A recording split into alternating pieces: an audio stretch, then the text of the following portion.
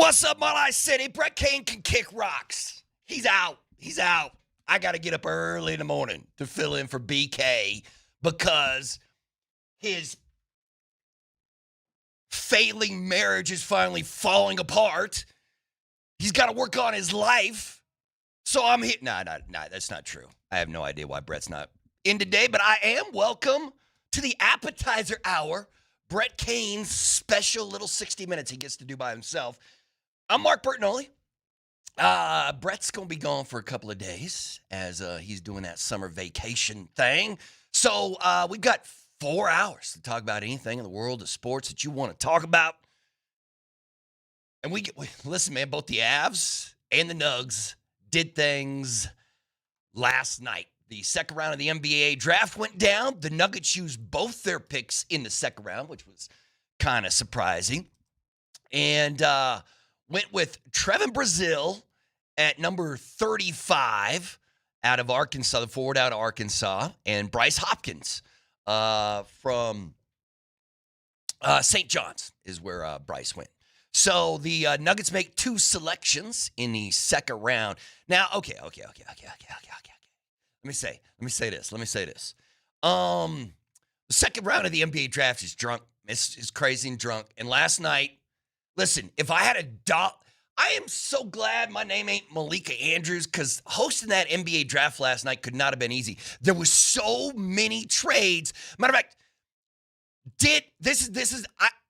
I believe that every single pick in the second round last night was traded at least once.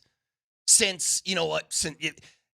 there was one selection late in the second round. That was traded 7 times. The pick went through 7 different teams before somebody finally made the selection. Was it the 52nd pick? Was it the center out of UNC? It's just crazy. So the Nuggets select 2 guys, and I guess I did what every other Nugget fan did as soon as they drafted Brazile. I went to YouTube and started watching Brazile highlights. And guess what? You wanted to get younger and more athletic, and that's exactly what Brazile is. He is although he was a 5-year senior, right? I think he spent all 5. I guess Calvin. I thought this was a Calvin Booth thing, but it must be a Nugget thing now, where they love college players who spent their entire career in college, didn't come out early, just grinded all the way through college. That's what Brazile is. But, Berto, I don't know if you're like me where when I'm watching the draft, I follow college basketball loosely. I mostly get into it during March Madness. I don't know enough about college basketball to know these second-round draft picks, right? But when the Nuggets pick someone, I go, oh, Brazile, great pick. 6'10", 230, big body, physical forward. That's exactly what they need, especially if Aaron Gordon is going to be injured a lot this next season. You need somebody. I don't know who this guy is, but I'm stoked. I'm ready to buy in on these draft picks. It's stupid because, first off, I have to slow my roll always. I'm watching Brazile highlights, and I'm like, this is it. This is the guy they needed. Unfortunately, some of the draft analysis of Brazile is, what was the word that was used? A lot more sizzle than steak. Because what Brazile is 6'10" with a 41.5-inch vertical. Brother, he will dunk all over you, and that's what he did at Arkansas. There's a bunch of highlights of him just yamming on dudes at Arkansas, and so I'm sitting there last night watching these highlights, and I'm getting excited. I'm like, is this the guy? You could just throw him in there in the dunker position if AG needs a break or if AG is hurt. Is this the guy? But then I have to slow my roll, and you have to realize I'm not sure, how much is a second-round draft pick going to help the Denver Nuggets? You know what I mean? You won 2 damn playoffs. That's 2 playoff games. That's it. You won 2 playoff games, got smoked by a Timberwolves team missing their best player. So does a second-round pick come in and help you? Probably not the way I would like them to. Matter of fact, the second pick in the second round in Bryce Hopkins from St. John's, he's another guy who 6'7", 225, and it seems like he's kind of good at everything. You know what I mean? he's one of those, he's a guard who can do everything for you. Like, he's one of those guards who's big enough, he can rebound, he can handle the ball, he can move the ball, he can, but once again, I don't even know if Hopkins is going to play for the Nuggets next year, if he's going to be down there in the G League. But at least we got something to talk about for the Nuggets instead of just being like, yeah, they traded away these 2 second-round picks as well, and here we go. So you tell me, Nugget Nation, 303-504-0925. That is the Champ Mazda text line. Text in. Are you happy with what the Nuggets did? Because, listen, I think last night is great. You got 2 new young players. But this next week is where the juice is at. Next week is where the juice is at. Because before the end of next week, we're going to know if the Nuggets can make a trade and re-sign Peyton Watson, or if they're going to have to send out more money to re-sign Peyton Watson. I will say this, man. What's that guy? Who was on the panel last night for the Mark? The bald head glasses wearing dude, Mark. Come on. Anyway, I was pissed at that guy because he kept saying, like, they were going through these teams. How many times did he mention this team needs to put together a package for Peyton Watson? He said like 2 or 3 times for 2 or 3 different teams, including the LA Clippers. He was like, the Clippers need to put together a package for Peyton Watson. He'd be a great LA Clipper. And I was like, man, Mark, shut up. Stop saying that kind of stuff. But he's right. Some crazy team. Like, he even suggested that the Clippers should send out Kawhi. And that would give you even more room to just tack a little more, $1 or $2 more million onto that contract for P-Watt, and then all of a sudden the Nuggets can't match. Nuggets can't match because it puts you in the second apron. Or you'd have to clear another $15, $20 million or something like that. Not good. Don't like it. Don't like that at all. So we will figure out, or we will know next week what this Nuggets team is going to look like. Because hopefully you'll get done with everything you need to do, signing everybody. And the only thing left that you can take a swing at, because you don't really, you're clearing money just to sign Peyton. Once you sign Peyton, you're not going to have room to get anybody else. You might be able to sign somebody to the mid-level exception or something like that because you're not in the second apron. But if you're going to make a move, you're going to have to do it through a trade. You're going to have to do it through a trade. So, did the Nuggets draft these 2 guys? Two older college players. Both guys played all 4 years in college. But are those assets to be used to send somewhere to make your team better next season? Or are these guys who are going to play? Are these guys who you want to draft and develop? Because you need cost control players in this CBA. Are these the guys that are it? I don't know, man. I don't know. I don't know if these are the guys who are going to help you get out of the first round of the NBA playoffs. And you know what, Nelly? How are you going to feel if next week one of the Nuggets legends are gone, like Jamal Murray or Aaron Gordon are out of here? Like everybody, like Nugget fans keep mentioning Cam, because they don't have the emotional connection to Cam that they do the other members of the Nuggets starting 5, because those other members of the starting 5 were all here for the championship. So people seem to like default to like, well, we'll just trade Cam. That's $23 million. You save $23 million if you can get rid of Cam. But who are you going to get back in return? And yeah. And are you gonna have to, all these second round picks that you just got, are you gonna have to send all those back just to get players off the roster to clear space for Peyton? And in answer to your question, yeah, if they end up trading AG or Jamal Murray or something for a big salary dump to free up more cap space and avoid that vaunted apron, that vaunted repeater tax, if the ownership thinks that is a necessary evil, it sucks. It's going to be tough. It's going to be a tough pill to swallow. But if that's what's necessary, I guess we'll have to wait and see. You can't be in the second apron. Exactly, and I think. And the repeater tax is what everybody's trying to avoid too. And the Knicks hadn't even had their championship parade. They were still covered head to toe in champagne from the locker room, and James Dolan was already going on radio shows saying we have to avoid the day after. Yes. The day after they won a championship, that's the first thing Dolan said. He said, I don't want to pay the second apron. I don't want to go into the repeater tax. I love making fun of James Dolan because he's kind of a chucklehead. But he's right about that. He's right. I hate it, but he's right. He's right. And you think that dude has money? The guy who owns the Sphere in Las Vegas, you think that guy has money? Do you see they're building a couple more spheres? Now that the one in Vegas worked out so well, they're going to put a couple more around the world. Yeah, so I've seen. And I mean, the CBA is so restrictive that when the Boston Celtics won the title, the owner saw it coming from a mile away. He said, you know what? I'm just going to sell the whole team. Yeah, he's like, I'm out. I'm out. You can screw your aprons. You can screw your taxes. I'm just going to sell the team and go buy a beach house in Nantucket or something, and so I don't have to run this stupid team anymore. Like, if that's what the Nuggets have to do to free up roster flexibility to the level that they want and be able to pad out the roster with 10 dudes a la OKC, fine. It's gonna suck, but if that's what has to be done, that's what has to be done.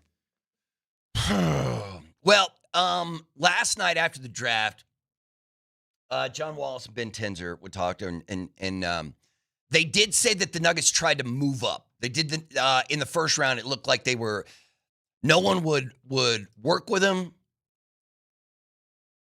or at least it sounded like nobody would. But they said they did try to move up. I don't know where they were but they did have a couple of players earlier or midway through the first round, maybe, that they were like, we like that guy. We'd love to get that guy. And they were trying to actively move up. So instead of hoping for someone to fall to them in that first round, at number 26, they were looking to move up. But I would love to know, like, where they were targeting. Like, were they trying to move up just 2 or 3 spots? Was there like a Cameron Carr or Fillion or somebody like that they really loved that they could have got it like 20, 21, 22? Or were they getting super cocky and looking up there at like number, like, were they going for res? Like, you know what I mean? Like, were like, we could move up to 10 and maybe get Morez Johnson, or maybe we move up to 12 or 13 and grab one of those Michigan kids. But then again, if you did that, you'd have to start trading with, I don't know if you want to start making moves with OKC or sending more picks to OKC, because damn that. So, and then that's exactly what OKC did. They chose that center out of Michigan with their number 12 pick overall. So listen, man, how about this? Well, I guess we could do it after the break, but I do want to do a vibe check. I want to do a vibe check of the 4 major teams here in Denver, because I'm in a emotionally vulnerable spot when it comes to the Denver Nuggets right now, because I don't know how you solve this problem right now. Like, I don't know how you solve the talent deficit for the Nuggets if they have one. You can't do what a lot of teams do, where they just look at who the NBA champion is and just like, let's just copy what they did. How do they do what they did? How do we get what they did? You can't do it the way the Knicks did it. You know what I mean? You can't do it because the Knicks, convinced Jalen Brunson to take $113 million less, and just so they can. And now if the Knicks just won the title, OKC is starting to have to send out people because of the new CBA, and the Knicks are too. What are they going to do with Mitchell? They're not going to be able to afford Mitchell Robinson, right? So you can't like follow the Knicks blueprint, because you can't. Who are you going to convince to take $100 million less just so you can play games with the cap, right? And I feel like the Knicks title is one of the more unique titles we've got in the last, 10, 15, 20 years. Just that group of guys, like a Jalen Brunson, Josh Hart, Mikal Bridges, OG Anunoby, Karl Anthony Towns crew. I did not look at that and think, well, that's an NBA champion right there. But man, it sure enough was. I guess the only thing you can take away from the Knicks, like they do not have a player of the caliber of Nikola Jokic. Matter of fact, no other team in the NBA does. But man, the Knicks did have depth, and they had what? What else did the Knicks have? That I really like Mike Brown as a head coach, but how did the Knicks get it done? One, an easy, like, kind of lollygag schedule to the NBA Finals. But then, man, I thought the Spurs had something for them. And San Antonio wins one game in that series. One game. That's crazy. I was super excited to see the Spurs work. Nah, man. Nah, it was the Knicks. So, you can't follow the Spurs game plan either. Can't run into it. Oh, we're just going to draft a 7'4" guy. No. So we'll have to rethink it. All right, let's do this. Let's take a timeout. When we come back, we'll start talking what the Avs did yesterday with a trade of their own. That is next right here on Altitude Sports Radio.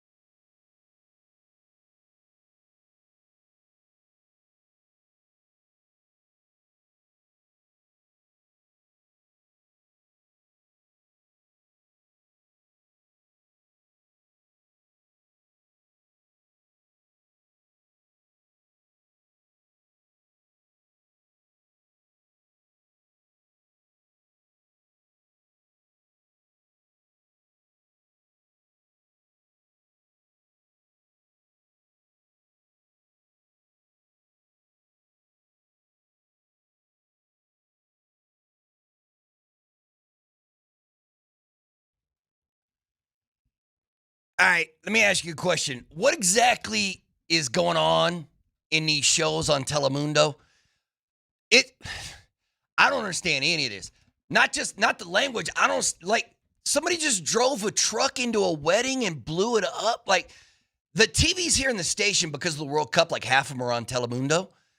And there are some crazy shows on Telemundo, man. There's some crazy shows going on. But they just had a gun battle in the middle of this wedding, and I'm here for it. I just don't understand exactly what's going on. Like even the woman in the wedding dress pulled a shotgun out and started throwing shots, man. I don't know what is happening, but I'm here for it. Welcome back to the Appetizer Hour. I'm Mark Bertinoli, up way too damn early to fill in for BK as Brett Kane is out for the next couple of days doing that summer thing. We just addressed what happened with the Denver Nuggets last night in the NBA draft. It'll be interesting to get Vic's take on it and exactly how he feels about what the Nuggets did last night. Now, the Colorado Avalanche made a trade as well. The Avalanche sent Jack Drury and Chase Bradley and a third-round pick to the Nashville Predators. So once again, they're doing deals with their old friend Chris McFarland. And they acquired two young former first-round picks. Both these guys are just 23-year-olds and will be joining the Avs. It's Fedor Svechkov and Zachary Leroux. Svechkov is a center, and he has a high ceiling, I would say. He's got a lot of talent. Can he develop it? So he could take Jack's spot. And the reason the Avs made this deal is Jack Drury's good. Matter of fact, he's almost too good to be 4C. That's the Avs are so deep this season that their fourth line center is going to be a third or second line center for another team. Like Jack Drury's going to play third line center for the Preds. He might be like, and the problem is Jack is a restricted free agent, and him and his agent wanted like 2C, 3C money, and he might get that kind of money. And obviously the Avs can't pay their fourth line center. Like you know what Jack's gonna get? Jack's gonna get 2.5C money. You know what I mean? He's gonna get money right between a second line center and a third line center probably. So and the Preds are gonna pay him. So the Avs couldn't. So they send out their fourth line center and get two young players with a lot of upside. Now, so Svechkov is fun, and I mean, once again, just like with the Nuggets guy, like with Brazil and Hopkins, you hop online and watch some highlights. Now, so Svechkov is young and fun. Now, brother Leroux, that dude is nasty. Like he's got some pop. And he's got some mean, man. And I'm not just saying like mean. I'm talking like crazy mean. Like he's one of those dudes not all there, it feels like. So Zachary Leroux at only 23, I mean, both these guys are probably going to play a lot for the Eagles, but he is one of those guys who gives you, I mean, he's got an edge. Opposing teams hate that guy. But I think Avs fans will love him. I'll love him. So as long as he keeps it under control, because I'm telling you right now, Leroux can wild out. So hopefully he can add a little bit of an edge to the Avs. But all right, Nelly, your Avalanche made a move, brother. I mean, it had to do with their fourth line center, which isn't that big of a deal. But at the same time, I think everybody here, Jack Drury was one of the. I mean, fans loved them some Jack Drury, right? Matter of fact, that fourth line, like people loved them some Parker Kelly and Jack Drury from that fourth line. So you tell me, man, is it you happy with one of the early Joe Sakic moves now that he's back at GM? One, how often does McFarland and the Avs talk nowadays, man? This is the second move they made together in the last 2 weeks. 2 trades. That's what I was going to say. Both with the Preds. Yeah, I guess Chris McFarland, when he moved to Nashville, he lost his SIM card on the flight, and he only has Joe Sakic's number memorized. But I guess, again, in Joe we trust, so I will wait to see where this goes. I was bummed to see Jack Drury go because, boy, you whip out all the cliches you want for that guy. He was a lunch pail guy. He was a real grinder. he would get dirty and grimy in front of the net. And I mean, I feel like there were games in the playoffs, especially in that Wild series, where you would look at the score sheet and some of the top line guys were not too impressive in the box score. But Jack Drury got a goal, and I was like, Jack Drury got a goal? Oh, that's, he was one of those guys that was always in the mix when you needed someone there. Yeah. So it's tough to replace that spirit. And that's the one thing that LaRue, though, is nastier than Jack. Like, I guess, I don't know if I want to put that out in the universe, but LaRue's the kind of dude who will get suspended. Like, he will hit a dude so hard that player safety will come down on top of him. So, yes, LaRue's one of those dudes whose edge is sharper than you might imagine. But yeah, man, if you want, go ahead, keep calling McFarland. Who else do you want from the Predators, brother? Who else do you want from Nashville, man? You want Philip Forsberg? Now, I don't think the Preds will send you their top scorer from last year, but maybe. I bet you they would send you Ryan O'Reilly, Steve Stamkos, one of those dudes. Man, Ryan O'Reilly's 35, brother. I want to trade for Tim McGraw and Ella Langley. Make it happen. Nah, man. No. I mean, well, if you get Tim McGraw, you also get Faith Hill, too. Oh, that's even better. I almost said Faith Evans. Tim McGraw's not married to Faith Evans. Yeah, Faith Hill. So, yeah, I guess we could swing that deal. We don't have any famous country artists here in Denver, right? And Nashville's got them, so we can't just swap one of those. Can we give them, who could we give them?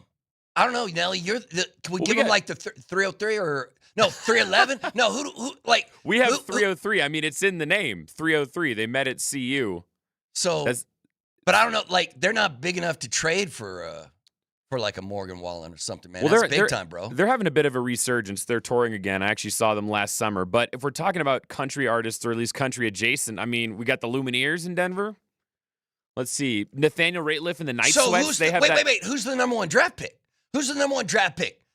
You can't say Earth, Wind, and Fire because they're no longer together, right? No, I mean they're still touring, but they're not from Denver. It's just Philip Bailey is. No. I thought they met at East High or something. Well, that's. I thought Earth, Wind, and Fire they went most of that group went to East High here in Denver. I thought, right? I know Philip Bailey went to East. I don't know about the band as a whole though. Oh, I see, man. I thought they were all from Denver. So I guess I could be wrong, but yeah. All right, number one draft pick. Come on, man. You're the music dude. What do you mean? What are you talking about? Number one draft pick? Who's the greatest musical artist from Denver, Colorado? Of all time, your number one draft pick. Okay, greatest musical artist from Denver, Colorado. Now I got it. You're gonna make me go down this Colorado full rabbit in general, hole. Man. Anybody from it's because I can't name it. I don't know who it is, man. I'd have to say it couldn't be the. I know One Republic is from the Springs. One Republic's from Colorado Springs, bro. Yep. Mm-hmm. Yeah. I mean, I might go with the Lumineers for my number one overall pick. Those first two albums are damn near untouchable. Yeah, man, but I'm talking about an icon. We don't have an icon in this city, a musical icon. Hell, man, Minnesota's got Prince. That's right. Excuse me, my bad. Had Prince. Five Iron Frenzy, Flowbots. Yeah, this is a fun list I'm looking at here.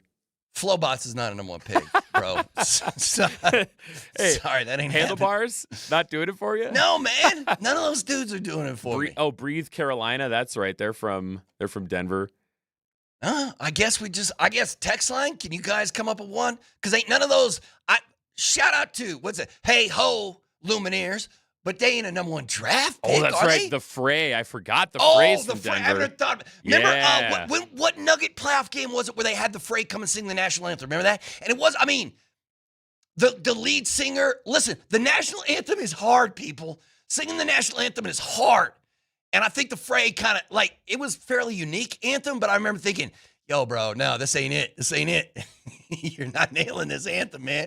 It ain't easy. Yeah, the Fray. I forgot about that. That's like mid-2000s stuff, brother.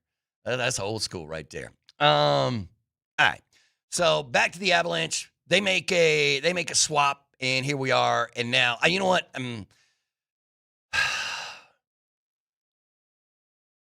Once again, you got two young players from Nashville for your fourth line center who you weren't going to be able to or you could have re-signed them, but it would have made things real uncomfortable because you would have been paying your 4C like a 2C or 3C. And that's just not financially responsible. None of that. Jack is great, and he's going to get paid, and I hope he has a whole. You know what? I wonder, not that you guys care, But let's see. What do you think? What line do you think Drury centers in? Man, he's gonna be their third or second line center, man. You know what? Jack Drury's gonna be centering a line with Steve Stamkos and my man Jonathan Marchessault. Maybe. And he's gonna be playing with his man Ross Colton again. But all right. So that's what's happened with the Avalanche. Nuggets make 2 selections in the second round last night.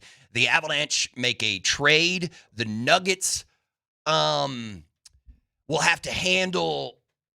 Well, free agency's coming up, and in the next week they're gonna have to sign Peyton, so we'll get that locked down. And I wonder if the Avs have 1 or 2 more moves left in them. But you know what? Like I'm looking at the roster right now for the Avs.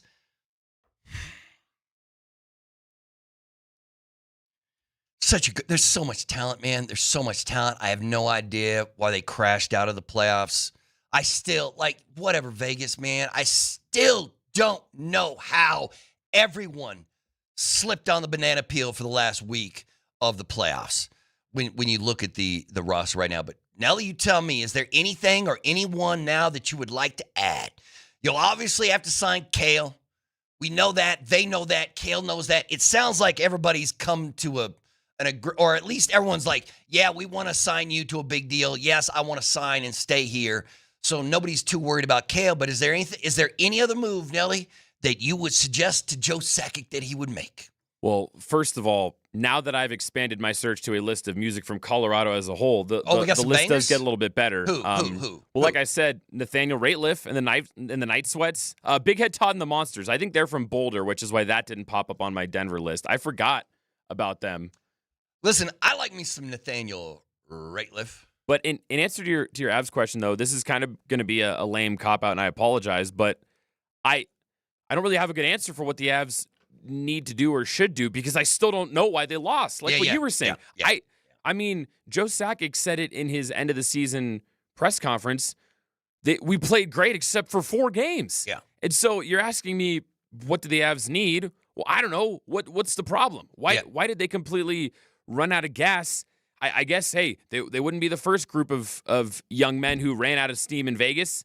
We've all been there. We've all had our luck go by the wayside in Vegas on a couple unlucky breaks. So, I mean, we've been there. I can't figure it out. Yeah. It seemed like it was more of a mental thing, but they have good leadership in that locker room. You had a healthy Landeskog, so we can't use that as an excuse. I can't figure it out. So you're asking me what they need?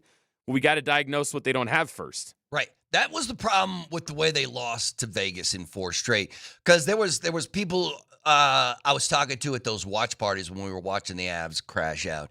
And they're calling out like Marty Natchez and they're calling out like Brock Nelson and I'm like, or Nicholas Waugh or whoever they're calling out. And I'm like, no, man, nope, you can't. No, you can't. It wasn't just on Marty or just on Brock or just on Nicholas. No, it was everybody, man. It was everybody. Nobody played well. Nobody stepped up. Not in that series, not those 4 games, man. So you're right. You can't look. You can't say, well, it was the goaltending. No, it wasn't the goaltending. You can give me, man, it was the blue line. That's what it is. The blue line. No, it wasn't that. You can't. I mean, couldn't score. So I mean, who you gonna call? I mean, at that point, you're in the Western Conference Finals. You can't be talking about. Where, like Val Nichushkin, you can't be calling out a dude on the 3rd line, man. When everybody's playing bad, you got to look at the best players. So that means those 4 straight L's, unfortunately, are on Nathan MacKinnon and Cale Makar. Because those are the 2 best players on that team. Matter of fact, I mean, Kale, the argument can be made that Kale's the best player in hockey, period. And Nate's in the top 3, 4, something like that. So when it all comes crashing down, and it's not because, it's not because your goalie kept Wedgwood or Blackwood was allowing easy goals. And that's not what it was at all, man. So when all of that goes down, you gotta put the blame on the leaders of that team. So, right? Like, I don't know who else. Like, I'm not gonna blame Parker Kelly for losing 4 straight to Vegas, man. That's just not it. It was one of the most heartbreaking, I guess, losses in Avs history just because You felt it, right? Everybody felt it. That team, I thought that was a team of destiny, man. I thought that team was going to raise the cup. And instead, they don't even make it to the Stanley Cup Finals because they can't win a single game against the Vegas Golden Knights. But, I mean, little minor tweaks, it feels like just a few, like you don't have to go out and trade for, like what Florida did and go grab you a Kachuk or whatever, something like that. Unless you think they do. I don't think they need a big major change. I think that's for the Nuggets, not for the Avalanche. Like, Nelly, if I told you both the Avs and the Nugs run it back next year, run it back. Like, the Avs have made some minor tweaks, but we're talking about two, young guys who, one might not even play for the Avs, whatever. Like, just little minor tweaks. Like, you're not messing with the top two lines. Matter of fact, right now, you're not messing with the top three lines. But there has been some rumors out there about maybe Val Nichushkin needs a new home or a new place to stay. And maybe that changes things. But once again, is that what you want to do? Or do you want to wait till the season? Do you want to run it back with a minor tweak and then see where you are at the middle of the NHL season? Or do you want to get everything handled in the offseason? I don't think you can. I think you have to go into the season with this group and then make changes. I think I would feel better about the Avs running it back because they were a Colorado wagon for like 8.5 months. They looked fantastic. They won the President's Trophy. I mean, I would, if you want to run it back with the same roster and you want to tell me you'll get it right this time, I'm more inclined to believe you. But with the Nuggets, I guess we could cite injuries as an excuse, but something just felt off all season long. Yeah. There were times where it just did not seem like they were clicking. They were just they just didn't look like they were having fun playing basketball. Everything looked hard. Mm-hmm. So if you were going to tell me that this exact group, we can just bring it back and the chemistry is going to be better and we'll have better health, I don't know if that one's as easy to sell me on. Yeah, no, I get you. Right, you know what? ESPN's playing Brazil highlights right now. Man, he looks good in the highlights. He looks really good in the highlights. Now that Bobby Marks, there you are, Bobby Marks. That's the dude who kept suggesting to teams last night during the second round of the draft that they put together a trade package for Peyton Watson, or just not a trade package, but a sign deal. And I'm like, come on, Bobby. Stop throwing that out there in the universe, man. He suggested a couple teams do that. No, I'm not down for it at all. All right, we'll roll on here on the Appetizer Hour. Mark Bertinelli filling in for Brett Kane after a quick break on Altitude Sports Radio.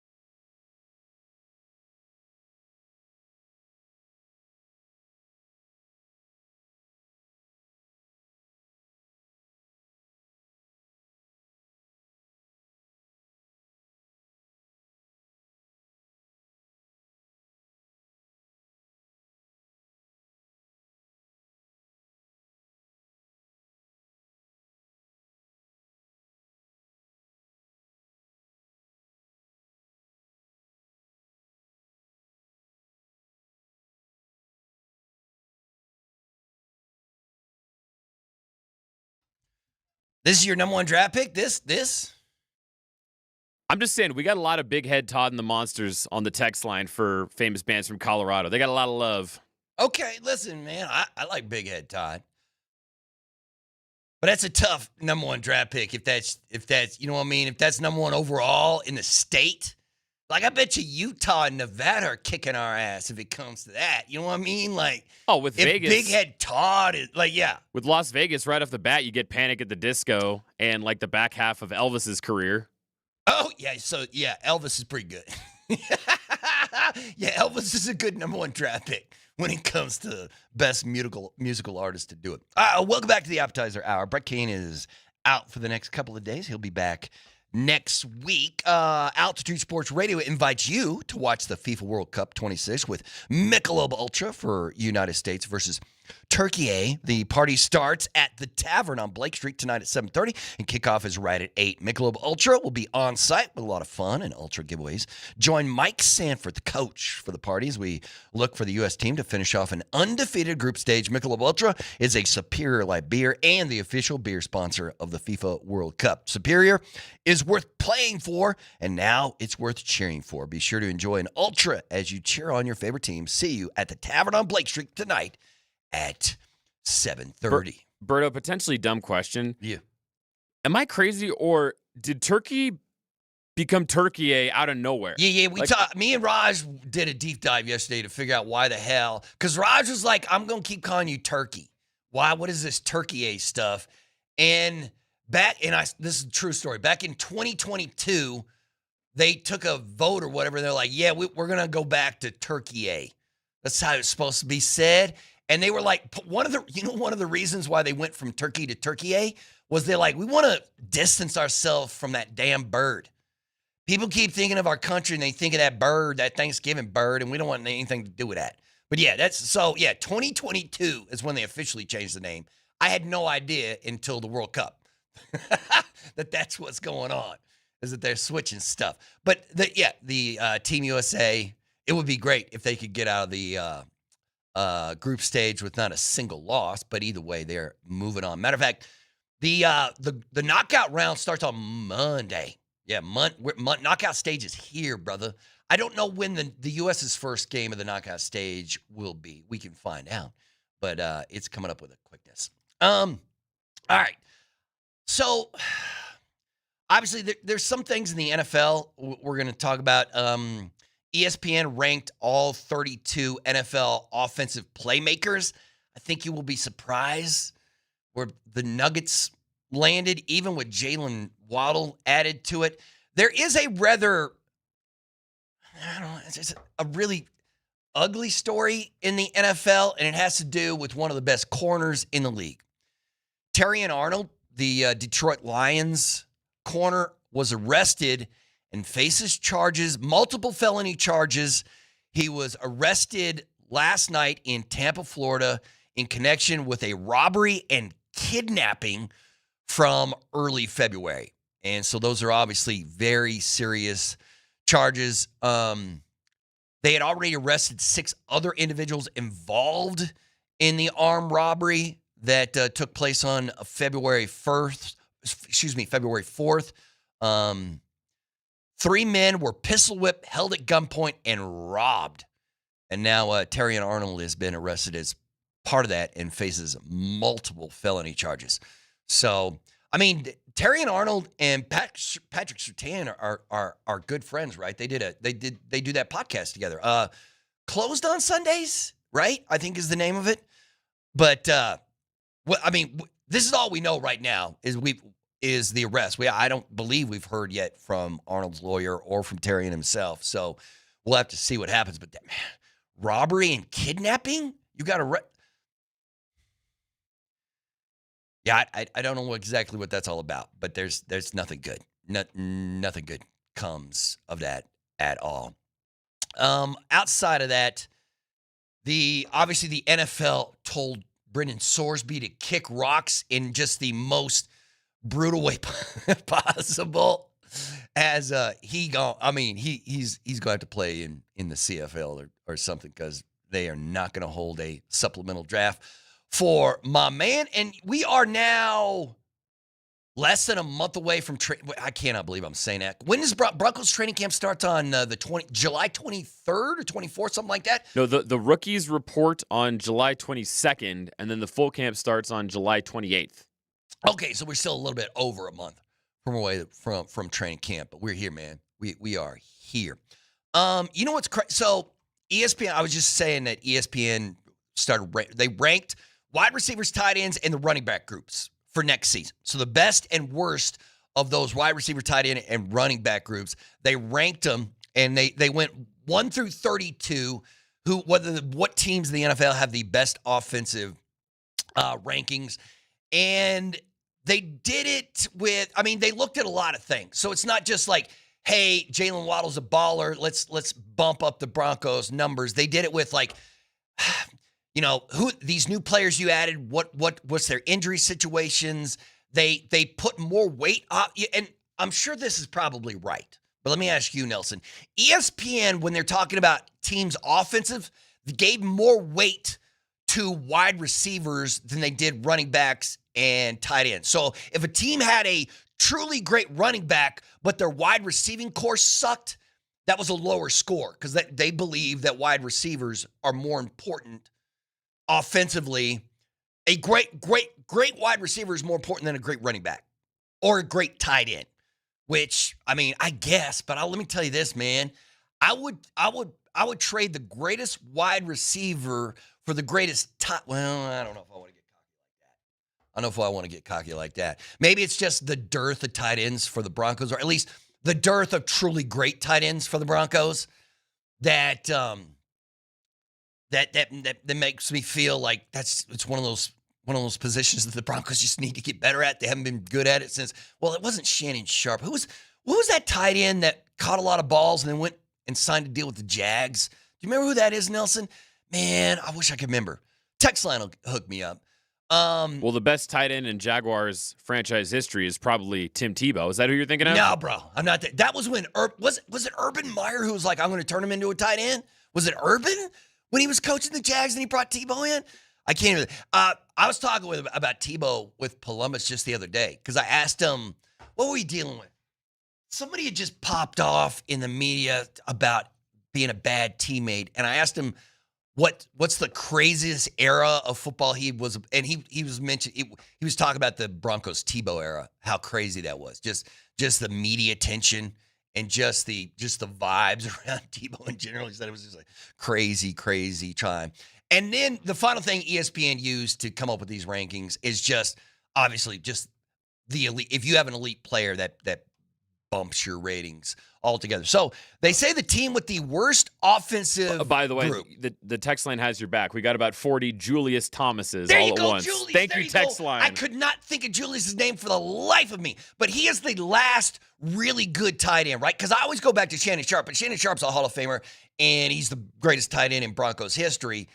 But you're right. It's Julius. Julius was the last one that I was like, yeah, throw that man the ball. Julius Thomas. That's a good call, people. Good call. Yeah, that's exactly what it is. So anyway, let me give you these rankings. The worst team offensively in the NFL they think next year is going to be the Miami Dolphins. They don't like that offensive group. Number 2 is the Giants. The Giants on there, but then again, how healthy is Malik Neighbors going to be? Is Cam Scatterboo? I don't know. I mean, watching Cam Scatterboo smash into people is pretty fun, but at the same time, I'm not sure how long that lasts. The Cleveland Browns are 30th. The Buffalo Bills are 29th, baby. But once again, they're dinging the Buffalo Bills because of James Cook. But they're saying that what Buffalo needs to do is move off of James Cook, a great running back, and go get you a great wide receiver. But I think with Josh Allen throwing the ball, you're pretty good. So the Denver Broncos land at number 23. 23. Last year they were 30th, but they moved up to 23, and of course, a lot of that has to do with Jalen Waddle. So they like Jalen Waddle. They like Cortland Sutton because Cortland is a rock. You know what I mean? Like, throw that boy man the ball, and he's good to go. So they say, who's going to step up around those two guys? Who's going to step up around Jalen? Because we haven't seen him catch a ball in a Broncos uniform, but we know what Jalen Waddle is, and that's a really good football player. So you expect, like I've already said it, I've already put a number out there. I think Jalen can get 1,400 yards this year, which is a lot, man. But I think Davis Webb and Sean Payton are going to throw the ball around, right? So 23rd best offensive skill players in the NFL in that group. Like they're like, if this all changes if Troy Franklin takes a step and Pat Bryant takes a step and RJ Harvey takes a step and Jonah Coleman is good as a rookie. You know what I mean? If Evan Ingram can bring it, then all of a sudden that offensive group goes from 23rd to 15 or something like that. But I mean, I don't know, man. I actually think that rating might be a little low offensively, but we'll see from the Bronx. We'll see what they got. Either way, that right there has been the appetizer hour. We will roll on with Moser, Lombardi, and Kane next.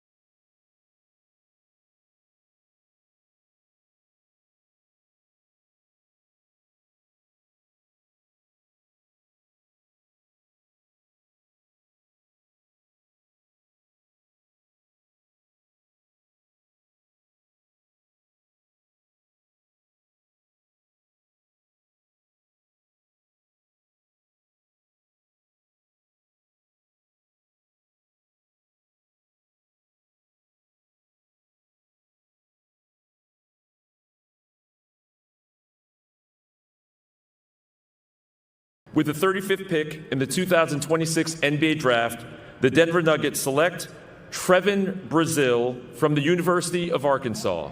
With the 49th pick in the 2026 NBA Draft, the Denver Nuggets select Bryce Hopkins from St. John's University. Nuggets got themselves 2 new players last night. Avs got themselves 2 new players yesterday in a trade. Welcome to MLK. No Brett Kane today. He is out. No Mark Moser today. He is out.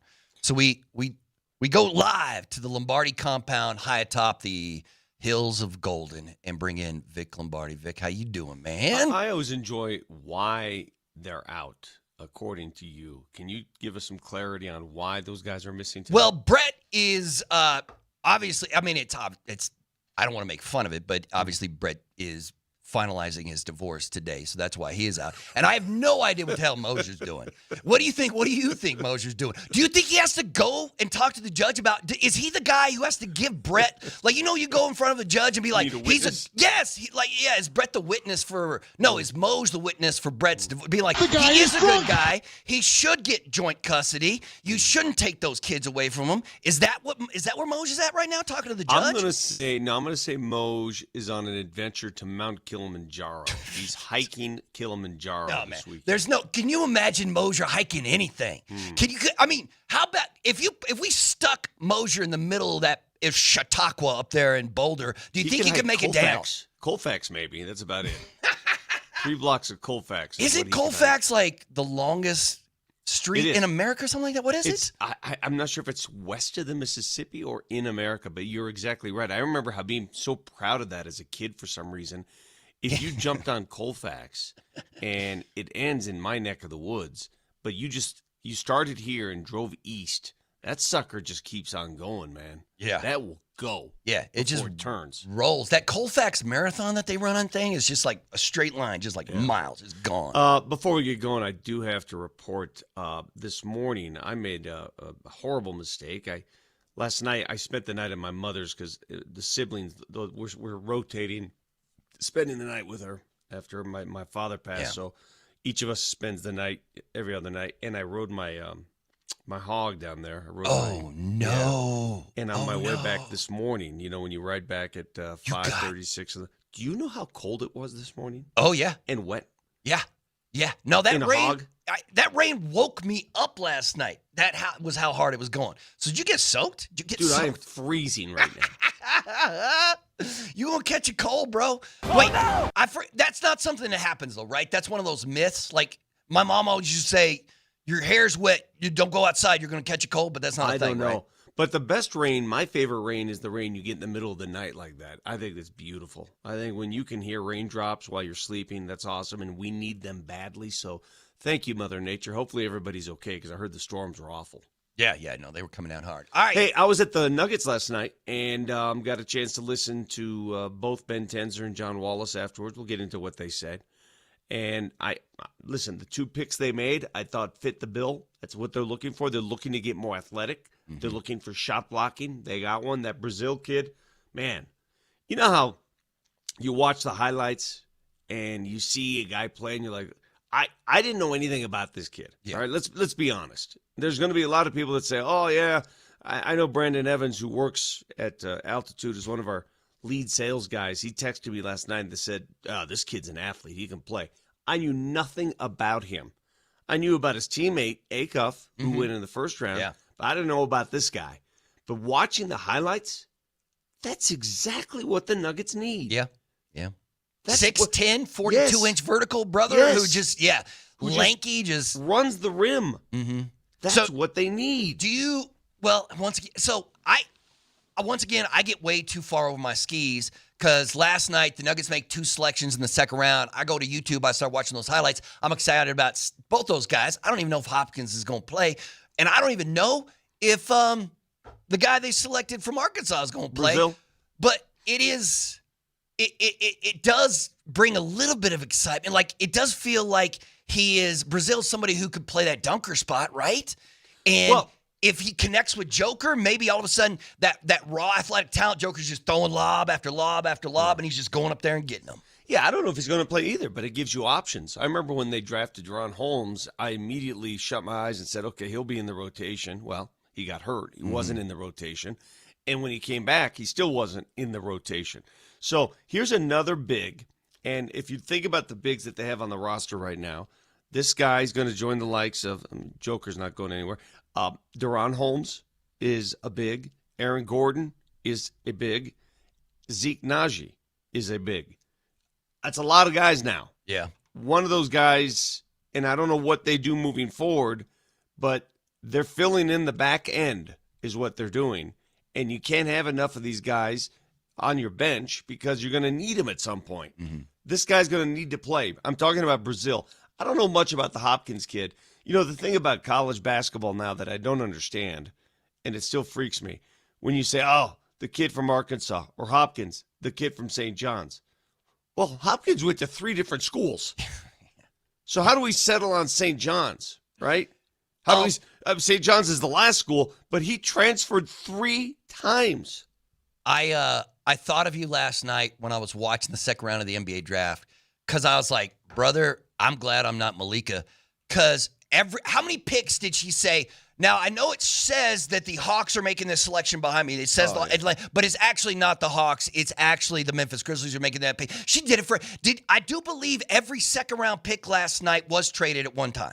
Every single second-round pick was traded at once. And one of them, Vic, one pick was traded 7 different times to 7 different teams before they made that selection, brother. 9 of the last 10 picks did not belong to the teams that were in those selection. That's just where it is. That's what the NBA draft is. The Nuggets, for those of you wondering, what is the plan? And yesterday's show, we talked about what is the plan. I was completely, I don't know the word, disillusioned. I had no idea what they were doing and what the plan was. I got a little more after talking to Tenzer and John Wallace and a few people last night. It's pretty obvious now. Let me put it to you this way. Let me ask you this, Berto, and everybody listening. A year ago in the offseason, what did we think about the work of Ben Tenzer and John Wallace? Oh, loved it. Celebrated it because I didn't think they were going to be able to get underneath that apron and open up the options that they currently have. I loved it. I was celebrating everything. I was happy about Jonas and Tim Hardaway and all the moves that they were making. And now, my God, we nearly threw a parade about what they did over the course of 2 months, and starting now, this next month is going to be critical for the Nuggets. It's Vic, just do you think, like, I still believe that this is the deepest last year's is the deepest team the Joker's ever had around him. Do you believe that to be the case? Well, last year's team on paper, that roster on paper, was a championship contender, no doubt about it. And that's where the unrest came because they didn't get it done. Yeah, they won 2 games in the playoffs. So I'll tell you, the reason I bring that up, Tenzer and Wallace, I thought a year ago, looked like they were geniuses. They didn't get dumber. Right. Okay? They didn't get dumber. The roster was built to win. They didn't win for whatever circumstances you want to bring up on this show. If you want to blame injuries, if you want to blame toughness, if you want to blame length, you can blame a lot of things. But the roster that was constructed in the offseason last year, we all assumed and we all agreed that was a damn good roster. All right, fine. Those same 2 guys are back at it again. And the plan this year, they're stuck. The reason they're stuck is they don't have the assets to move around. So what was this year's draft about? Gaining a couple more of those assets, which is why they moved out of the first round into the second, pick up a couple second-round picks, have those in your back pocket, because when trade deadline approaches, next year, having a couple second-round picks is going to come in handy if you want somebody desperately who can help you at the deadline. They didn't have those picks. They were bereft of picks. They were gone through no fault of their own. It's just the way things happened. So that's what the goal was last night. I do know that they had their eyes set on perhaps a point guard in the first round. And once that guy was off the board, Plan B was exactly what they went through. Plan B was to move into the second round, and here we are. Do you think, because there were rumors, Yahoo Sports is reporting that the Nuggets were trying to trade Cam Johnson and the number 26 pick to move up in the first round. Sure. And that nobody would bite on that deal. So, I mean, how far do you think that the Nuggets would have moved? I mean, are we going from 26 to 16? Are we talking 10 spots? Great question. I don't know. Take a look at the list of guards that were taken. Okay, yeah, I got it right here. On a guard. And a lot of moving parts are here. Maybe the Sturts kid, where was he taken? He was taken 16th. So that would be 10 spots. You move up 10 spots and you could have got him. Yeah. Yes. Maybe him. And people, and he went to Memphis, and people love what Memphis did. Mostly because they got Cam, but then they also got your boy from Iowa, the guard from Iowa. So I can make a case for LeBaron Philon, who went a couple spots before with the Nuggets. That's a good one because I think you could have moved up to. That's only what 4 spots. You only had to move up 4 spots to get him. Okay, so that didn't work for whatever reason. And that's the thing. We all talk in our business. It's all talk, right? Just trade this guy or trade that guy. Yeah. Yeah, what if fans are always him? crazy. They're always like, I said this yesterday. They're always like, just trade Al Harrington for Kobe Bryant. I don't understand what the problem is here. You're like, you're delusional. That's not. The problem is you have to have a partner that is willing to work with you. So who reported that they were trying to trade Cam in the pick? Yahoo Sports. Okay, so every team in the NBA knows what the Nuggets' intent is. You'd be dumb not to, right? They know. And they still have to clear some cap space to sign Peyton Watson. By the way, good news for the Peyton Watson fans last night. They came out and said it. They intend on keeping Peyton Watson around a long time. That's the intent. Now, whether they can get it done remains to be seen. Yeah. But that's the intent. Yeah. To do that, they've got to move salary. Yeah, because you can't. They've got to move salary. They still haven't moved that salary. Vic, let me tell you something. I was so pissed off at Bobby Marks last night on draft coverage because he kept saying it. I know. He kept telling teams to put together an offer for Peyton Watson. I'm like, shut up, Bobby. What are you doing? Matter of fact, he was like begging the LA Clippers to get rid of Kawhi and give Peyton an offer. And I'm like, bro, Bobby, shut your mouth, man. Shut your mouth. He's obviously a big fan. Is there? Well, I think a lot of people are. But let me ask you. Because there has been some Nugget fans that are scared that the Nuggets are going to give Peyton $30 million a year, or find a way to give him 30, 25 a year, something like that. But he might have a Christian Brown season where Christian signs the big deal and then has an off year. Peyton signs the big deal and has an off year. And if Peyton does that as a big piece of this team next year, then you're not going to make the West Finals again. So, I mean, what do you think? I mean, do you think Peyton Watson has where's his ceiling at for you? Well, I'll tell it to you this way, and I told the boys this week. Peyton Watson is 23 years old. Do you know that he's younger than the 2 guys they picked? Is he? I mean, I know Brazil was 5 years at Arkansas, right? So he's 23. Right? That's crazy, man. Peyton's been in the league 4 years? 3 years? 4 years? 23 years old. If I gave you Peyton Watson in this year's draft, and I said, go ahead, draft him. He'd be a top 5 pick. He'd probably be. Would he be? He'd be 5, right? He'd be 5. He'd be a top 5 pick. I don't know where he'd go down. I mean, that's not to me to assess. But I'm just telling you, I'm looking at the talent in the top 5 and the talent that he showed you on tape already. See, the difference between Peyton and the guys that were picked is he's already proven he could play at a high level in the NBA. He's already proven he could put up 30 plus. He's already proven he can do things defensively. So you don't. I'm with you on that, man. Peyton Watson is something they want to. They're going to do whatever they can to keep him around. But who goes? Right. And how do they go? Right. Now they have a bunch of 6'10" dudes, and one of them may not stick around. How do you get rid of them? That's where those second-round picks come in. That's why they had to do what they did. If you can't move a player because another team doesn't want that player, you have to juice it up by giving them something, and that something is going to be those second-round picks they have in their back pocket. Are the same second-round picks that, to be honest, they were reckless with second-round picks here going up to this draft, giving them away. Well, I said this yesterday. I'm not sure after watching the NBA my entire life, I'm not sure at this point I know the value of these picks anymore. I just don't like. I have no idea. It's like water. Yeah, it's like what is going on with all these? Because if the Nuggets do this deal, if the Nuggets have to send money out to sign Peyton, so Is Jonas gone? Is that $10 million from I think Jonas? the assumption, and again, those gentlemen were asked about Jonas Valanciunas. They were asked about Jalen Pickett. They were asked about a bunch of players last night, and really didn't offer much back because they can't talk about it and they don't want to show their hand. But I think the reports are out of Jonas Valanciunas being offered a spot in Europe. I don't know if the Nuggets are looking to trade Jonas's contract and if that'll help free up some money. But to get Peyton Watson under contract, it's got to be a big ticket. It's got to be a Cam Johnson deal. Yeah. Yeah, and it might be. Trading Zeke. If you sent Zeke and Jonas Valanciunas, let's say those two contracts, that may not be enough. Yeah, that's It'll like be close. $18 million, I think. Yeah, Almost it'll be $20 close. million, something like that. May not be enough to sign Peyton Watson. So, yeah, and if you send Cam, that's $23 million that you can save. So Cam and Jonas is $33 million combined. But once again, are you moving off of if you get rid of Cam, it's just you're sending Cam out and putting Peyton right into that starter, right that's there. The starter. Yeah. So it goes Jamal, Christian, Yeah.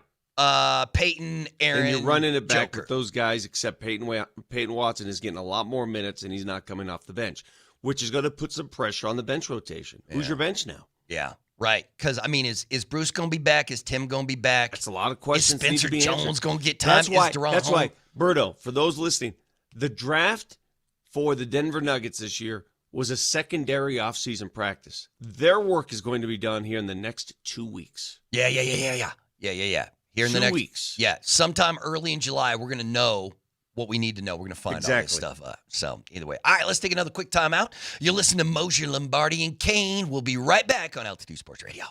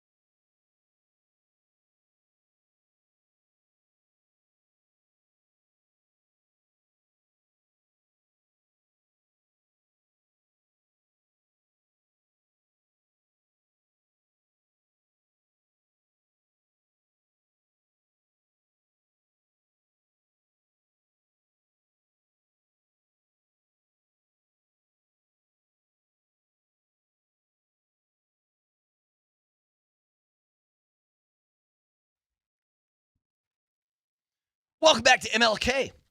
We're coming to you live from the Backus and Schenker studios. Their passion is justice here in Lone Tree. Just one single tree. Mark Moser off. Brett Kane off. Vic Lombardi working hard. Working really hard. Like, listen, man, we're the only two old Italian Catholics at the station. We want to talk about Pope Leo. We're going to talk about Pope Leo, brother. We can do a whole segment on the Pope, man, if you want to, man. This is how we doing it. He's a big baseball fan. We should get him on the show White sometime. Sox, right? White Sox. You know what's crazy? Here's how big Notre Dame is. Like, one of the first things I heard when Pope Leo was announced as the first American Pope, like, people started taking shots at Notre Dame, Vic. Your alma mater, man. People just love to take shots at Notre Dame. They were like, see, sucker, first American Pope, didn't even go to Notre Dame, man. Yeah. The Nova guy. What's going on here? I'm used to it. It's okay. And a white, yeah, you've been dealing with it your whole life. People coming for the Irish, coming for Notre Dame for you. All right, Vic. The Nuggets made a move. Oh, you know what?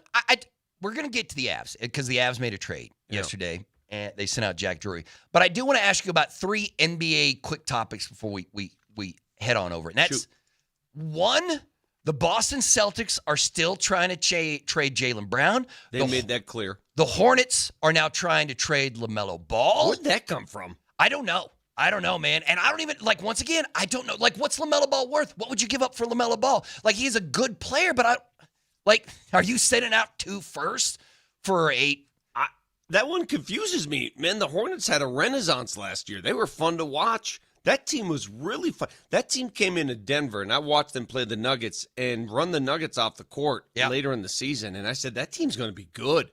They're going to be really good. That one confuses me. Not sure why you're messing with the roster. I think maybe they think it's LaMelo's because they got the rookie, that great Knipple, the guy who was just raining threes all season long and might have almost was as good as Cooper Flagg, could have won the Brandon Miller, Miles Bridges. You're right, it's a good team. I just don't know. Yeah, but once again, I have no idea what the value of a LaMelo Ball is. And he has 3 years left on his deal. It's not sorry, Vic. We got LaMelo just got traded. Oh, no, he got traded to the Timberwolves? Oh, my gosh. For Naz Reid? Hold on. Now I got to figure. Hold on. Let me see what Shams. Hold on. Way to go, text line. I have no idea. What is happening here? Why are the Timberwolves getting rid of all their size? They got rid of Julius Randle and now Naz Reid? Oh, my goodness. Okay, Vic. Listen to this. So the Hornets are trading LaMelo Ball and Josh Green to the Minnesota Timberwolves for Naz Reid, a 2033 unprotected first-round pick, 3 first-round pick swaps, and 3 second-round picks, all for LaMelo Ball. Okay. Tim Conley. All right, Vic, you tell me what that was all about. And I'm not trying to say this just because Minnesota beat the Nuggets. What are you doing? What are you doing? I mean, that makes no sense to me. No sense to me because Minnesota... They just signed Ayo, right? I mean, they just re-upped Ayo Dosunmu. You have a bunch of guards. Yes, that's exactly right. You got a bunch of guards. You got LaMelo. You got Dante DiVincenzo. You still got Ayo. Conley. They drafted a guard out of Duke. They drafted a guard. Yeah, they got Terrence Shannon. Yeah, you're right. You got a bunch of guards. And then you got a Gobert who can't shoot. You got rid of a great power forward to add LaMelo. You already had. Yeah, this is weird. What are you doing? What do you think Conley's thinking here? What do you think he's thinking? Unless there's something else they're doing. I shook my head. I shook my head when they brought in Rudy Gobert and gave up all that stuff. Yeah. Obviously, it worked for them, though, because they've beaten the Nuggets several times since then. It worked. So maybe they just know a lot more than we do on what's next. But that is a lot to give up for LaMelo Ball, number one. That's a lot to give up. Number two, Naz Reid? Yeah. Naz Reid's been nothing but glorious for them. They only have Rudy Gobert and Slow-Mo. That's it, man. That's their bigs. That's it. Kyle Anderson and Rudy Gobert, that's it. I'm freaking out over that trade. They're loaded with guards, though. They're going to send somebody else out, right? They got to. They got to get a big somewhere in there. They got to go get a big. I mean, I forgot. They still got Bones, too. They got Bones, right?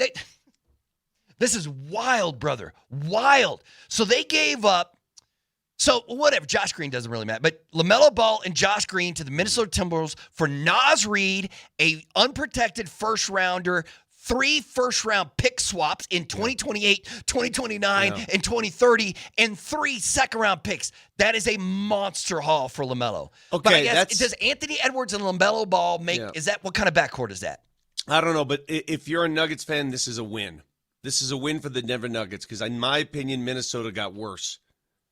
They got worse, and I know they still have money to work with. Minnesota has a lot of money to work with after unloading the Randall contract. Yeah. So they still have money. They can go sign some bigs. But currently, I thought that Naz Reid was simply going to move into the starting lineup. That's what I thought. He was going to be a starting lineup guy. Yes. So this is crazy to me. That they're rebooting that entire team. And I think there are a bunch of Nuggets fans that are hoping that the Nuggets reboot a little bit, right? Rebooting of their own. Mm-hmm. Minnesota looked at their roster in the offseason and said, this ain't good enough. They're redoing it all. This is crazy. Redoing the whole damn thing. This is crazy. Yeah. So, Conley's taking a flamethrower to that team right now. And they lost their chief assistant coach, Mike Honori, who's now the head coach at Portland. So, some major changes for the Minnesota Timberwolves. But you know what? Listen, Tim Connelly's always been, hey, man, if you're not winning the NBA championship, what are you doing? We're going to shoot for the NBA title. We tried. We got as far as the Western Conference Finals 2 years in a row. This year we took a step back, so let's cut it up. Cut it right open. Start again. That is, you tell me, would you suggest the Nuggets take a swing? Like, not this trade, because you're right, this trade is crazy. But something like that. So LaMelo has now been traded. Jalen is still out there. You mentioned Mike Honori. JB Bickerstaff, the head of the NBA's coaching association, came out and just hammered that entire contract. About it. But I guess there was more things in Micah's contract than I realized, that some of his money's based on how well the Blazers do next season. So he gets more money if they win more and less money if they lose or something like. But, everybody likes Mike Honori. Why did he have to take this job to prove that he can be a head coach in the league? Maybe he's that confident in himself and he sees that Portland roster and says, I can win with these guys. Yeah. He saw that Portland roster up close a few times in the division. So that's a pretty talented team, a young team that's got some things. I don't know. More stuff's going to break here. This is, again, the draft has been pretty boring. Yeah. There was only one deal last night. Isaiah Stewart traded from Detroit. But I think the next 9 days with free agency next week, this is where the Nuggets are going to make some changes. Mm-hmm. And I'm curious who else on that Minnesota roster is ripe for the taking, because it looks to me like they are redoing it. They are going to redo the entire roster. Yeah. They need some bigs. So Zeke Najee's a big.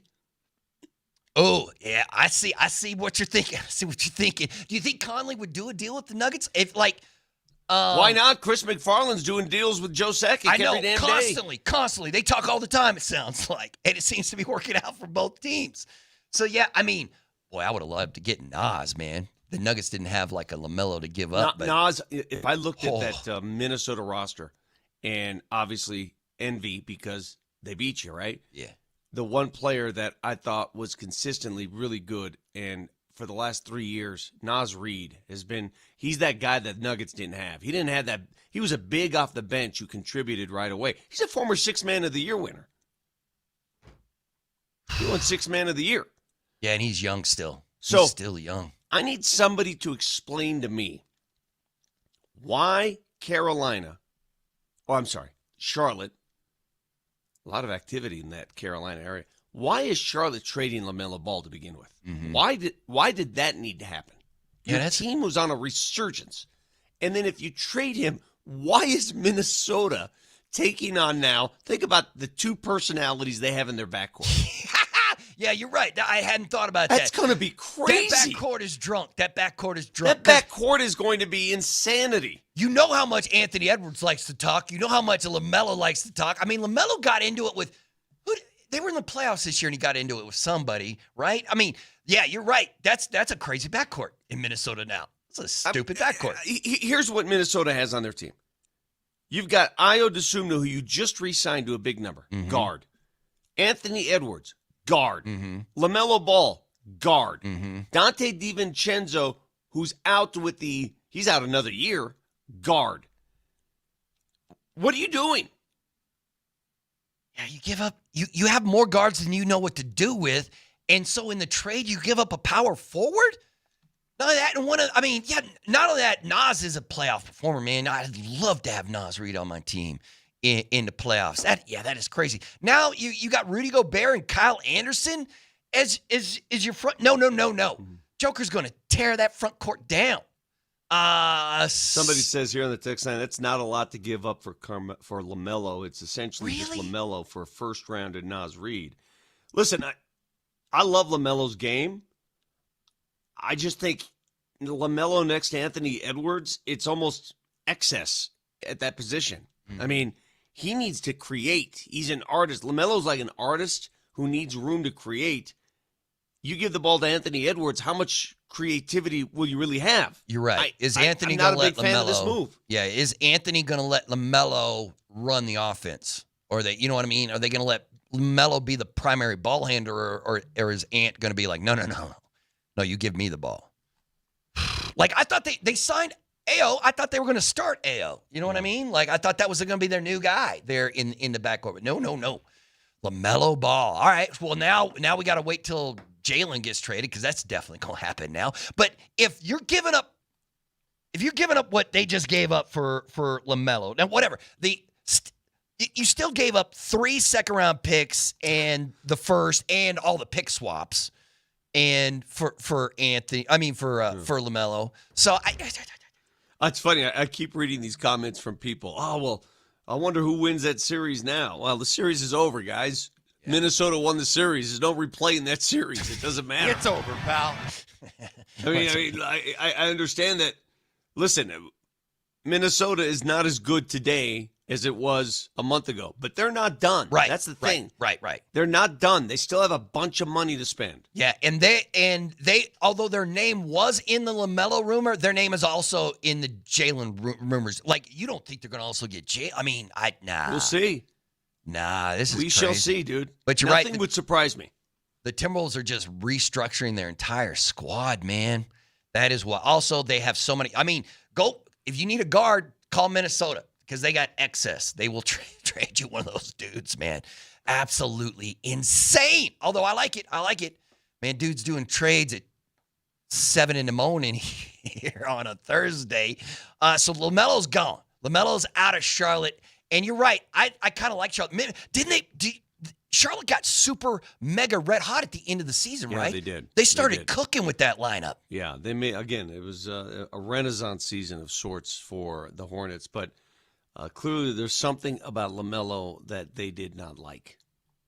That's interesting. So he wrecks his car a lot. I know that much. Yeah, that's true. He's just he's the worst driver on the planet. He is just terrible. But okay. Well, the streets of Minnesota, streets of St. Paul are not going to be safe once LaMelo gets there. But there you go. That's a confusing deal. Just a confusing deal. But you're right. There must be something else to it. There must be they can't be done. They can't be done. Thrown into this, and this goes back to the value of second-round picks and why the Denver Nuggets had to replenish the tank in second-round picks. 3 second-rounders were involved in this deal. The Timberwolves added 3 second-rounders at the end of this to make this deal happen. Those aren't just throw-ins. Those are valuable picks now. Yeah. So that's why the Nuggets had to do what they do to get second-round. They had none. They were not judicious enough with those second-rounders in the last 3 years. Mm-hmm. They just threw them around. Yeah, Calvin was kind of loosey-goosey with those things, and it is come back to bite you. But you're right. If you can just throw in, the first-round pick swaps, I guess, or whatever, when you're talking about Charlotte and Minnesota. All right, I'm going to ask you a question. I have a question for all basketball fans. I know we're going to get into the Avs, but I want you to chew on this question, because in the next hour we'll hit it. Now that LaMelo Ball is joining forces with Anthony Edwards, which team in the NBA has the best backcourt, the best duo, the best combo guard backcourt in the NBA? I think there's another team that I would say is better than Anthony Edwards and LaMelo Ball. And we'll debate that coming up in the next hour. Okay, I like it. I'm here for it. Are you saying? Are you going to say the Nuggets? Is it the Nuggets? No, I'm not going to say the Nuggets. Yeah, I got one too. I got one off the top of my head. But how about we do this? Let's take a quick time out. When we come back, we will break down exactly what the Colorado Avalanche did yesterday when they made a trade, and we got some news from around the NFL as well. We'll get to all that coming up here as we roll on with Moser, Lombardi, and Kane.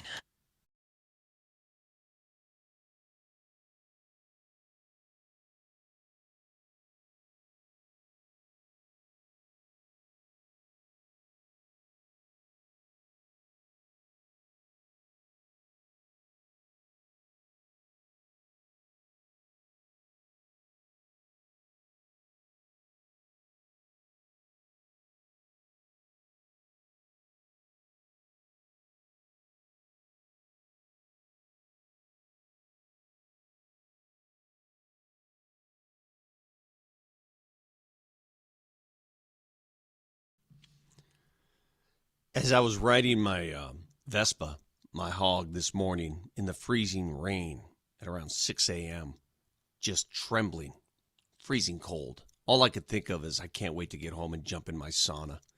That's what it's there for. After long rides on the hog early in the morning, that's what the sauna's for. And, of course, the fire pit and everything else. If you want to update your patio furniture, if you want to upgrade anything in your home for these beautiful Colorado summers, the place to go is Flatirons Fire and Design. They specialize in fireplaces, whether they're gas, electric, modern. They've got saunas, they've got pizza ovens, they've got everything for that outdoor kitchen, and they've got the nicest showroom in town right off of 53rd and Bannock. If you can't make it to the showroom, just go online and take a look for yourself. Flatironsfire.com. That's flatironsfire.com.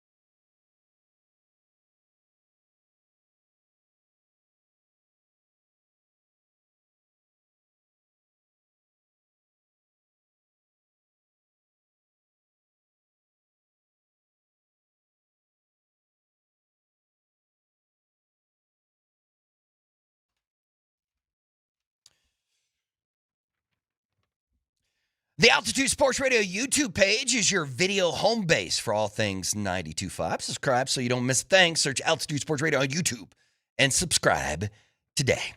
Welcome back to Moser, Lombardi, and Kane on this Thursday, June the 20-something. 23rd, 24th, somewhere in there. 25th.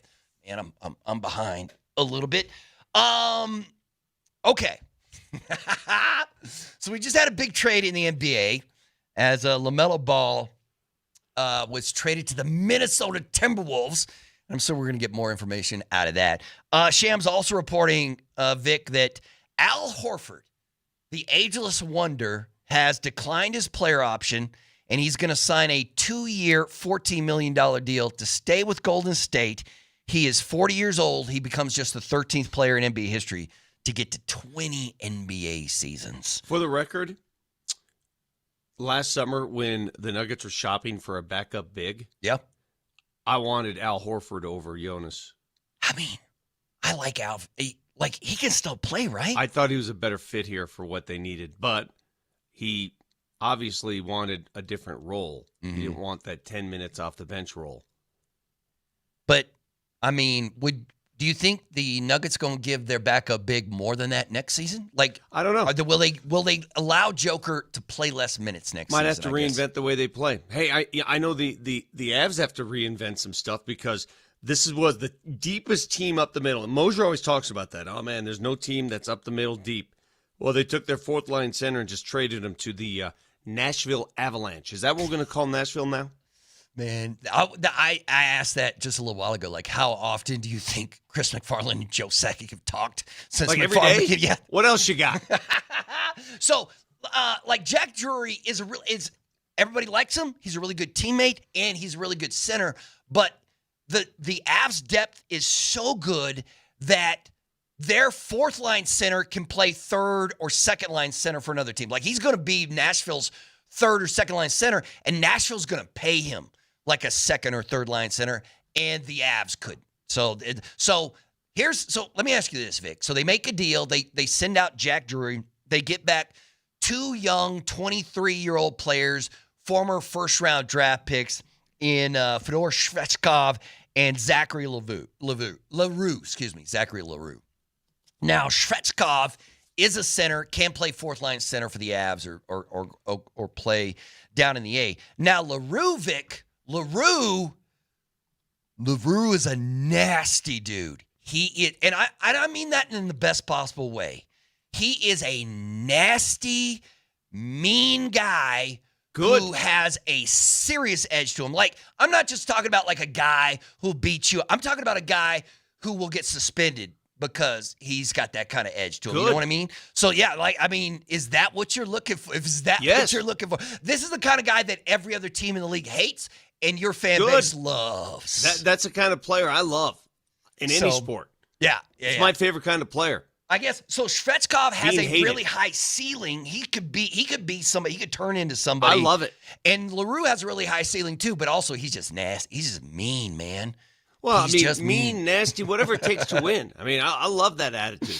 I think every player should have a player like that. Every team, should have a player like that in any sport. Mm-hmm.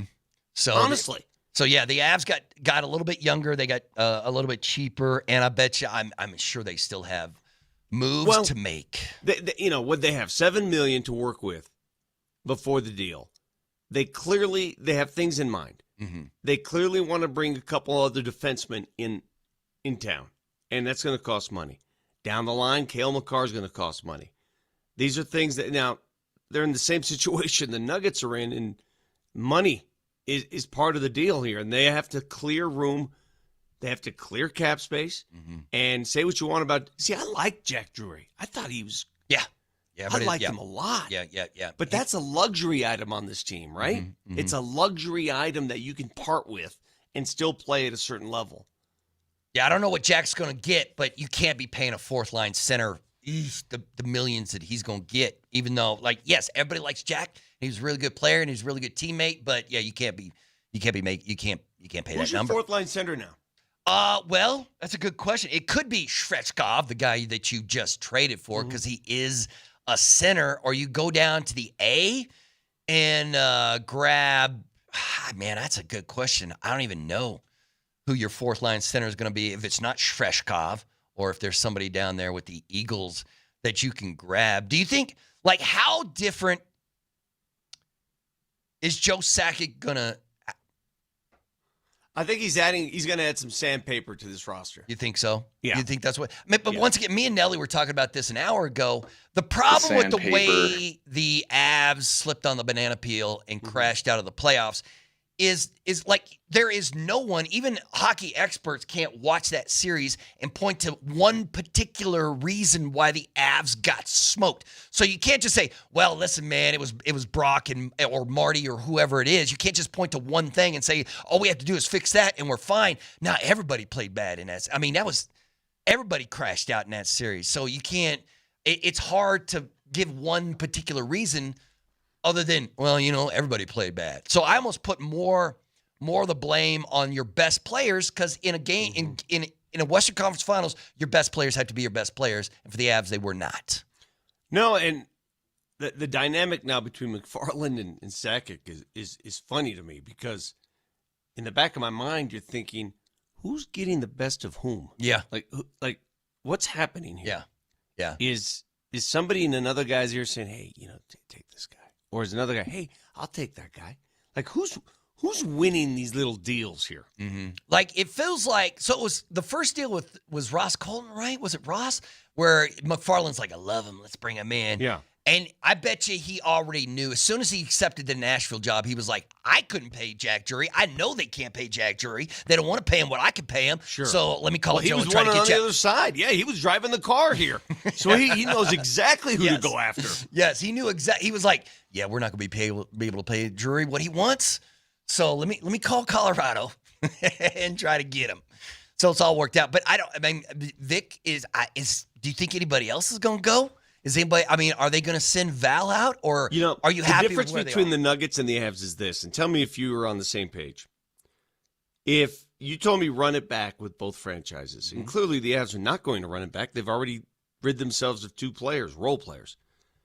I would be more comfortable in the Avalanche roster running it back because I really think that things, the way they unfolded, you can make a couple little tweaks, and I can play that series 10 times over. They're not going to get swept 10 times over. It's not going to happen that way. It's just not. I really believe that. Some of you may think otherwise, but I believe that this team, this roster, is good enough. It's good enough to run it back. So do that. I don't know if you feel the same way. Yes, no, I kind of feel the same way. I mean, listen, I love to hit the panic button because I overreact to everything because I'm a prisoner of the moment. And after you lose 4 straight to a team that I hate, I get kind of freaked out and let's blow it up. But me and Nelly were having this conversation when we were talking about vibe checks for the 4 major teams here in the city. And you know what? You know who's 4th place on the vibe check? Man, it's the Nuggets. It's the Nuggets. Because I feel really good about what the Broncos are doing. I feel pretty good about what the Avs are doing. Listen, the Rockies are still the worst team in Major League Baseball. Won again. But they, you know what I mean? Like, they, at least there's hope. At least there's a little bit of hope. And I just can't wrap my head around losing to Minnesota without 3 of their best players winning 2 games in the first round of the NBA playoffs. Mm-hmm. That's a failure of.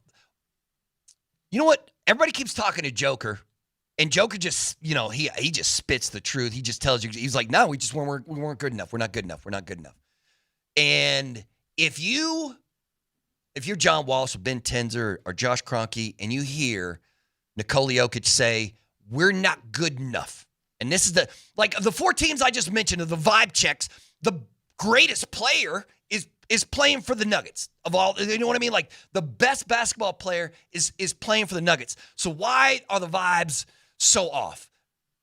What do you do? How do you address that?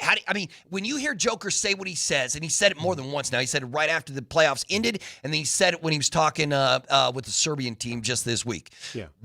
If you hear that and you're Ben Tenzer and John Wallace, what do you think? Well, I think when you don't arrive at expectations, whatever those expectations might be, you're always disappointed. Some teams' expectations are just to make the playoffs. Others are to win a playoff series. The Nuggets had the highest expectations you can possibly have with this roster. the expectations were simple.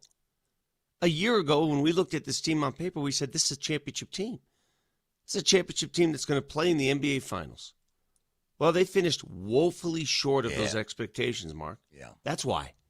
That's why. I mean, I don't understand why people even in the Nuggets organization, why anyone would be surprised that they're catching heat over any moves that were made. Or you lost in the first round. That's woefully short of expectations. And those are expectations set by your own players, coaches, team. Those were your expectations as well. Mm-hmm. That's why. It's pretty simple. The Rockies, I'll take the Rockies, for example. What were their expectations going into the season? Oh, just don't be the worst team in the history of baseball like you Or were maybe last don't lose year. 100 games again, right? Yes. Well, they're getting there, right? They're getting there. Yeah. At least the vibes. That's are how I view better. sports. That's how I look at sports. And again, everyone's expectations are different. But for the Avs and the Nuggets, we expected parades, man. Yeah. It's Tyler or nothing. And it will be again next year. It will be again next year. Is that wrong? Is it No. Is it overboard? No. I don't know. No. I mean, wait. Like, both of us love the Nuggets. Both of us work for the Nuggets. Do you think are we looking at this issue through Nugget-colored glasses? Are we too positive on the roster that the Nuggets have? Because you're right. I mean, they won 54 games last year. I think it was 54 that they won last year. And they get bounced in the first round. They win just 2 playoff games against the Minnesota Timberwolves team that, was banged up and beat up. What do you think, my love of Joker and my love of Jamal and Aaron because they brought the first title to this team, do you think that is blinding me and the Nuggets staff to what they really need to do, which is kind of do what Minnesota's kind of doing right now and just... The toughest thing to do in sports is to say goodbye to those who gave you something you've never gotten. Hey, Reid can never say this. He didn't give Minnesota a championship. No, he did not. Julius Randle can't say it. Guess what? Anthony Edwards can't say it. Mm-mm. There's not a player on that roster over there who was involved in a parade. Right. Nuggets were. Mm-hmm. So it's a little different, isn't it? So people say, oh, look at it. Minnesota's being really aggressive. Well, guess what? I'd be aggressive, too, if the best you got is a Western Conference final. Mm-hmm. Right. The Timberwolves have never been to the NBA Finals in history, right? In the team history. They've never even been there, let alone won there. Yeah. So it's different. It's different, dude. It just is. Right. But are there any Nugget players you believe are coasting on their title? Like one that got to the top of the mountain and said, I made it, man. I made it. And then kind of just coasted. Yes. And I think it's just human reaction. And I'm not going to accuse anyone of coasting. You saw it in that first round series. They didn't seem as hungry as Minnesota. Right. They seem as hungry. Now, maybe they were. Just from the naked eye, they didn't seem as hungry. Right. Maybe when you Joker get to the playoffs, bro. The way, I wanted to ask this question last night to everybody. Watching the NBA Finals, hell, watching the NHL, the Stanley Cup Finals, what did those teams have that your team did not? Had that dog in them. Had that fight. That's had that it, man. battle. That's it. And last night when John Wallace was asked about the 2 acquisitions, the 2 draft picks, the thing he mentioned is we wanted to be tougher. Mm-hmm. Tougher. Right. He's right. They do need to be tougher. Yeah. I feel like for someone like you who loves ball, the way the Nuggets lost in the first round had to be, it had to hurt your soul. It had to hurt your heart because what happened was the Minnesota Timberwolves called you punks and you did nothing about it. You did nothing about it. Mark. You took it. Soft. Mark, I heard you talking in the appetizer hour, and Avalanche fans are obviously disenchanted as well because you got swept by Vegas. And getting swept is never fun. It sucks. But when the Nuggets lost the way they did, I feel like a piece was taken away, like a piece of your soul, because they challenged your manhood publicly and took it. Yeah. Something I never thought I'd see. Mark Never thought I'd see it. Mark Stone did not go in front of cameras and say, yeah, No. that blue line is soft. We can skate right by that. He didn't say that, right? He didn't say that. Yeah, but Jaden. But Jay McDaniels did. And you folded. They called you a punk and you folded. See, that bothers me more than anything that took place in the series. Yes. And I know rational human beings will say to me, well, you can't get emotional. You can't win on emotion. But that's the part of sports I love most. That's what sports is. Sports is emotion. Mm-hmm. Sports is everything that you want. It is the highs and the lows. And if you can't get emotionally fired up when somebody calls you weak and soft, why are we playing? Yeah. You're fat. If it almost felt like they were fat and happy and was just like, whatever. No. You got called out and you didn't answer the bell. You didn't show up. You got knocked down and you didn't get back up, and it's disgusting. Am I off on that? No. I'm speaking to everybody listening here. No. Because I hear coaches, executives, everybody in sports say, you know, don't get too emotional, play your game. But when you get called out, all bets are off. Yeah. Screw that. You got to step up. Somebody bows up, and you got to, yeah. And you know what? Fold. You won't be surprised by this, Berto. When I was at Notre Dame, we had this big basketball tournament called Bookstore Basketball. It's the largest 5-on-5 tournament in the world. Over 1,000 teams playing it. Man. Right? And it's big. It's a big deal. It's the biggest thing on campus. And you work all year to play in this tournament. I mean, like, teams get serious. My senior year, I was voted the most hated man in bookstore basketball. I hated. They actually have an award for that. You were Dylan the villain at Notre Dame? You were that guy? Were you just psycho on the court? That. I love it. I love to be hated. And we need one of those guys on the Nuggets. I love it. We need one of those guys on the Give me Nuggets. 5 of those guys. Yeah, they don't have one of them. They just don't. But find me one of those guys, Vic. Find me one. On every team. Yeah, you can't go. Can you trade for Jaden? I mean, Minnesota's wilding out right now. They're trading everybody. Maybe you can go get Jaden. When the Avs won the Cup in 22, do you remember how hated Naz Kadri was in St. Louis? Yeah. Do you remember how hated he was? Yeah, he was getting booed while scoring a hat trick in that game in St. Louis.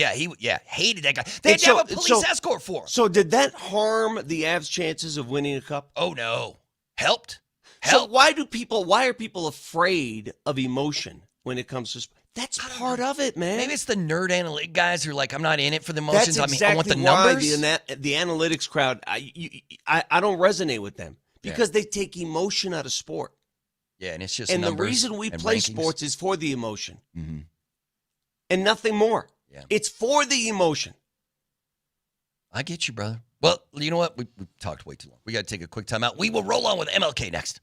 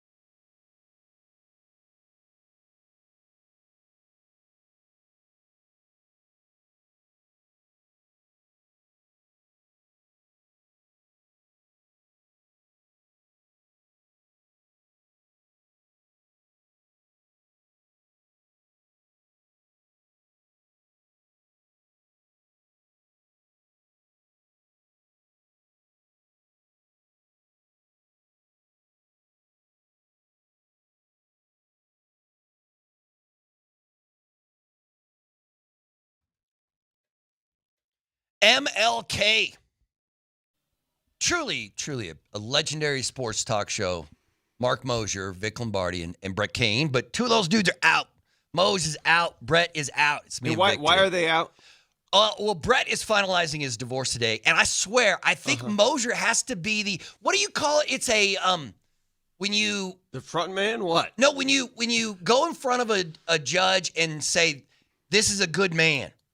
This Brett Kane is a good man. Don't take his kids away from him. It's a character witness? Character witness. That's what I was thinking about. Moser is Brett's character witness today for that whole thing. So that's why those two dudes are gone. And then tomorrow, Vic, for our 4 hours, everybody on the station is going to come. I mean, right? Everybody tomorrow. We're going to have Sanford and Raj and Tyler and who else? I mean, everybody's coming on the show tomorrow for the final. Round ball ruckus tomorrow. Yeah. Everybody's going to be rocking and rolling. Okay. Let me quickly run through. I can't believe we've got breaking news on a early Thursday morning. We're not used to getting breaking news. Yeah, on you this guys show, never Berto. get this stuff. You guys never get this stuff. But once again, when an NBA team, I mean, they must have finalized this deal in the early AM. Yeah. LaMelo Ball is going to the Minnesota Timberwolves. The Minnesota Timberwolves are sending Nas Reid to Charlotte. Nas Reid and a ton of picks to Charlotte for LaMelo Ball. So in the Nuggets division now, you have a backcourt of Anthony Edwards and LaMelo Ball. And Vic, you wanted to have a discussion about the best backcourts in the NBA. Yeah. Is this now it? Is this the best backcourt? I want to ask that in the question, league? but before I get to that question, I want to add one more element to this. The way I see Tim Connolly working the market right now. Tim Connolly clearly is of the opinion, I'm going to fill my roster with the best players I can find regardless of position and size. Mm-hmm. That's exactly the mentality he's using now. Because if you looked at the Minnesota roster, they do still, Jaden McDaniels is still 6'10", 6'9". They still have Rudy, who's 7'2". But their bench is bereft of size. They don't have much. They're going to have to go get it, and they have money to go get it. Doesn't matter to Tim. He just wants talent. That's what LaMelo Ball is, talent. Anthony Edwards, talent. Ayo Dosunmu, talent. Yeah. And that's the way he's going to approach his basketball team. Some other teams approach it with balance. You need this size up here. You need, maybe the modern NBA is a positionless game indeed, where you don't have to worry about that anymore. Yeah, I was thinking about that. Like, to be determined. Is Minnesota going to run like a small ball lineup? Are they going to run like four Littles and Rudy Gobert? Well, I mean, they've got Rudy in the middle, who's just a lob threat. His offensive skills obviously are just lobs. So they're going to have LaMelo Ball running around with his head cut off. That's the way he plays, with his hair on fire. Yes, he does. And when they need a bucket, Anthony Edwards get him a bucket. Jaden McDaniels does some of the dirty work in there. And then they'll have another player that they're going to obviously find to fulfill that other forward role. As far as the best backcourts in the NBA, if you missed the news, LaMelo Ball is now joining forces with Ant-Man, Anthony Edwards. It's a hell of a backcourt. Yeah, matter of fact, I will tell you that is, let me do that math. It's almost 50 points a game. It's like 29 from Ant and 21 from LaMelo is what they have. I will give you what I believe to be the top three backcourts in the NBA. Yeah, you tell me which is the best. Yeah. You ready? Yeah. Ant and LaMelo suddenly among the top three. Luka and Austin Reeves. Yeah. That's over $110 million in LA on their backcourt. Yeah. And a lot of scoring. SGA and J-Dub or J-Will? What do they call the other J? J-Will. Well, J-Will. no, it's J-Dub, right? J-Dub. Yeah, Jalen. Yeah. Okay. So you got an MVP there and another guy who's an all-star, because J-Dub was an all-star last year. You got Ant and LaMelo. You got Luka and Austin Reeves. Those are your selections. Am I missing anybody? Am I missing a backcourt somewhere that's better than those three backcourts? Because all three of those backcourts happen to reside in the Western Conference. You're right. You're right. You're right. Because I can't think of anybody in the East that I get excited about. And two of them are in the freaking Nuggets division. Even the Knicks, or Philly with Tyrese. I love me some Tyrese Maxey, but no. Not as good as these guys. Because they got Edgecombe, who'll be a second-year player. I do like Tyrese and VJ, but no. The best backcourt in the in the National Basketball Association, who would it be? Somebody, everybody chime in. I mean, you can make this a poll question. If I had to vote right now, and again, we haven't seen Ant and LaMelo play together, so we don't know what kind of chemistry. Do you have to factor in defense too? Because if you factor in defense, then Luka and Austin Reeves lose a lot of bonus points. But see, I think that's the highest scoring backcourt. I think Luka and Austin the highest scoring backcourt in the NBA. So that's points all over the place. But you're right. That's not. It might be SGA. It might be okay. No, I can't go that far. I can't go that. I don't know. That's a good one, man. Who's the best backcourt in the NBA? And you would have said, I would have included San Antonio, but De'Aaron Fox just did not play well. He lost a lot of luster in the NBA Finals. Yeah. You're right. I can't go that way either. I can't go that way at all. Where would you slot Jamal Murray and Christian Brown? It might be Minnesota right now if you want to combine defense and offense. Ant and LaMelo might be the best backcourt in the NBA. But see, what worries me is that two of these teams reside in the Nuggets division. Yeah. And so if you're the Denver Nuggets now and you're taking on Minnesota, there's a game tonight. Who guards who, right? Like who you got Ant and you got LaMelo. Who's on LaMelo? Yeah. Who's on Ant? Good luck, right? It's that's not easy, man. Yeah, I mean, do you think so? Is the Minnesota Timberwolves right now with an amazing backcourt and no bigs? Are they better now than they were when they beat the Nuggets in the first round last season? Are they better? Are they better now? They're different. They're different, and they're not done yet. They still have to fill out the rest of their roster. They're different, that's for sure. Hell, man, I would have loved to take on Minnesota without all their ample size, layer and layer just of size coming at you. Because that's what they brought. Yeah, I wonder. So, yeah, Anthony Edwards, LaMelo. So their starting five without Nas though is I don't like it. I still don't get the trade at the end of the day. Other than I agree that Conley's like, let's just get the best players we can, and I don't care what position they play. We'll find a way to make this work. Or Chris Finch will have to find a way to make all this stuff work. I wonder about the personalities, though, because LaMelo has an outsized personality. Of course, Anthony has a huge personality. How do you think they might mesh together? Yeah, that's their problem. Yeah, that's their problem. The personality. Yeah, you think Tim Connolly cares about that? Just figure it out. Just once again, that's like, hey, Chris Finch, go ahead. Get it together. Get it done. Figure it out. So this next week now, as July 1st rolls around and free agents start getting signed and we get into that season, I think the next big hot ticket item for the Nuggets is Peyton Watson. Okay, but how about – we got to take a break. So let me ask you the question, and then we'll talk about it on the other side. What happens if they can't get it done? What happens if a team comes over the top with like, hey, we think Peyton's going to take the next step. We're going to give him $30 million a year. We're going to give him, or we'll give him an Austin Reeves contract, whatever. It was 4 years, 185 million, right? What was Austin's contract that he just re-upped? 185 million, 5 years. Okay, 5 years at 185. Like a team could come over the top with that kind of offer for Peyton, and you get to a situation where you just can't re-sign him. Then what do? If you lose Peyton Watson, what's the next move? What's plan B? Vic, you tell me that. We'll figure it out next, right here on MLK.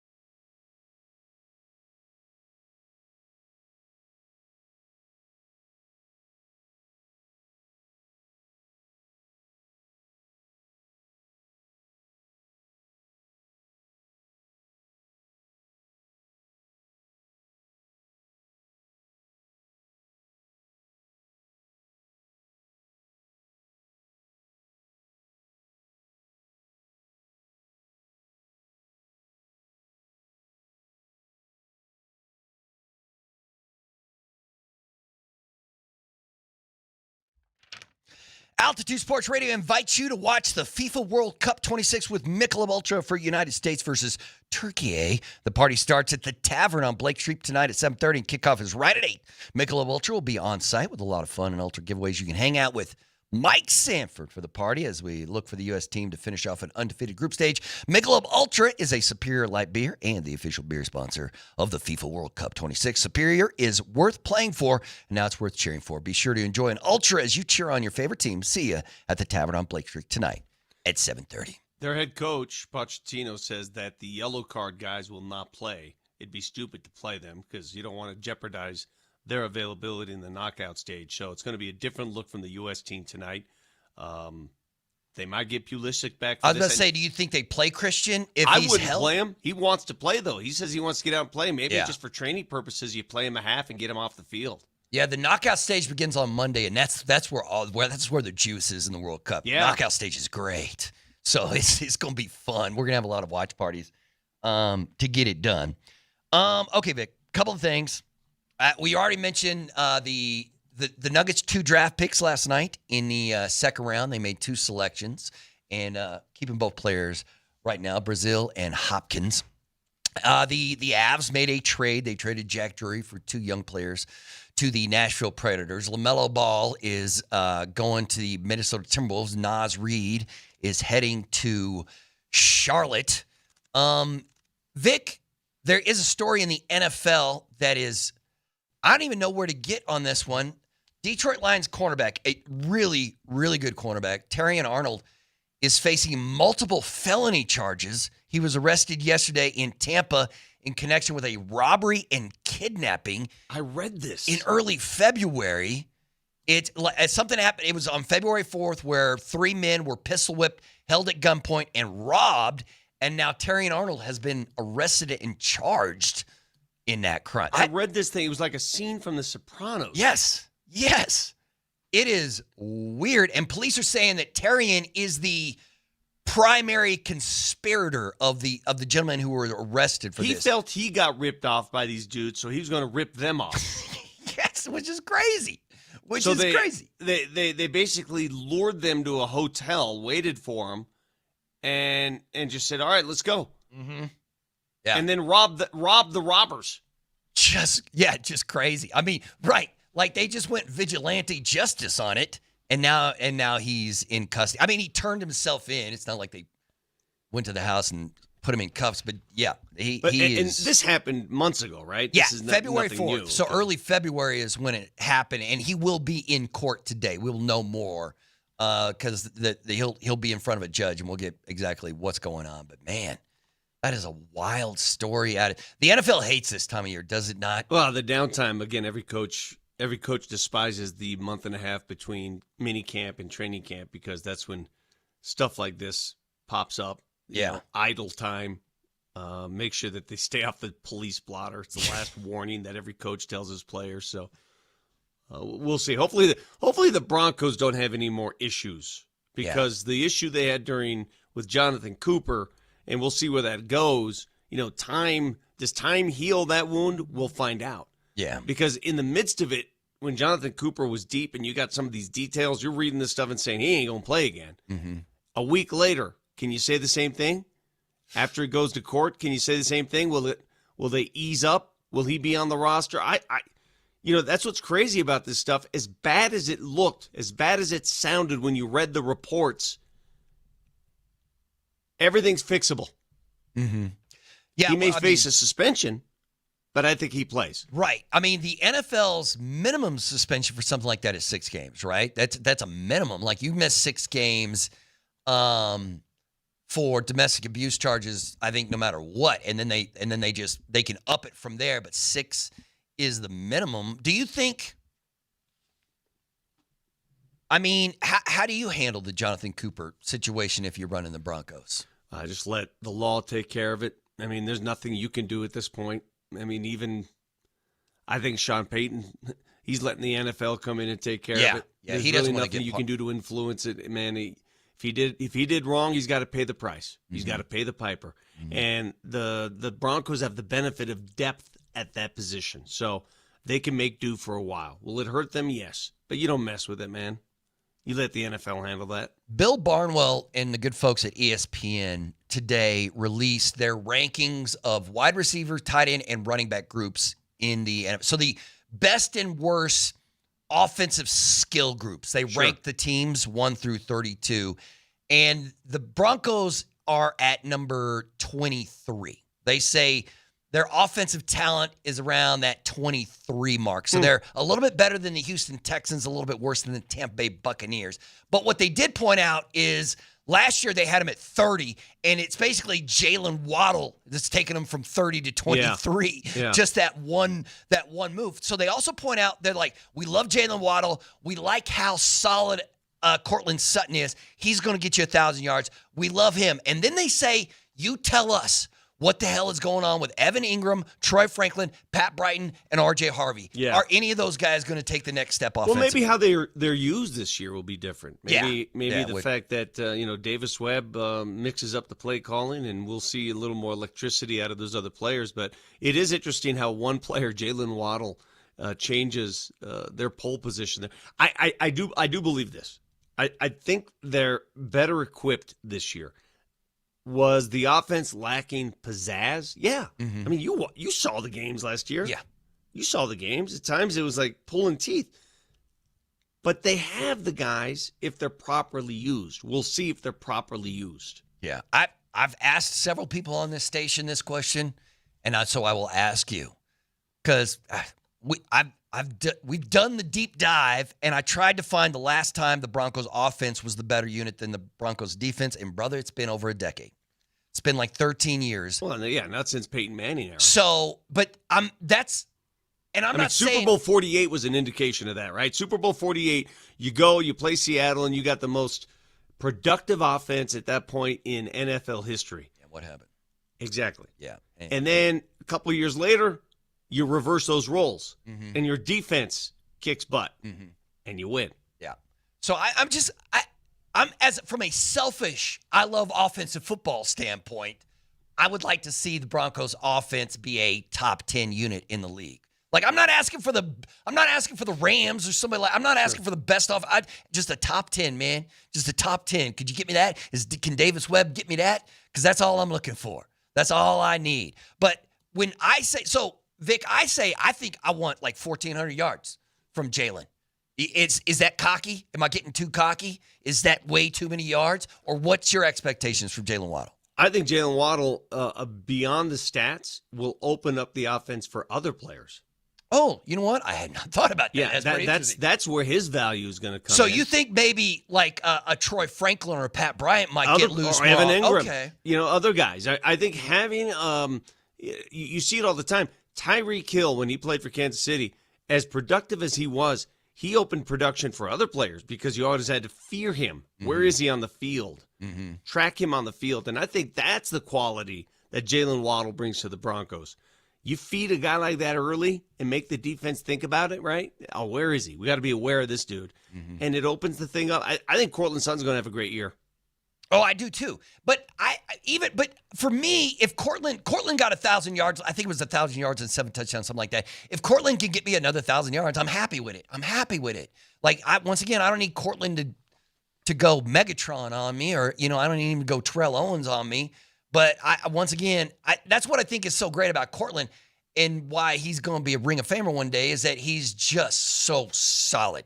Like he is not going to have an off year, because Cortland doesn't have an off year. If you had to guess who ESPN ranked as the team with the best offensive weapons, who do you think it would be?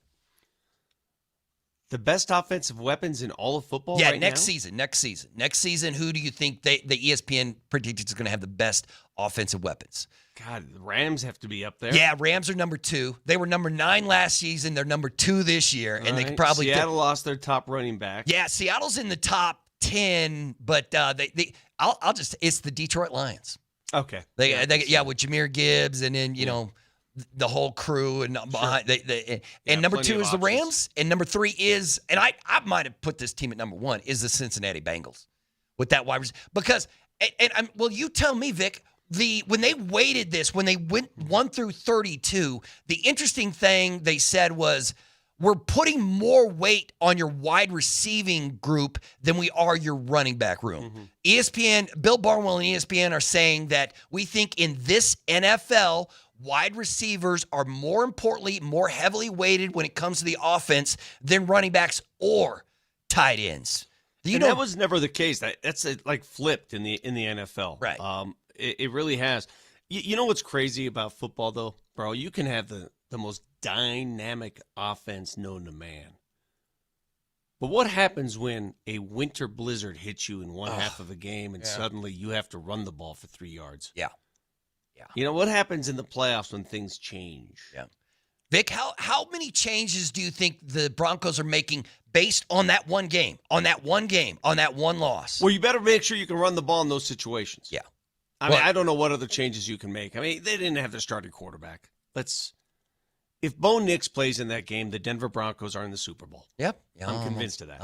I'm sure. I'm convinced of that. You're probably right. Even with the winter squall, I'm convinced of that because they do things a little differently. And, you go a whole season, and all of a sudden in one game, your biggest game, you have to switch out quarterbacks. I'll give Jarrett Stidham all the credit in the world. He did his part, but that's asking a lot. Yeah. That's asking almost too much. But once again, do you think the Broncos look at the season that they just had and think to themselves, if we had a better backup quarterback, we would have played in the Super Bowl? No, because I think most teams would have been in that situation. Yeah. I mean, if you took away... You can't plan for that, right? Nah, man. I mean, come on. Take away the starter for any team in the league, and good luck. But it is a good situation to have that it feels like when Broncos training camp comes around, one of the few things people are going to complain about is the backup quarterback. And there was a time 5-6 years ago we'd love to complain about the backup quarterback. You didn't have a quarterback. Start about it. Right, yeah. So here we are in a situation where you're like, man, this is great. If we're worried about is the backup quarterback position, then you're there might be a battle for backup quarterback supremacy in this camp. Yeah, from Stiddy and Ellinger? Yeah, there might be. We don't know for sure who the true backup is. Do you think, because I've had this conversation with some of the fellows from the afternoon, do you think Sean Payton holds a grudge against a player like Stidham who makes such a boneheaded play in such a big game that you hold it against him in your brain somewhere? I don't know. There's a lot of fingers to point. I go back to that decision to go for it, rather kick it. And I think the play before, they could have gotten a first down rather easily. And I can't remember who dropped the ball. Somebody dropped the ball. There's so many what-ifs from that game. Listen, Sean Payton pretty much acknowledged he was partly to blame. He gave up play calling duties. Right. Do you think that was the game? I appreciate that Sean Payton's got some self-reflection, that he will sit down and think. You know what I mean? I appreciate that. And so do you think that was the turning point where he was like, you know what? Yeah, let's give Davis a shot. We got 100%. I think if not the turning point, it really crystallized it for him. After looking at the situation, saying, I'm too close to it. I'm doing too much on game day. I need somebody else's eyes. Right. Maybe that was it. Right. And then you bring in Davis, who was already there, and I am like, outside of the Davis Webb move is more exciting to me than anything they did in the NFL draft, anything they've done anyway. Outside of Jalen Waddle, man, that's the most exciting thing to me, which is crazy to say that the thing I'm most excited about is the new offensive coordinator, even though he's really just going to be running Sean's offense, yeah, right? But the play selection, you can run the same offense, but the cadence of when you call certain plays may change, right? Right, yeah. That's you don't want to become predictable. You don't want other teams, other defenses knowing, he's going to run this now. We've seen it before. We've seen it on tape. The opposing teams have no idea what Davis Webb is going to run. Mm-hmm. There is no tape on Davis Webb. There is on Sean Payton. Do you think that do you think Bo Nix ever gets to the point where Payton got to, where he was a major part of the plays that were called and why those plays were called and when they were called? Like, I'm going to ask you a question, Mark. I'm going to throw this around. Yeah. So last week, I ran into Todd Helton. Hey. And Todd asked me, he said, who's the guy in Denver now? I go, what do you mean? He goes, who's the guy? The guy. I go, athlete? And I thought about that for a second. I said, who is the guy in Denver? I said, you know what? It's Bo Nix. You think so? You think it's Bo? I said, it's Bo and Joker, but, Joker spends his summers in Serbia. And Joker doesn't want the attention. And he sort of, Joker is clearly on paper. Nobody can rival Joker. The most There's famous never been a athlete three-time in the MVP city. in any other sport here. But this isn't about paper. This is about the guy. Yeah. He asked me, who's the guy? And I said, well, more often than not, you default to the quarterback of the Denver Broncos. They haven't had that guy in a while. They think they have him now. So he's the guy. Would you agree? Do you think how often is Bo Nix recognized walking around the city of Denver? All the time? I don't know. Constantly? But if I asked you, hey, Mark, who's the guy in Denver? Who's the guy? Can't say Mark Moser. I'm going to have to agree with you. It's probably Bo. Like, Nathan McKinnon is one of the greatest players in hockey, but it ain't him, right? Because it's not Kale, even though he might be the greatest player in hockey now. Yeah, we're not arguing statistics. We're not just arguing. You can be out of this world in, like, listen, Nikola Jokic was widely considered the best basketball player on the planet, and for some, he still is. Mm-hmm. But it doesn't answer the question, who's the guy in Denver? You don't have to be the best at your sport to be the guy. It's Bo Nix. It's Bo Nix. It's Bo. It's Bo. And it's probably Bo going away. But once again, Joker wants none of that attention.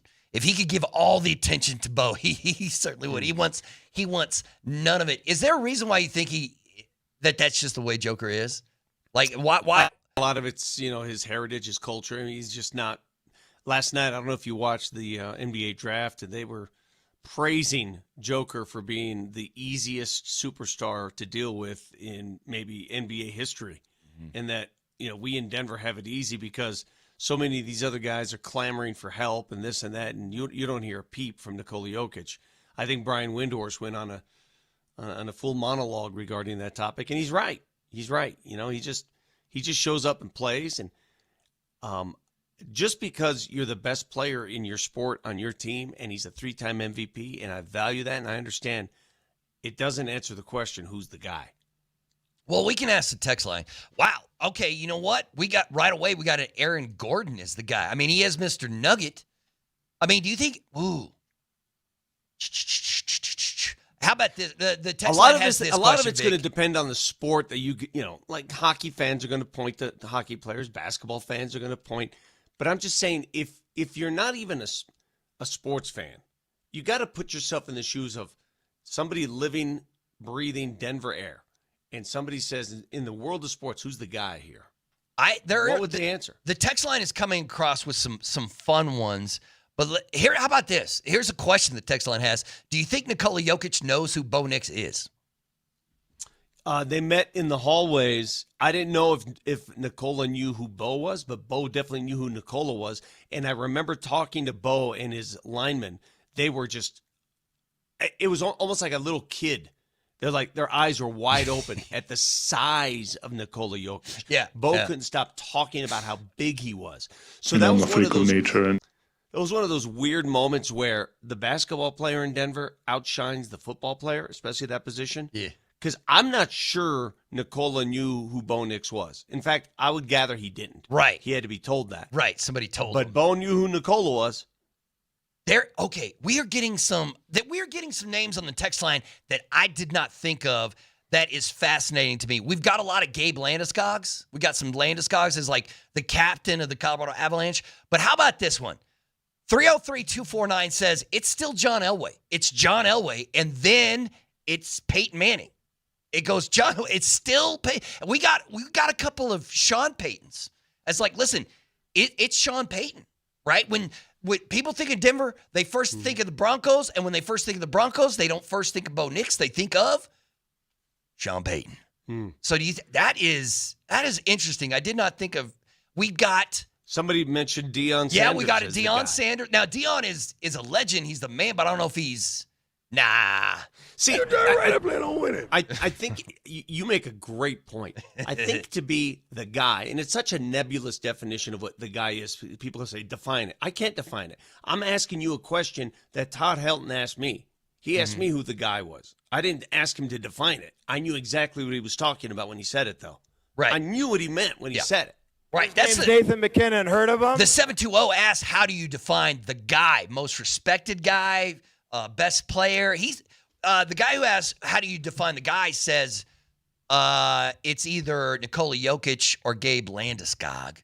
Could it be Joe Sakic? Your argument is an interesting one. Can you be the guy if you don't want to be that guy? Right. Can Joker be the guy if he's like, hell no, I don't want to. No, I don't want that on me. Like John Elway accepted being the man. John Elway for nearly 3 decades walked and talked with a swagger and played it and backed it up. There was, I heard someone talk about like greatest athletes in Colorado history. Yeah. It's not, and I laugh at that. It's not even an argument. It's not even an argument. Don't argue with me. It's not a debate. There's only one athlete that takes that ticket. There's only one. Everybody knows who it is. I don't care about your resumes. I don't care about what you've achieved. I'm talking about your value to the city of Denver. Only one guy. And you know who that is in the history of Denver. Yeah. So stop. Stop with this other bull cry. One guy, and that's John Elway. Everybody else is second. I will, yes. Number 7 is a legend, and he is forever the guy who put, Denver sports I will on not the map. debate that. And it's not on this show, it's not debatable. But if you check the text line, we're getting a lot more Peyton Mannings than we are John Elways, aren't we? Those are people that recency live bias? in the moment. Yeah, and I love that's Peyton, but recency they live in the moment. They don't know the history of the city. Yeah. I'm working on a project right now. I'm not going to tell you what it is because I don't. I'm working on a project that involves Colorado sports history. Ooh. And I can't wait to unveil it, and I can't wait to tell you guys. A hint? Just not even a little hint? Yeah, I can't. I Okay. can't wait to tell you guys about it. But I'm not going to take the votes of people who haven't seen all it. You have to understand the history of this town to truly appreciate why certain people are cast in certain roles. We got a dinger. Guess what? Kick Rock's dinger. You don't get to be on this list. That doesn't happen at all. We did get a Todd Helton though. And we got a Charlie Blackman. And I mean, who's the first player you think of, Vic, when I say Colorado Rockies? Is it Todd? Helton. Yeah, it's Todd. Helton for me. Charlie Blackman. Yeah, we got a Charlie Blackman, man. The hell? How long was he a member of the Rocks, bro? And now he's assistant to the owner, right? Does Charlie still have that title? Assistant to the owner or something like that? I think of Helton. I think of Larry Walker. Those are the two names. Vic? Know why? You know why those What? two names come to mind? Why? Well, those they're are Hall of two Famers. Hall of Famers. Yeah, Hall of Famers. I mean, let's not be stupid.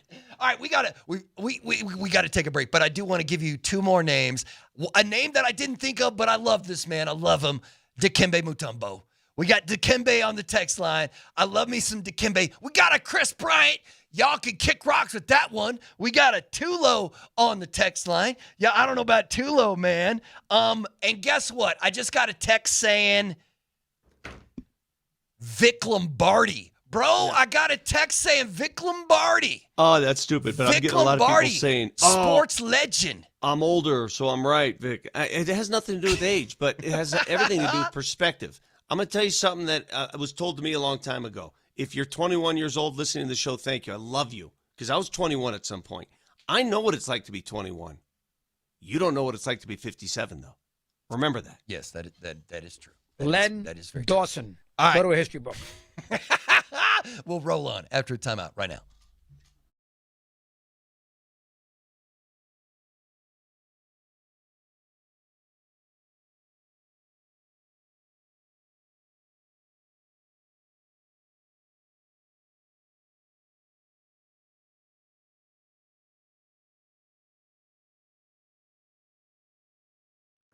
So our brand new radio station, I think it's going to celebrate 3 years coming up here in just a couple of months. And you know what I do? Ever since we've moved to this new radio station, I stop off at 7-Eleven, Vic. 7-Eleven. I'm at this 7-Eleven like 300 times a year. Moser 7-Eleven? Moser 7-Eleven. Yeah. I'm there. And you know what I've been thinking? I need to start jumping in on this Colorado lottery thing. I need to start hanging in on this because let me tell you, man, we got ourselves Play Millionaire for Life from the Colorado Lottery. Over 210,000 winners in Colorado and counting. Top prize of $1 million every year for life. I need to start hopping for life. Vic, a milli, brother, a milli for life. Let me ask you: would you quit your job immediately if you won that? I probably wouldn't. We've talked about this before. Like if you win the lottery, Yeah. I'd be so bored I wouldn't know what to do with myself. No, I probably wouldn't quit my job. But I tell you what, I'd say whatever the hell I wanted. Oh, like really? to do now, basically. Yeah. You're right. But see, you'd get got immediately, right? You can't. I tell you what, just start a podcast and market the hell out of it. Oh, that's true. That's true. You could certainly do that. You and DMac could host a show and get together and go crazy. Because what we need is another podcast. So invest in a podcast by winning the lottery. How many people at the station here? How come you don't have a podcast, Vic? Because everybody else has a podcast. Yeah, you're like, I ain't jumping into that, man. I mean, you got your own studio at the house. Would you if you won the Colorado Lottery? Yeah. $1 million a year for life. Mm-hmm. How pimped out do you make your I've already in-home pimped out the studio. No, the it looks studio's good. better than your studio. And you're in the station. No, you're probably right. Yeah. How big is that? Could if you and Moser decided to host a show together, could they do it at the house? He's been here. We've done a show from my house before. I remember. Didn't you and Gary Shapiro host a show from your house? Gary Miller. Who's Gary Miller, Shapiro? Yeah. Is he Gary Shapiro? used to work at Channel 9. Oh, Channel 9. This is right. supposed to be an ad for All the right, lottery, my Berto. bad. Colorado Lottery. Let me get back to it. Let me say it. Millionaire for Life from the Colorado Lottery is here. Over $2.5 million in prizes have been won so far in Colorado. Now's your chance to win $1 million a year for life. We're drawing 7 days a week. Every day is your chance to win.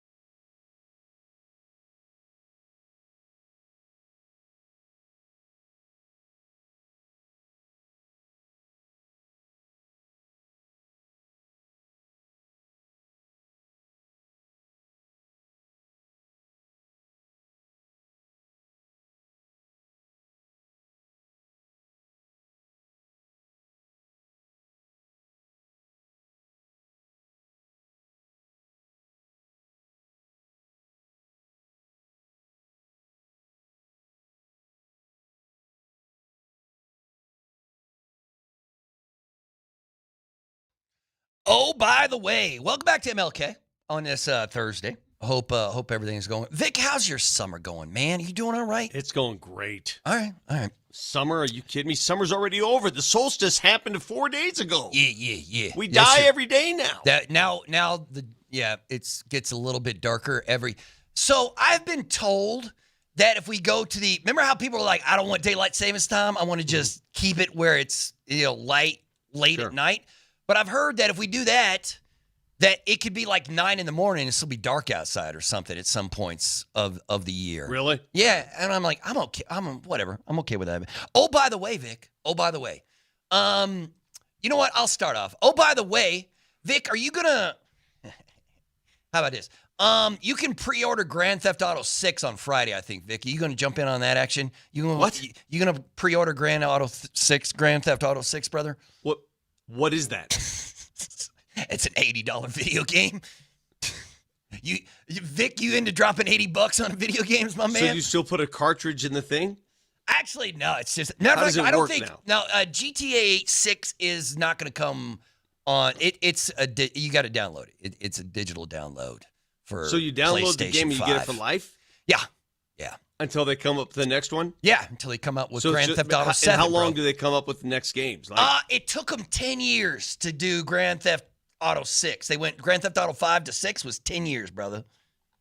So 10? I take it you're a loyal gamer. Oh yes, I will be playing it. I'm just wondering if that's like how much do you spend? I'm just curious. Once again, I do it all the time. How much? Like give me your day. How much time do you spend I'll gaming? play some video games today. I played yesterday. I'll play in a couple of. Yeah, I love me. It is my zen place, man. I'm not trying to be judgmental. I'm just wondering how you run your day. So when you're done with work, you go home and to just sort of get down and get at ease, you throw in a game. Yeah. For how long? Yeah. Oh, hours at a time, man. I will zone out. How many hours? Oh, well, it just depends. I mean, during the seasons, it's only a couple hours at night. But like now during the summer, and I'm off at 10 o'clock today. Well, okay, I'll play when do you 4 or 5 work out? hours today. When do you work out? Usually in the mornings, but obviously not this one. I'm not going to go for a run at like 5 a.m. So you out, you work, and then you play video games. Yeah. Then I'll pop a couple of Coors Lights, and at night, I'll order some Torch Pizza or something. When do you play golf or dunk hoop? I don't play golf anymore, man. I can't remember. The last time I played golf was last year. Right, when do you socialize? I don't. I don't understand you people who like to talk to other people. It's just confusing as hell, man. Just all kinds of confusing. All right, so we got it down. Yeah, great. Oh, by the way, Nelson, what do you got? Oh, by the way, don't you, Nelly? What do you got for me? Oh, by the way, the New York Knickerbockers published a list of everything that happened during the draft for them, right? Because there's all these picks that get shuffled around, and they came up with a list of this is everything we ended up with.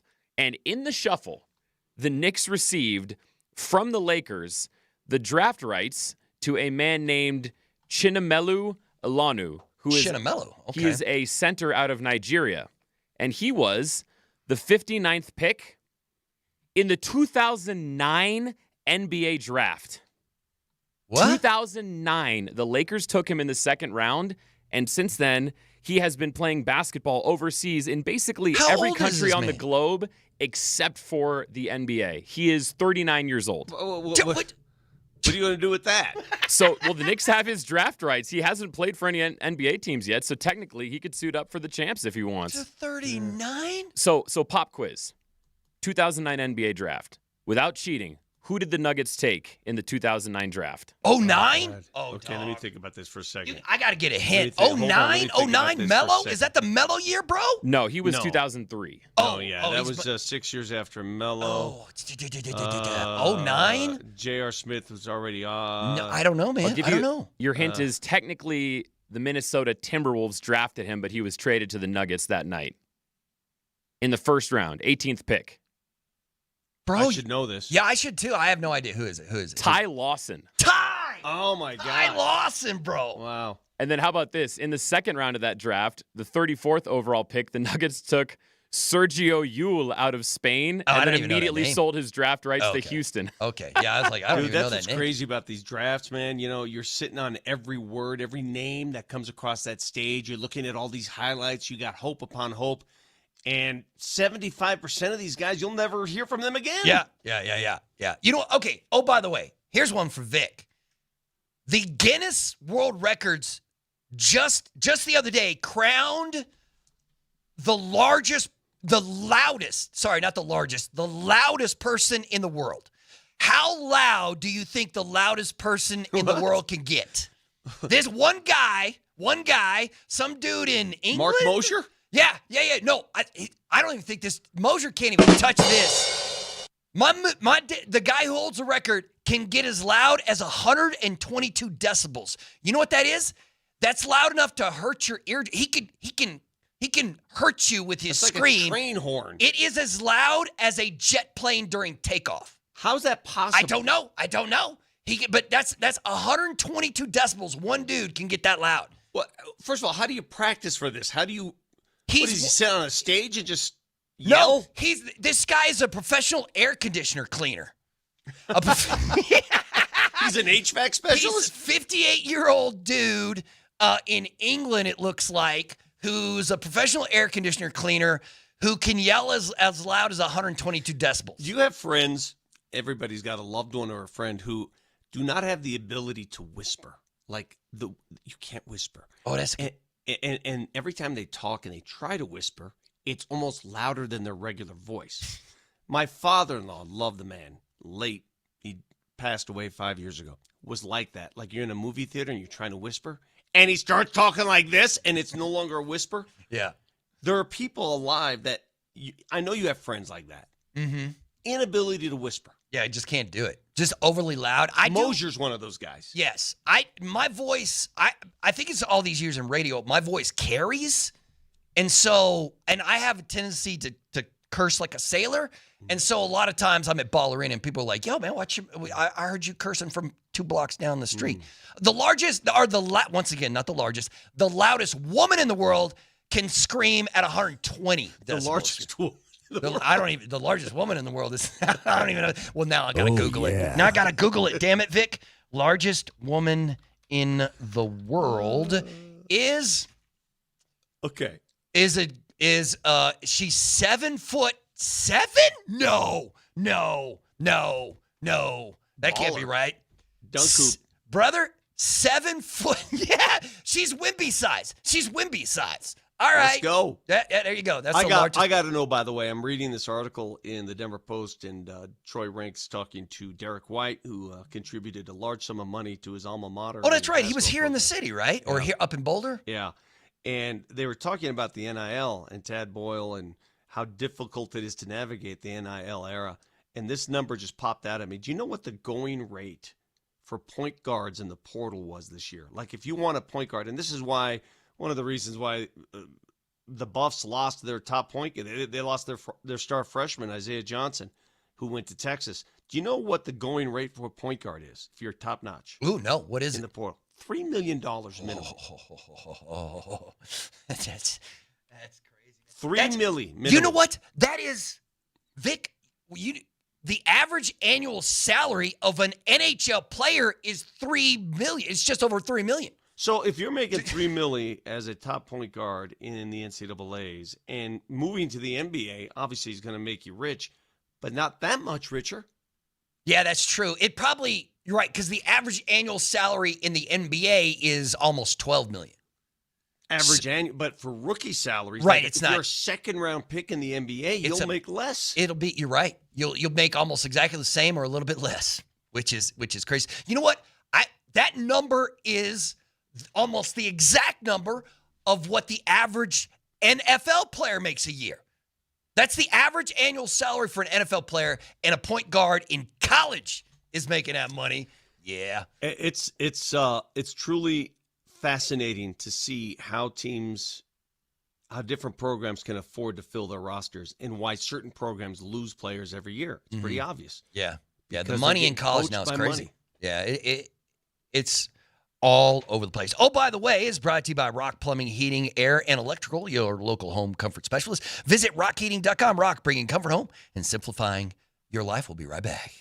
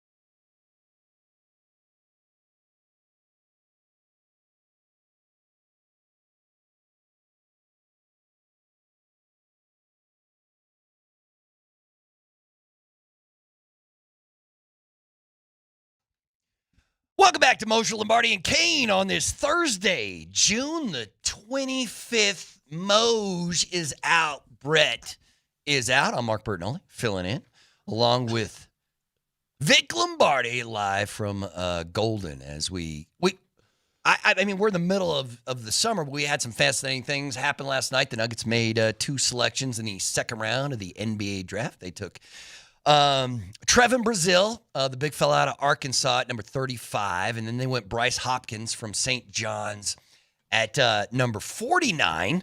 The Avalanche made a trade yesterday. They sent Jack Drury to Nashville for 2 young players, Fedor Sveshkov and Zachary LaRue. The NBA just had a massive deal go down. By the way, it's Zachary. Yep, Zachary, not Zachary. It's Zachary LaRue. Okay.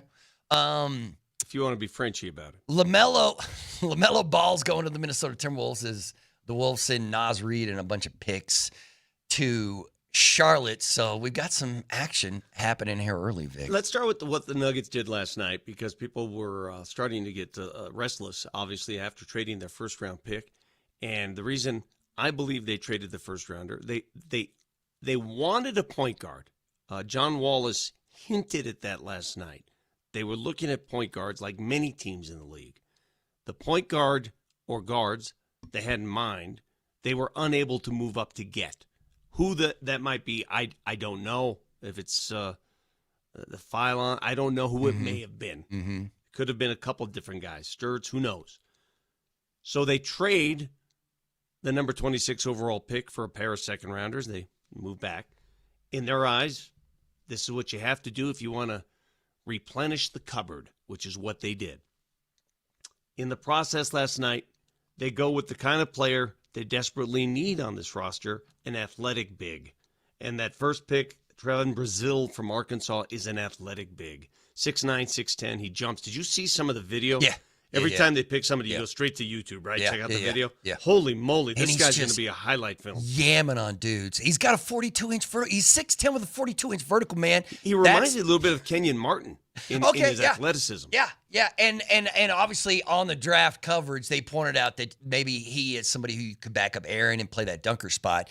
And that if Joker and him get a connection, and he's the kind of guy that you just throw the ball anywhere near the rim and he will go and get it. Let him finish. So let him block shots, let him finish. And that's exactly what his role will be on this team. If the Nuggets were looking for a point guard in the draft and couldn't find one, are they now going to have to go? Like, I think we're talking about the Knicks who just won the title. Like, they bring in Jose Alvarado to take some of the ball handling duties off Jalen. So Jalen isn't doing everything. He's not handling the ball and scoring and passing. And it seems like that way with Jamal as well. Like, maybe you bring in a point guard and you can play him next to Jamal, and then Jamal can be a primary scorer and doesn't have to handle the ball as much. But when I take a look at the NBA free agent point guards, brother, they're just not there. And I don't even know if the Nuggets would have money to sign one of these dudes, even if they were. And they're going to have to make a decision here because they have a player option on Jalen Pickett. And last night, Ben Tenzer and John Wallace were asked, and they're not going to tell us at this point. But that decision will speak volumes about what their intent is at the backup point guard spot. Right. Right now they can bring back Tyus Jones. Yeah. I mean, that's probably a better option. I mean, seriously, the point guard market out there right now, you'd have to trade for one. Like, is Russell Westbrook.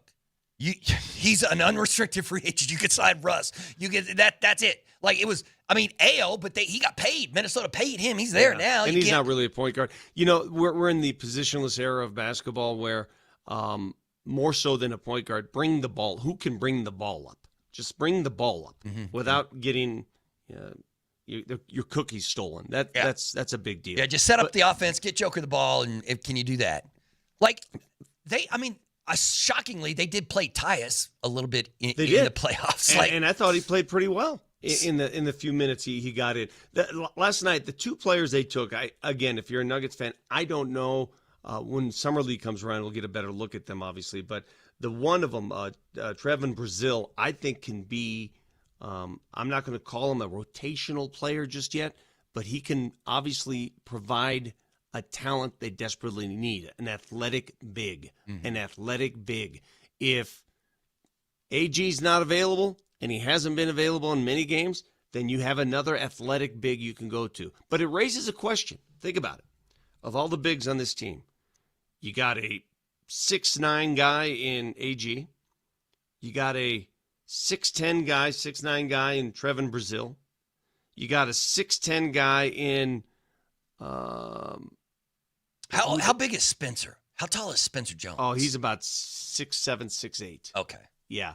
But he would not be I guess you could put him in that fold, I guess. Well, are the Nuggets aren't in a Timberwolves position, are they? Where you're like, you don't have enough bigs. You're looking around. No, I'm saying they have too many at that particular position. They have a 6'9", 6'10" guy in Zeke Naji. Oh yeah, I guess you're right. So you're right. They have a bunch of what would normally be considered a power forward in the NBA, but you're right. We're not like. And the name I'm forgetting, remember, didn't play much. Didn't play at all his rookie year, and didn't play much last year. The guy their last first round pick. Oh, you're talking about Duran. Yes, you're right. So how much that's does Duran play four this guys that essentially play the same position, right? Yeah. One of them's got to go. Yeah, I was about to say, they're gonna make a deal. You can't have that kind of backup at that. But they're gonna have to do something about it. Well, first and foremost, they should most be focused on signing Peyton, right? We both agree. It's sign Peyton Watson and then figure out the rest of your roster, right? Well, you asked me the question earlier, what happens if that doesn't work? Yeah, we never talked about it. What happens if it doesn't work? Yeah. What happens if either the LA Clippers or the Lakers or somebody says, we want Peyton, we're going to give him $30 million a year? That's just it. I mean, I don't think you want to get into a bidding war if somebody's ultimately very desperate to get him and you exceed a number that makes you comfortable. I don't know if you want to go there, and you better be ready to pivot, I guess. The reason why it's a huge story for the Nuggets. So if the intention is to bring back Peyton Watson, and they've made it clear that is their intention. They said it last night. They've been in contact. They've been talking. That is the intention. If you can't bring him back, who's on your bench? Yeah, exactly. What's option two? Where do you go? Then you're in a world of hurt. Bench-wise, especially. Because even if you consider Peyton a starter, right, I think that's one of the factors he has in his mind. He wants to play for a team where he gets the most minutes, where he can start. Yeah. Remember, Peyton Watson is younger than the two players the Nuggets drafted last night. It's so dumb. Peyton's 23. It's so stupid. He's still at the start of his career. Mm-hmm. So if you sign him and make him a starter and then somebody moves to the bench, that fortifies your bench a little bit. If you can't sign him, I don't know, man, that's a lot of players they got to fill. Yeah, what do you do if they you can't sign Peyton? They got to backfill a lot of spots. Do you think, I have no idea because I didn't consider this at all. I just assumed that if the Nuggets could find the money, Peyton would sign. Does Peyton want to come back and be a Nugget? Or does Peyton want to go to L.A., and be one of the primary scorers for the Clippers or something like that? And I only bring it up because, I wanted to swing on Bobby Marks last night during the second round of the draft. First off, shout out to Malika because hosting that can't be fun. No. Man, because, every pick, she was like, actually, this isn't Atlanta's pick, this is Memphis' pick, or actually, this is, that was and Bobby Marks, three times last night kept suggesting to these other teams that they should put together a package for Peyton Watson. I was like, shut up, Bobby. But that, once again, if a team comes over the top and the Nuggets can't match that, what do you do? What is your next option? It's funny because I think some of the signings that have taken place in the NBA actually help the Nuggets' cause. I think the Lakers are all in now on, LeBron's going to come back there. I'm not sure if they have the funds to sign Peyton. Other teams might, but the Lakers, I think, have shopped themselves out of it. You wonder with the T-Wolves, now that the T-Wolves are a bunch of guards, they could use a big or two. Are they willing to take Zeke Naji off your hands? And especially since the T-Wolves gave away a bunch of draft picks, you might need to attach a second rounder with that. There's still a lot of activity that's going to take place in the next 10 to 2 weeks, 10 days to 2 weeks. And that's where the Nuggets are going to make their mark. I asked for the timetable last night. I said, what happens next? Well, you know what? The trade game happens next. That's their next move. Conley was a member of the front office when the Nuggets drafted Zeke, right? So he might be one of those guys who's like, He I like, drafted him. yeah. He's like, he might like Zeke more than the current Nugget front office does, and maybe you could swing that deal. And you know what? We've seen. Listen, I don't want to make this sound like we're bashing Zeke Naji because he had some moments of glory last year, and it might be a situation where if he's given a consistent opportunity, he can find consistent minutes and provide a consistent product on the floor. His issue in Denver with this team is the inconsistency, which is born out of his play and his opportunity to play. So if he goes somewhere where, hey, man, you're assured you're in the rotation. You're in the rotation every night, and you're going to get 10 minutes, whatever. He could become a better player. We haven't seen it here because we haven't seen him consistently. Right. If he got minutes, could he be somebody? Bro, in the month of January, I still consider January the best month for the Nuggets. That was the one that everybody was hurt.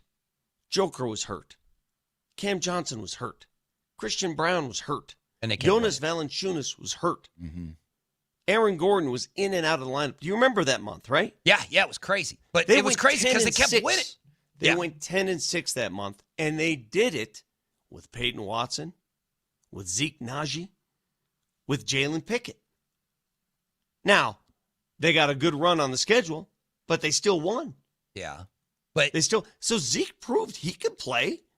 What do you say to the fans that think that you're paying Peyton Watson for what he could do, not what he has done? Well, that's sports, though. That's what you bank on. Yeah. Right? Yeah. Sometimes you hit, sometimes you miss. That's sports. Yeah. The Rockies signs Chris Bryant. Chris Bryant for what he could do, and it didn't work out that way. I mean, that's but yeah, that's exactly what it does. We need People a full are saying KB. Peyton didn't earn it because it was just 2 months there that he filled in and went off. I'm gonna tell you what But, earning is. yeah. In this world, earning is whatever someone's willing to pay you. Yeah. That's what is another team willing to pay him? Yes. Yes. Well, then you've earned it. Yeah, he's gonna make That's over the- 100 that's the million. story, Yeah, right? He's gonna get he's gonna get well over 100 million in his next contract. But all right, let's do this. We got to take a timeout. When we come back, we got some NFL to get to. I want to talk a little PGA. I want to talk a little Wyndham with Vic. We'll get all that coming up next right here on MLK.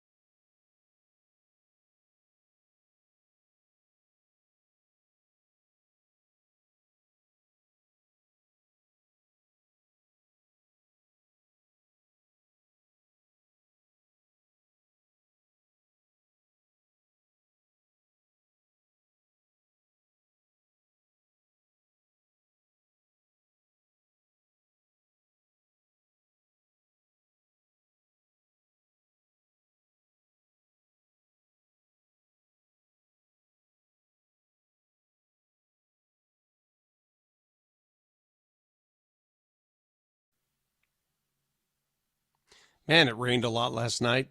A lot of water, a lot of moisture, but water ain't free. Water sometimes leads to damage. Water in the home. You need a plumber. You need the best around. You need somebody that is fair. Call AAA. AAAtoday.com is the website. AAAtoday.com. We have called AAA several times for our plumbing needs. One time, the missus wanted to heat in the cold shower. She said it gets too cold and it can't warm up, so we added an element. AAA took care of that. Lately, she wanted better water to drink. We got a water osmosis system that they put in. Affordable, easy, and quick. Call AAA. AAAtoday.com. Online, every service you need. Electric, heating, and plumbing.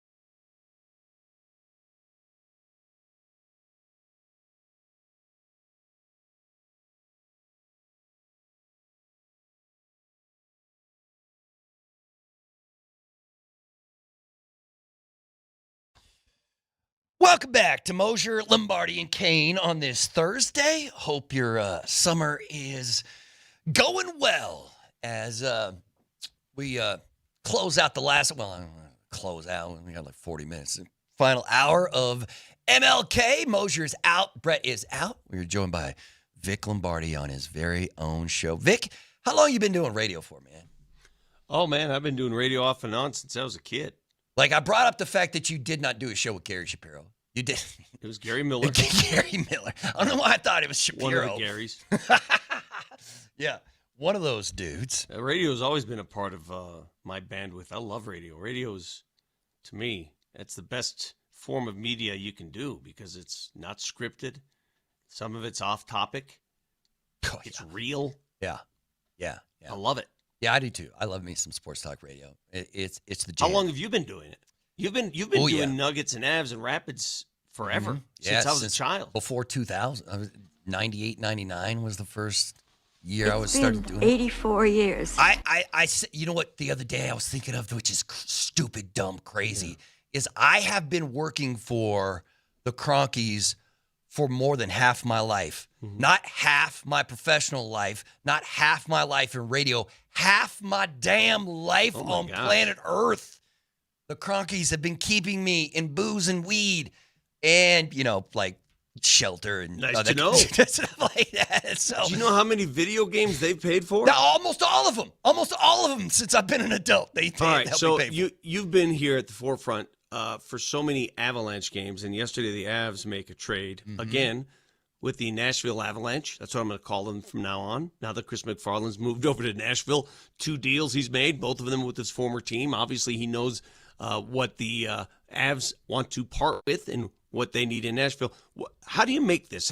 The deal they made yesterday, sending Jack Drury to Nashville for 2 dudes, why? Who? What? Well, you couldn't afford Jack Drury.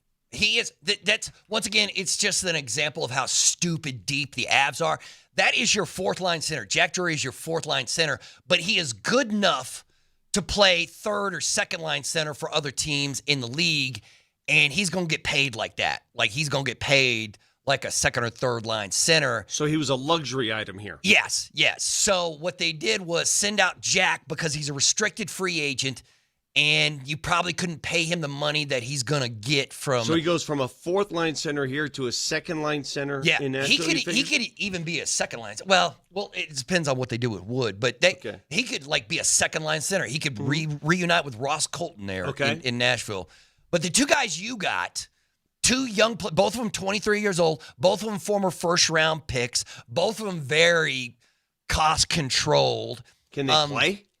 Well, see, yes. Here's the crazy thing is they have a high ceiling, especially Svechkov, the center that they got, and LaRue, the forward that they got, has got all the nasty in the world in, and that's a bad man. That's a bad man. And not like just, hey, I'll drop the gloves if you need me to. I'm talking about a dude who will run you, who will truck you, run right through you. Yeah, he will do anything it takes to make you feel pain on the ice.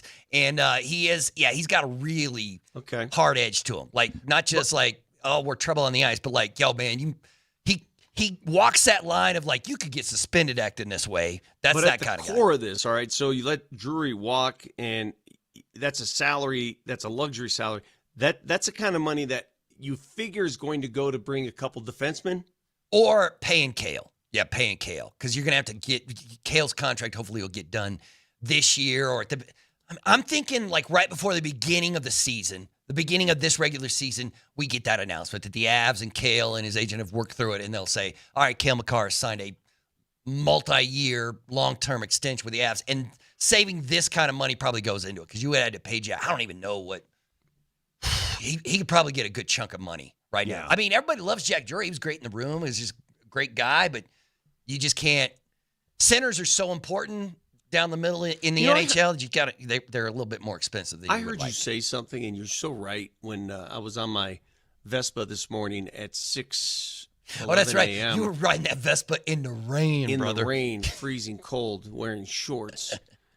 You said something that I thought resonated because everyone's always trying to find people to blame why you lost, why this happened. And the blame could go around to everybody. But the bottom line in that Vegas series, and again, you could play that series 10 times over, and I don't think the Avs will get swept. Mm-hmm. Not going to happen. It's just a fluky situation. But whatever. Fine, it happened. Top players got to play better. Yeah. Like, I think instead of the fan base is calling out like Marty Natchez and Brock Nelson and Nas and whoever else and Val. And I'm like, everybody played bad over those. Everybody played bad. And in that situation, your best players have to be your best players. And if they're not, then this is what happens. You lose 4 straight and you get and you crash out of the playoffs. So, yeah, it's hard to like, I don't think you can look at that series and point to different players and say they were the issue because everybody was the issue, right? Everybody was a problem. Like the offense was an issue and the defense was the issue. I would say the only thing that wasn't too bad was the goaltending. But then again, sometimes they were left to hang out. There was a lot of odd man rushes in those 4 games. It was, although there was a lot of odd man rushes in the entire Stanley Cup playoffs this year for some reason. I don't know what that's about, but it was, yeah, it's like, I think it's probably why I think what Joe and the Avs are doing is a little bit gutsier than what I would do because I overreact. I would have freaked out. I would have blown some stuff up. I would have made some changes in the top 6, and the Avs aren't going to do that. And then when Joe, after the season ended and Joe addressed the media, I think he made some really good points about how it was just, listen, it was 1 week of bad hockey. We can't just, freak out and hit the panic button because over 1 week. So you keep it together. You make a few minor changes, and then you're good to go. I mean, Vic, how would you have handled it? I mean, this is the smart way to go about it, but is that how you would have done it? Well, I still like the Avs roster. Again, it's a different story than we're talking about 2 franchises who obviously underachieved in the postseason, but I think the Avs roster is still loaded enough to make another run at it. I really do. Mm-hmm. I think a tweak here and there. Play me that Vegas series again and again and again and again, and there's no way it ends up that way. It just doesn't. Mm-hmm. So I'm fine. Let me tell you this. The Avs presently constructed, they're going to go into this regular season as one of the Cup favorites. Yes. We know that. Yes. You know that. Yeah. So what are we changing here? Yeah. I mean, so why mess with? If you're going to be among the Cup favorites, what are you doing? You're fine. Just when you get there again, you got to be ready for that style of play, I guess. Yeah, I think that I get the fans who are upset because you got swept. You got swept by Vegas, and there's nothing good about it. And you didn't look good doing it. So I understand the freak out, but I think this is probably the gutsier move, just saying, no, we know this is a good team. We know this roster can win the whole thing, and we are going to run it back with just a few minor tweaks. So, yeah. Everybody says, yeah, but it's 4 years of it, though. But it's 4 years of still having this collection of talent. Do you want to disassemble it now and then just take a chance? I mean, when do you panic, I guess is what I'm saying. I panic when I know that talent is washed. This talent's not washed. Yeah. Right. Well, it's not washed. I panic if they can't re-sign Kale, but that's probably the only thing that I would panic about. But you're right. I mean, how many do you think the Avs fan base really wants them to like trade Brock and trade Natchez and move Arturi or get something else for not? Like, do you think there's a bunch of Avs fans out there screaming and yelling for them to make major changes? I don't know. Pro sports is crazy. There are certain organizations that just sort of take it, just take it easy. Just patience. We'll break through. And then there's other organizations. You saw what happened with the Minnesota Timberwolves this morning. Yeah. Massive trade changes. Let's try it again. Let's try it a different way. There's different ways around it. The New York Knicks just won an NBA championship with a bunch of free agents. Yeah, that's true. That's not a developed squad. That's not a drafted squad. There's a bunch of free agents that came together. You're right. I didn't even think about that. But, yes, it is a bunch of guys who were not drafted and developed by the Knicks who just helped the Knicks win a title. I think the Avs are fine the way they are in terms of winning in the regular season, and then the postseason is a crapshoot. You got to make sure you can adapt to different styles. And I think that's the changes they'll make. A couple burly defensemen who can adapt to a different style. But do you get now I ask you this. Do you give both the Avs and the Nugs one more season before you hit that panic button? You say, all right, you know what? I have faith. We'll give you another season. But if you don't get it done now, like, you don't understand what I'm saying? Like, you're right. I see it. I think the Avs are in a better situation personnel-wise than the Nuggets right now. The Nuggets have many more questions because of the competition around them. All right, I'll give you this.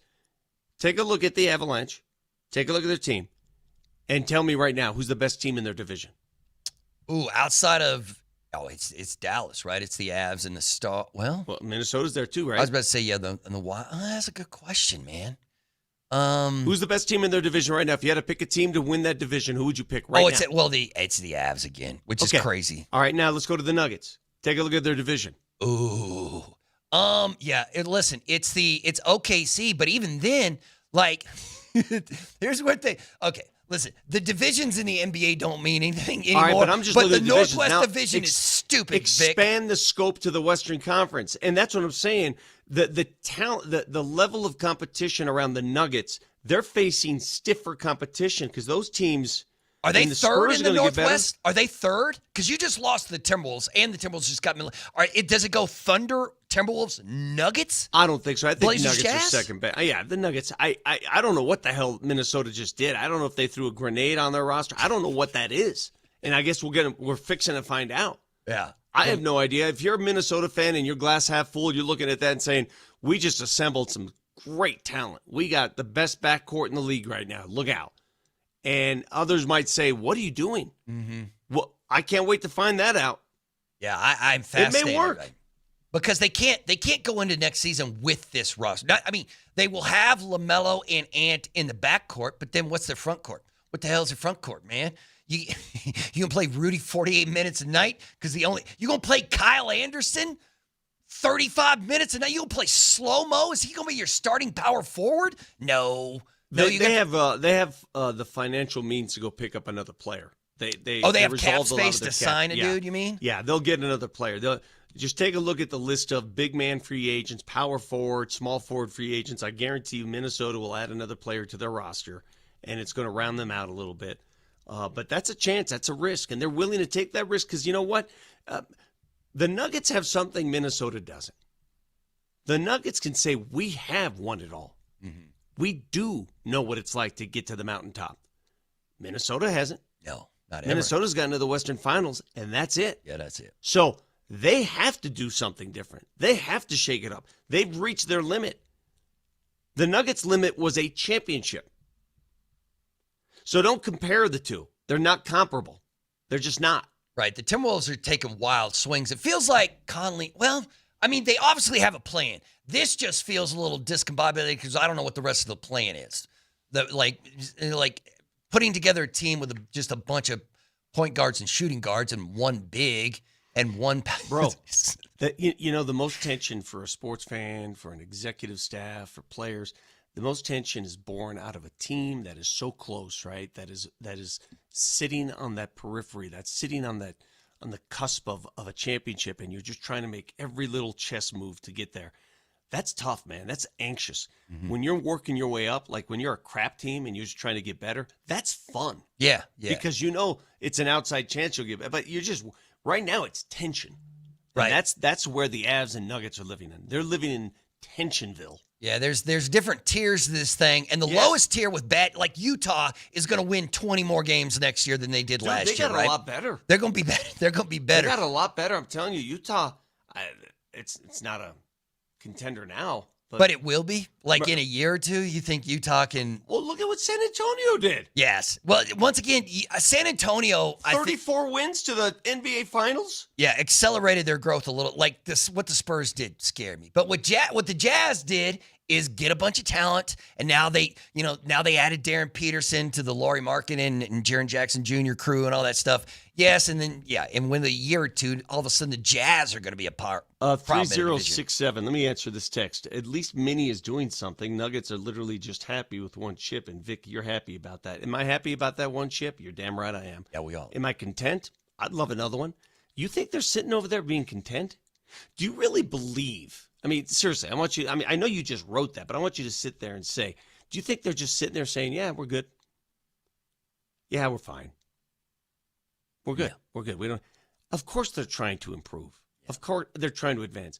But there's steps along the way. There's things you can do and things you cannot do. There are huge decisions to make. Do you part with the player that helped you win that chip? No. Do you I mean, I don't know. Maybe you do. Maybe you do. But those are decisions they have to make that, guess what? Minnesota doesn't have to make those decisions. Mm-hmm. They can part with Julius Randle. You know why? He never won them a championship. They can say goodbye. I want to stay on Drury. Yeah, they can say goodbye to Naz Reid. You know why? He never won them a championship. Yeah. Yeah, but I mean, it's a little easier to make those decisions when you fall short. I get it, but you understand why Nugget fan is kind of like freaking out. Like, show me something, do something, baby. Show me something. Of course. I mean, everybody is. But it's a different argument. Because the players you have proven they can do it. Mm-hmm. They have. Mm-hmm. Their players have not proven it. Right. Ant's great, but he hasn't won he hasn't won anything. So anyway, another quick timeout. We will roll on with MLK after this.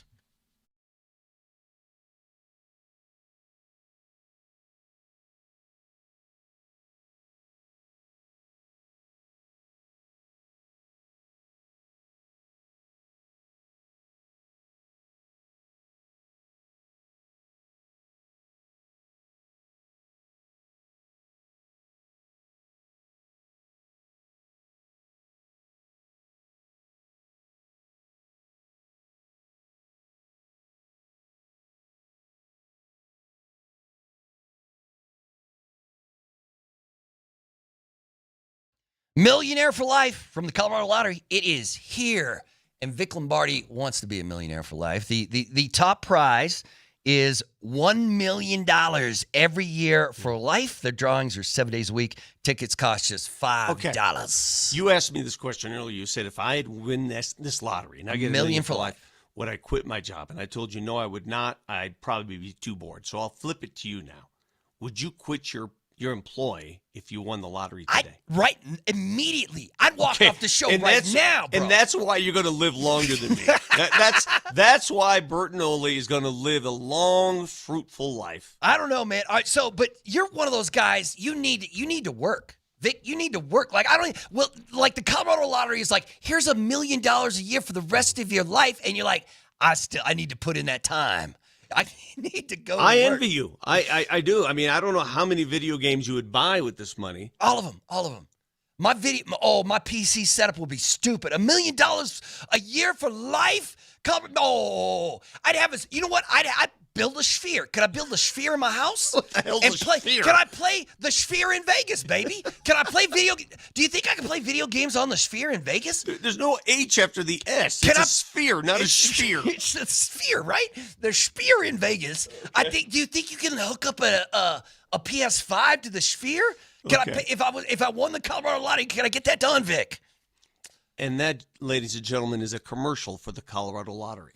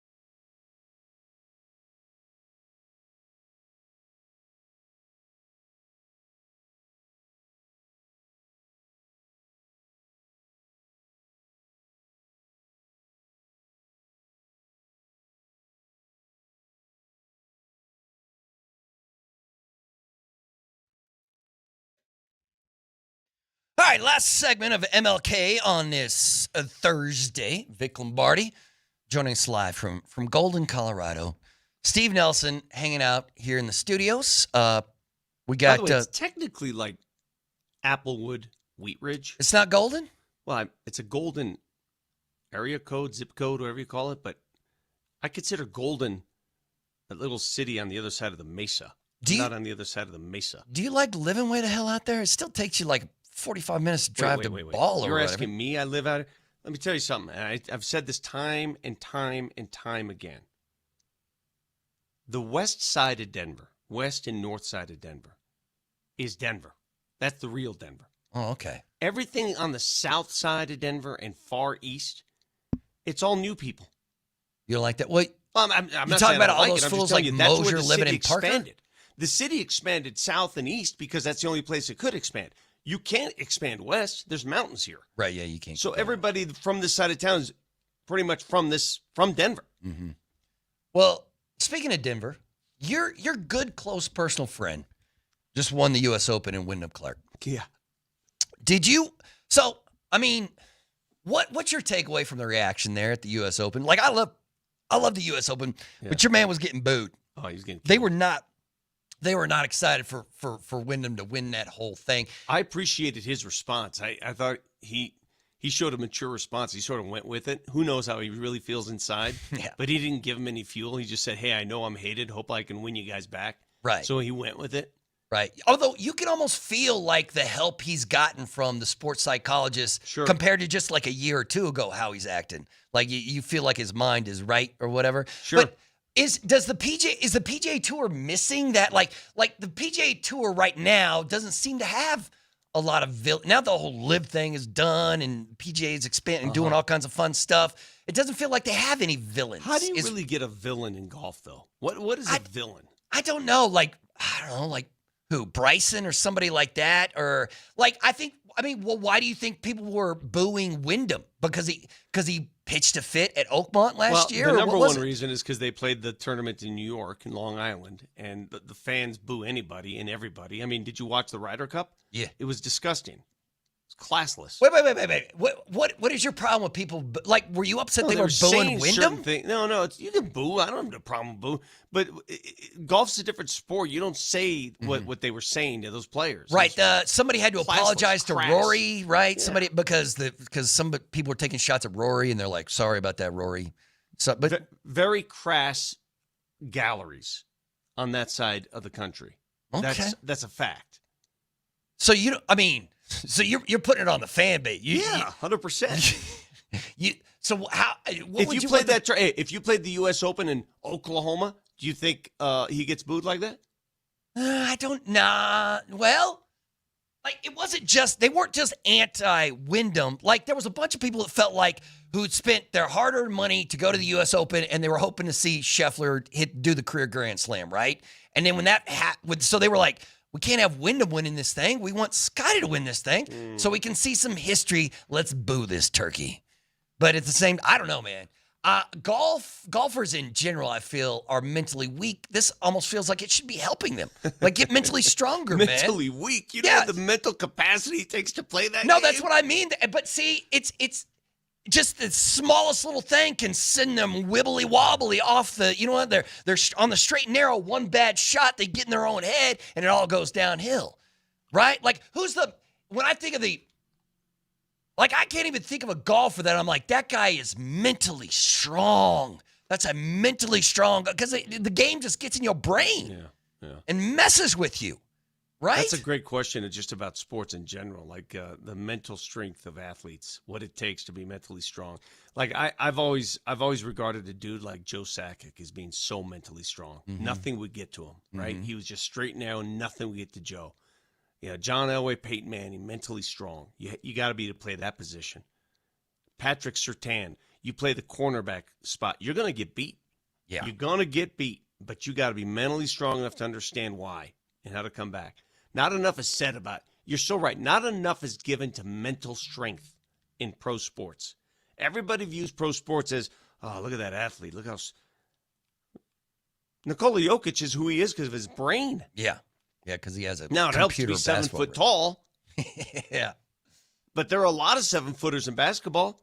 But see, I feel like that was one of the issues in the first round for the Nuggets this year. Mental weakness, because the Minnesota Timberwolves called you out and you did not have a response to it. You just didn't have a response to it. Like, you know what I mean? So that, mentally strong. And for golfers, it's just not, just the smallest little thing can send them spinning right off. Somebody made mention of this, and it got me thinking. Somebody said, because Minnesota, the Timberwolves, have made these moves and they need some front court help now, and they do have money to work with, might Minnesota try to steal Peyton Watson from this roster? You know what? Now, Tim Connolly did not draft Peyton Watson. That was a Calvin Booth draft pick. Oh, okay. So it was Calvin who picked Peyton. Okay. Calvin. Okay. Calvin's first year. Because we were just talking about Zeke, and Tim was the GM when they picked Zeke Najee, right? Yes. So, I mean, I do believe that Tim Connolly still probably looks at some players on the Nuggets and being like, Man, I wish I could go steal him from Denver. But I'm not sure. Like, if you get a call from Conley, do you listen to that if you're the Nuggets? You know what I mean? Like, you're in the, like this is a division rival. Yeah. Do you really want to do deal? Do you want to make them better, even if it makes you a little bit better? I don't know, man. That's a great question. There's not much dealings going on in this division. Right. Like, do you want to do a deal with OKC just because they got a lot of picks? Like, Yeah. or do you want to make OKC a little bit better? Well, it sucks. It sucks to know this, that the next 2 first-rounders that the Nuggets have, guess who owns them? Oh, Take a is look it at- OKC? Yes. Man, yeah, the NBA is crazy. Why do you? I mean, this. I have no idea if you have this answer, but can you tell me why you think that the players and the owners agreed on this CBA that we are currently dealing with that I hate? Well, I think for the owners, it gives them restrictor plates on spending, and they're right there in front of you. Yeah, And it's easy. And, it was designed initially to avoid the Golden States of the world who could just outspend everybody. So it was designed to allow parity. And in that respect, it works. 8 straight champions, successive champions, and no repeat champions. So it worked.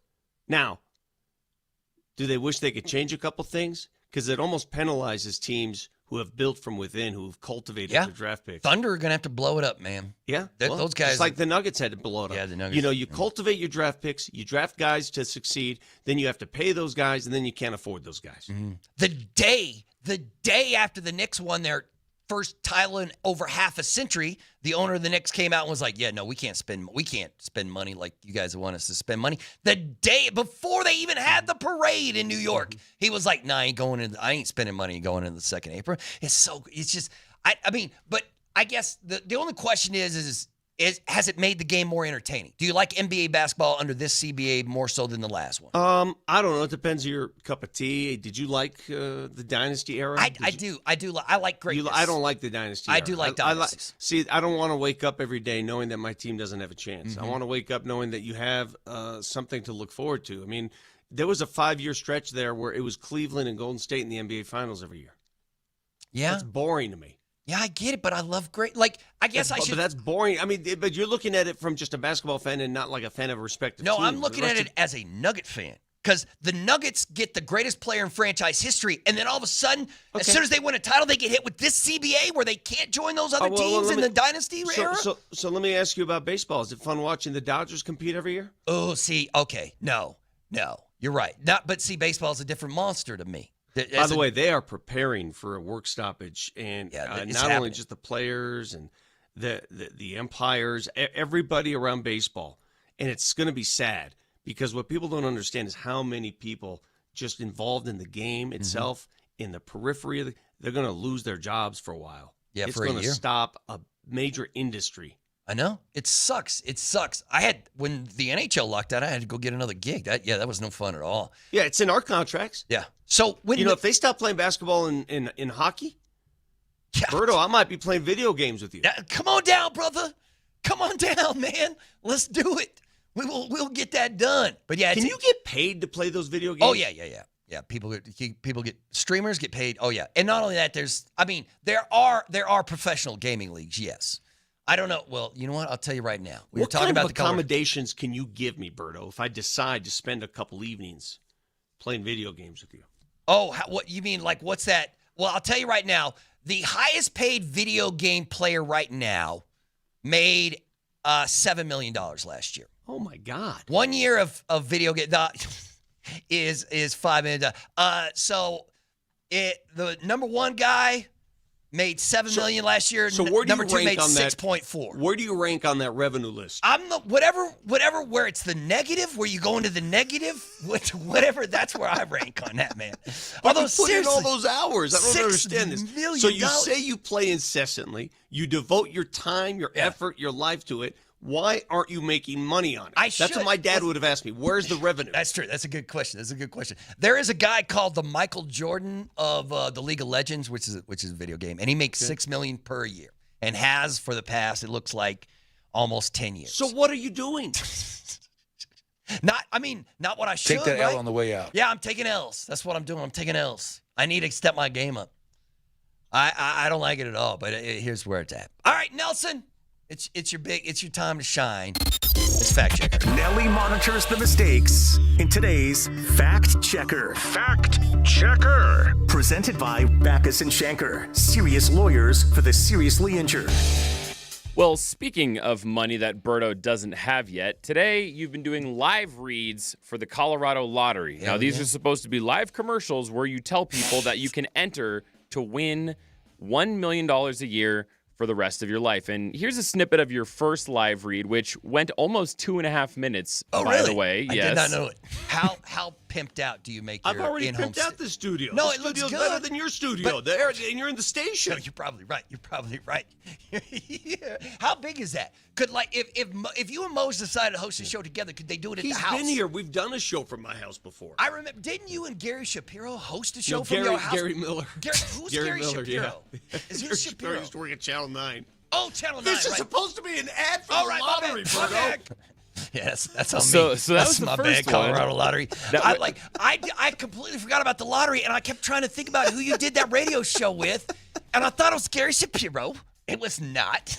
Well, the second live read, you created a new word, Berto. $1 million a year for life? Oh, I'd have a. You know what? I'd build a sphere. Could I build a sphere in my house? What the hell's and a play? sphere? Can I play the sphere in Vegas, baby? Can I play video? Do you think I can play video games on the sphere in Vegas? There's no H after the S. Can It's I- a sphere, not a sphere. It's a sphere, right? Because there's a sphere in Vegas. Do you think you can hook up a PS5 to the sphere? Yeah, I want. I bet you could. Could I play? You know what I mean? Could I play Call of Duty? I'm going to outside pronounce of it the sphere for the rest of my life sphere? now. That is so much better Have than you ever sphere. been to the sphere? I've seen the sphere from the outside, but I've never been in it. But you've never been in it. Yeah. Because Moser's gone to 2-3 concerts at that thing. Yeah. So is Connor. It's crazy. But anyway. All right, that is Moser, Lombardi, and Kane on this Thursday morning. I hope you enjoyed it. For Vic Lombardi and for Steve Nelson, I'm Mark Bertinoli. The morning sprint is next. We'll be right next, not neck. And we'll be back at it tomorrow. Do you think I can play video games on the sphere in Vegas?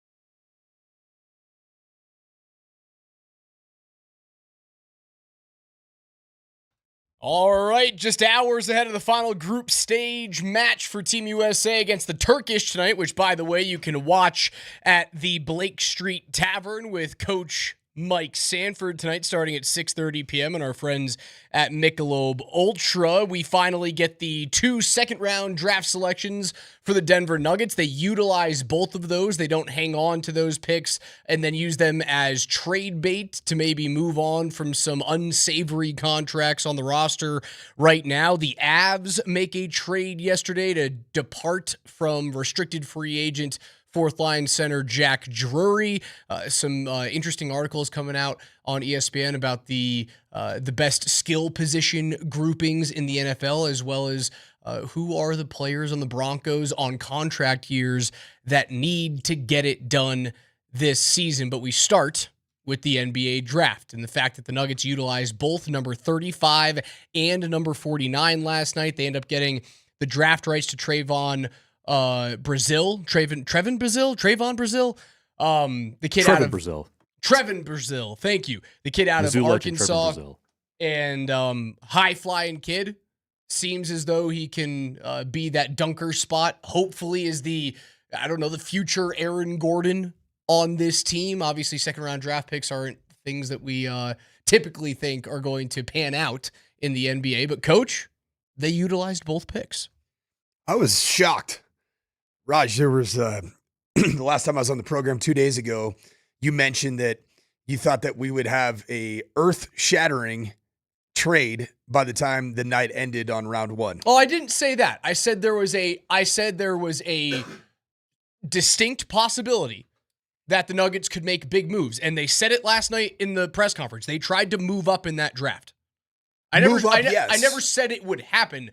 You asked me, hey, is there a possibility? And I went, yeah, there's a possibility they could trade Aaron Gordon. They could trade Jamal Murray. They could move away from Zeke Naji. They could Johnson move up even, in the first. right?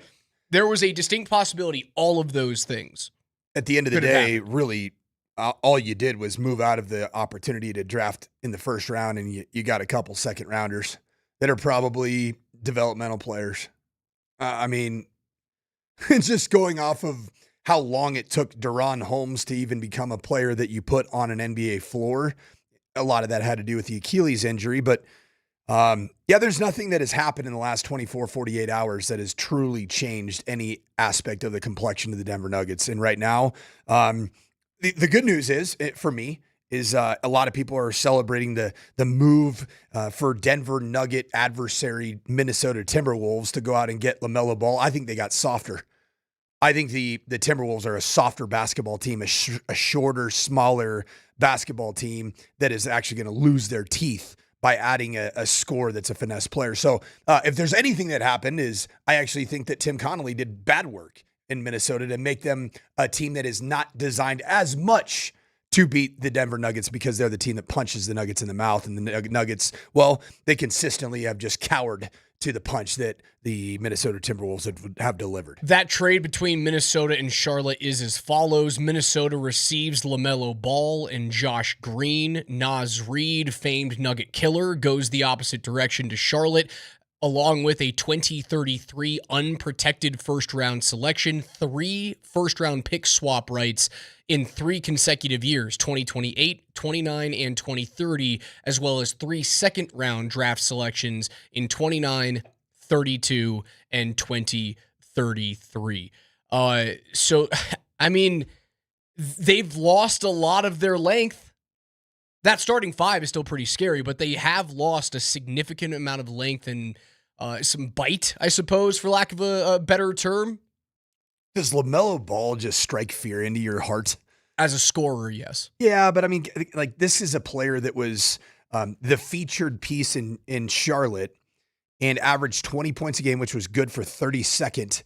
But he did that with 40% shooting, which is only good for 123rd. So yeah, he's a volume shooter. There's only one ball between him and Ant. No doubt. And I think that's actually going to be a problem. Tim Connolly, I think, actually made some bad moves. That's just my own humble opinion. Although he's probably starting to think about, okay, we are the Nuggets killer, and we're pretty dang good at being a thorn in either OKC or San Antonio's side going forward, but we're not going to beat him. We're not going to get past those guys with the scoring we have. That's a really good point. Connolly and the Timberwolves are looking at Denver and going, we've aced you. We got you. We don't have to worry about you anymore. Yep. We see you. We've got your number. We got to go after. We're not the other worrying two. about beating you guys. That'll happen. That's a given. We'll beat you guys. We now get to look at Oklahoma City and San Antonio. That's a sneaky point. But I think in doing so, the superpower that is the Minnesota Timberwolves versus the Denver Nuggets might have been a race because Naz Reid was that guy. Naz Reid was that player. So all signs are pointing towards what I believe is going to end up happening. I don't believe anything's going to happen with Jamal Murray. Okay. Continue. I don't believe anything's going to happen with Aaron Gordon. Okay. Continue. I believe you're going to end up shedding Cam Johnson. Obviously, Jonas Valanciunas is on his way out. He's already signed a memorandum of understanding with the new Olympiakos, Galifianakis, whatever we want to call it, team in Lithuania. I don't really know. What the heck is Zach Galifianakis doing these days? I don't know. He's probably on the Zempic. What a great 6-year run that dude had with the Hangover movies. Yeah, it was a good move. Good era for He had him. a Will Ferrell movie tied in there, The Candidate. Wasn't that it? They ran against each other for, a Senate seat or something crazy like that. I don't know if it was presidential, something like that. What is he doing now? What is Zach Galifianakis up to? I guarantee you that the guy's been on the yab. He's probably down about 80 pounds. Everyone in Hollywood. Jonah Hill's he looks like have you seen pictures of Jonah Hill? Galifianakis is just The Rock now. Did the exact opposite of what Brendan Fraser did for The Whale. He went peptide therapy. He went with the Tyler Polumbus plan. There's no doubt about it.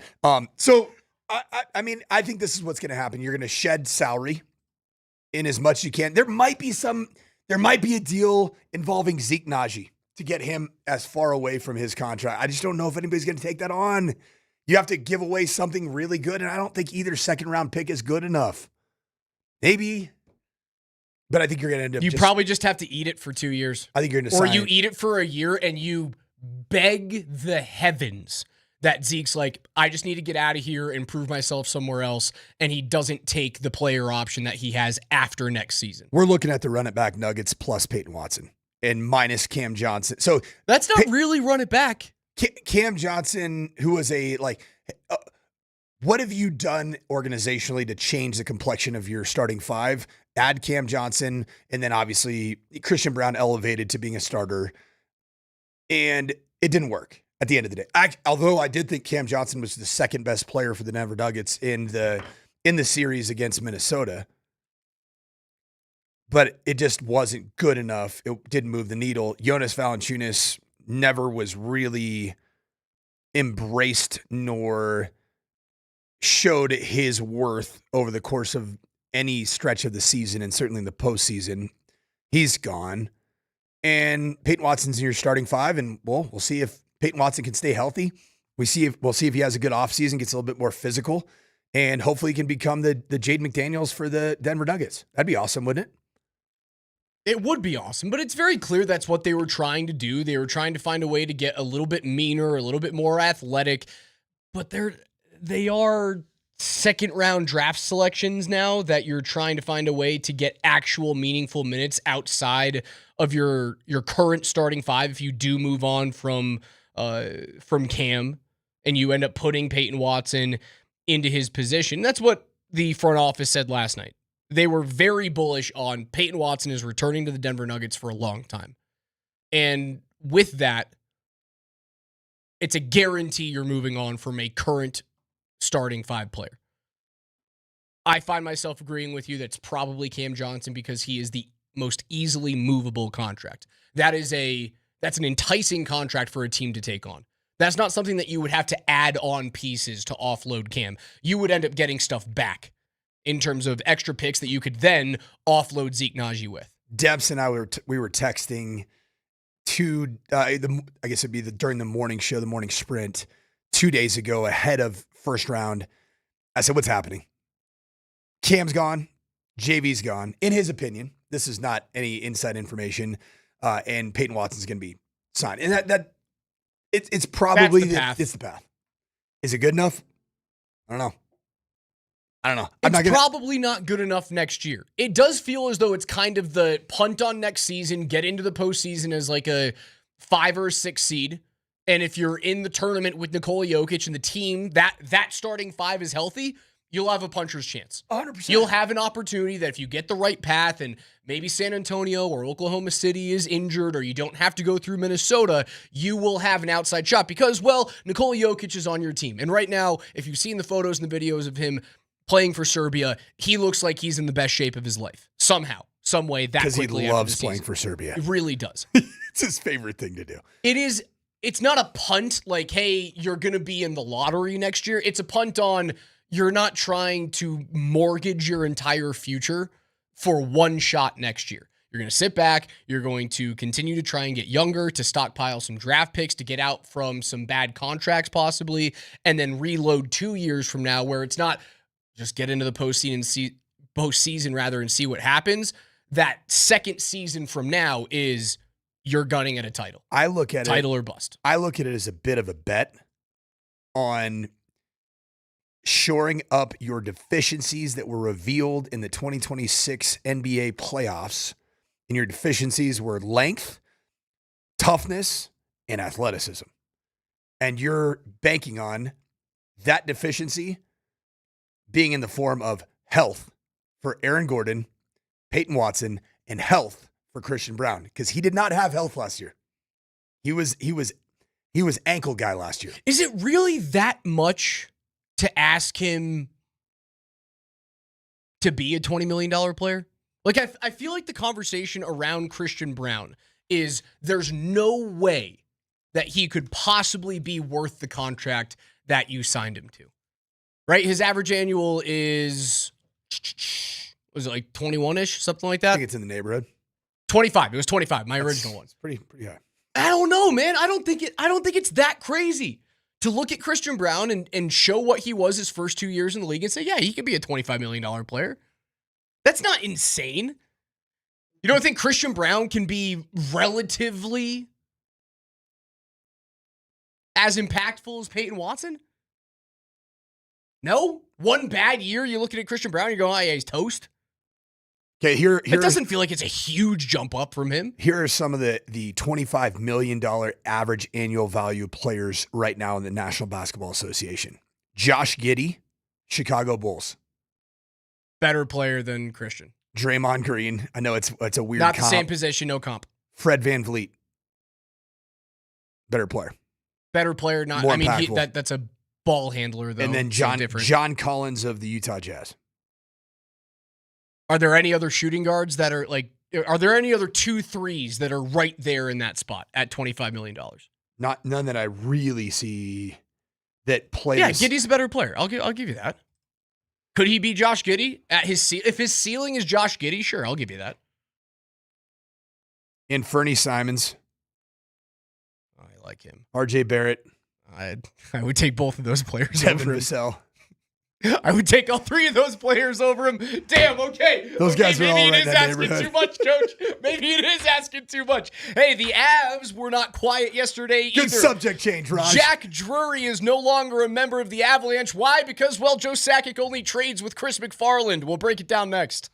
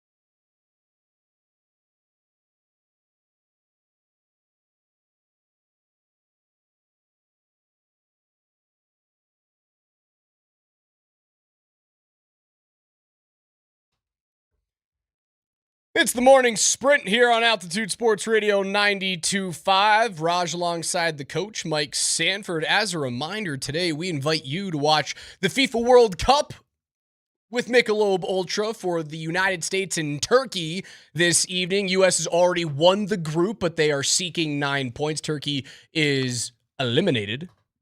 Turkey! Party starts at the Tavern on Blake Street tonight at 7:30. I apologize, I said 6:30 at the beginning of our show. 7:30. I was worried I have youth football camp tonight. I would have missed all of it. Is when it starts. Kickoff is right at 8 p.m. Michelob Ultra is going to be on site with a whole bunch of fun, so you can join that guy, Coach Sanford, for the party as we look for the U.S. team to finish off an undefeated group stage. Michelob Ultra is a Superior light beer and the official beer sponsor of the FIFA World Cup. Superior is worth playing for, and now it's worth cheering for, too. Again, get there. Tavern on Blake Street tonight at 7:30. I'm going to show off all of my U.S. men's national team kits. How many do you have? I think I have 13. And they date back to 2002. No. Yeah, 2002. I'm trying to think. My favorite one I've been rocking and really the 2026 FIFA World Cup, I guess called the Stripes kit. It is it paying homage to an old kit that I have, and I can't remember what year it was from. But it was just the red hoops, red, white, sideways stripes, kind of like Celtic FC. That's my favorite one. So I got to figure out what year. I'm trying to find which one you are talking about, the one with the hoops. It was US. They call it the hoops kit. The hoops kit. It was in 94. Okay. Oh, yeah, it makes sense. Because that was the last time. Oh no, 2012. They call them the Waldo jerseys. Waldo jerseys. That's only 14 years ago. Oh, I know which ones you're talking about. Yeah, the Waldos I are actually fire. do know which ones you're talking about. Those are funny. I can see Clint Dempsey in that jersey right now. But the 2026 is essentially like a Waldo with a little bit more texture. Because it has the stripes of the flag, but they're not as... the stripes of the flag. I want to see them wear their dark uniform. Their navy. Yeah. It's the Stars. I think it's the Stars kit. I want to see There that. it is. There's the... so that you can see the 2012 kit, which is a glorious kit, and a very subtle cross stripe, like almost like a... What would you call that? Like a sash going directionally from right shoulder down to bottom left hip. You see that, Raj? No. It's very subtle. So you're nothing. You're probably... What are you talking about? Okay, Raj, hold on. That is a jersey that simply only has horizontal red and white stripes. Step back. No, this is really good radio. This is awesome for an audio medium. Just for the Twitch. Gosh, man, zoom out of that. Zoom thing. out. Jeez, man. Okay, I'll take your word for it. There's some sort of sash going through the middle of the jersey. There is a subtle sash. Have you ever been a subtle sash wearer? No, certainly not. Sashes are not for me. So me. the 2012 hoops kit, the Waldo kit, one of my favorites. And right now I believe I'm wearing the 2022 kit. Gio Reyna, who I believe is going to get the start tonight and is going to score a goal tonight against Turkey. Big Gio Reyna guy. I hope that happens for you. Big U.S. soccer nepotism guy. Well, there is a sash on it. I told you. There's man. totally subtle. a super, for no reason. There's just like a cut through the middle of the jersey. You're correct. Because they had that exact jersey with remember the full diagonal? Yeah, I do. And they had good memories of it in 2002, I guess it was. So, yeah. Good on you, coach. I know what I'm doing. Good on you. I'm a ball knower as it relates to U.S. men's national team kits over the years. Get on out there tonight at the Tavern on Blake Street, starting at 7:30 with Coach. We had some news in the National Hockey League yesterday concerning the Avalanche. They make a trade. They move on from Jack Drury, part of the Mikko Rantanen trade a couple of seasons ago. Drury was a pending restricted free agent. His expected contract was going to be somewhere in the $3 million range, maybe 2.8 in terms of average annual value, which just a little bit too much for the Avs considering they needed to fill one spot at wing. They need to still fill two spots on the left side of your defense. They move on from Jack Drury and depth organizational piece Chase Bradley, who is not going to be a part of this team or this cup window for the Avalanche. They also depart with their 2029 third-round draft selection. They make their second trade with Nashville in the last 8 days. They receive Russian forward Fedor Svechkov, and French-Canadian forward Zachary Leroux. I've been dying to get the Alex Ryanemi scouting report on Svechkov and Leroux.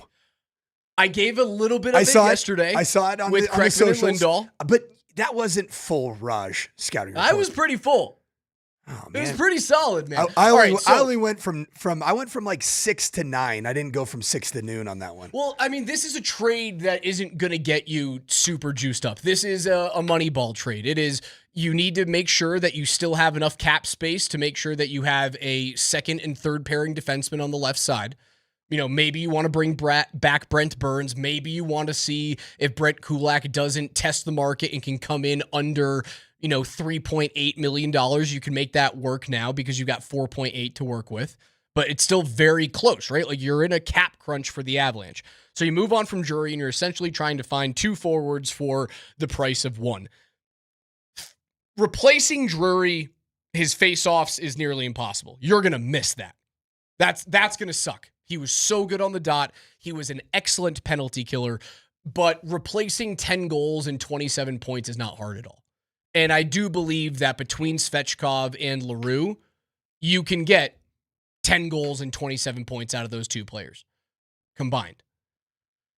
Svechkov has the higher offensive potential out of the two. He can play both center and wing. I think there's some untapped potential with him, possibly being a third line wing or a third line center if you decide to use him there. His ceiling, how old is Svechkov? Svechkov he's a 2021 draft pick. Is he 24 years Pretty young old? buck.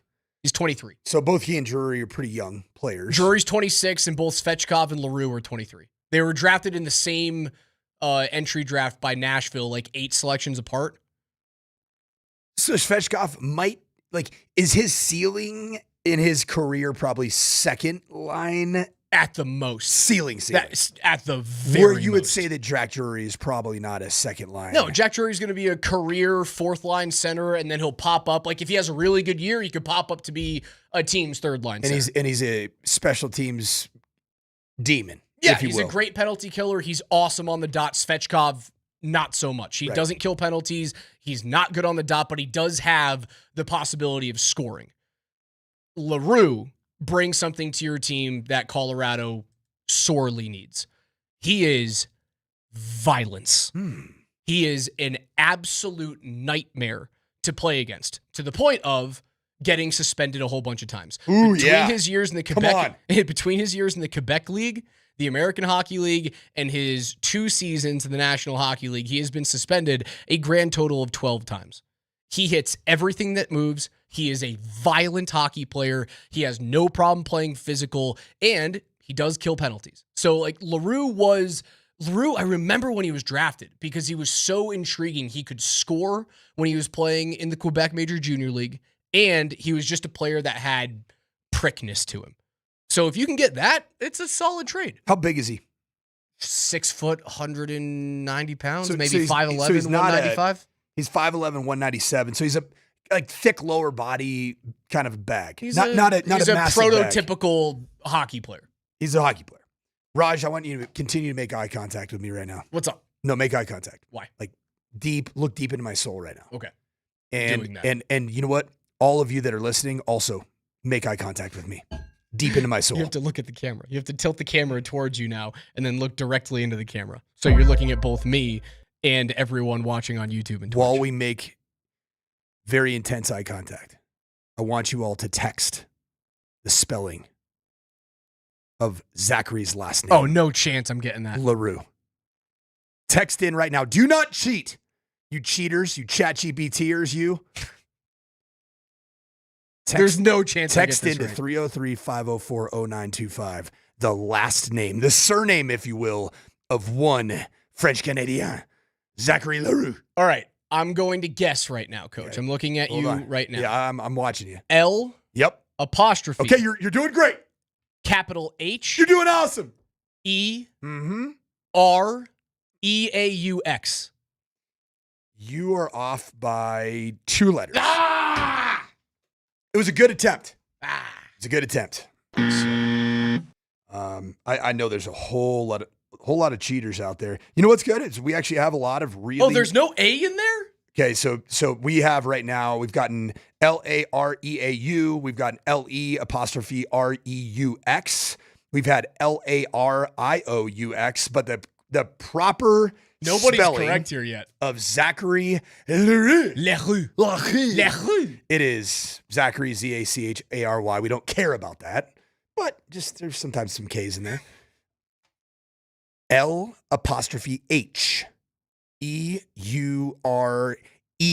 EUREUX. That is as French Canadian a name as you can have. No A's at all, man. That is fantastic. Really good. Leroux. I'll be honest. When I saw the trade come across on my email, because we get the official release email, I was like, I don't know what his last name is. Leroux. I'm like, who is Lahemro? Lahemroids. Hemorrhoids. It's the guy who'll give you hemorrhoids on the forecheck. Yeah, it's a hockey trade to free up some money, right? You saved about $750,000 in terms of like what you would have paid Jack Drury to be your fourth line center. He will likely play. They'll likely play alongside each other on the same line, and then maybe match up with either a Logan O'Connor or a Parker Kelly down there on your fourth unit. It's fine. It doesn't move the needle like crazy for me, but what it does is it gives you some flexibility to bring in defensemen, and you need 2 left shot defensemen to fill out this roster. Even more intriguing to me than simply the 2 moves that have happened really since the postseason for the Colorado Avalanche. There's been 2 moves, right? Is that right? Yeah, the Ross Colton trade and now this Leroux Svechkov Drury trade. At Joe Sakic's media availability, do you remember the quote that he had about his relationship with Chris McFarland? He said that I talked to Chris McFarland during his tenure here more than I talked to my own wife. It appears that they're continuing that bromance in their dealings of managing separate NHL rosters, which I think is great insofar as it's mutually beneficial for all I care about is it beneficial for the Avalanche? And I think it is in both cases. I think both trades have been beneficial. You got to offload Ross Colton's contract and bring back a couple of draft picks. That helped. You got to move on from Jack Drury, who was pretty clear that you weren't going to be able to re-sign for a couple of depth pieces that will likely start the season on the team. They're not groundbreaking moves, but I do believe that both of those, like, it saved you almost $6 million. All right, in football, college game, as college coaches will say 10 years ago, there were no massive scouting departments. So the college coaches were the scouting department of the National Football League in the college game. And so it was all about, like, I had my area that I scouted, like my territory. Like I was region. I was the Dallas-Fort Worth recruiter for Stanford, Notre Dame, Boise State, Utah State. Okay. So I know that area very well. But I was also in charge of quarterback recruiting for the whole country. We all have our guys. We all have the guys that were like, dude, you know who my guy was? Christian McCaffrey. Pretty good one, huh? Dave Shaw, not quite as much of a fan of Christian McCaffrey until he became a fan of Christian McCaffrey because he was, well, a Heisman Trophy runner-up. Do you think that there's anything that happened between Chris McFarland and Joe Sakic where it's like, Chris McFarland's like, dude, this is 2 years ago, I love Jack Drury. And Joe's like, all right, Sure. You can have him. Why not? Let's see if it works. And then throughout the course of the next couple of years, like, bad game for Jack Drury. I think Sakic's like, hey, McFarland, you still feeling Drury? Huh? I would like to think it's less Jack Drury than it is Ross Colton. Okay, Ross Colton's a good one. So it's like, do you think that big bruising brother, Joe Sakic's like, you love Ross Colton, don't you, McFarland? You like him so much, you want to put your money where your mouth is? Huh? Do you think there's any of that happened? Probably. Just some subtle, like, because they obviously really like each other. And they probably have a great relationship. And when you go through these personnel decisions as a team, there are certain people that are players that are the apple of one person's eye, but maybe not fully the apple of somebody else's eye. And it's kind of fun to watch this thing play out. And I think ultimately this team is going to take on the image more of Joe Sakic, at least for the next calendar year, it appears. And I think it's going to bode well for the Avalanche. I do. I don't know. I just feel it. I want to take a look through ESPN's position group rankings when it comes to skill positions on the offense, see where the Broncos sit in there. Also, when we're talking about contracts, right, and building out teams for the future, who are the Broncos that are currently on a contract year that need to ball out to stay in the Mile High City? Coach will tell you his top 3 next.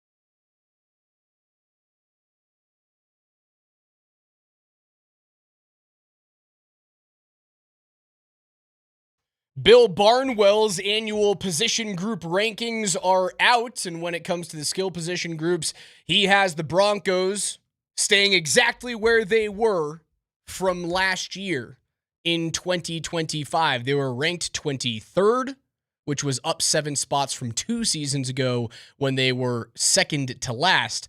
They stay at number 23 despite Coach bringing in not only Jalen Waddle, but utilizing another draft selection on what hopes to be an impact running back. And he says, yeah, they added a second high-end wideout to their mix this offseason, who he expects to be, Barnwell expects to be the 1A alongside Cortland Sutton's now 1B. He doesn't like the fact that they did not improve the tight end room, and they basically stayed with all the guys that have had them be a pretty underwhelming unit there. And as injuries always play a factor into Barnwell's rankings, he looks at the running back group and says, when J.K. Dobbins is healthy, he's pretty darn effective, but you're begging to get 10 games in a season out of him. Okay, so give me a breakdown of the rankings in terms of like who's in the neighborhood that the Broncos are in, competitors that they're going to be seeing this season. I haven't We'll start had a with the chance to- neighborhood. How's Okay. that? Yep. Number 27, Washington. They were ranked 13th in 2025. Number 26, the Raiders, who were ranked 20th last year. The Tennessee Titans come in at number 25. They were dead last in the league last season.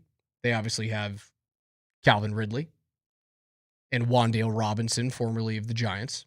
Number 24, the Houston Texans drop 10 spots from their 25 rank of number 14. The aforementioned Broncos sit idly at number 23. Ahead of them, going from 22 to 20, the Tampa Bay Buccaneers at number 21, the Pittsburgh Steelers, and closing out at number 20, your division rival, the Kansas City Chiefs.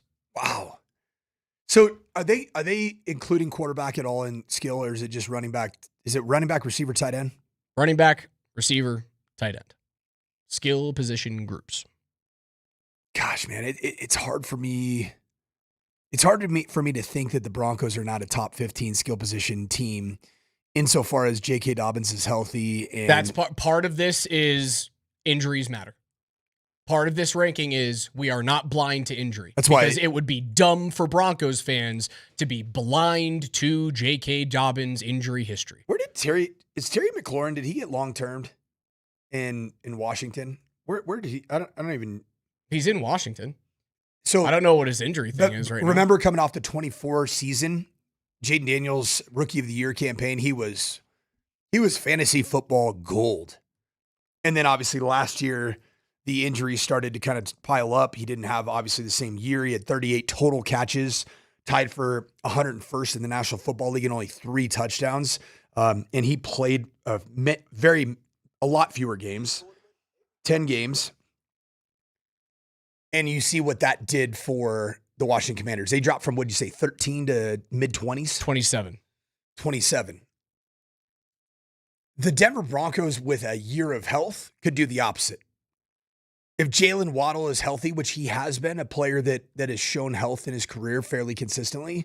The knock against him from Barnwell is he has played in games, but over the last couple of seasons, he has played in games very hobbled. So he hasn't had the elite level of production. Right. So like the games played stat for Waddle kind of lies to you over the last 2 seasons. Also, quarterback purgatory in Miami with Tua Tagovailoa being, hobbled himself. Right? Miami comes in ranked number 32nd. Yeah. I think the Denver Broncos adding Jalen Waddle become a top 15 skill position team on offense. Number 15, according to Barnwell's ESPN rankings, the Chicago Bears, who jump up 10 spots from 2025. Luther Burden III, Colston Loveland, Roma Dunze, DJ Morgan, DeAndre Swift. Does he do anything for you? He's fine. It's fine. Your number 1 team in the NFL. Can you take a guess, Coach?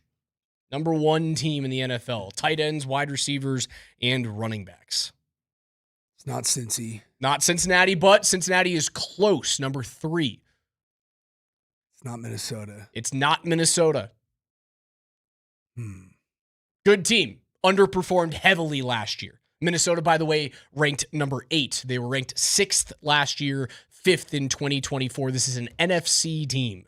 Number 1 overall. Not Rams. It's not the Rams. That's number 2. They've got the Rams at number 2. Last year, they were ranked number 5. Philly? Not quite. Detroit Lions. Oh, yeah. The number 1 group. Jahmyr Gibbs. Woo! Amon-Ra St. Brown. Jamison Williams. Sam Laporta. That's a good squad. That is a good squad. Pretty solid. Number 2, the LA Rams. Number 3, the Cincinnati Bengals with their two-headed monster at wide receiver. And honestly, Chase Brown, pretty damn good running back in this league. Number 4, fresh off of a contract extension, Kyle Pitts in the Atlanta Falcons. Interesting. Bijan Robinson, Kyle Pitts, Drake London. Yeah, they're kind of a sexy fantasy football. You know what they are? They're group. a Madden team. That is a team that if I had you know how you play Madden, you get the 3 random teams with your buddies, and then you can do a death team if you don't like them. If I got a death team Atlanta Falcons, I go, heck yeah, I can win this game. Well, think about it. If you had a button to push on Madden, a little green bar that slides to the right or slides to the left, if I could go fully healthy Michael Penix, you're really a Madden team. Because that dude was an athlete that could run around at the height of his powers. There were a few games last year, man, where you went, oh, I see it. There it is. There it is. That back and forth game down there in Atlanta. Who they played Detroit? Was that one? There were like 3 touchdowns scored in the final 3.5 minutes. Hey, what do you think about my guy Penix? Yeah, you can see it. Huh? You can see it. And then his knee just went poof. He's in a wheelchair again with double ACL surgery. Yeah, it feels a little high for Denver. And again, it's just that the injury bug has killed their running game. The injury bug has killed the last couple of seasons in terms of elite production from Jalen Waddle, so you don't know what you're going to get from there, and the fact that they just simply have not addressed the tight end room in many years, right? They tried to figure it out with an aging Evan Ingram who had 1 touchdown and like 400 yards last year. If he doubles if he has a 700-yard season, they probably jump up 7 spots. I'm projecting it. Based on what? Based off of an offensive coordinator change. Based off of what I saw at training camp last year, when he was targeted, good things happened. And I actually believe that Marvin Mims Jr. is also going to have a massive elevation in his production this year. So I was talking with Berto about this yesterday because our lead story on NFL Notes, which by the way come up with Chris Mitchell here in about 25 minutes. Our lead story was Troy Franklin and how he fits into this offense now with the addition of Waddle and moving sort into 1B. Saw his quotes at his youth camp. Yeah. There's only so many yards. Like, Bo isn't going to throw for 5,000 yards this year, is he? I don't think so, but every time that we have conversations around the pass catchers on this team, all I hear is like, Mims is going to have a big year, and so is Troy Franklin, and so is Evan Ingram. So I'm like, okay, we have to just manufacture 750 yards out of Bo Nix's arm, and now he's throwing for 4,900, and he's like leading the MVP race? where the regression's going to come? Yeah! Do you want to know where it's going to come from? Cortland? Yeah. By what, 250 yards? Probably.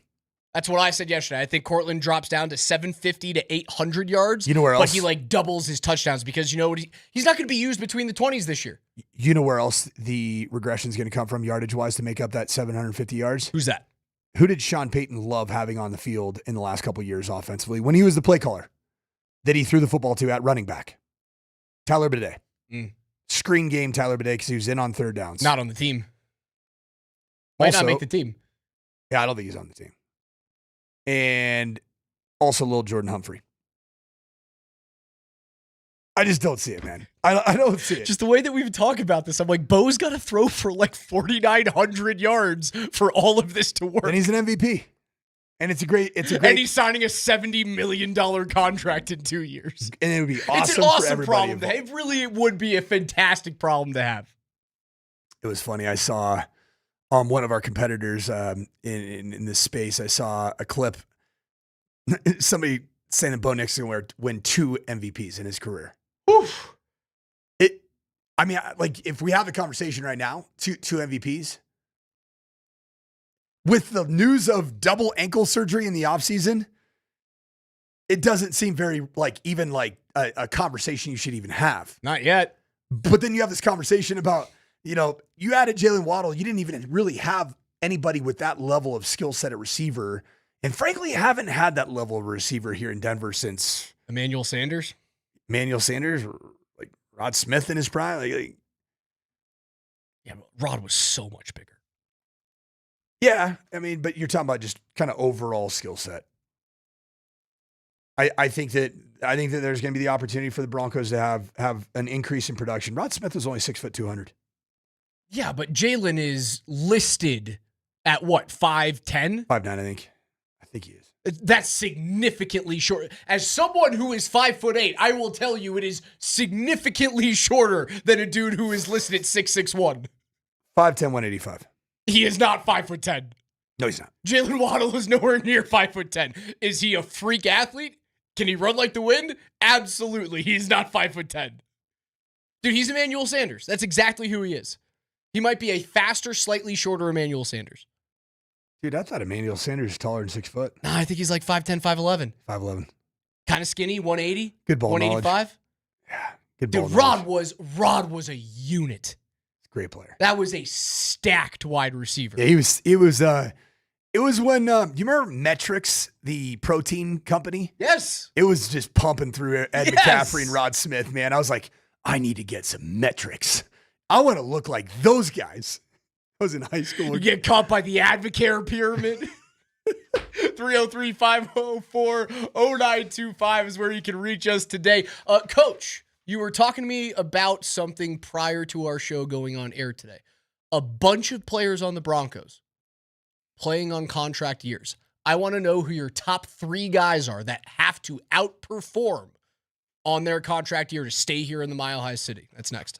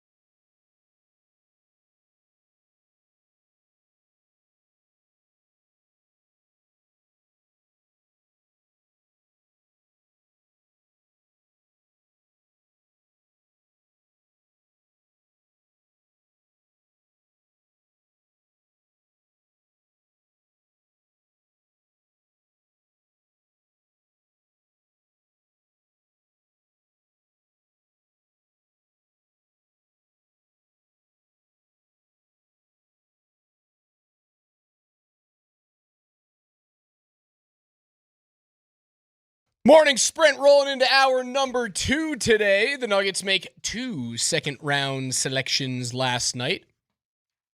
Avalanche make a trade with, shocker, Chris McFarland and the Nashville Predators, which feels like the only team they're going to trade with from here on out. We talked a little bit about that. I'm going to hop on with PhD at about 1:30 to do my reporting on that deal with the fellas in the midday. Which I'm sorry, Coach, you said you wanted to go from like 6 to midnight there, and it was only like, I gave you like an intermediate flex, and I apologize that. 75 flex, not quite 110. I want all of it. Give me it all. But that's kind of what the trade was. It was a fourth liner for a couple of fourth liners. You can't really write home about Kind it. of sounds like the Denver Nuggets. Give up a late first for a couple of seconds. It's right, so very similar to what that Nuggets draft felt like. Where it could have been something, all these trades around the NHL have been crazy, right? Over the past 2 days, big time names moving. Bowen Byram going from Buffalo into the Central Division with Chicago, and William Eklund going to Ottawa from San Jose, like big names. And then the Avs were like, yeah, let's go Jack Drury for Fedor Svechkov and Zach LaRue. Same thing that the Nuggets had, where there was the hope that you could trade a roster player and just... Nope. In both instances, though, Raj, because there's a lot of malcontented individuals out on social media spaces complaining about inactivity of big ticket items from both the Denver Nuggets and the Colorado Avalanche.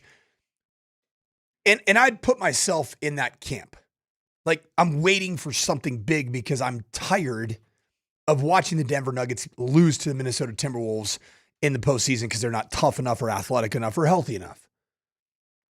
I'm tired of watching the Colorado Avalanche run into an immovable force in the form of a guy named Jamie Benn or Mark Stone coming off of the injured reserve. But at the end of the day, this is the reality of life when you are really talented in the top end of your roster. And that's what the Denver Nuggets are, whether you really like Jamal Murray or not, whether you're frustrated with Aaron Gordon's health or lack thereof or not, or even if you have the very rare take, but I've seen the take that Nikola Jokic is not that interested in playing NBA basketball and he likes playing for Serbia more than his own team that's paying a whole bunch of money. That's a really, really good top 3 on a NBA roster. Yeah. It's a reality. Third team all-pro guard.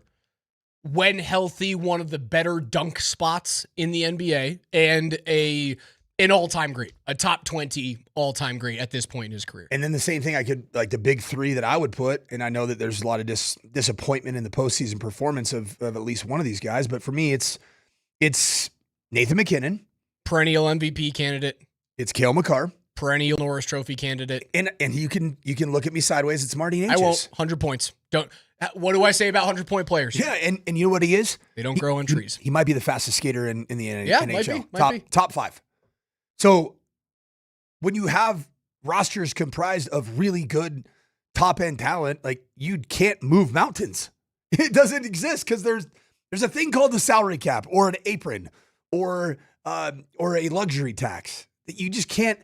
They become so prohibitive for the future of your franchise that you can't cross those thresholds. And you must find either diamonds in the rough via the draft, as I got ahead of myself, a little Freudian slip there.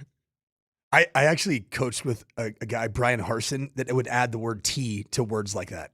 It was the craziest thing. Like he'd be like, roughed day. Huh? What are you talking about? What are you doing? You either need to find diamonds in the rough in the draft, or you need to find discarded assets from other teams that somehow work in your favor. Like for the Avs, it's very clear. Like Val Nichushkin was nearly out of the league. And they took a flyer on him from Dallas and went, come back here. And he was, although he's like being shopped around the league right now, he was an integral part of why you won a cup in 2022. You have to find that guy. You have to be able to find a veteran for the Nuggets on a minimum contract. Honestly, last year it was Tim Hardaway.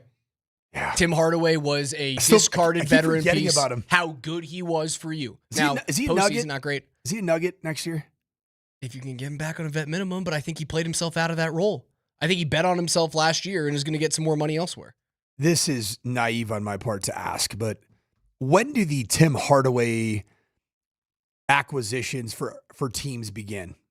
Is that something that happens? They can start in the next 5 days. Okay, so we're going to find out a lot more in the next. The 30th is when I believe that like little tampering period opens up. So it's happening soon here. Yeah. Chris Mitchell, big National Basketball Association guy, which helps because, I love football. Raj loves hockey.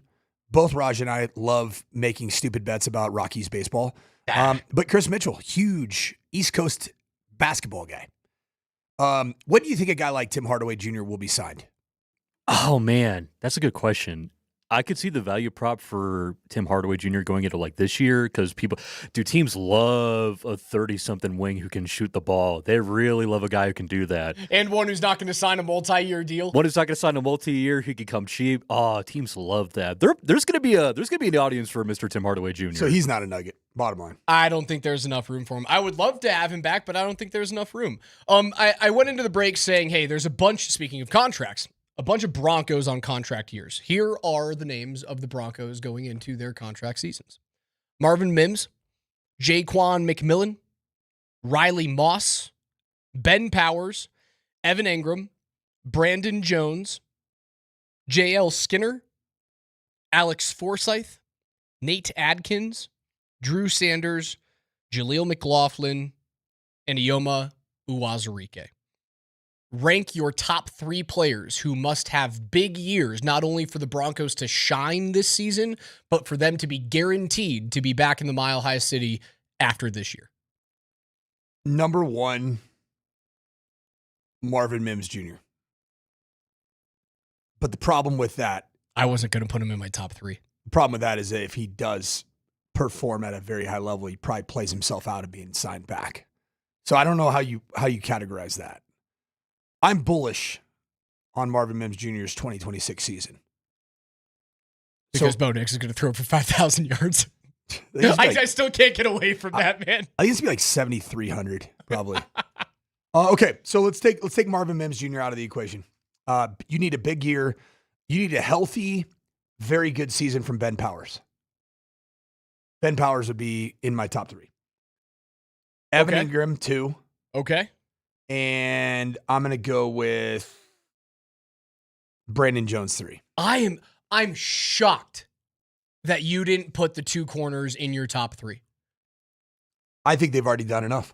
That both of them will be extended. Both of them have done enough to at least put themselves in the category of, like, we got to keep them or it's going to suck. Because people keep telling me Jahdae Barron plays outside corner. He doesn't.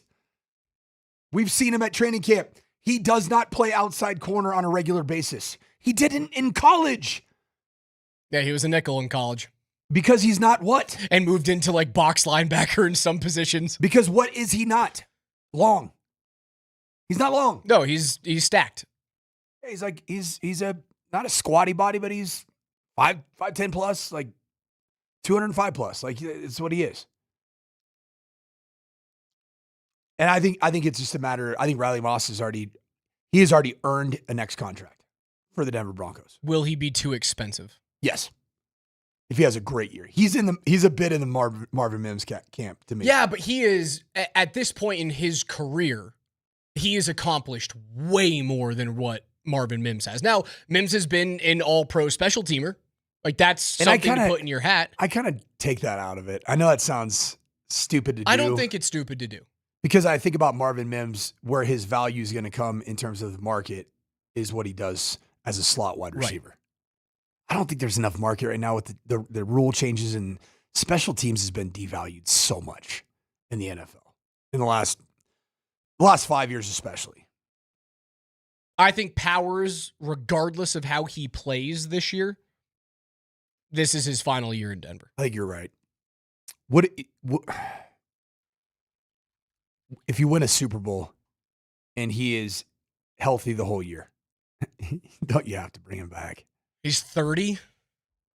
Don't you have to? You could bring him back on like a 3-year deal. I'm not going more than 3. No. But like, you win a Super Bowl, that dude, if he's a part of the core that helped you steer through 23, 24, and then into 25 and 26, How much more are you willing to pay him, though? He's making 18 a year on his cap right now.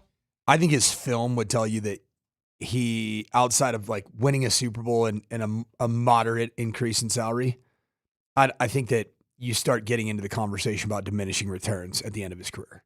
And I think his agent would know that. Like, he wouldn't be a guy in the open market that's going to command, $25 million to be a guard, average annual value.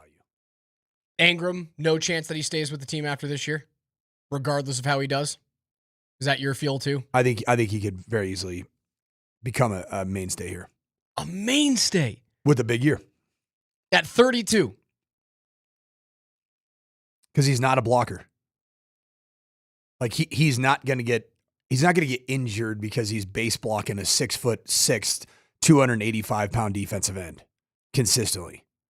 So if he is a very dependable and at times explosive 65 plus catches in a season type of a season for Bo Nix, you're probably going to want to surround Bo Nix with targets that he's comfortable with, familiar with, and is productive with. Brandon Jones, the safety position. I think that's the question mark with me is there a possibility that you could move Jahdae Barron more toward a safety role? That he would be the replacement for a Brandon Jones type of player. 100%. Rather than the replacement for, hey, Riley Moss has priced himself out of Denver, or Jaquan McMillan has another great season like he did last year. Here. I think Jaquan McMillan's Bronco for life, man. Undrafted. Guy makes big plays. He's a Bronco. Guy's a Bronco. Imagine moving on from Jaquan McMillan. No. I mean, so there's 3 cornerback spots, obviously 2 cornerback spots just locked up. It's going to be Surtain and either Moss or McMillan, or it's all 3 of them somehow are kept with Vance Joseph's defense. And now you have a first-round draft selection who was hopefully going to be an outside corner, but drafted as a nickel. Do you push him toward, hey, Brandon Jones is good, but he's going to want, at age 29, after this season, probably a bump up, and he would cost you $12, $13 million in terms of a cap hit. Can you push Jahdae Barron into that role? I believe yes. I would start doing it yesterday. Yes. Because I don't believe Jahdae Barron's going to work his way into starting at the nickel position anytime soon. Barron's really not that far off of like Jones is lankier. A little bit. Jones is not tall. No, he's 6 foot. And probably less than that if you stood next to him. Jahdae 5'11", probably less than that as well. They're an inch apart. You're a drop-down box safety. And Talanoa Hufanga can do a little bit of everything.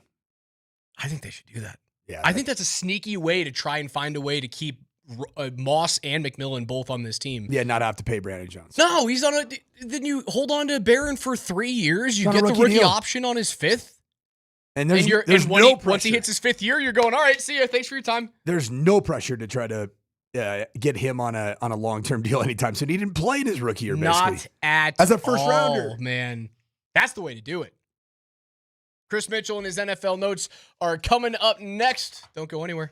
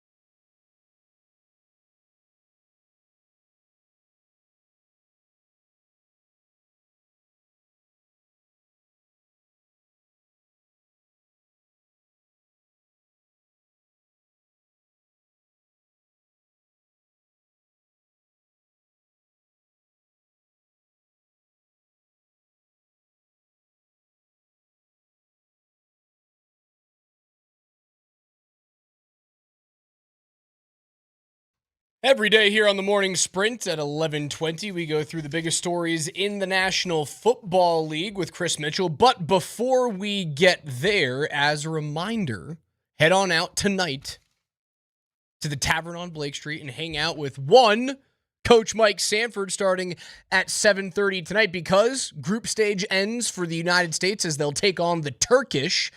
The party starts at 7:30. Kickoff is right at 8 p.m. Our friends at Michelob Ultra will be on site for a whole bunch of fun and Ultra giveaways. Again, you can join Coach Sanford there as we look for that U.S. team to finish off group play in 9-point fashion. We want 9 points.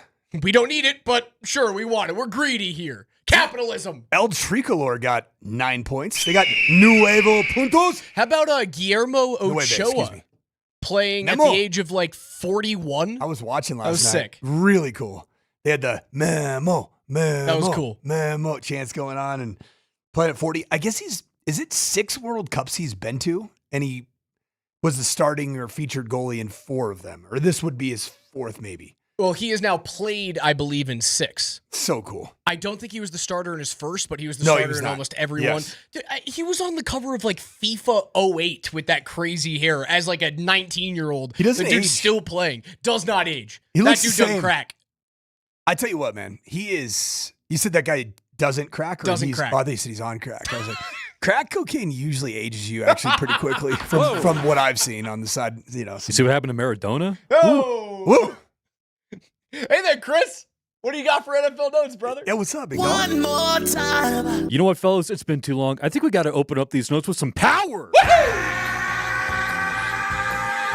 Bill Barnwell's got his preseason power rankings for offensive groups across the NFL, wide receivers, running backs, tight ends. At the bottom of the list, the Dolphins, obviously, at 32. At 23rd, though, sandwiched in between the Texans and the Buccaneers, are the Denver Broncos. Injury histories of guys like J.K. Dobbins and the fresh new Broncos pass catcher Jalen Waddle kept them from making a big leap per Barnwell. The rest of the AFC West aren't doing that much better. Raiders are slotted in at 26th, the Chiefs at 20th, and the Chargers at 19th. Do the Broncos have the most space to jump up these rankings out of their division rivals? Or the Chiefs.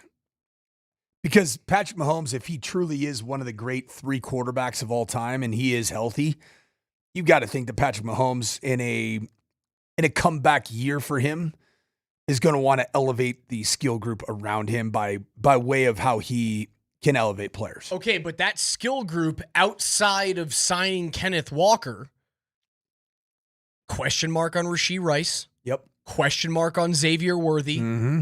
Question mark on maybe soon to be married at Madison Square Garden on Independence Day weekend, Travis Kelce in likely his last year. Speaking of tight ends and tight end U, what happened with Mac Jones? Did you see the viral video of Mac Jones at tight end U throwing the ball around looking like he was Flea from Red Hot Chili Peppers? Pull it up later. We'll get back to that. Did he get the Bookmark punch? that. I don't know, man. He looks a little off. Something's not right Is with that Mac. Ozempic? I'm worried about Mac. I'm not in love with Kansas City's position group, like their skill position group, tight ends, running backs, and wide receivers. I think the wide receivers have way too many question marks on them. I don't know who Travis Kelce is going to be this year. Could he be Hall of Fame version of Travis Kelce? Sure, but he could also Watson's be back, right? The other tight end for the Chiefs. I think so. The Kenneth Walker signing is big. Like that's big time. Oh, no, I'll give them I'm thinking that. of Justin Watson played wide receiver. What's the other? They had another guy. Is it Gray? think Is that that's his right. last name? They have one dude who looks exactly like Travis Kelce on Noah the field. Gray. Noah Gray. And he's back. Ooh, they got undrafted free agent John Michael Gillenborg from Wyoming too. That could be a return on investment player right there. How much do you believe in the Chargers skill position group? David Njoku coming in for Nope. the tight ends. Omarion Hampton. Nope. Lab McConkey. Like him. I'd Like take him, in. but doesn't do much. What about Aronde Gadsden, who had a breakout year? Pretty awesome. I think he was a rookie last year, Gadsden, out of Syracuse. Yeah, kind of came out of nowhere. Pretty good. Pretty good. You like it better than Kansas City? On paper, yes. But the You like it better than Denver? did you say Quentin Johnson? Receiver from the I Chargers. did not. Sorry. Pretty high end talent, right? Big, physical, can really turn it on. You know who has the best skill players? I like the Raiders. I know you do. I know you do. Where are they ranked in that? They're ranked 26th. And the Broncos are 23rd. So Raiders 26, Broncos 23rd, Chiefs 20, and Chargers 19 is where the AFC West sits right now. I think with Naylor, with Genty, with Bowers, Jack Betch. I think the wide receiver group is what kills the Raiders. Weak. But like tight end and running back, they're set, man. Did you say Michael Mayer? No, I didn't yet. He's a pretty damn. I mean, your tight end tandem is Brock Bowers and Michael Mayer. Pretty good. And then you have a running back of Ashton Genty. I still think they're probably ranked where they need to be. Yeah. You're just very high on Ashton Genty. Let's be very honest about that. I'm very high on Brock. Genty and I'm Brock very Bowers. high on Brock Bowers. You love both of those guys. I love guys. both of those guys. In back-to-back years, they were my favorite guys in the draft. All right. I get it. I think Denver's too low. I think Las Vegas is right where they need to be. I think Kansas City's too high. And I think the Chargers are like 2 spots too high. That's about it. Do you understand why those two guys were arguably some of my favorite players in the draft in back-to-back years? Because who are they drafted by? The Raiders. Where do the Raiders typically draft? Pretty high. Because they suck. So the National Football League would agree they're pretty good players. All right. Mitchie, what's next? I got 2 phones. Detroit Lions cornerback Terrion Arnold is facing multiple felony charges after he was arrested in Tampa, Florida in connection with a robbery and kidnapping in early February. Arnold turned himself in and was taken into custody at Orient Road Jail in Hillsborough County on Wednesday night. He faces 4 counts of kidnapping and 4 counts of armed robbery, which carry a potential sentence of life in prison. He is scheduled to appear in Hillsborough County Court this afternoon. Police did say that Terrion Arnold, again, the former number 1 pick, he was 24th overall out of Alabama in the Bo Nix draft to Detroit. Very rangy, long corner, had a fantastic collegiate career with the Crimson Tide. Police said he was the primary conspirator and is accused of coordinating and directing the co-defendants to lure 3 men into an apartment where that assault occurred, according to a release from the state attorney's office. You thought it was bad here in Denver with the Jonathan Cooper situation? Arnold is possibly facing life in prison in this situation. What started out as one of the most likable personalities at the 2024 NFL draft that I was at and covering, and his media availability was like the stuff of legends. And then even his appearance, Terrion Arnold, on Pat Surtain's podcast, and just hearing him talk, like he's a really likable guy. Where did this thing go so wrong? To where you would conspire to hold people up in an undisclosed location, and it ended up getting the wrong people too. They weren't the people that had quote unquote robbed the Airbnb that they had rented. So it's bizarre. I don't get it. So EAG Sports Management, their CEO Denise White came out and said they categorically deny any involvement in the matters that the allegations are holding against him. He maintains innocence. They say there's no credible evidence linking Arnold to those allegations. Instead, the government appears to be relying on testimony from multiple convicted felons who have admitted their own involvement and may have substantial incentives to shift blame in an effort to lessen their sentences. This doesn't come out of thin air though, man, right?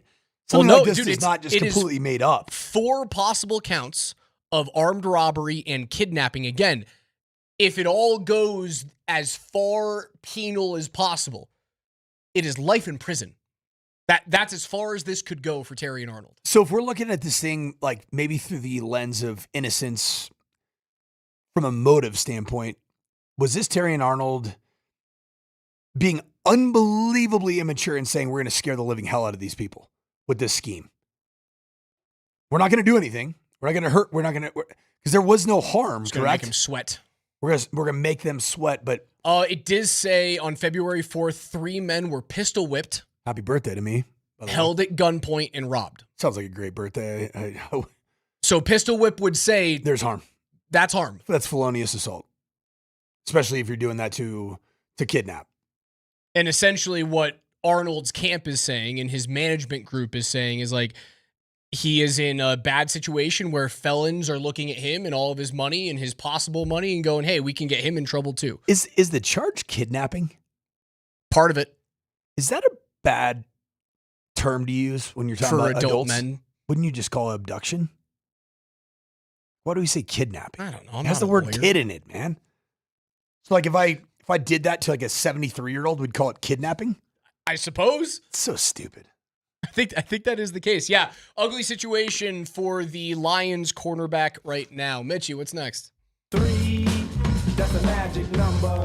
The Bengals have put in the work to try to improve their defense, but they're trying something else to get back into the playoffs, and that is going under center. The Bengals were 31st in under center percentage and 30th in play action, and Bengals offensive coordinator Dan Pitcher wants to change that. Quote, if you're looking at how are we going to be a really explosive offense, the data would suggest that you got to have a component of your offense that allows you to get under center and attack the defense, Pitcher told Paul Denner of The Athletic. And Pitcher's got a point. The top 5 teams in plays under center and using play action while under center finished last season in the top quarter of the league in explosive plays. Yeah, I don't know why they don't utilize Chase Brown more often. The dude ran for over 1,000 yards, right? There were only 17 players in the league from the running back position that had 1,000 yards, right? Chase Brown was the last of those, but the guys right around him, Kenneth Walker, Breece Hall, Rico Dowdle, Tony Pollard, Ashton Genty was, 25 yards behind him. I don't know why they don't give him more touches to open up some space for Joe Burrow to launch the football down the field to Jamar and T. Joe Burrow does strike me as a quarterback that just likes being in shotgun, preference-wise. Feels comfortable in it. Like most of his clips from LSU, when you think about him just ripping the ball all over the place, was in shotgun. I don't really look at Joe Burrow as an under center pro-style quarterback. And I wouldn't have said that about Bo Nix, but Sean Payton made that a priority to make Bo Nix a weapon in the naked and bootleg game from under center. And it probably could help out Joe Burrow.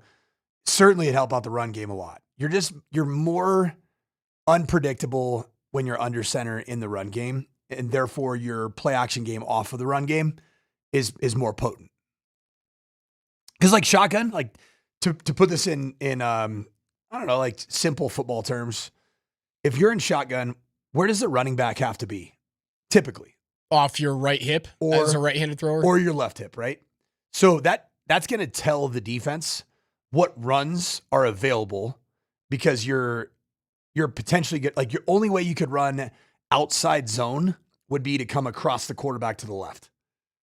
And so then everybody in shotgun tries to trade the back, we call them tick and tack. So moving him from left to right or right to left before the snap, or get into the pistol. And then, I call it Jill the back, bring the back from behind the center of the quarterback and then Jill him down.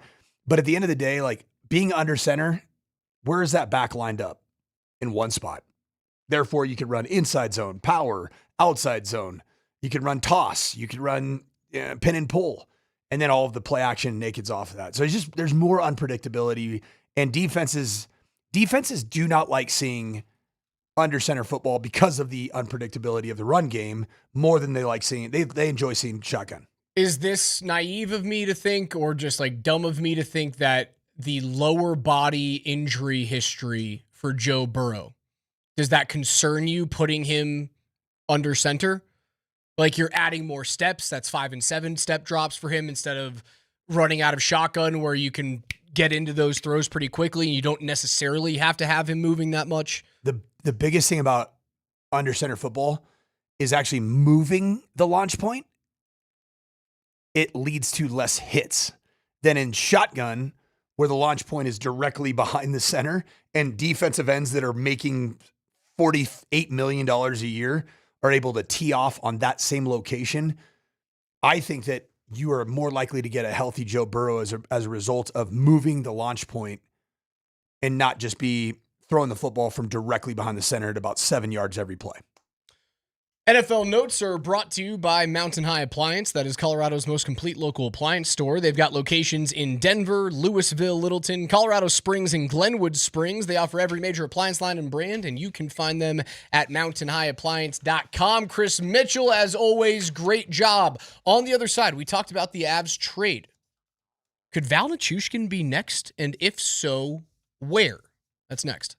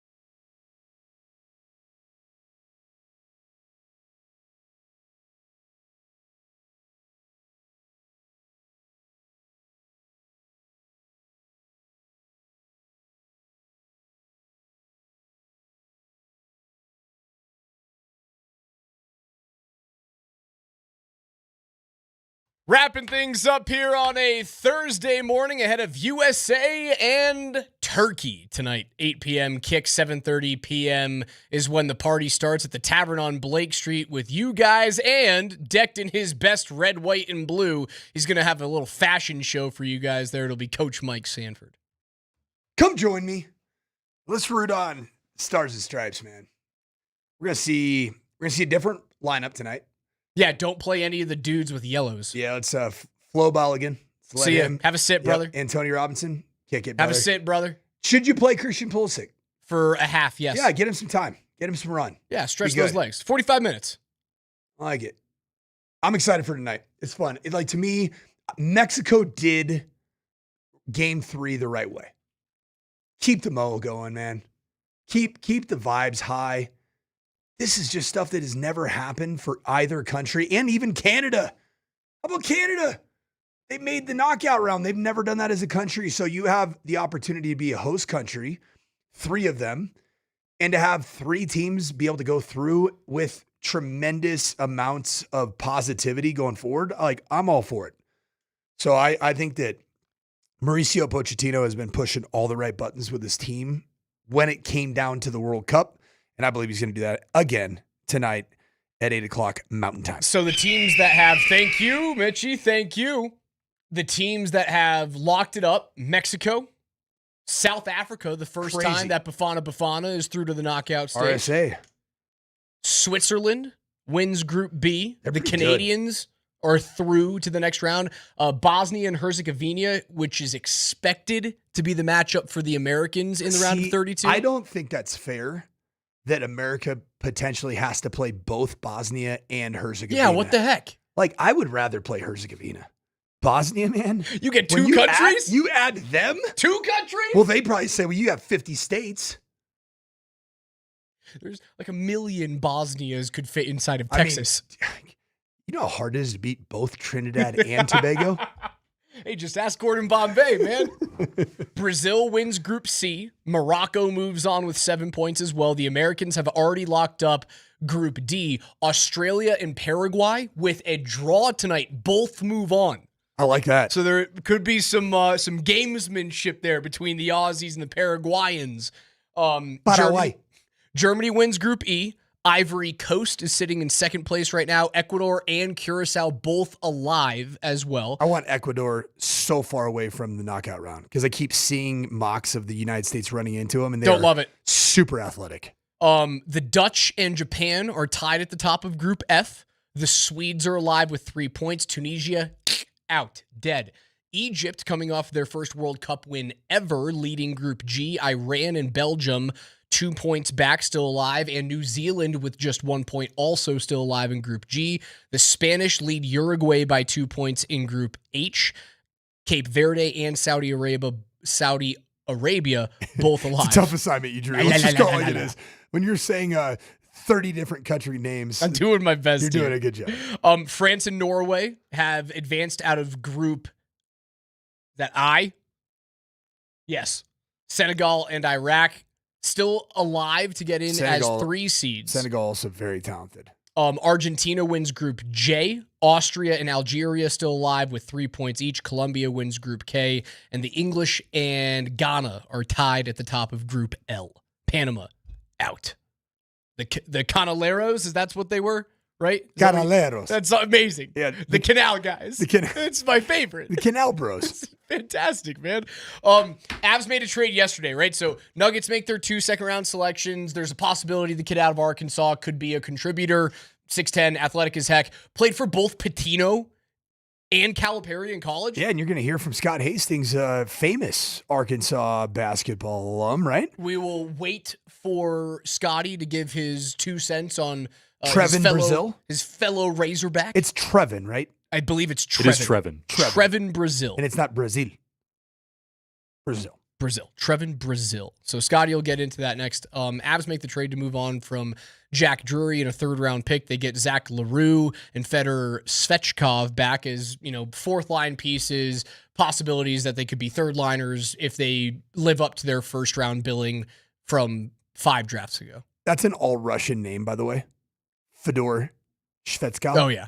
That's so good. Pretty good. Pretty Russian. One of my favorite fighters in MMA back in like the mid 2000s, 20-aughts, Fedor Emelianenko.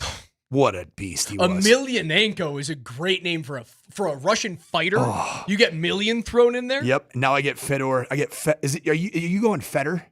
I'm going Fedor. Okay. Fedor Svechkov. Great name. Svechkov. It's a great Russian. Speaking of Russians, Val Nichushkin could be the next guy out. It feels like both Colorado and Nichushkin are looking for some sort of divorce, some sort of fresh start. Hey, handshake. Thank you for what you did for us. Also, no thank you for what happened in Seattle and then the subsequent year, but you helped us win the championship. It feels like both teams need a fresh start. Nichushkin 6.125 is a heavy contract right now based off of what you've gotten in recent seasons. Disappointing postseason from Val. I was looking for that Val moment, or at least like the consistent Val presence, and it just never was delivered this postseason. He gets hurt again and isn't able to play in the final 4 periods of that series against Vegas. It certainly didn't help you. He wasn't playing great before that, Raj. Colorado's got to be shopping him right now. He has a 12-team no trade. I've talked to a few people that like Ottawa sniffed heavily at Nichushkin, although with a 12-team no trade clause, Ottawa is probably on that list. For most players around the NHL, Ottawa's going to be on that list. Big taxation. I don't think this could happen. I think you'd have to add some things to it. I would knock on Edmonton's door and say, how willing are you to get away from Darnell Nurse? And if you're willing to eat 50% of Darnell Nurse's contract to bring it down, like Darnell Nurse is a very good, hard-nosed physical defenseman, but he's paid as much as Cale Makar is. And that makes him a bad defenseman. But at $5 million, it makes him a very good defenseman. And he's a left-handed shot, and he's like 6'6". I would take a peek at that. I think that would be very sneaky. For Darnell Nurse to be a Colorado Avalanche?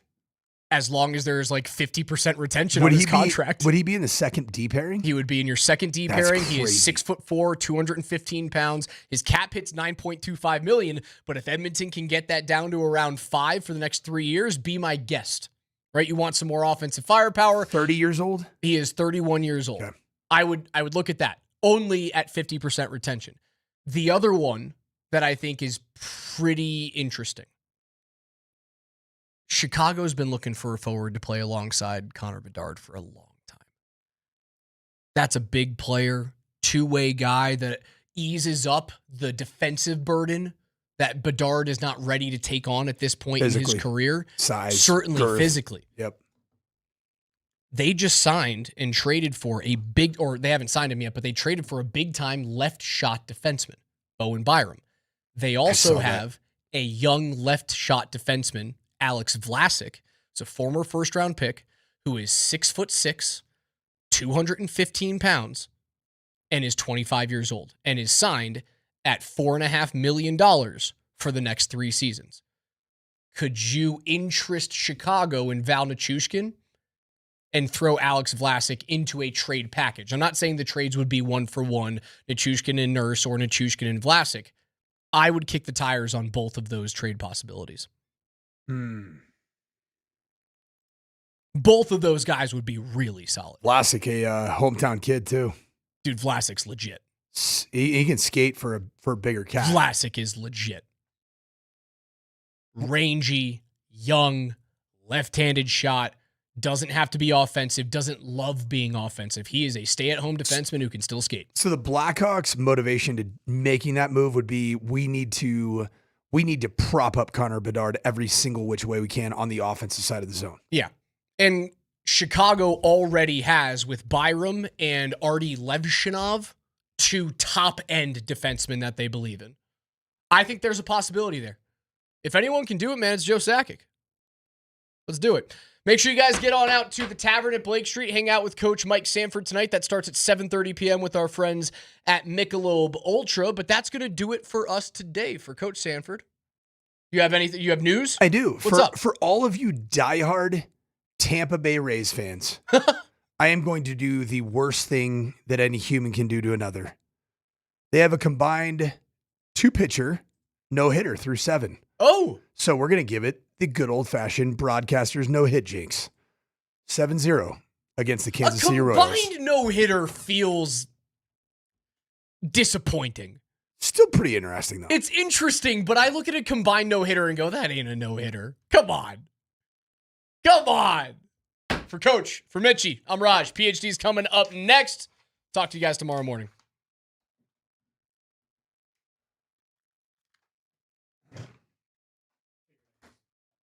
Bye, no.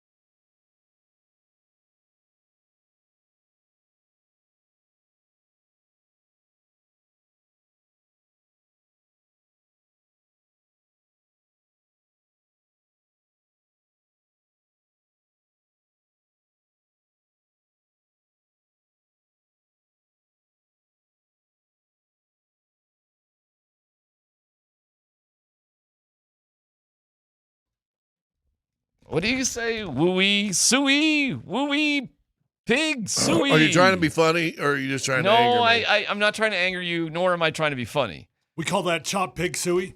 It's called woo Pig, suey. Yeah. Woo, pig, suey. But you do it 3 times. And you do it a certain way, right? Woo, pig, suey. And you do that 3 times. Woo, pig, suey. Woo, pig, suey. And then after the third one, you go, Razorbacks. I'm sure I'm going to forget it again. No. But I know it's a whole thing. But I just want to, we got to get it down. We got to get it down because, we got Mr. Brazil coming to town now. Well, now I see why. Brazil. Listen, to be honest, those charters to hold 2 Razorback personalities in one charter was probably just way too much. Now I got a little answer. So now you understand. Yeah, I understand. Now it makes sense. Now. All right. So, and then you got the other kid from 3 different schools. Hopkins. Right. 6'7". And then you signed a bunch of two-way guys. You did. You got them. I saw a bunch of two-way dudes, a couple of big ones there, big fellers. Yep. So, all right. So, boy, that did not go like we expected. But again, we said many times the true test of everything is going to be through the free agency period, which is next week. So, what do you think? Talk to us. What do you think about the guys? He's setting you up to be excited, Scott. Let's go. Yeah, no. Let's go organizationally. You get a kid in Brazil that, if developed, right, could be special. I think he's got like a 41-inch vertical and a 7'4" wingspan. That's nice. He's built ideally, to sit in there in that dunker role. I think he could probably pull that off really, really well. He's not afraid to play defense. Okay. I think his shooting's just okay. I didn't see one highlight with him trying anything outside of 0 feet. Well, when you've got a 41-inch vertical, guess what they're going to put on the highlights? It was 4 straight minutes of dunks and blocks. Like a dunking on dudes, though, right? I mean, the dunks were impressive. Jay Huff has dunk envy. Yeah. He's going to look good in the layup line. That's well, for like sure. I said, so the dunker role, right? I mean, there were times he was roaming the baseline in his highlights, filling what has traditionally been the Aaron Gordon role. Mm-hmm. Yeah. So you got an athlete. And I know we're going to have Adam on today, and I'll ask Adam the same thing. He's like a 4 though, right? Yeah. Yeah. Yeah. I'm just kind of curious because after we did that last year with Holmes, or was that 2 years ago? Gosh. What the expectation, what role he would be playing. The problem was the past regime, when they drafted Holmes, they sold us that he's a backup center. Yeah. And Duran is a small forward. Yeah. Play a 4 like in a small ball situation. But he's more of a mentality of a small forward, in my opinion. But this kid's more of a 4. I think he's 6'8" 3/4. They say he's 6'9.5" without shoes. But yeah. when don't you wear that's shoes? Pretty good. That's pretty good. So he's a 6'10" guy. So see, there's your 4 if you lose Gordon for a while. But then and he's played 5 years in college, so he's coming in not as a young kid. He's coming in as a man. Vic threw out a fun stat. Both these guys who were drafted yesterday are older than Peyton Watson. Yeah. Which is kind of like, wow. Who came out way too soon from college, but guess what? He made money. That's working out now. Well, they do need cheap young depth, right? That's what this is. That's what the play is. You gotta develop some guys that are going to be cheap if you're going to pay Peyton Watson. Yeah, so we'll see. I think he's a nice player, and even the kid Bryce Hopkins. Yeah, but I'm thinking of the other kid from East Carolina. Oh, I got his name. This kid is a brute. Well, he's huge. He's a brute. He's a different story, Morning Glory. Yeah. East Carolina's Giovanni Amujuru, who is from Nigeria and Italy. So it sounds like his parents migrated from Nigeria to Italy, and he grew up in Italy. Yeah. I don't even know what an Exhibit 10 contract. Yeah, what does that mean? That they're going to be on the summer league team, and then you can probably choose from if they play well enough to either be a two-way player or something like that. Oh, I never heard of here, thank you, Alan. It's a 1-year non-guaranteed minimum salary deal, includes a special attachment under the CBA used by teams to bring undrafted rookies for free agents into training camp and summer league. Yeah. Okay. He'd be an interesting guy to watch. Only because, what was he? He's like 6'10". And I think he's 6'11" and change. And like 250, 245. Yes. I mean, he's kind of a big kid. Yes. But, yeah, they got their summer team. They got some guys. But, again, as we said, we're going to have – is he with DNVR? Is that yes. where Adam is? Adam's going to be on with us in 15 minutes. My three things I thought they need to get better with an answer, and well, I can ask him. I thought that they had to get quicker. They had to get some wiggle, and they had to get physical. Ooh. I'm sorry. I'm just looking up Amejuru. 262. Yeah. No, he's a big dude. Okay. I like that. Yeah. I mean, we'll see. But it's my impression that Devon needs to put on a couple of pounds. The first round guy. So first pick guy. First pick guy? Yes. Well, again, is he a 3-4 guy or is he a 4 guy? Yeah. I just think in the NBA you got to put what is he? So he's 6'10", and what they got his weight at? The 230. Two. That's what they got it at. I don't know if I believe. I didn't have 41-inch vertical. I don't know if you did, Tyler. 33. Yeah. 33 to be specific. Which I was proud of, by the way. Yeah. I was very proud of a 33. Yeah.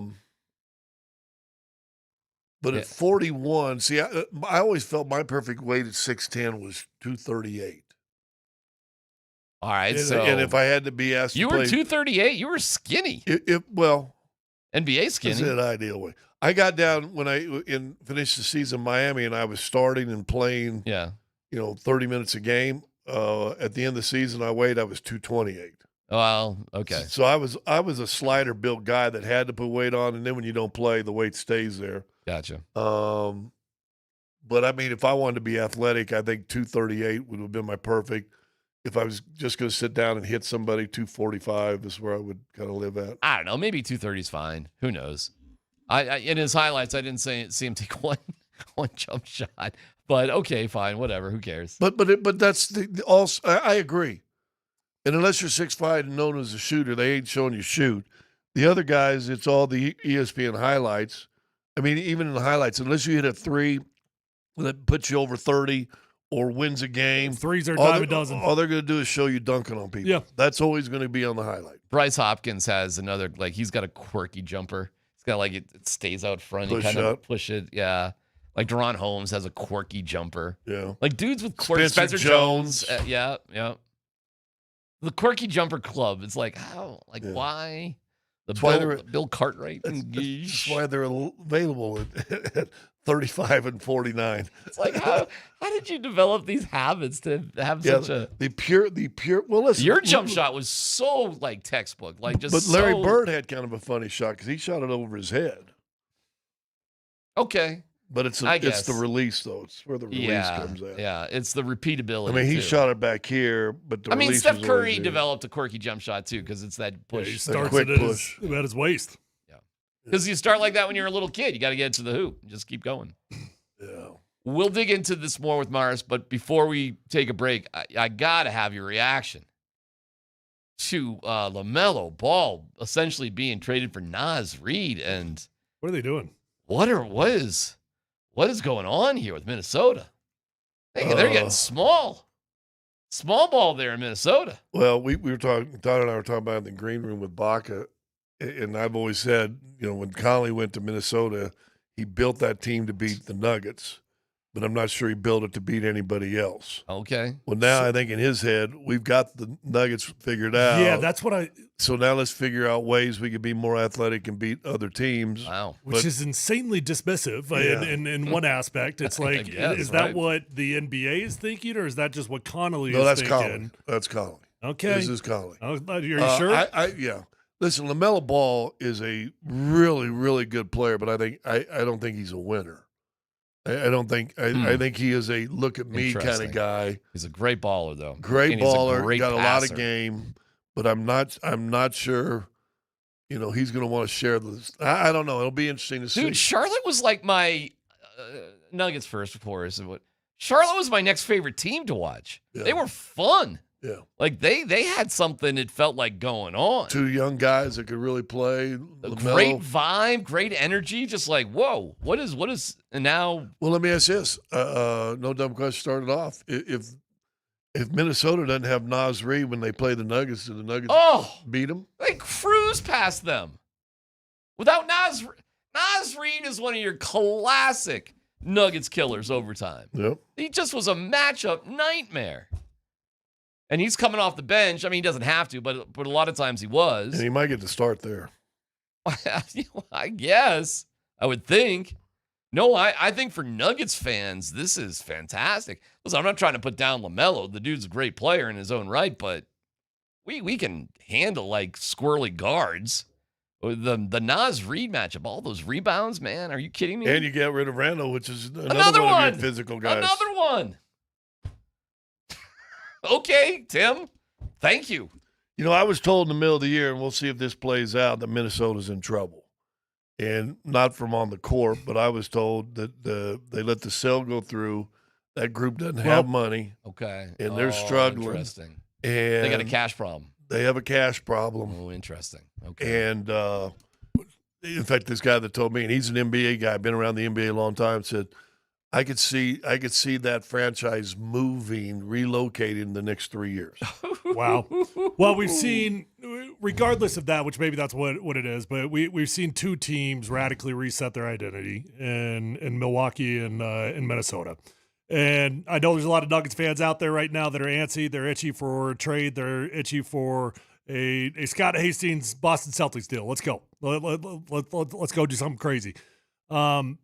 That's just not what it was, right? It's just not what we were ever going to be. So I get the anxiety. I get why fans want to see something done, but that's not where we're at. We drafted some younger players to be cheap and develop because now we got to commit to Peyton Watson, and we are where we are. So this is the team that we're gonna do it with again. Do you think Brazil? I suppose there's still a chance, Scott, but it doesn't feel very high to me. Chance of doing something of significance, but yeah, I don't think. Yeah, listen, I was all excited about getting Brown out of Boston, but then you look, he's still got 4 more years that goes up into the 60 millions. Oh well, and he's 31, and I'm like, I don't care about that. Yeah. Do you think Brazil and Hopkins stick on the team? Or are they going to be part of something? I could see Hopkins maybe getting a 2-way, and I think Brazil could hook. Okay. But again, we said this a couple days ago. Do you see them as part of any trade deals? They've got to clean out. I don't think so. 12 through 17. I think it would have been easier to just trade the picks than to trade the players, wouldn't it? Well, we found out last night, too. They did want to move up. They did. And they couldn't find a partner. So they wanted, or not that they couldn't find a partner. They didn't have the means. Okay. Well, either way, you couldn't get it done. And we found out the Zapruder film-like examination. According to what they said last night, there was a miscommunication with the Spurs. So I think Josh is with the hands up, at least from... What are they doing? Yeah, it was like that. Yeah. So there was a moment of like, hey, this got done. And then like instantly there was like, wait a second, what? It was like that. So that was at least that's what we were told last night by John Wallace and Ben Tenzer, who will be meeting with the media on Monday. And, we go from there. Well, I'll listen in on the app. Are you off all next week? Oh, yeah. I thought you were just off on Wednesday. Oh, no. Oh, Scotty taking some time. Taking some time. Doing something I've never done in the 33 years I've been doing radio. What's that? Take 2 weeks. Good for you. Good for you. Never have done that. Oh, that's nice. I can't wait. Well, I get to mow yards and clean weeds. What a vacation. You staying here the whole time? No. Going to Lake House? Going to, well, actually, I'm going to Oklahoma to see my dad, spend some time with him. He just turned 82. I thought that was Lake House. Well, one of them. Yeah. Oh, yeah. Okay. Okay. Wow. Okay. Who's got the clay courts now? Yeah. All right, we come back. Our guy, Adam Morris, helps break everything down from DNVR. That's next.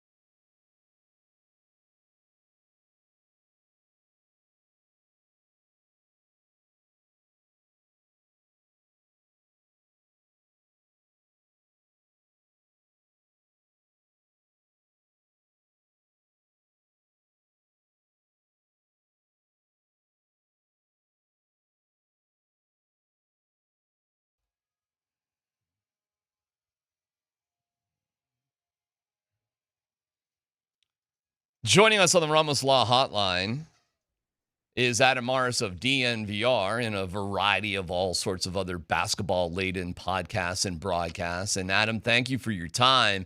Let's go through it. Trevin Brazil, Bryce Hopkins, Giovanni Emerguru, or something like that. Overall, what's your take? And maybe we can talk about each guy individually. Well, my overall take is, I still don't quite know what direction the Nuggets are going this offseason. I thought they would use this draft, round 1 and round 2, to maybe try to get off some money to be able to retain Peyton Watson. I thought that would be the number one goal. It certainly feels to me, or seems to me, like the number one goal of the offseason. So when they traded back in round 1, I thought it set the table for another trade in round 2. That was not the case. They took 2 guys, and so I feel like we're in a bit of a holding pattern before we see what the big moves are for this offseason. Let me ask you, I got 2 or 3 questions. First one, I'll start since you mentioned Peyton Watson. Why is it that their ultimate goal to sign Peyton Watson? To me, he represents, you need upside first and foremost. You look at the roster that they have, who on the roster currently is a guy that you could see being meaningfully better in the coming years. I think he's easily the number one chance at that. So if you look at the remaining handful of prime years for Jokic, he represents a shift towards a new identity in the coming years. And then secondly, athletic wings that have some defense and versatility are just so valuable in the NBA. It's a huge part of what the championship teams are able to build their identity around. And Denver doesn't really have a lot of those guys. Spencer Jones, Christian Brown a little bit, but Peyton Watson, Aaron Gordon obviously, but Peyton Watson represents, I think, the higher upside, just straight small forward defensive wing that is essential for winning. So I think that, to me, that's more than enough reason to view him.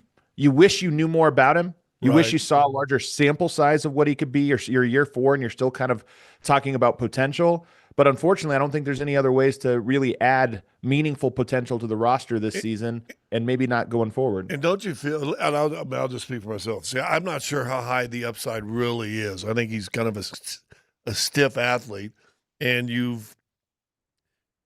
Christian Brown got paid on a great year where he, statistically was up there, I think second in most improved player. He led the league in points in the paint or transition points or whatever it was that year he had.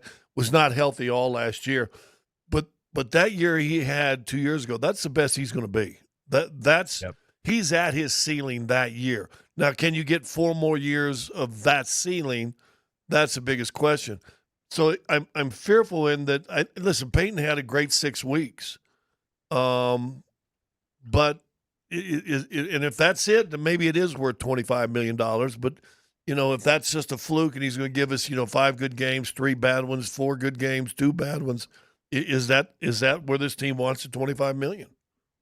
It is a lot of money that you're going to be committing to a guy that hasn't quite fully proven it to the degree we want. But I look at that and say, whose fault is it? This is a guy that's been on the team for 4 years. He had basically a redshirt year where he was just in the G League.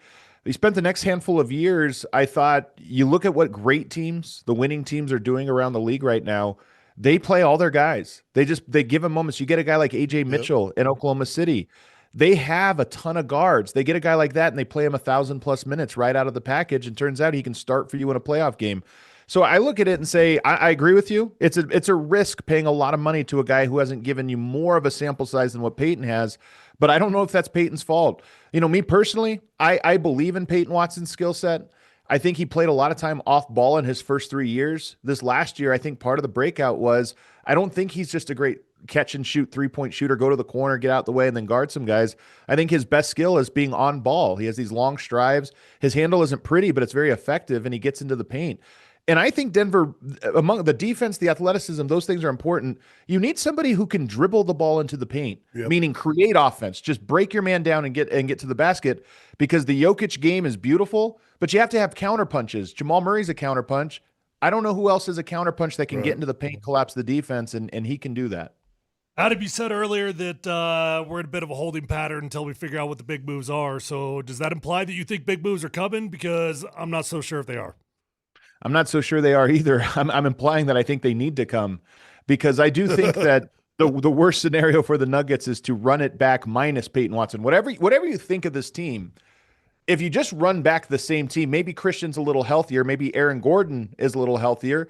Although when you see how physical and intense these playoffs are, the idea of Aaron Gordon surviving 4 rounds fully healthy is feeling, for any team, by the way, this isn't just about Aaron Gordon.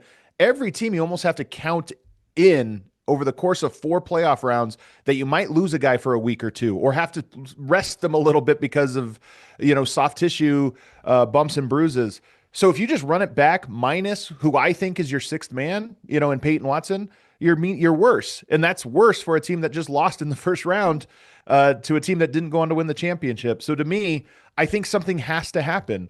I also think the team might be a little bit stale. It was a great formula. When you have the same guys around for so long, especially when you see a decline, you win the championship, and the last couple of years have been kind of a downward slope. When you see that, I think sometimes you just need a new personality, new people in the locker room to make things feel fresh and more hopeful. All right. Could Trevin Brazil be one of those guys? I don't think so. I mean, for one, I think he can be a guy, if you're looking at this upcoming season and even beyond that, your hope for him is that he can be somebody that is a contributor to a team, maybe a 7th, 8th, 9th best guy. Is he going to be that right out of the package? I think he's going to have to get a lot tougher, a lot stronger. He's probably going to have to get a lot smarter playing in this system. So there's going to be a development curve to him. And I think the upside for a guy like him, from how I see it, the upside is that he's a good regular season player that might be your 9th or 10th man this year. That's meaningful. That's not nothing, but that's meaningful. But if you think that's going to change the outcome of beating the Timberwolves and then winning 3 more rounds and getting a championship, I just don't see that. And I know they hit a home run with Joker at 42, but if you can get a guy that's a contributor at the 35th pick and he can be your 8th, 9th, 10th guy, that's going to turn out to be a pretty good pick. Here's another part of the question I was going to ask you. When it came to the draft, and everybody wants, I want this guy and I want this guy, and I don't look at it like that. And you've just kind of touched on your last 2 answers. I said they gotta find. They're slow. They need to improve their team speed. They got to find some wiggle. You talked about Peyton, and to me, wiggle is a guy that can get his own shot and get into the paint. And they got to get more physical in certain portions of the floor. Did they address any of those 3? I think the athleticism is the reason to be excited about Brazil, because he really is. He might be the best athlete in this draft. I mean, a 42-inch vertical for a guy 6'10" is, that's Kenyon Martin athleticism, and that's one of the best athletes to come through here as a forward position. That's elite athleticism. So I do think if you're being optimistic about that pick, Kenneth Faried looked, like an all offensive team player next to Jokic because he was catching lobs. Jokic is creating openings. Aaron Gordon, same thing. We know that mold works at the power forward spot next to Jokic, and you just added an increase of athleticism that you've never seen before.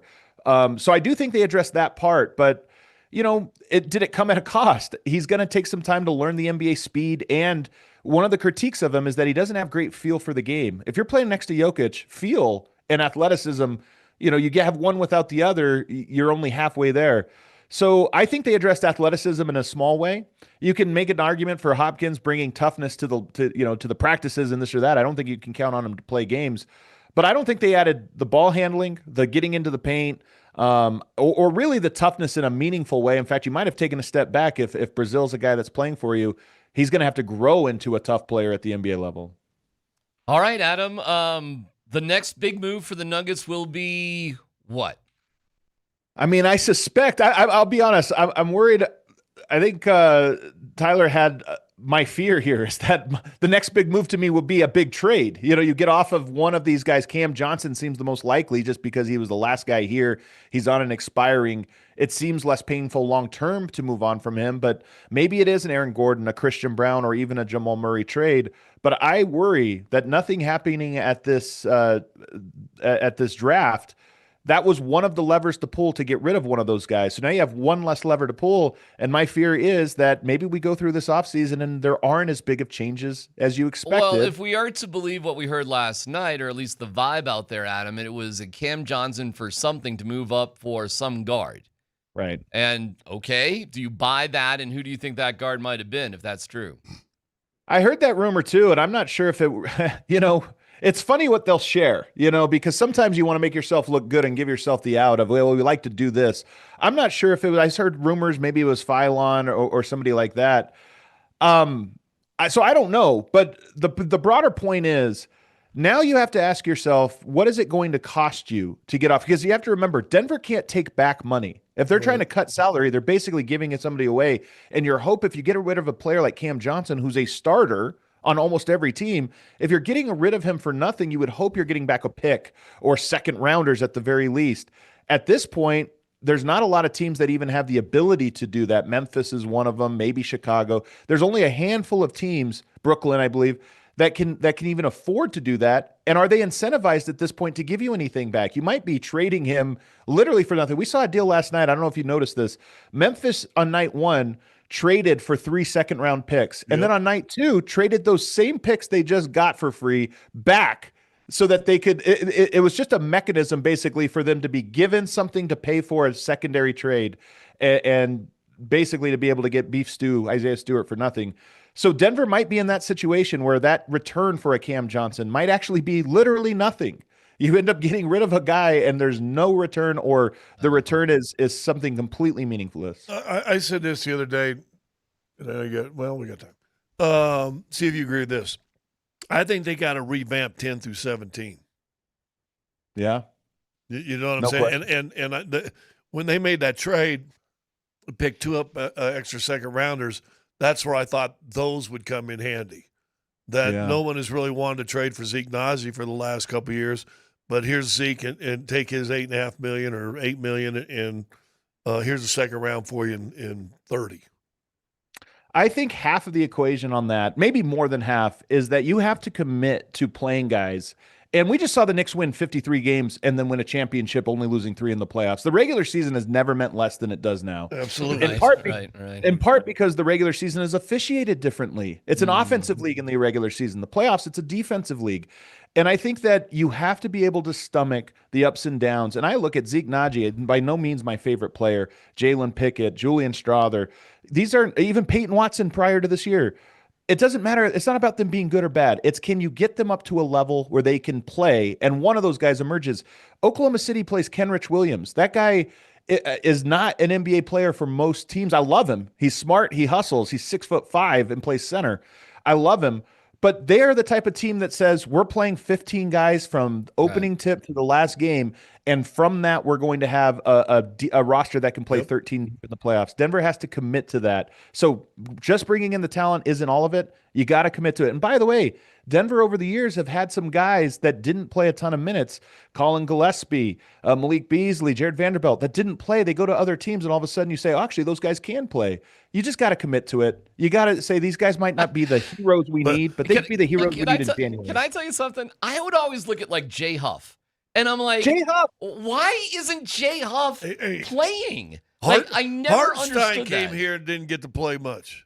And by the way, I loved Hartenstein. At the time, I was saying, I think this guy can do a lot of different things.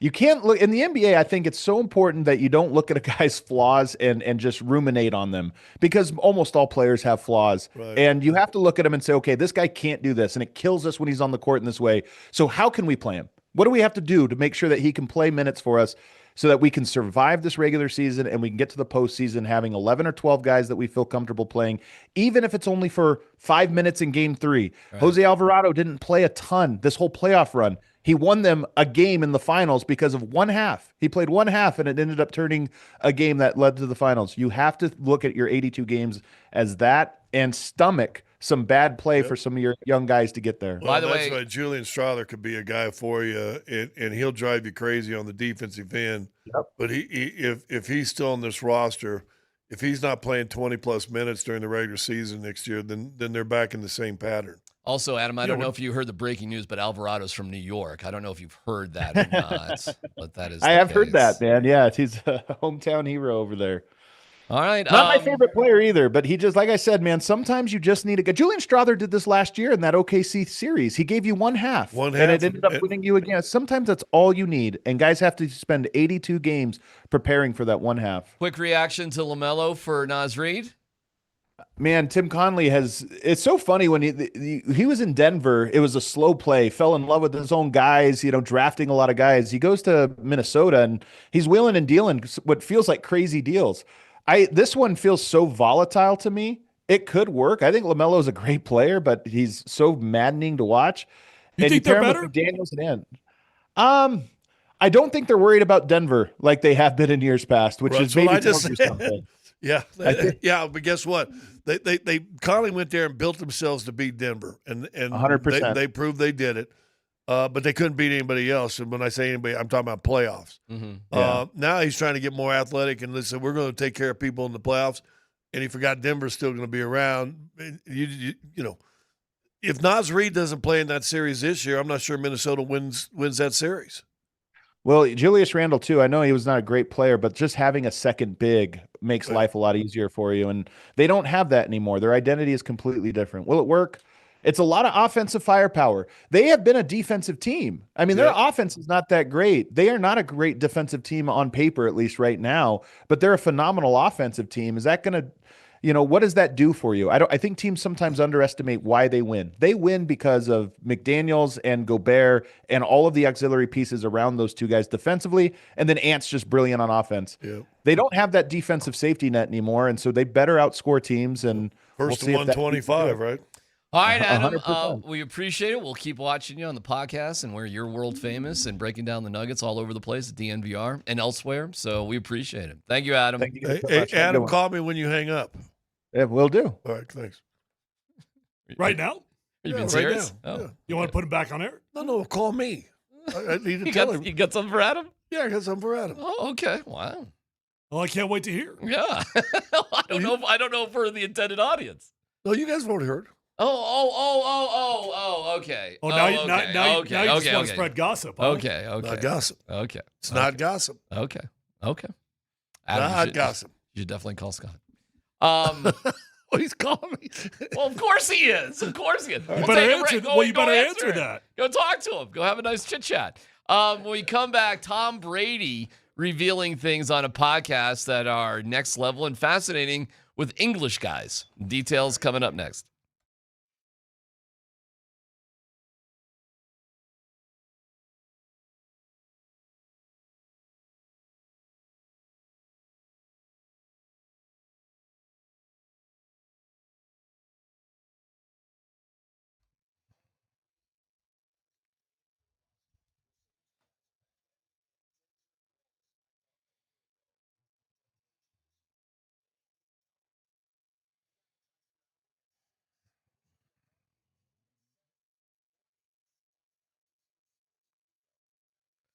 It's DMac for the Rocky Mountain Men's Clinic. Just because you're getting older, it does not mean that you have to feel like it. So if that energy is low, sleep is off, weight won't budge, your mind is just well, what is going on? Never mind the sex drive. What is happening to you? Low T could be as simple as that. Less energy, less drive, less feeling like yourself. Well, at the Rocky Mountain Men's Clinic, their advanced medical strategies featuring TRT, GH peptides, NAD+, GLP-1, PDA, and more can really help out.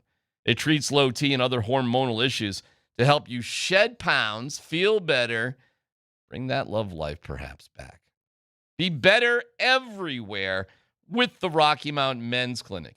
Go to RockyMountainMen'sClinic.com, take the low T quiz. Just a couple of minutes, see what the results are. Cost of the first appointment is only $99. And you get that back for free if you sign up for testosterone treatment. So call today, 720-440-7900, RockyMountainMen'sClinic.com. Featured therapies are compounded and have not been evaluated nor approved by the FDA. Provider prescription required. See website for details.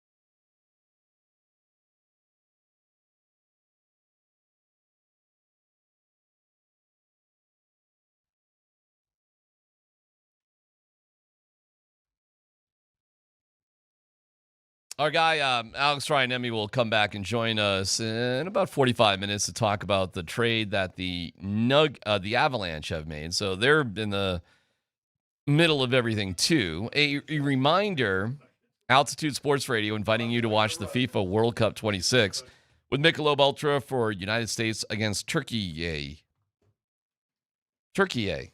By the way, I had Turkey. You got it that time. I had a hammy sandwich for lunch today. How was that? Yeah. The action kicks off at the Tavern on Blake Street, and that starts at 6:30. So enjoy that. Mike Sanford, the host, and Michelob Ultra, the superior light beer, is the official beer sponsor of FIFA World Cup. So the Tavern on Blake Street. All right, Scott, tell me about this podcast that you saw with Tom Brady. I thought it was fascinating. It's long. It's like an hour and 14 minutes if you guys want to watch the whole thing. And it's Did you watch the whole thing? Yeah, I watched it today because it starts off and they actually place it where it's just him and one of the hosts, and they're just BSing before it actually really starts, and they just put that all in there, which is kind of fun. But I watch this podcast anyway. It's mostly about soccer. I think it's called All About Football or something like that. But they had Brady on. And I got a bunch of cuts here. Just a couple things, and one is particular that I think we got to that pertains to Denver. But the coaching, about continuity in locker rooms. He said one thing that I thought was fantastic. He said, Monday through Saturday's about the coaching, Sunday's about us. Well, let's hear that, a little bit of that. Continuity is the most underrated thing in sports. I think when you have the same coaches and same players, you can get really good at the nuances of the game. I think when you decide to change people, you change them mid-year, there's no accountability at that point. The players feel like, well, we run the system, we run the show. Like a new coach that comes, I always like it to like the audio-visual guy. They come in your house and one group installs the TVs and then they suck at it. So you're like, oh, I got to get a new audio-visual guy. And this guy comes in and goes, well, they wired everything the wrong way. Everything's wired. I got to fix everything.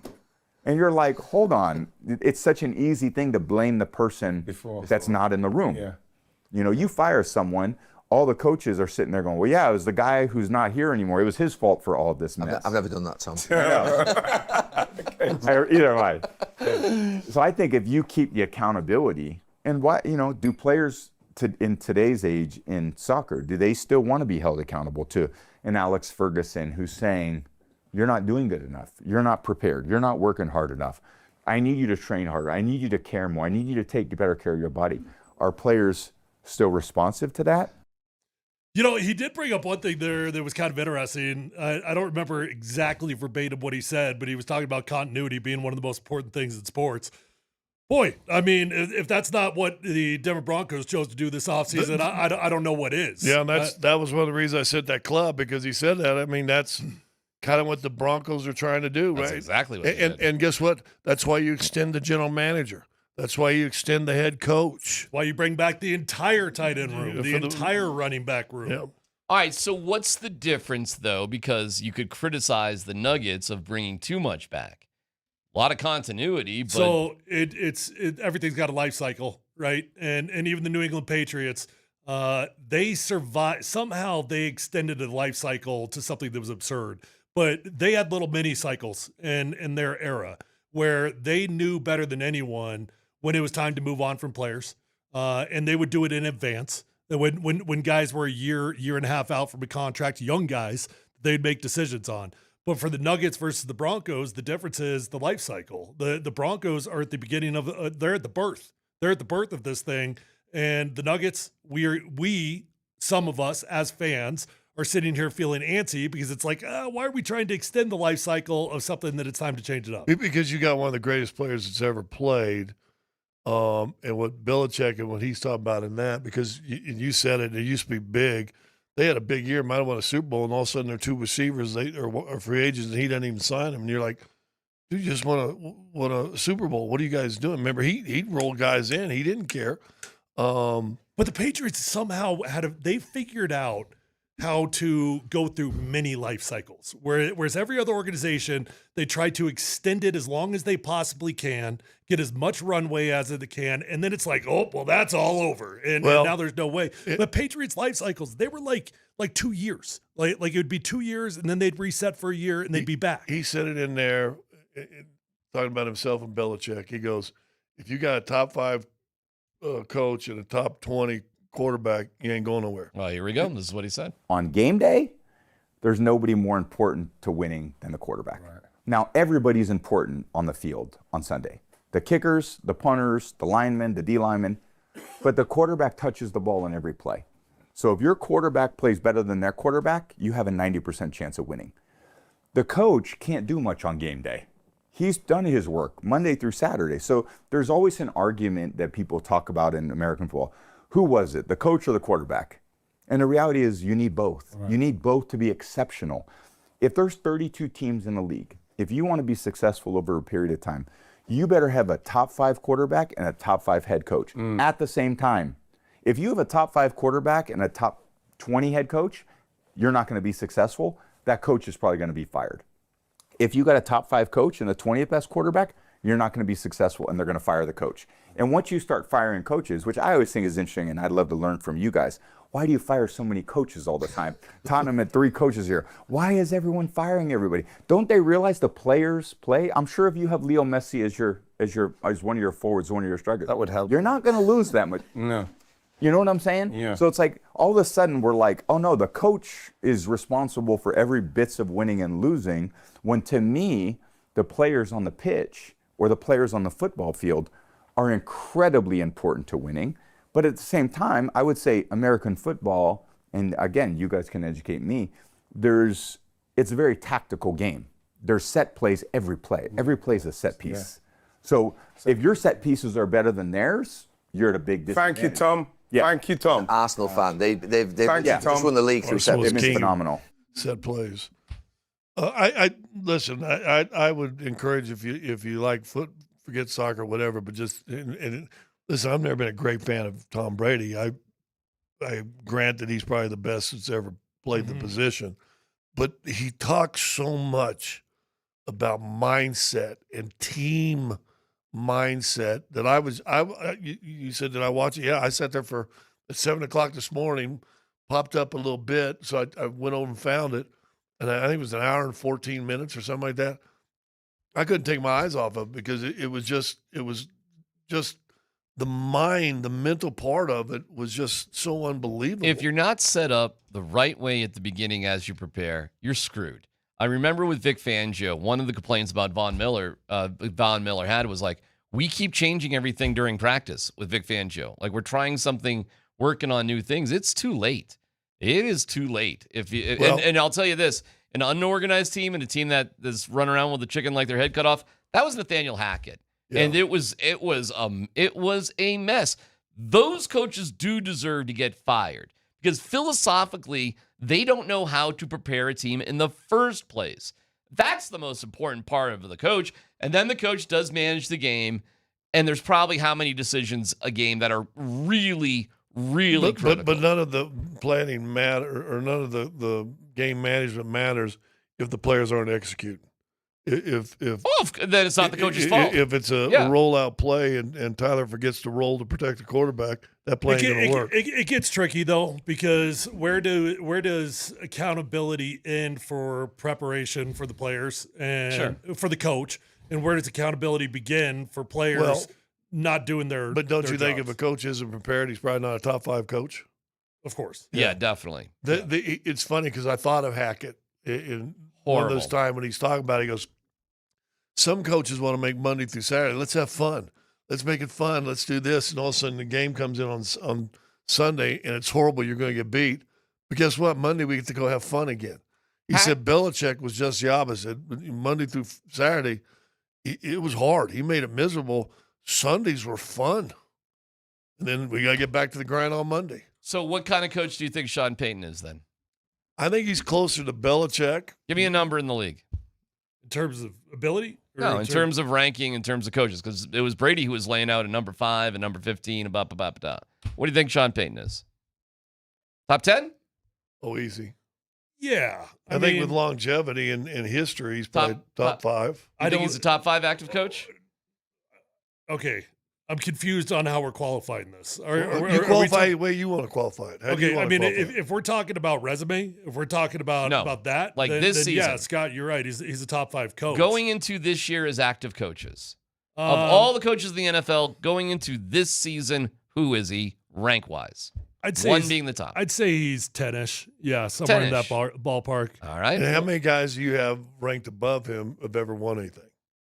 So that's a good question, right? Because guys like Kyle Shanahan, who year in and year out is going to get ranked in the top head coaches, hasn't done it, right? No. He's been awfully close many times. Couldn't get a first down in the Super Bowl, could he? Yeah. What is Bo Nix as a quarterback? Same thing. So just out of curiosity on the coaches, right? Because I think that's an interesting conversation. Yeah, I do too. That's why I sent this to you guys. I was blown away by this podcast. Like Andy Reid's got to be number one in terms of accomplishments and all of the above, right? And longevity and history. And now, based off of ability and accomplishments, I'd put Sean McVay at number 2. I'd put him up there. Right? And that's saying something because I'm a Kyle Shanahan guy, but Kyle hasn't quite accomplished that. So maybe Sean should be higher than what I'm saying because there's going to be a lot of coaches out there like Kyle Shanahan and the young guns and Nick Sirianni, although he accomplished something also. But maybe Sean Payton is higher than what we Tom think. Brady's whole thing was you have to have a certain balance between a coach and a quarterback. That's his whole thing. So if you say, even for the sake of argument, Sean Payton's number 7, what's Bo Nix? Oh, well, he's like 15-ish, somewhere maybe. Well, that would fit the criteria. That would fit Tom Brady's criteria. That's what Tom Brady just said. He said 5 and 5. Yeah, but he said, if it's with sure, that's better. But you can also win as long as it's a certain sort of balance. I do think you can win one-offs with a top 15 quarterback, but you're never going to have a legacy. You're never going to have an era. Well, history tells you that, right? We can come up with 3 guys who are just okay quarterbacks. Johnson in Tampa Bay, Dilfer with Baltimore. I know there's another one in there. Johnson. Yeah, and it's just, okay. Okay guys, but there was something special about the team and our coach. Wow, you got a defense, you got this, you got that. The ball bounces the right way. Who knows? I mean, once you get up there, once you get to that level, anything can happen. Yeah. You can take a lousy quarterback. Joe Flacco had an unbelievable playoff run, and it was very average during the season. I think he's had a great career overall, but I don't know if Joe Flacco's a Hall of Famer, but he played pretty damn good when they needed him to. And good enough to beat us here. Good enough to win a Super Bowl. Good enough to have 11 touchdown passes and no interceptions. Good enough. Hey, good enough. There's something about being good enough. You don't have to be the best, but you got to be good enough. Is our combination with coach quarterback good enough to win a championship here? Yeah. It's good enough to win a championship. It's not good enough yet to have an era. Like, it's definitely not good enough to think that it's sustainable or repeatable. Bo Nix is going to have to improve. And Bo Nix is going to have to be a 4-quarter player. Well, yeah, but we thought we were going to. New England had, 17 years with those two together? 18 years? Oh, gosh, long time, yeah. Or close to 20. Hey, but by the way, we thought we were about to have an era with the Avalanche and McKinnon and Jokic with the Nuggets. How's that era going? Yeah. Well, maybe we should be happy with one championship. Maybe that's all you get. Yeah, it's a one-off. Maybe. But another thing, if you guys get a chance to go back and listen to, I know we got a break, and going back to our last conversation that we've had the last 2 days with Aaron Gordon, he talked about some interesting things and soft tissue injuries that he had and what he did to get through them, and I thought was very interesting. All right. Well, tell us where you're going there. Hold on. We do have to. Yeah. That's a great tease. Let's get back to that because you're insinuating something else. And let's look at the Nuggets with what they just did. It all worked together finally. Next.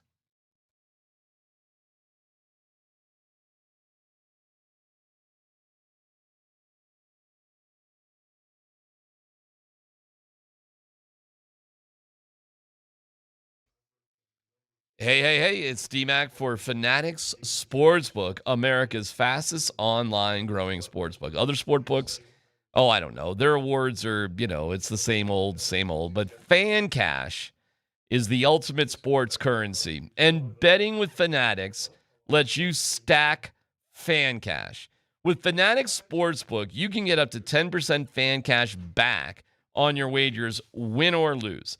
If you want value for bets, Fanatics will always have your back. And don't forget about fan cash draws. It's simple. You choose your draw and enter with fan cash for a shot at no sweat bets, casino credit, premium sports experiences, tickets, and so much more. Extraordinary prizes await. And did I mention they're also giving away millions in fan cash this year with games like Fan Cash Drop? Tap in every Friday and see what all the fuss is about. Switch to a sportsbook that will always give you more to play with. Download the Fanatics Sportsbook app today. Winning hits different here. Must be 21 plus. Gambling problem? Call or text 1-800-GAMBLER. Offer not available in all states. Terms apply. See Fanatics Sportsbook app.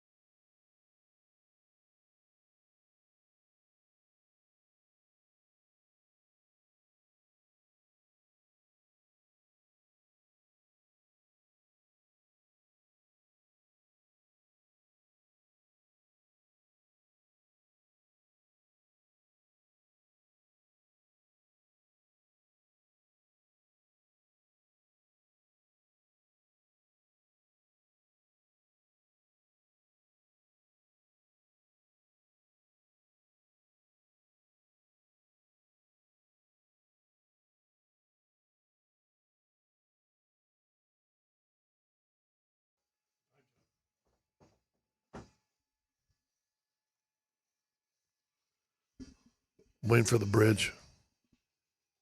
102 the time here on a Thursday afternoon. PhD with you. Got interesting shows going on tomorrow. I want you to tune in and listen to that.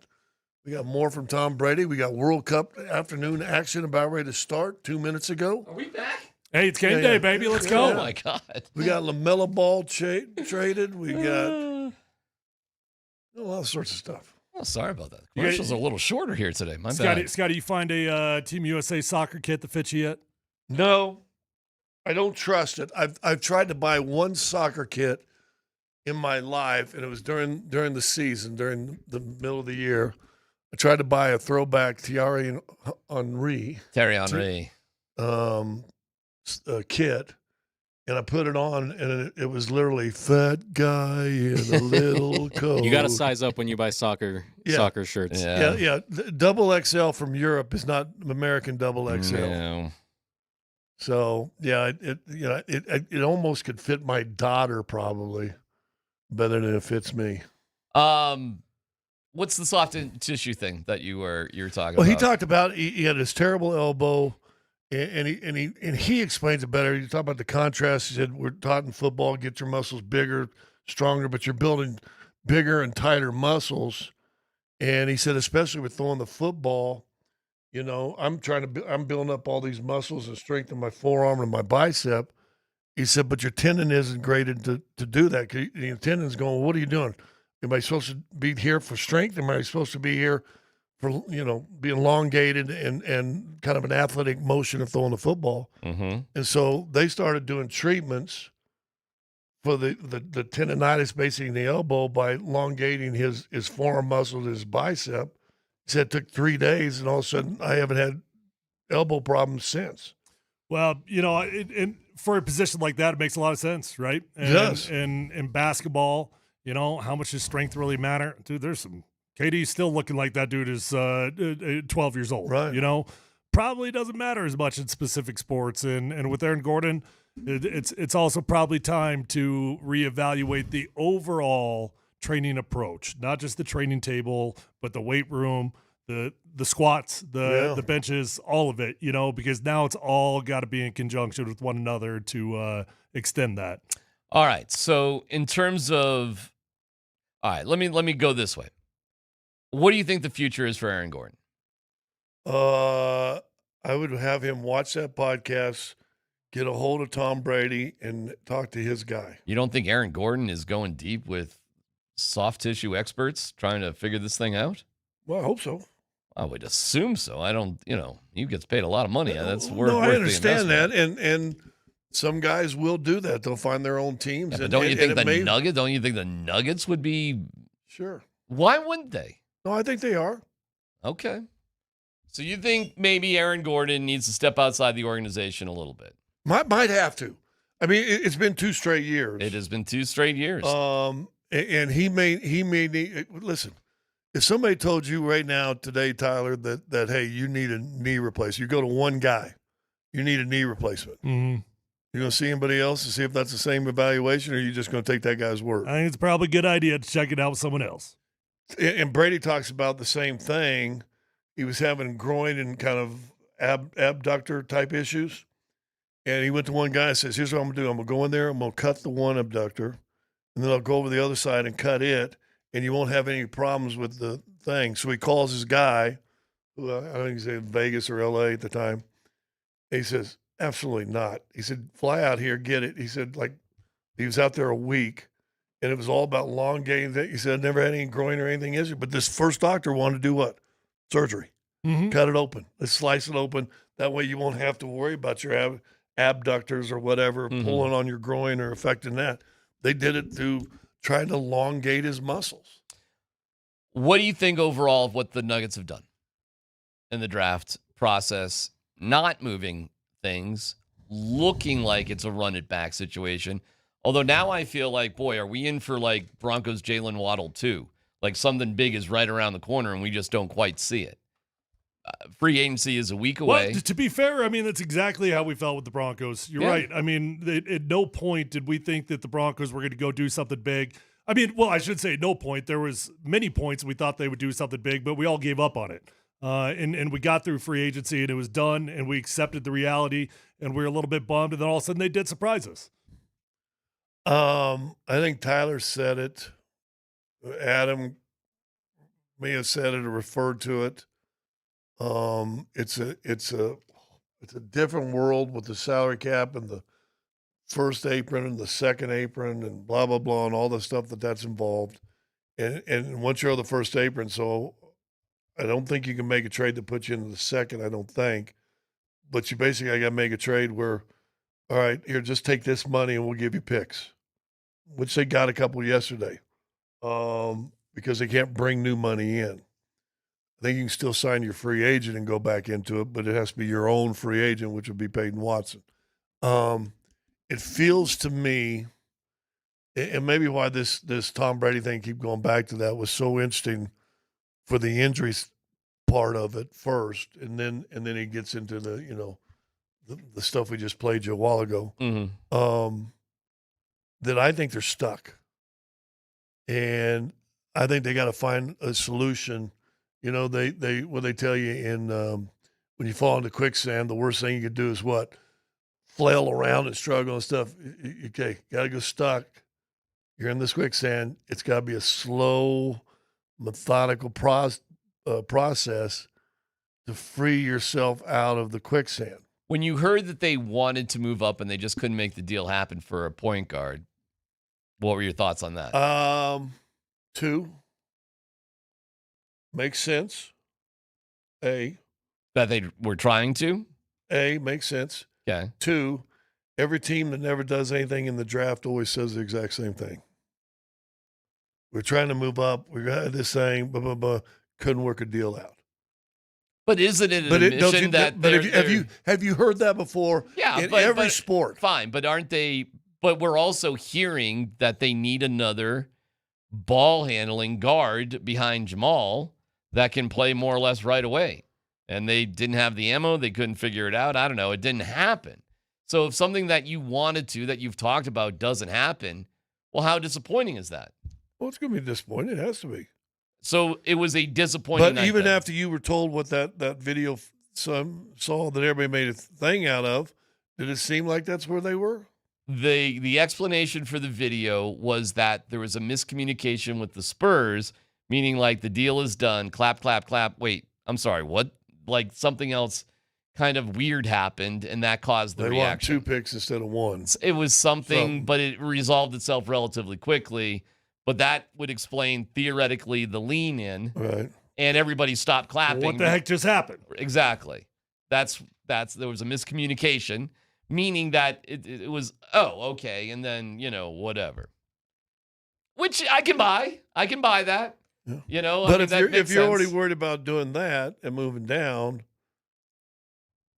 it was only a couple picks earlier. I mean, it cost the Lakers cash to go from 25 to 24. Hey, by the way, on the Lakers, can they afford Reeves, LeBron, no, and $30 million for Peyton Watson? No. Right? LeBron's gone. You think so? Well, if they get Peyton Watson, he's gone. If they get Peyton Watson, he's gone. Yeah. So if he you're made $50 million last year. Oh, yeah, I gotcha. You know what I read last night? So I started going down wormholes and trades and things, and the Jaylen Brown's impossible for Denver to do. Might as well get off that. But one of the scenarios, one of the things, so you go into it, goes, how the Lakers could acquire Nikola Jokic. Okay. And I went, what? What, 10 years from now? I went, what? Okay. All right. And you know what they wanted to do? So what are they giving us, Scott? Tell me what they're giving us. For this guy, now, he also in the article said, now this isn't going to happen.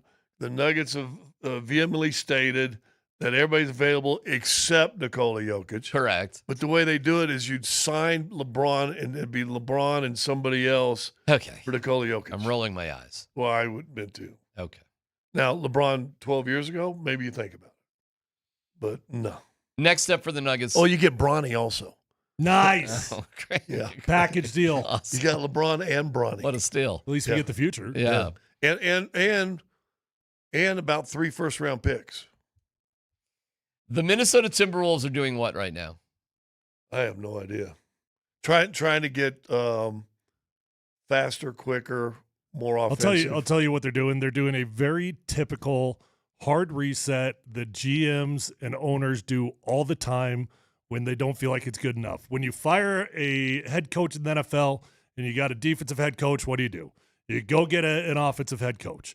If you got an old head coach, what do? You go out and you get a young head coach because you think, well, that wasn't working, so let's go do the opposite. When in reality, you probably just had to solve a couple problems for the previous philosophy to work out.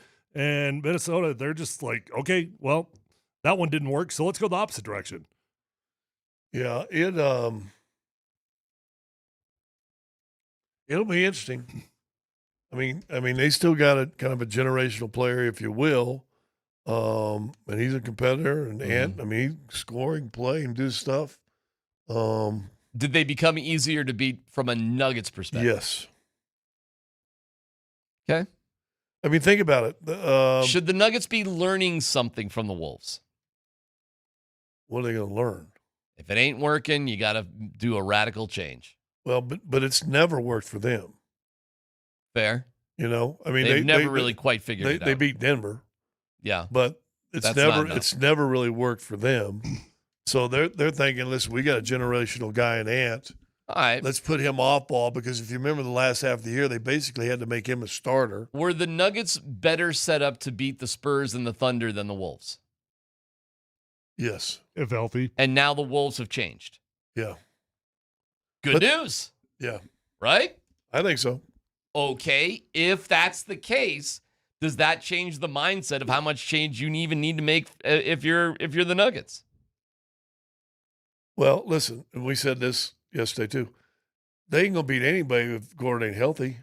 So your first answer to all the questions is, can you get Aaron Gordon, and Adam Murray even talked about, can you get Aaron Gordon healthy, and can he play a regular season to be healthy in the postseason? Maybe the best thing that the Denver Nuggets could do is seriously go reinvest in the top technology and the best medical solutions that you could possibly give to your training room. Make sure you've got the best ultrasound, you got the best lasers, you got the best everything. I'm being serious, Red light you know, therapy like let's go pour billion, because by the way, nobody's telling us how much you can put into that. So just go put as much money as you possibly can into having the absolute world's top class rehab facility. We're going to have Raj come along to talk to us about what the Avalanche have done. And no dumb questions. I'm hoping if we can get it. Vic Lombardi talking to Berto about Berto's life on a daily basis. Guys, if you didn't hear this conversation, it was something else. And Terry and Arnold. Do not miss the next Pat Surtain, Terry and Arnold podcast. Holy cow. Do you know what's going on with this cat? Which one? Terry and Arnold. No, oh, my Lord. We'll have that for you next.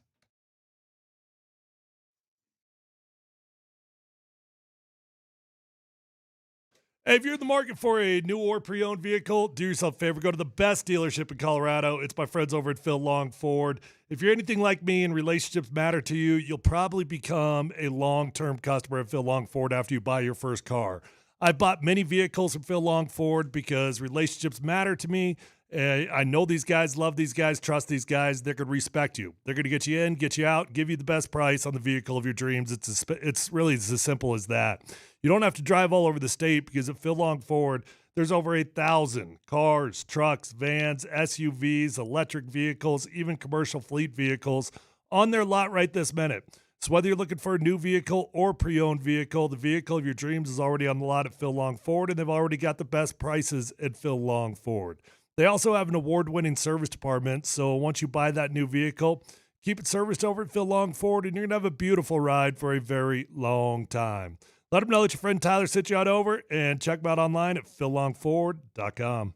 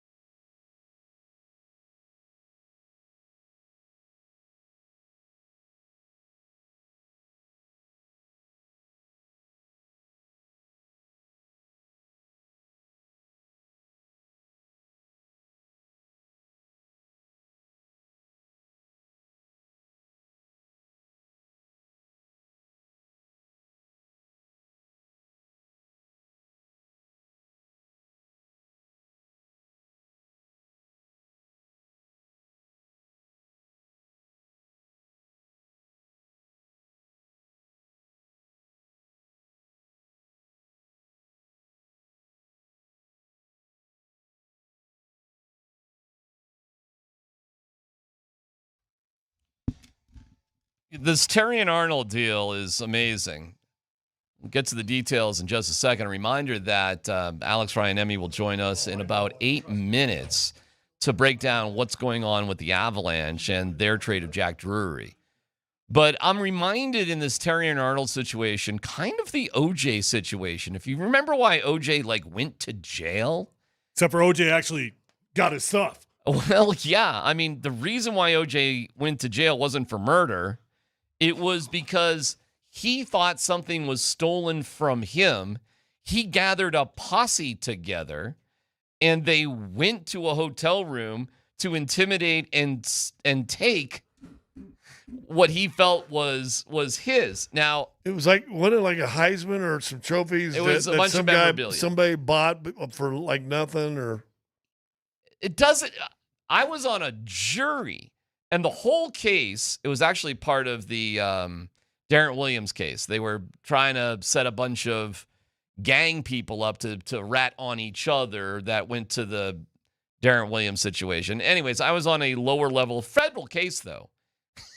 And the case was a couple of drug dealers went over to another drug dealer's house, beat him up, can't do that, stole money that was obtained through drugs, and stole drugs that were illegal.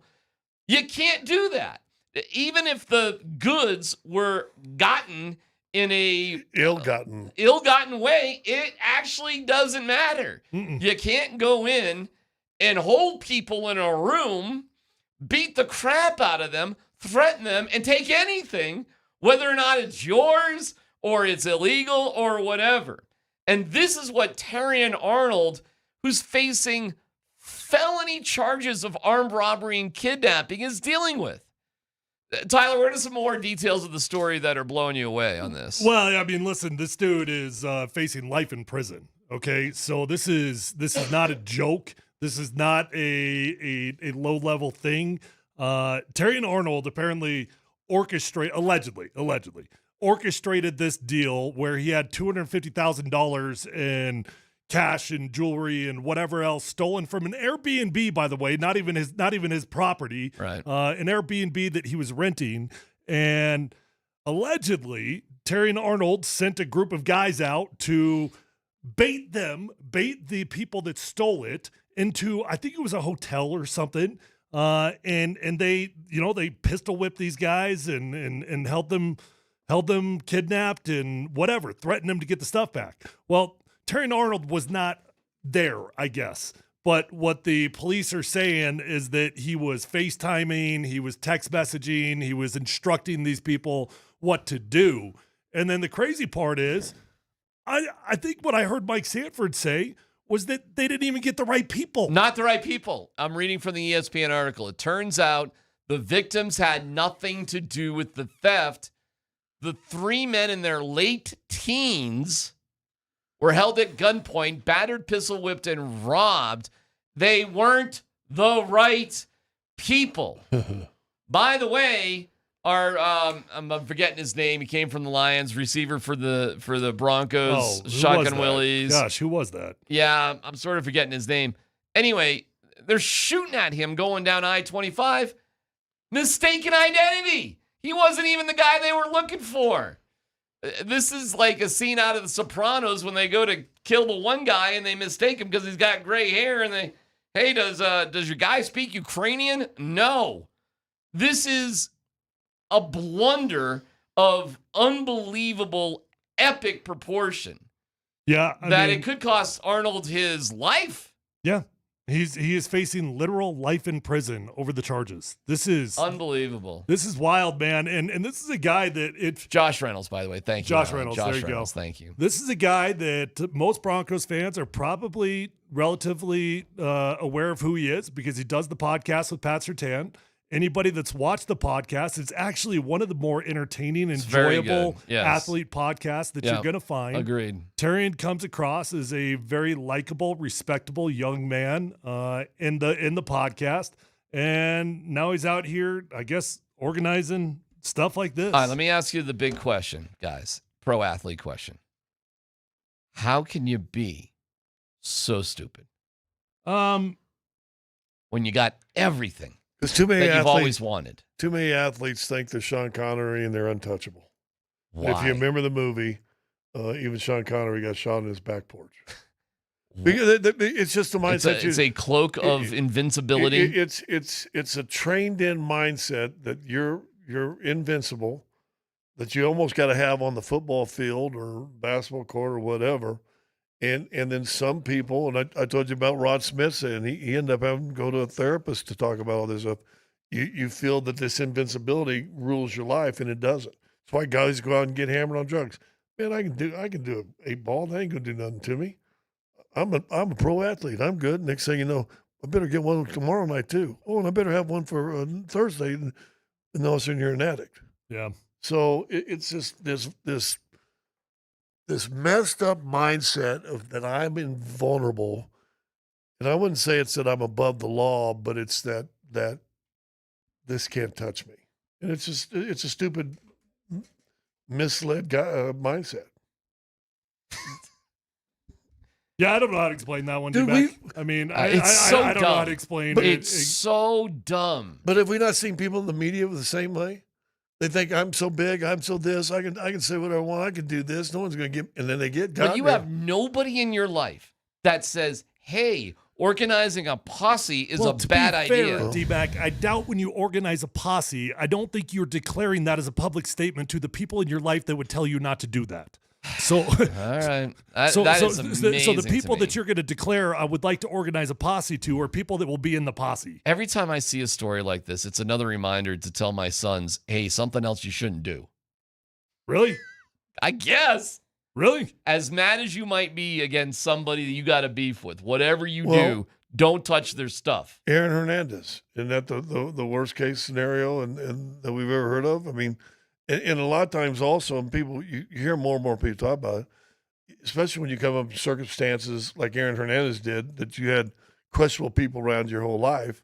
And, I've heard people from Michael Jordan to tons of other athletes saying, sometimes you got to get them people out of your life. They're going to bring you down. Well, did Aaron Hernandez get those people out of his life? He brought them to New England with him, didn't You know, he? it's funny. The Aaron Hernandez story, when you go back and think of it, he did not connect with his teammates. Like, he kept these outside friends, his friends. He wasn't friends with his teammates. He did not socialize or bond with them enough, and it was a big eventually mistake. those guys are probably going to take the dog. Come on, man. You got to stay out of them clubs. It's an insane story, and I'm going to guess that's going to put the pause on the Pat Surtain, Terry and Arnold podcast for a minute. We'll get back to it with Let's Football Go coming up in about an hour. We'll bring our guy, Alex Ryanemi, our hockey guru, in because we need some insight. Thank you, Raj, for coming back in here. The Avalanche did a deal. What should we know about the Nashville to Colorado pipeline? That's the only guy that Joe Sakic wants to trade with, especially wants to offload salary that he wasn't going to be able to keep. So, I don't know. It was a fourth-line center for two other fourth-line dudes who are younger and cheaper and hopefully have the same upside. And Nashville had $50 million under the cap going into the offseason anyway, didn't they? Yeah, they needed to add salary. Drury was going to be like probably $3 million a year, which is just too much for Colorado right now. So I know it doesn't nobody's underwhelming of the moves, but I don't know about you guys. I don't feel the same way about the Avalanche like I do with the Nuggets. Like, I'm not waiting on the Avalanche to go do something crazy or do something big or desperate. I'm fine with the Avalanche. Like add pieces where you can. Yeah, and I think they did address a need here with this deal. Again, they're bottom six guys, right? So one of them is a Russian that might have some scoring upside. He can play in the middle and on the wing.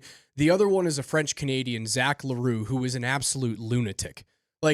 You want a hateful hockey player on the Avalanche? Yeah. Zach Leroux is a violent, hateful hockey player to the point where he's been suspended 12 times going back to his days at Major Junior. Yeah, I was reading about all the times he's been suspended and for what. Is he an NH? And I got it right here. This is the game, QMJHL. Unsportsmanlike 3 games. High sticking 3 games. Another unsportsmanlike 2 games. Fighting violation 4 games. High sticking 4 games. High sticking 6 games. Aggressor, whatever that is, 1 game. Staged fight. That's a great one. Staged fight 3. Fan altercation 10 games. Fan altercation. He's a lunatic. In junior hockey. AHL sucker. Hey, Dad, shut up! Sucker punch is actually a cause for suspension. 2 Get games. over here, Dad. And in the NHL, slew foot got him 3. I'm sorry, what? Do you know what a slew foot is? I've heard that before, I know, but I'm drawing a blank on that. Scott, do you know what a slew foot is? No. You want to explain slew foot? This popped up recently, didn't it? It's like the equivalent in basketball of Yeah. pulling the chair out from someone underneath the basket. Oh, So like when schoolyard him. when you're in the corner with the guy, you'll kind of take your skate and push the back of his skate. Yeah. So he basically does like a comedic flip backwards. Yeah, It's schoolyard. dangerous as hell. Yeah. Yeah. It's super, super dangerous, and it's wicked cheap and obviously looked down upon. This is one of our new guys, Yeah, he's a lunatic. Zach love it. LaRue. They love kind it. of need that, don't Hey, they? I only hate guys like that when they're not on my team. When they're on my team, those are my guys. Is he an NHL player? I think he's got a chance. They were both selected in the first round in 21, so they obviously have the skill to intrigue some NHL GMs. Well, Fedor Svechkov, he played in 70 games for Nashville. So he played, right? Both of these guys I expect to be in the opening day lineup. Really? Yep, on your fourth line. Whether they're in the middle or on the wing, they have enough centers that, like, if Colorado wanted to play Nick Waz, their fourth line center, they can do it now. So Drury was just not worth the value of what he was going to get as a restricted free agent. Somebody was going to overbid for him, and you were just going to lose him. Yeah, you just don't have the space to bring him back. You're going to miss his faceoffs, and you're going to miss his penalty killing. So good for Jack Drury. Of course. Okay. What does this set up next? So good deal. So you're saying thumbs up for this deal? Yeah, it's a good money ball deal. Without a doubt. You got 2 players for the cost of 1. Actually, for the lesser than the cost of Jack Drury. And Bartikov is going to go play in Russia. He's not going to be on the Avs this year? Bartikov's gone. Yeah, he's going back to the K. Okay. So he's out. I think this sets up a possibility, speaking of Russians, a possibility of Val Nichushkin getting traded out. There's been some rumblings that Ottawa asked heavily about him, but Nichushkin's got a 12-team no-trade clause that I assume Ottawa's probably part of because no one wants to play in Ottawa. I would knock on the door of Edmonton and knock on the door of Chicago and say, hey, you want to get rid of Darnell Nurse, Edmonton Oilers? Here's Val Nichushkin plus something else, but only if you keep Darnell Nurse at 50%, so that instead of a $9 million player, he's a $5 million player. If that doesn't work, I would go to Chicago, who just brought in a left-handed shot defenseman in Bowen Byram, and they got to pay him like $10 million now a year. Yeah, how about that? Young Alex Vlasic is 6'6", 225 pounds. He's a stay-at-home, very good skating and physical defenseman. He's got 3 years left on a $4.5 million deal. I would go, hey, you got to pay Byram. You got to pay Lev Shinov, who's going to be like a $9 million defenseman. You guys want Val Nichushkin to play alongside Connor Bedard and protect him? Give us 6'6", left-handed shot Alex Vlasic. I'd do something like that. And who's gone then? Old guy's gone. Senior moment. Burns? Burns is You gone, could bring right? Burns back on a 1-year, $1 million deal if you You'd wanted bring to. Burns back. I thought he was effective. Because You didn't think he was effective? I'm fine. For If- $1 million? Whatever you want to do. I'd bring him back. if Listen, you I don't know wanna his bring- main motivation. He's got 50-something games to break the overall record. Well, his main motivation is to win a Stanley Cup championship. He doesn't have one. That's motivation number 1. Okay. You think Brent Burns would rather be the Iron Man of the NHL than win a cup? I think he'd like to do both.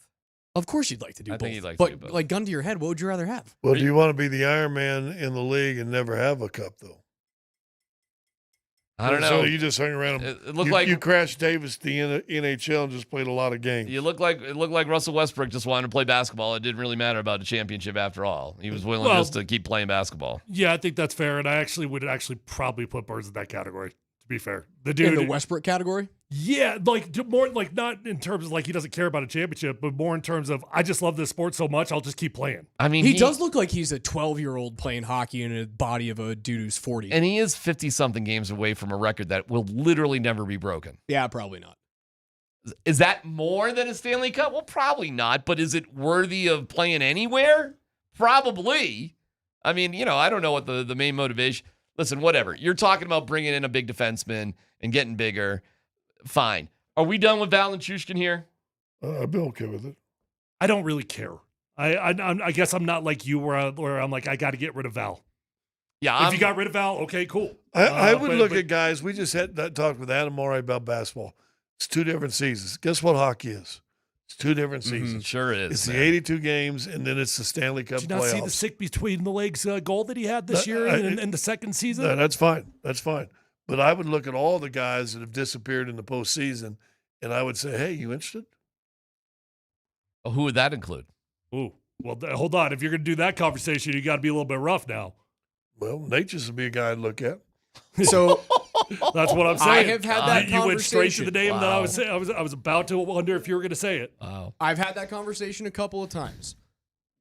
First off, 100-point players don't grow on trees, so I just want to preface it with that. So their value would be higher than ever before. The value would be high. Now, if you want to trade Marty Necas, you need to do it in the next 5 days because his contract extension kicks in on July 1st, and so does his full no movement clause. Oof. That doesn't exist right now. They If ain't you doing want to trade Marty Necas, and by the way, I've had conversations with people who know that teams have called Joe Sakic and the Avalanche about Marty Necas, but the Avs are not shopping him. No, that would be stunning. I was thinking more like a Brock Nelson, but even Brock that, Nelson has a full no movement clause. Yeah, He's not going anywhere. And I'll just ask all three of you this: would you rather have another president's certificate or a Stanley Cup? Of course. I mean, it's not even a question. Yeah, you want another cup, but I don't know. Carolina has been knocking on the door for 8 years, and they hardly changed anything. And they kept the coach, and they kept largely the same lineup, and they finally got through. You got through 4 years before they did. Well, Tom Brady's just talking about continuity and whatever. And we talked about to a degree until what? It's over. But you know what? The life cycle. The life cycle. But that life cycle's not over. You kept Belichick, McDaniel, and Brady together for most of that run. How much longer does the Avalanche life cycle last? Oh, until Nate and Kale are 35. That old. Yeah, So but then three the life more cycles years. of other players, though, if we're talking about the life cycle thing, life cycle of players end during the life cycle of Hall of Famers, right? So, maybe the Lehkonen life cycle's over. Maybe the Nichushkin life cycle as an Av is over. But that doesn't necessarily mean that the championship window and Hall of Fame life cycle of Nathan McKinnon and Cale Makar is necessarily over. All right, good stuff, Raj. Grade the trade. B. B. Sure.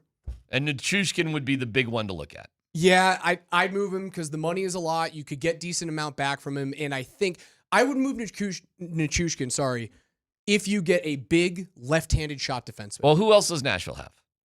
Not a big left-handed shot defenseman. I'm right. sorry. Thank you, Raj. What could you get for Natchez?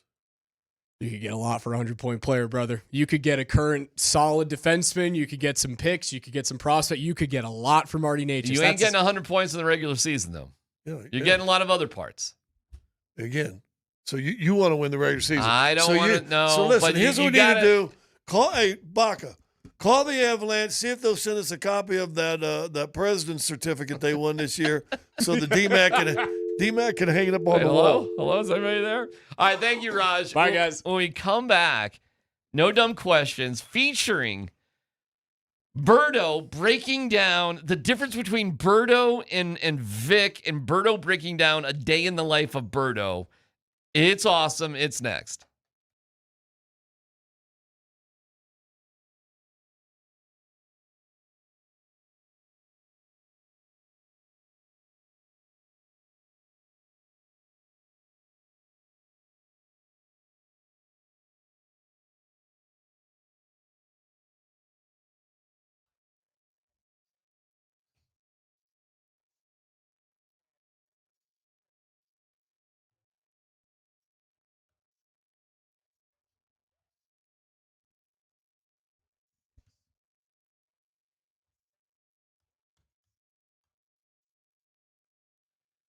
Hey, it's DMac for the Rocky Mountain Men's Clinic. Performance matters in intimate moments, so don't let ED get in the way. The truth is, most men don't have to live with it anymore.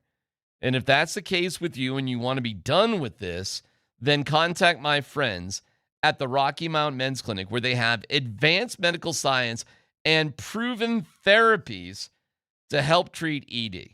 Rocky Mountain Men's Clinic uses these when the pills and herbals just aren't really working out. They have treatments with success rates well over 90%. So call today and find out why their advanced medical treatment strategies offer so much more. The initial visit's only $99. You get a medical consult with a Colorado licensed medical provider, a T and PSA test, if advised, a test dose. And if it doesn't work in the office, your visit is free. They've got an expert staff like a lot of men. You could be having sex the day after your appointment. They're in Fort Collins, North Denver, Central Denver, Castle Rock, and Colorado Springs. So again, 720-440-7900, RockyMountainMen'sClinic.com.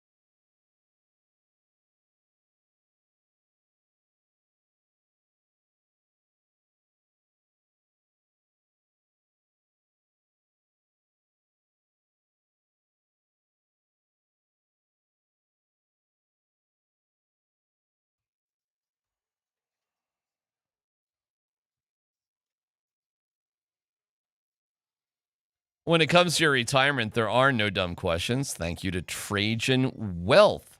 Reach out to Trajan Wealth today. Guys, I present to you from this morning Berto and Vic, with Berto explaining his life. Alan, please roll the tape. You know what? I'll start off. Oh, by the way, Vic, are you going to... How about this? You can pre-order Grand Theft Auto 6 on Friday, I think, Vic. Are you going to jump in on that action? What? You going to pre-order Grand Theft Auto 6, brother? What is that? It's an $80 video game. Vic, you into dropping $80 on video games, my man? So you still put a cartridge in the thing? Actually, no. It's just How does it I don't work think now? GTA 6 is not going to come on it. You got to download it. It's a digital download for. So you download the game and you get it for life? Yeah. Until they come up with the next one? Yeah, until they come up with So Grand Theft Auto 7. And how long bro. do they come up with the next games? It took them 10 years to do Grand Theft Auto 6. They went Grand Theft Auto 5 to 6 was 10 years, brother. So 10. I take it you're a loyal gamer. Oh yes, I will be playing it. I'm just wondering if that's like how much do you spend? I'm just curious. Right, once again, I do it all the time. How much? Like give me your day. I'll how play much time it again. Do you spend I'll gaming? play some video games today. I played yesterday. I'll play in a couple of. Yeah, I love me. It is my zen place, man. It's no, what I like to I'm do. not trying to be judgmental. I'm just wondering how you run your day. So when you're done with work, you go home and to just sort of get down and get at ease, you throw in a game. Yeah. For how long?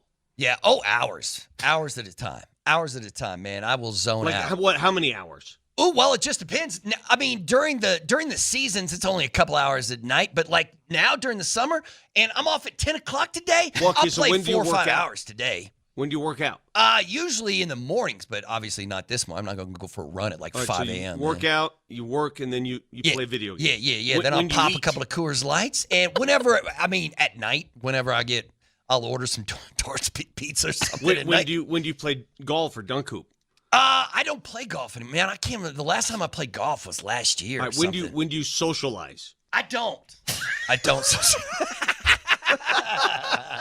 I don't understand you people who like to talk to other people. It's just confusing as hell, man.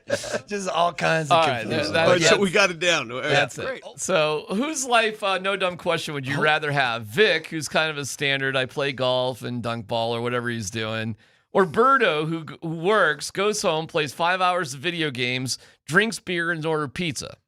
And smokes weed. And drinks alcohol. They didn't get that, but but that was also in it. Yeah. Who's got the better life? Important question. How old is Berto? He's in his 50s. Same as Vic. Yeah, early, I think. Yeah. Low 50s. Him and Vic are practically like the same age, same everything. Vic's close to your age. Vic's exactly my age. He's 57. Well, Berto ain't your age. Berto's just right. He's right there. I think he's 52, 53. Okay. You're 58. I'm 57. Closer to 58 than 55. I just turned 57. And it's not about me. Berto's in his 50s. So is Vic. Who's got the better life? I guess to each their own. Berto has built a life that he is very happy and content as a single man that gets to do whatever the hell he wants to do. And if he wants to keep playing video games into his 80s, he's going to keep playing video games into his 80s. Who are we to tell him what's enjoyable? Which one was the last one to get lucky? I don't know. Well, that's a fair question. Just because Vic's married. Right. I mean, that's in theory. Yeah. I don't know. Who's the last person to lay down before you close your eyes? Hear someone say, "I love you." Well, I'm gonna guess that's Vic. He's So got a Scott's wife. going deep. So there's Scott's your answer. going deep. Oh, okay. All right. You want to have a life of solitude and play video games? Sounds great. Spank once in a while. Alan, what do you say? Listen, man, Berto tells me what he's doing after games sometimes, and I'm like, I got to get to bed. I got kids to take to school in the morning. Like, how many kids do you have, Alan? 3. 3 kids, wife, it's all that. So you hear that from Berto and you think, oh my God. Give me a weekend, So give me a what? weekend like that. When you're older and you're slobbering, you got 4 options that may be there to help you. Guess what Berto got? Stayed home. His dog. Well, yeah, but I think Berto would say, hold on. I'll worry about that later. He also has got Grand Theft Auto. He does. What are you talking about? And by his 80s, he'll be like Grand Theft Auto 20. Yeah. Well, he said every 10 years. So, that's true. Good point. Good point. So Grand Theft Auto 9. Wait, what number are we on? 6. We're on 6? Yeah, so Grand Theft Auto 9. Yeah. Part of it was hysterical to me that Vic could not be more different. He's asking about Grand Theft Auto, and Vic's like, what is it? Well, Vic still reads sports books. Yeah. Vic's kind of the absolute, on the complete opposite side. Vic's older than me. Well, you've done a little bit of the video game stuff. You too, Tyler. I don't know if you're into Grand Theft, but let me give it. Well, I was in the day, but I went to PlayStation. Is it both on PlayStation and the other one? I will say, man, I think so. I had not played video games for probably 15 years. I got divorced. I played a lot of Call of Duty. and then I found a woman, and I no longer play Call of Duty. How many hours a day? Berto admitted in the summertime, non-basketball hockey, Berto admitted he can play up to 5 hours a day of video games. Oh, that's easy. Guys, 5 hours is the Yeah, low that's end. easy. That's a That's baseline. nothing? That's a normal day for him, I'm sure. That's nothing right That's there. a day that he had a couple things to do. I used to You have to get a haircut yeah, that day? yeah.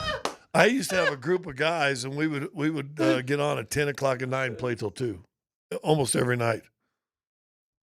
How many hours could you get away with in your life right now playing video games? Now? A day. Well, listen, mine, and here's another reason. Mine's unhooked. I've been thinking about hooking it up lately, but then when you haven't hooked it up, it's about a day and a half of downloads it takes to download the sucker. So I've been hesitant, but I could get an hour or two to any every day. Hour or two a day. Tyler. I could easily do an hour or two, yeah. No problem. Yeah. I mean, if I Alan. wanted to, sure. Hey, dude, the yeah, I coolest got a thing, couple. we had the green room. They had the one listen, PlayStation hooked we all- up, and we were excited. Yeah. And it Look- turns out it was like an Atari from 87. If any last one of us in this room really were committed to Grand Theft Auto or a video game, we all start this show at the same time. We could get up at 6 in the morning and play for 5 hours I get before up we at- walked in I here. gave up 6 anyway. So you could get 5 hours in if you, You had could. to. Oh, I know. Listen, I'm not looking down on it. Just video games ain't my thing. I do other things, though. Like, I watch movies and TV shows. It's ridiculous. Yes, Like, I'm like, my wife says, I'm going to bed tonight. I go, okay. I found a movie. I, watched an entire movie. Well, just think about this. After the show's over, if you went home instead of fishing with Kevin, you get 3 hours of video games right there. Yeah, no, I don't play them, You know, but I have I other went to Kevin's distractions. office yesterday after the show. It was rare. I don't do that often, and I got out, and guess who I crossed paths with as I was walking out? Oh, fisherman. Sure enough, lo and behold. Video games and distractions is for guys is. Does your wife say anything about it, Alan? No, she's cool with it. My son's been getting into it too, so I have to kind of watch the games I'm playing. I'm not really into GTA anymore, but You ever play COD?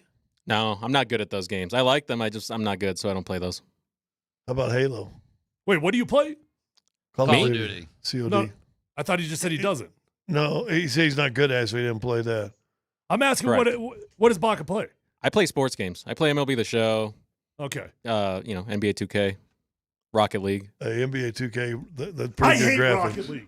That Rocket League, I used to play with my son all the time. My And son is into it right It now. literally is like too much stimulation going on. It makes me sick. It makes me feel nauseous. It's a hard You're game. driving up on the ceiling. You're driving on the walls. I can never hit the dang soccer ball with the car. You would think it'd be pretty easy to hit a soccer ball with the car. It's impossible to hit the soccer ball. Let's play it, Tyler. On the text line, Vic is married to the Queen of Chicken. Vic has it better. On the text line, Berto ain't making it till he's 80. He always says, I'm here for a good time, not a long time. That's true. That is true. I will say, Berto is one of the most comfortable human beings in his skin of anybody I know. That's and true. I And we mean that love with him. sincerity. And we love That's a Oh, legit compliment. you all missed it. So he and I did a handful of shows last week when you both are gone, I think. And he said, man, I got a call from the colonel. That's what he calls his dad. His dad was a military guy, right? Yeah. And he started talking to me. He said, come over right now. Blah, blah, and basically talking about, here's what happened. When I die, I want to be buried here, and I want this. And he goes, Dad, wait a minute. He said, listen, you're the oldest. You're going to have to take care of this. And so Berto's, during the breaks, I probably should be thinking, man, I got to get this. I got to call this lawyer guy. And I'm like, yeah. He was like, man, I don't need that in my life. It's going to come someday, whether you want it or not. Oh, that's great stuff. All right, big story of the day, what the Nuggets did, what they didn't do, what it means coming up next.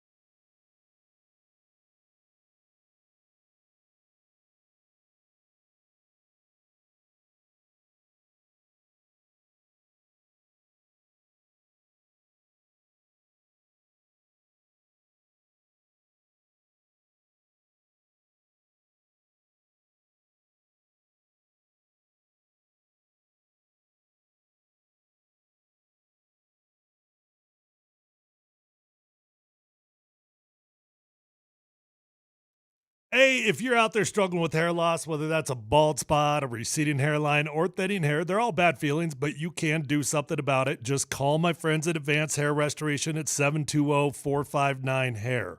Call Advanced Hair Restoration and ask about their Advanced FUE because nobody can offer anything like the Advanced FUE found at Advanced Hair Restoration. They've already changed tens of thousands of lives, and you deserve to be the next one. Guys, when you go to Advanced Hair, you're going to be in a calm and relaxed environment with the best of the best working on you. Dr. Tanya Pauls is legendary. The entire staff at Advanced Hair Restoration, they're just fantastic at what they do. And they believe in what they do to the degree that they're going to guarantee your hair is going to grow for life. Lifetime guarantee with your own natural hair starting to regrow the very next day. So don't waste time. Call Advanced Hair Restoration at 720-459-HAIR. You're going to get 250 free hair grafts and $250 off. Or check out those before and after photos at advancedhair.com.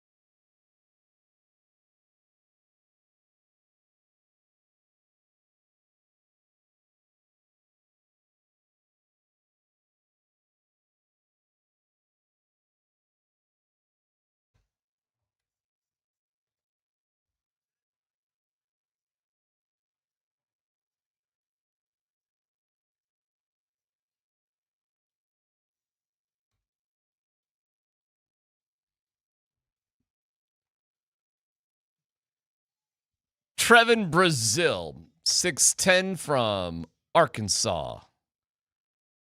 Bryce Hopkins from Kentucky, Providence, and St. John's. Giovanni Emajuro from Nigeria and Italy via East Carolina. These are the three big names, two being drafted, and Giovanni being an undrafted big fella, over 6'11" and change. What if any of these guys will make an impact for the Denver Nuggets? Well, I think our Arkansas guy will get an opportunity to play. Trevin Brazil, make the team, be on the team. He's there. Yeah, I think he'll be, He ain't going back and forth. He's not lighting it up in Grand Rapids. Well, it depends. Listen, we had Adam Murray on, and I'd go back. I think he said some wise things. Got to play him. Well, he's not as good.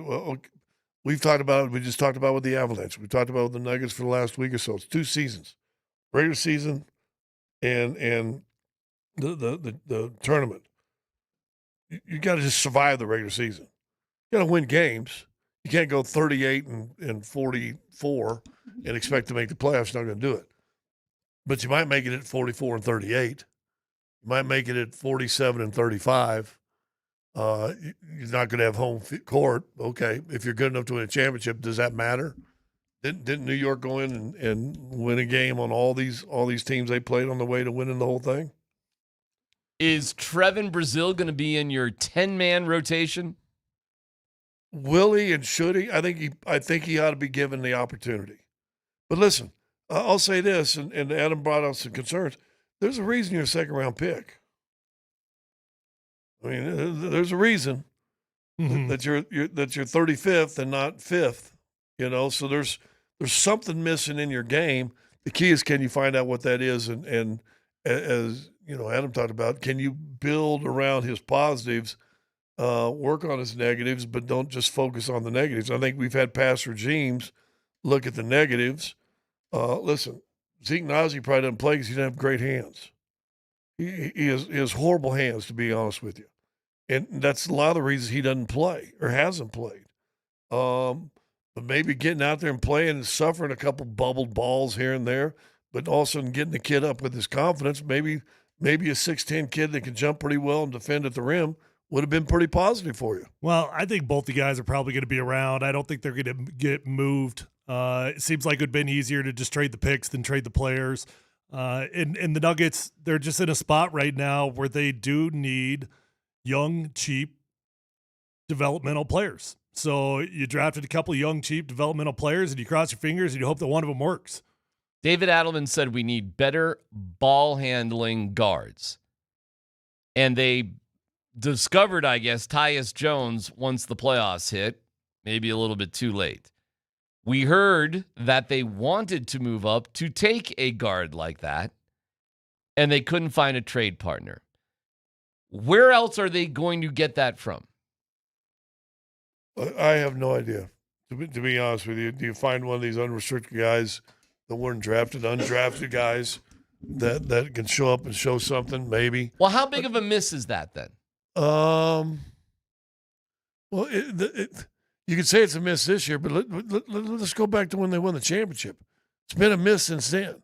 Haven't you needed a backup point guard that can handle the ball since they won a championship? They've been trying, and they've had Jalen Pickett, but they had Reggie Jackson, who was a solid enough guy that could do that, and guess what? He aged out. Right? He eventually aged out. I don't think he was wearing enough gear. Well, then who's next? Then Jalen Pickett, I guess, was Jalen Pickett next. can't handle the ball under pressure. Then he's great if the other teams decide, hey, we're going to wait till the half court to come get you. They drafted Julian Strawther. As a shooter and scorer, he has an opportunity to be a ball handler, but they haven't been able to put up with his lack of defensive awareness. They brought in Bruce Brown. He's not a ball handler. You saw that in the playoffs, too. They got Tyus Jones. He can handle the ball, but he's not going to give you anything else.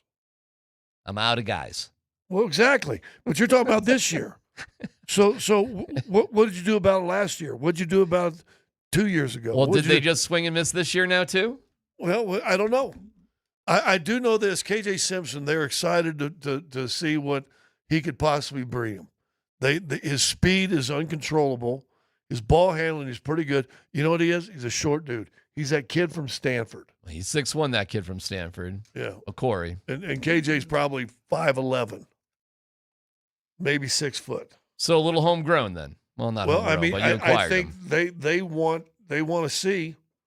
But I told you last year they don't have much of a choice now, do they? I told you last year going into the season they like Jones, and I said some of the coaches think that he could Tyus develop Jones, not Spencer. No, Spencer. Oh, so they like Spencer Jones. I told you that before the season last year they like Spencer Jones. Okay, but he's a forward, not. I understand that, but Spencer Jones became a pretty big part of this team. Unfortunately, yes. Whether by hook or crook. And that they weren't thrilled about that either. The same guys really are excited about KJ Simpson.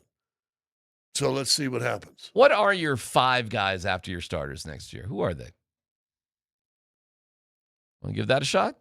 Don't have them right now. Well, who are they? You don't have them. Well, yeah, you do. Trevin Brazil ain't one of them? Hold on. When you say you don't have them, what do you mean by that? Because I think you do have them. I think they are here. Julian Strother's not one of them? Julian Strother's one of them. All right. Is Trevin Brazil one of them? He's got a chance. Is Spencer Jones one of them? You hope not, but he's got a chance. Probably. All right. Actually, he wouldn't be a bad guy to bring out the bench. Is Bruce Brown one of them? Isn't he a free agent? I don't know. I think. So is Bruce going to come back on a low contract again? What other choices is he going to have? Oh, he'll have choices. Okay. He'll have choices of more than $2 million. Really? Oh yeah. Okay. So he ain't one of them. What about Tim Hardaway Jr.? He back? I just read an article about him today, and there's somebody that really likes him. So he ain't back. Well, listen, Jalen Pickett, it says a club option. He back? I would say no. Probably. If it's as simple as a club option, I would say probably. I would say Jalen Pickett, club option. I say no. How about Jonas Valanciunas? He back? How much money they would save with him? What does that say? 2.4. More than I made my whole career. Yeah, but it's not much. So yeah, we can't play. But 2.4 is not much. But it's sitting on the end of the bench, never playing. Why? Why waste it? Jonas back? Probably not. Who's our next big guy? Zeke Naji. Oh boy, he back? Oh yeah. Yeah. He's got next year, and next year his option. Zeke's gonna be here forever. Zeke will be back. And if you were, I listen, I would work on my hands all summer long. He's got a hitch in his giddy up when it comes to shooting too. You can work on it, but I would do nothing but do hand-eye coordination drills all summer long. The Nuggets are going to have to play him, play him, and then guess what? He has a great year. And then you know what he says to you guys? I'm not picking up my option, and somebody's going to probably give him more than 7.4. Is Zeke Naji the Ben Garland of the Denver Nuggets? Sticks around forever. Just always there. Yeah, but Ben didn't get paid like that. Ben got paid eventually, sort of. No, I don't think by the Broncos, but yeah. No, he went to Atlanta there, but Ben was starting in the Super Bowl as an offensive lineman. So he did all right. He hung around. All right, listen, man. I don't mean to rain on anybody's parade here, but I'm just telling you, you had a goal and you didn't get it. You wanted a backup ball handling card. But again, I don't disagree with you. But why didn't we say this last year? I don't know. Why didn't we say this the year before? When it comes to drafts, I thought we were all pretty excited about what they did in the free agency. I thought they made some nice moves. I know they traded Porter. We got really excited about the Cam Johnson, Michael Porter Jr. thing. We were kind of obsessed about that. But then the money you freed up, you're able to bring in Valanciunas and Hardaway, and you got Bruce Brown back. We were all fired up. It actually felt amazing on paper. Felt pretty good. Yeah. And guess what we learned? First round exit. None of it matters if Aaron Gordon's hamstring and calf are gone. Correct.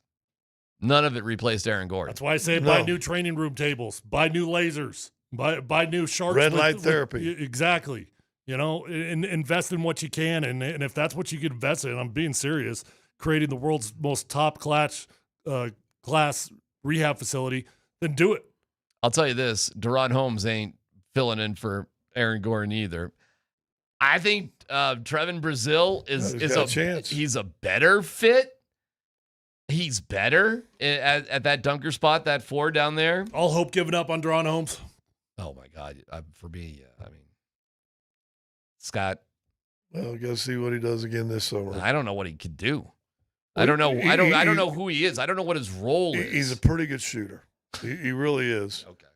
But how many? And this is the problem with American modern basketball. All you 6'10" guys, 6'11" guys want to shoot jump shots. Yeah, okay. Another guy that's going to stand out in the corner and just wait for the ball to finally get to him, where he's never going to see the ball in the last 5 minutes. He ain't going to rebound, and he ain't going to be dynamic. Super. He's not as good a rebounder as he needs to be at his size. Yeah. That ain't OG Anunoby, by the way. That's not what he is. But OG, go look at his career. His career wasn't necessarily taking off the first 3-4 years either. And Deron Holmes ain't going I wish. OG couldn't shoot it his first 2 or 3 years in the league, and now all of a sudden he's a knockdown 3-point guy. How's Deron Holmes going to get there? Nobody's going to pass him. He's not going to play. Well, but again, then you ain't going to fix nothing. I gotcha. So I mean, and again, going back to Adam, if you're not going to try to play these guys, part of player development, guess what? Ain't the 20 minutes before the game. And it ain't the Tuesday in between a Monday and Wednesday game. Player development, same thing with you. You get better getting more experience playing in games, or because you went through practice and went one-on-one drills? Well, honestly, Scott, I mean, obviously I know the answer you're looking for, but I would say for guys like Holmes, player development is really what it really comes down to is a personal responsibility in the offseason when you're away from the team. Well, that's a big part of it. I don't disagree with that. But you also now – because when it comes time for the team, you just know that you're not going to get the time or the investment or the energy or the reps. But to build that confidence up in the individual, you've got to see success of your work. Yeah. And you ain't going to see success in your work on Tuesday between Monday and Wednesday games. Success of your work is going to take the game. And I hate saying it, but you're going to have to play guys and stick with them through the bad. Aside from today, when's the next time we're going to mention Bryce Hopkins? June. We're in June already. July. We're going to mention him in July. For Summer League? Yeah. Let me rephrase. Let me rephrase. There's going to be a game, and you're going to go, dang, did you see Hopkins last night? Oh my God! He was killing people. You're probably right, because that happens in Summer League. It's the dumbest. It's the dumbest thing of all time. Like Hunter Tyson. Remember this summer that Hunter Tyson just destroyed was awesome in Summer League? His rookie year, yeah. Going into his rookie year. Then he had bad Summer Leagues. Leagues. He didn't play for 2 years. Yeah. And yet, guess what? You're still able to move him and get a draft pick. Yeah, you did. That's good. And I liked him, but oh boy. He got hurt. No, Deron Holmes got hurt in Summer League. Colin Gillespie broke his leg. He broke it right after Summer League. He played great in Summer League, and then broke his leg, missed his rookie year, the year they won the whole thing. Yeah.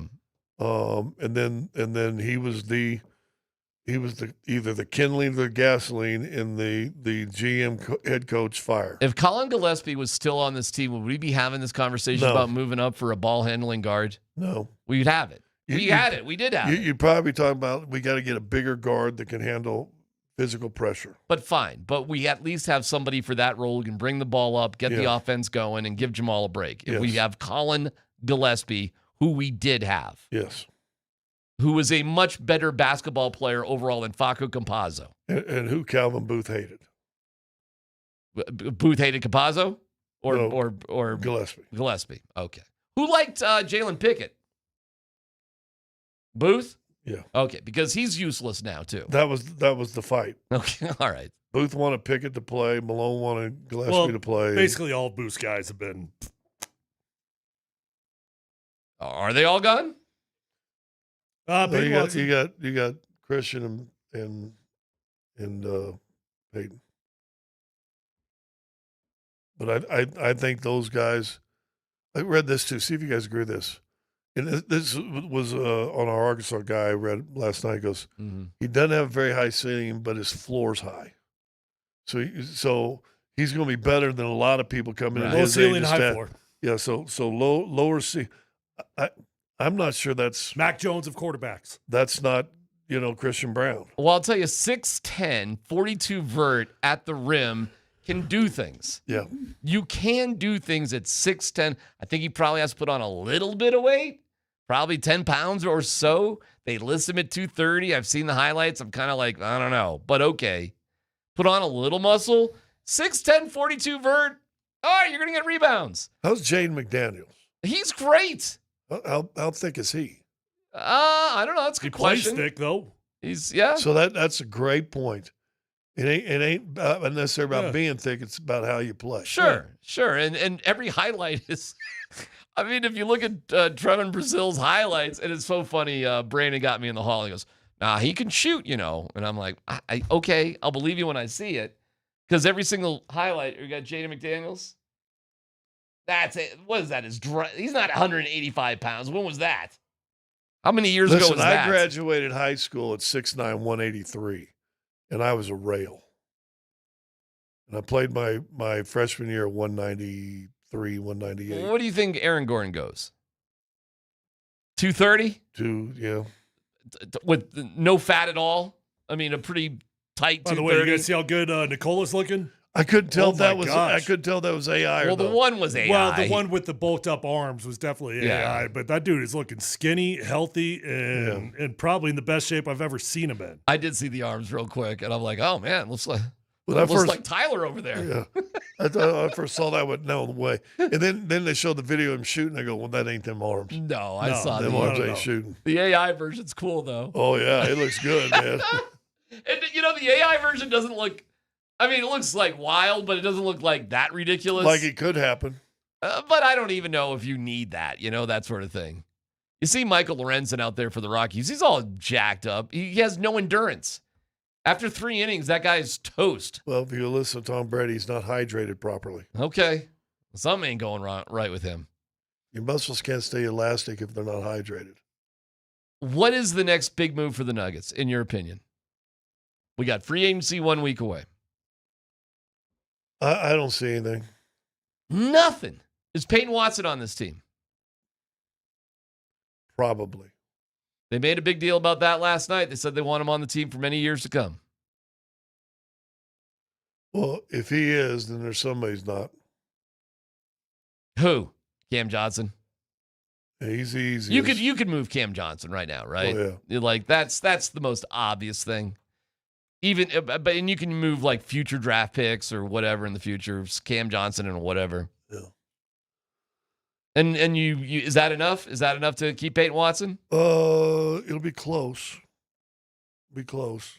Probably need another 3 or 4 million. Over under 45 wins in the regular season for this team. Over.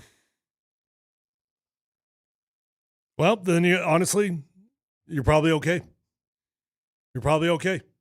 Over under 52 wins. Because if you just get to that point and let Nikola Jokic get into the playoffs, I would go under 52 as it stands today. Under 52, over 45. All right, so you are in 5th or 6th place in the West. Yeah. So you're playing the 3rd seed on the road. Yeah, the 6th place team got to the 2nd round. I got you. I'm just following my logic here.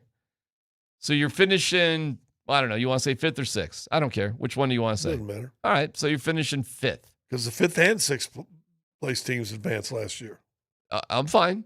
You're playing the number 2 team in the West on the road. If things just sort of sort out. So you are playing the Oklahoma City Thunder in the first round of the playoffs next year on the road. How you doing with this team? How are you playing the Thunder? Because the San Antonio Spurs are number 1. What? You're going to be 7th? You're going to be I see what you're saying. My bad. 5th. Sorry. You're playing 4th. My bad. You're playing the Houston Rockets. Yeah, we're in. In. Now you're playing the Thunder. In. Now you're playing the Spurs. In. He's back on the broadcast, ladies and gents. Now you're playing the Heat with Giannis. Sweep. We're playing a parade. Sweep. So this draft was superior. The Nuggets were getting drunk on a fire truck. Yeah. Good news, everybody. They did it. It's PhD. Let's Football Goes next.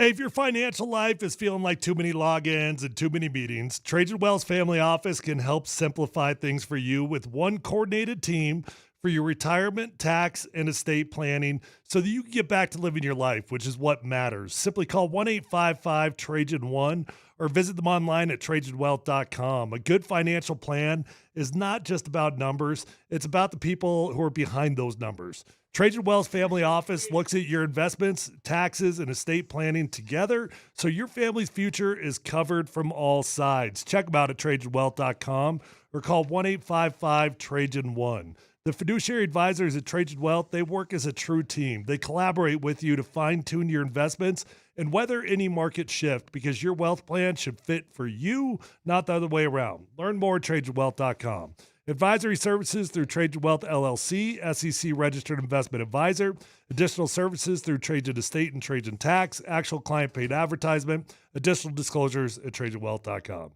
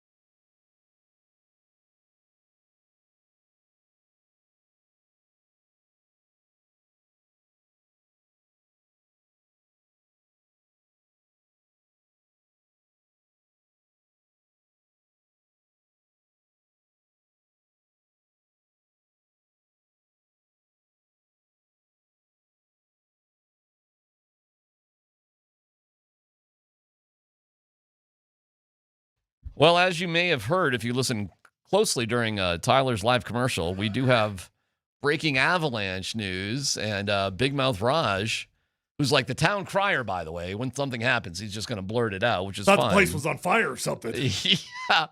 Raj, this is pretty All big. is well. All is well. I'm thrilled by this news. Raj, what do we have? All right, the Avalanche have traded Valeri Nichushkin to the Columbus Blue Jackets in exchange for a 2026 second-round pick, a 27 third-round pick, and a 2028 fifth-round pick. It's a salary dump. He's just gone.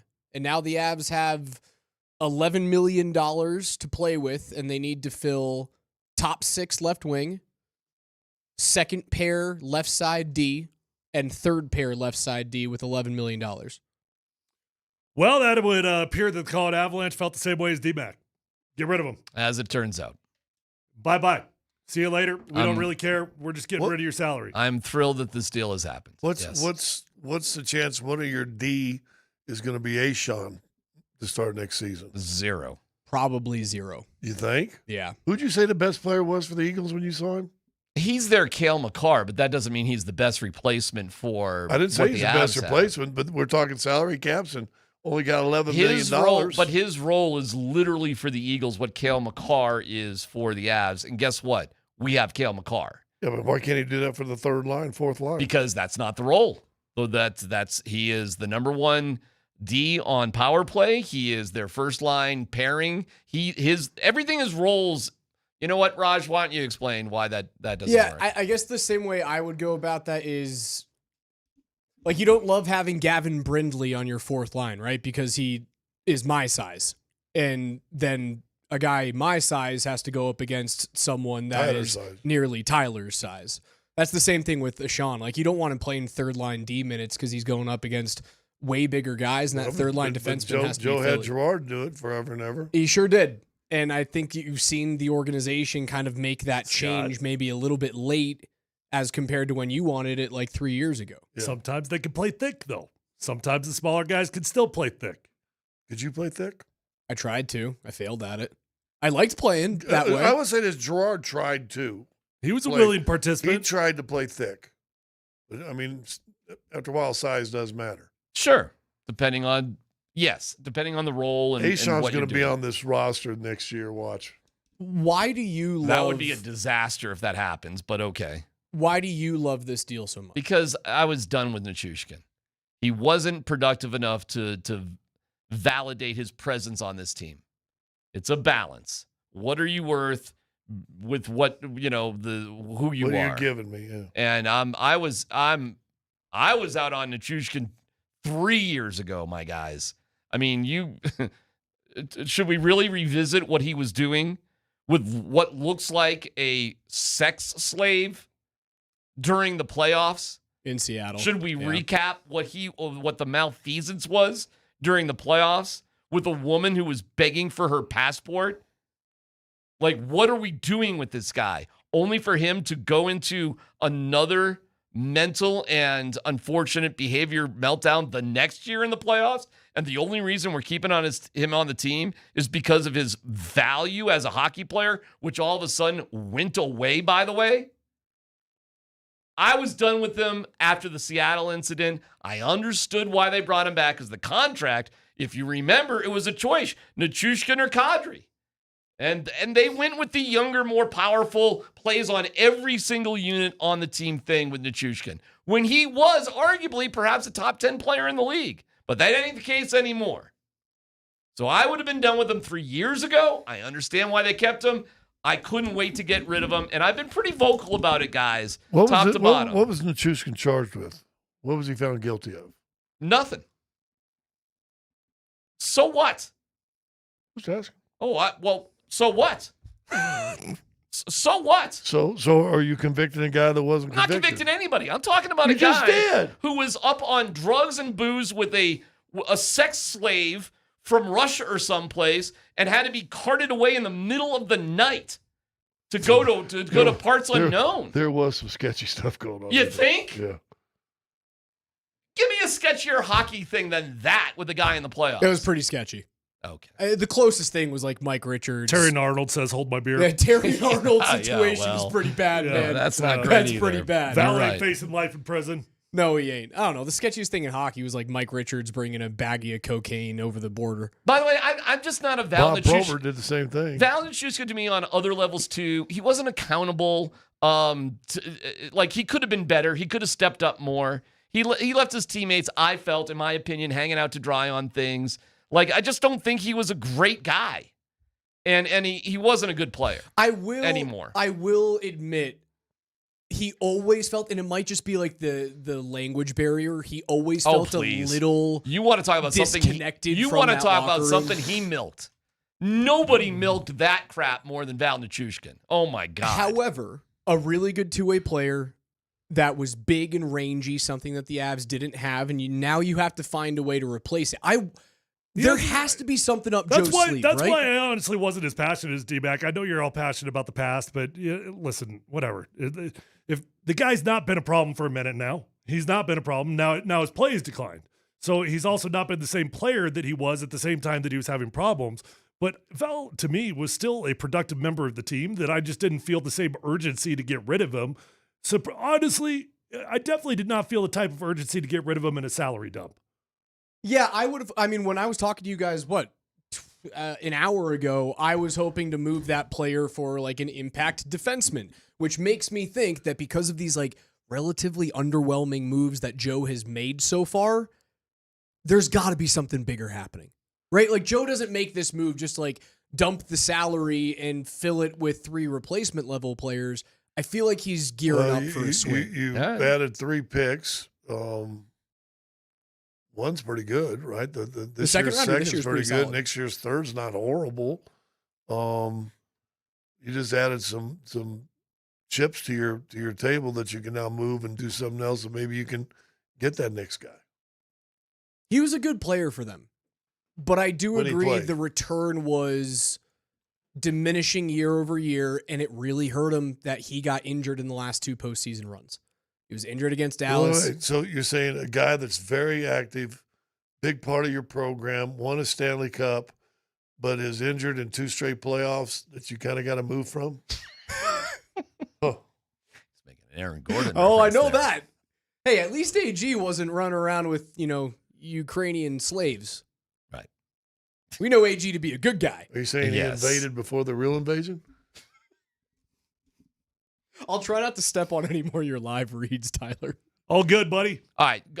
So this trade is surprising because it's just for picks, not for player, and it's a cash dump. On its face, it is a cap dump, and it feels underwhelming. I have enough trust in Joe Sakic that I think something else. Well, I'm is sure going he's got on. a plan for the money. I don't think he would go make that move unless he's got a plan for the money. So let's wait and see, because it didn't come in the trade, but it's going to be a part of the process. It's going to be a part of the whole thing. Hey, by the way, you don't have to take DMac's word for this. You can trust this is how Joe Sakic felt about Val Nichushkin too. Yeah, okay. You talked to Joe? I don't have to. I just heard from him. Joe Sakic just said what he thought of the value of Val Nichushkin. That's what just happened there. Hey, Joe, A+, way to go. Good job. You're an angry little elf, isn't he, Scott? I'm not. He is an angry little elf. I'm not a Val Nichushkin fan, if you couldn't tell. So I'm glad he's gone. There are very few players here in this market in Raj is Denver. an elf. He doesn't seem as angry. There's very few guys that I feel as passionately about that I'm glad they're not here. He might be number 1. And in fact, I don't even know who number 2 would be on all the teams of guys that I'm like, I wish that guy wasn't here. He's number 1 big time. So I'm glad he's gone. And they're going to be better because of it. I strongly feel that.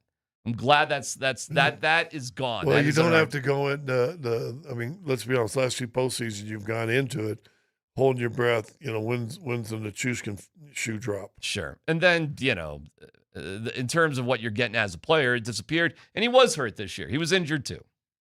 And it's one of those things where when guys start getting injured, I hate about Aaron Gordon, they just keep getting injured. It's always one thing after another, doesn't it seem? Yep. Red light therapy. Red light therapy. Red light Sharks therapy. with lasers Best on of their heads. best. All right. Well, that's that. We did wind up the health a little I bit. know. Harden. So when he gets rolling, it's best to just get out of the way Yeah. and just let him do it because there's not like just let him You know go. what that is when he starts going like that? What's that? That's him baking the cookies. Oh, he's baking the cookies. Yeah. Glad he's gone. It's almost like somebody stole the cookies he baked. Yeah, no. Well, there you go. Yeah. He didn't like the ones he saw. Yeah. He ate his own cookie. He thought it was bad. You guys big Val fans? No. Okay, good. You big Val fan? I don't hate him like you. I Okay. don't. All right. Yeah. I don't hate him like you. Yeah, listen, we've talked about it a million times. You can get away with a whole lot of BS if you help win. If you can help them win. Yeah, but what happens when you don't anymore? You get a second, third, and a fifth. Yes, that's right. See you later, alligator. Yeah. It's PhD on 92.5.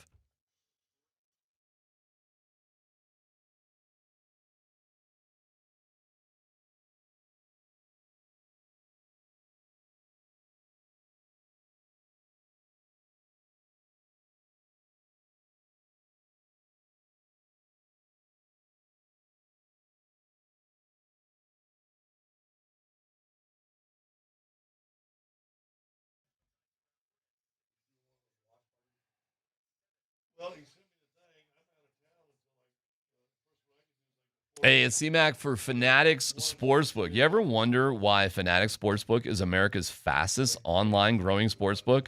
Other sportsbooks, well, their rewards are just the same old, but Fan Cash is the ultimate sports currency, and betting with Fanatics lets you stack Fan Cash. With Fanatics Sportsbook, you can get up to 10% Fan Cash back on your wagers, win or lose. If you want value for bets, Fanatics will always have your back. And don't forget about Fan Cash draws. It's simple. Choose your draw and enter with Fan Cash for a shot at no sweat bets, casino credit, premium sports experiences, tickets, and more. Extraordinary prizes await you. Hey, did I mention they're also giving away millions in Fan Cash this year with games like Fan Cash Drop? Tap in every Friday and see what all the fuss is about. Switch to a sportsbook that will give you more to play with, and download the Fanatics Sportsbook app today. Winning, it's different here. Must be 21 plus. Gambling problem?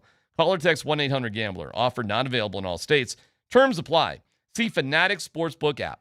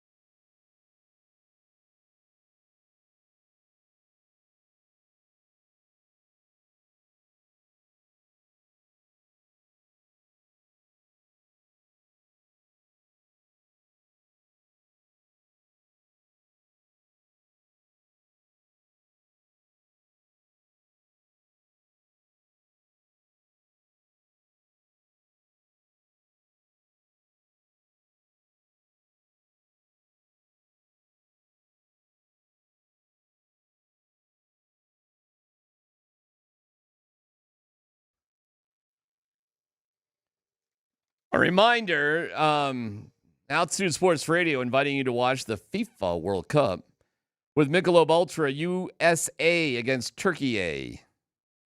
Party starts at the Tavern on Blake Street. It's tonight at 7:30, kickoff at 8. Michelob Ultra will be on site. Mike Sanford is hosting the party.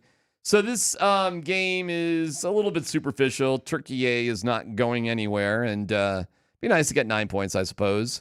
But the U.S. is in a great position, so we know Pochettino is not going to play anybody with a card, so you don't want to take any unnecessary risks. So it'll be a different look for the U.S. team.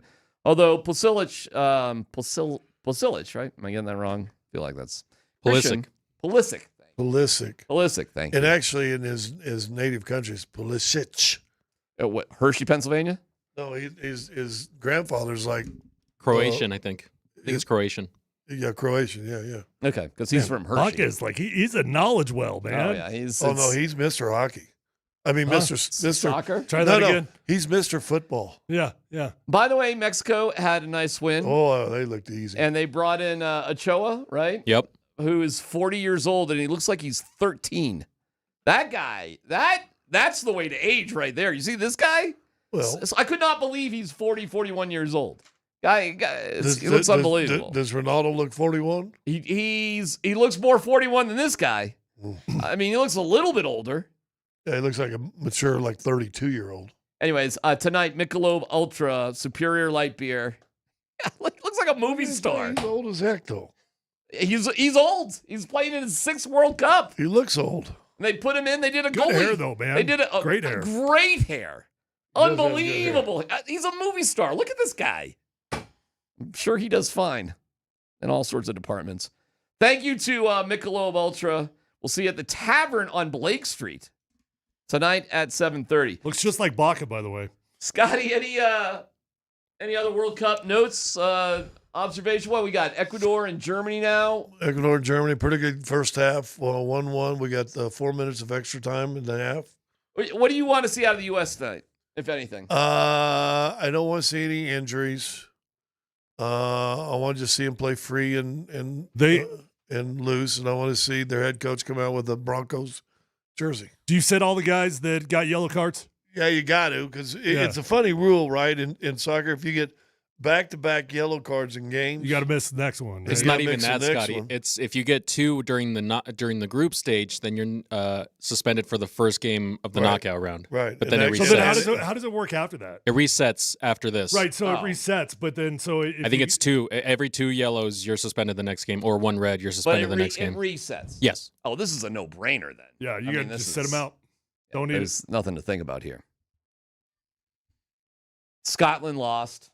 Is Scotland out of it? No, they're holding on for hope. Really? Yeah.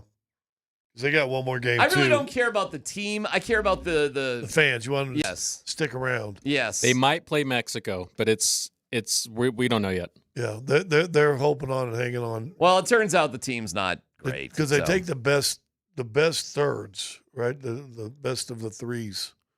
How about this, though? United States, Mexico, and Canada all advance. Yeah, the home countries all advance. Canada screwed up yesterday by losing, and so they're like the first host city, the country that has to go on the road for their first knockout game. See, so Scotland is still in it, They're hanging on. But barely. Barely, yeah. Mexico. God, can Mexico win it, Baca? Listen, I'm a big Mexico fan. I don't see it. They seem to look good to me. I don't see it. Maybe I just don't want to let myself believe. You don't believe in being hopeful, do you? It's the hope that kills you, you know? Well, Ted Lasso. I saw hope that crushes dreams. I saw Zlatan said something really interesting. He was saying, I think there should be more African teams in the World Cup because European style is boring. He says that European style sets the ball back too often, is too involved with tactics. They don't attack. But Mexico is aggressive. Africa countries all tend to be more aggressive. And the U.S. is probably... U.S. is aggressive, right? They've been more aggressive than they have in the past. Yeah. But European soccer, according to Zlatan, is boring and terrible. And he says there should be more aggressive teams in the World Cup. And I agree with that. When you see some of these European sides and you see the ball just going back and back and back and back and back, and they're not moving, nobody's nobody's running around. That's where soccer does get a bad rap. Yeah, and listen, to his point, South Africa yesterday with the big upset of Huge. South Korea went from being the fourth to being second in the group. So it's kind of like in hockey when you work that left wing lock. It's just a boring style, but you're always competitive. Or, and I don't know how else to compare it. But isn't that the kind of the difference also, Baca, between La Liga, the Italian League, the French League, and the Premier League? Yeah, all the leagues definitely have a style. They all have different styles. Yes. Watch, because you got Arsenal win this year, having all the set pieces being so successful. Watch how many set pieces are worked on next year in Premier. All right, well. But then none of them can win the big cup, though, can they? Can't win the European Championship, can they? None of them Premier teams get in there and win the whole thing. Who do you think the favorite team is right now? France. Spain looked better in their second game. Portugal looked better. Portugal looked better. Argentina's looked pretty good. FIFA's helping them out. You know who's looked pretty good that's quietly? Switzerland's not looked too bad either. I can't wait for the U.S. to be in the top 8 and then just chaos. It'd be exciting. It'd be disappointing right now if they didn't get that far. We were saying they would probably get Portugal if they got to that part. Is that what we were saying? If they got to the top 8. Yeah. That's what you just said, right? Yeah. Like their draw is not that hard right now. They'll either get Spain or Portugal, yeah. And you got to beat Egypt or South Korea. But then I don't know, man. Spain against Portugal. I mean, you think Portugal, that's going to be a must-see game. You think Portugal gets past Spain? No. That'd be a rematch of the final last year. I forget what it was. I think the hate and jealousy for Ronaldo will doom Portugal in the end. I don't know, man. Spain probably wins that. And then you got the U.S. against Spain. Well, okay, all right. Well, good things have to come to an end at some point. So it should be United States and Egypt if this bracket holds up. Yes, and they should beat Egypt. Well, Egypt's pretty good, though. Sure, of course, but... Didn't they get the Final 8 last year? Or last Cup? That was Morocco. Oh. You're confusing Egypt and Morocco soccer? No, he said I did. Why do you believe everything Baca tells you? Because he has Mexican soccer gear. I have Norway soccer gear. Do you? I wore the scarf in the other day. Hey, by the way, the day Berto was here. Is that a Foo Fighters shirt from a Foo Fighters concert in Norway? Yes. How about that? Right? Is there anything special that indicates it's in Norway? Is you got like a tour date? Oh, that's kind of cool right there. You get all the European dates for the Foo Fighters. That's awesome. That's pretty cool. Yeah. You wouldn't find that T-shirt over here. It was the opening. That's awesome. The opening concert in Europe. It was in Oslo, and the warden and the junior warden both went. That's awesome. That's really cool. All right, it's KKSE FM HD1, Broomfield, Denver, Boulder. To recap, Val Nichushkin has been traded. Your reaction to Val Nichushkin being dealt for a bunch of picks in the future, no players. It's a salary dump, pure and simple. Val's gone. Well, it's a significant amount of money to get rid of, and now you got somebody to play with. So I don't really know how to judge it until I see whatever happens with that money. It's definitely going to be a multi-step process here, and I'm sure that Joe's already got something in mind to do with it. So I'm not shocked that Val's gone. A little bit surprised that they couldn't really get anything for him other than a salary dump. Well, it's funny because before Raj came in screaming during Tyler's live. Fire! Yeah. Before he came in screaming at Tyler's live, the segment before we said we were talking all about they it. probably got to move Nichushkin. Yeah. So there you go. I don't think they have to do much more now than acquire. They got to acquire a few things here, but I don't know if they have to get rid of a lot of other people at this point. I mean, one thing might have to do with another, but that's a big one. Moving Val is a big move. It's a big move. Nuggets draft. We learned something. What did we learn? Well, we learned that picks were not going to be packaged to move up to get a point guard, even though they wanted to. We learned that picks, I don't know if they're going to be packaged one way or the other, that the options that the Nuggets have are relatively limited and probably boil down to a trade with Cam Johnson, and that's probably it. And if it's something more than that, it'll be a little surprising. That's what I think we learned there. Am I missing something, Scott? No, and then you hope that the kid from Arkansas can be a rotational guy at 9-10 spots somewhere. You really do hope that. Yeah. Do you think the Nuggets will be dedicated to rotating 10 guys? Well, again, I think Adam said it pretty succinctly, and I thought it was pretty good. And listen, we've been talking about it forever. I'm sure Nate and Andy have been talking about it. It's 2 seasons. NHL, same way. It's 2 seasons. It's a regular season grind of 82 games that you got to figure a way to get there. And you know how you do that? You know how you save the Aaron Gordons, veteran, older guys for the big show, the playoffs? Is they're not playing 38 minutes a game and 75, 80 games. You know, they're playing 28 minutes a game, and you may have to, instead of win 54, you may only win 48. So what? So what? What's the big deal? Who cares? Who cares how you do in the regular season for the Avs and the Nuggets?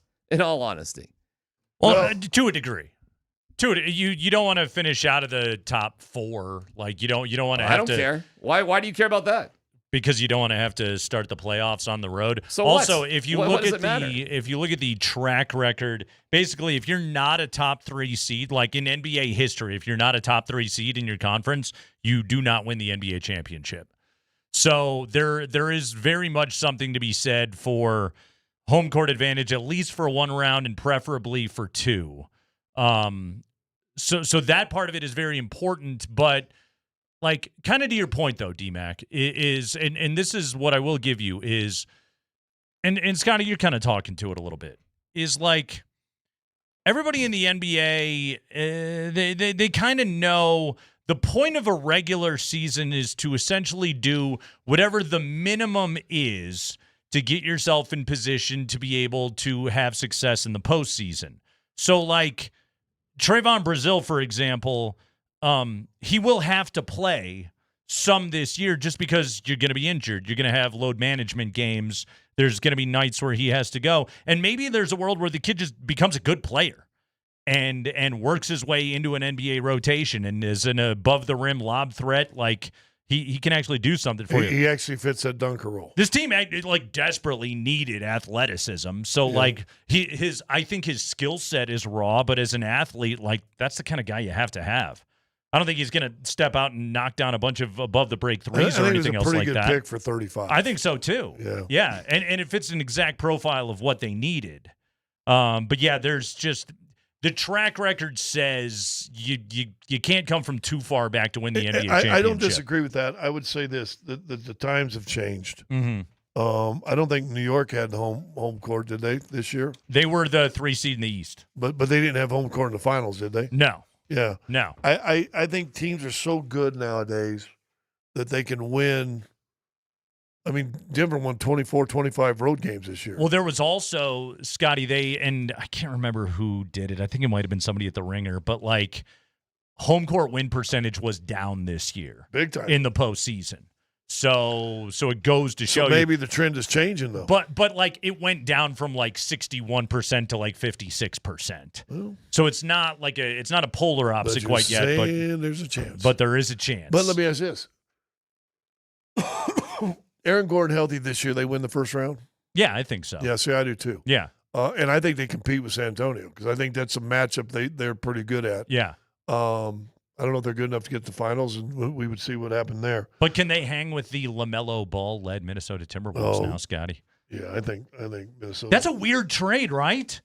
Am I on an island here? That's a really weird trade. And I like LaMelo Ball, and I think that's a weird trade. Tim Connelly went to Minnesota, built up Minnesota to beat Denver. Yeah.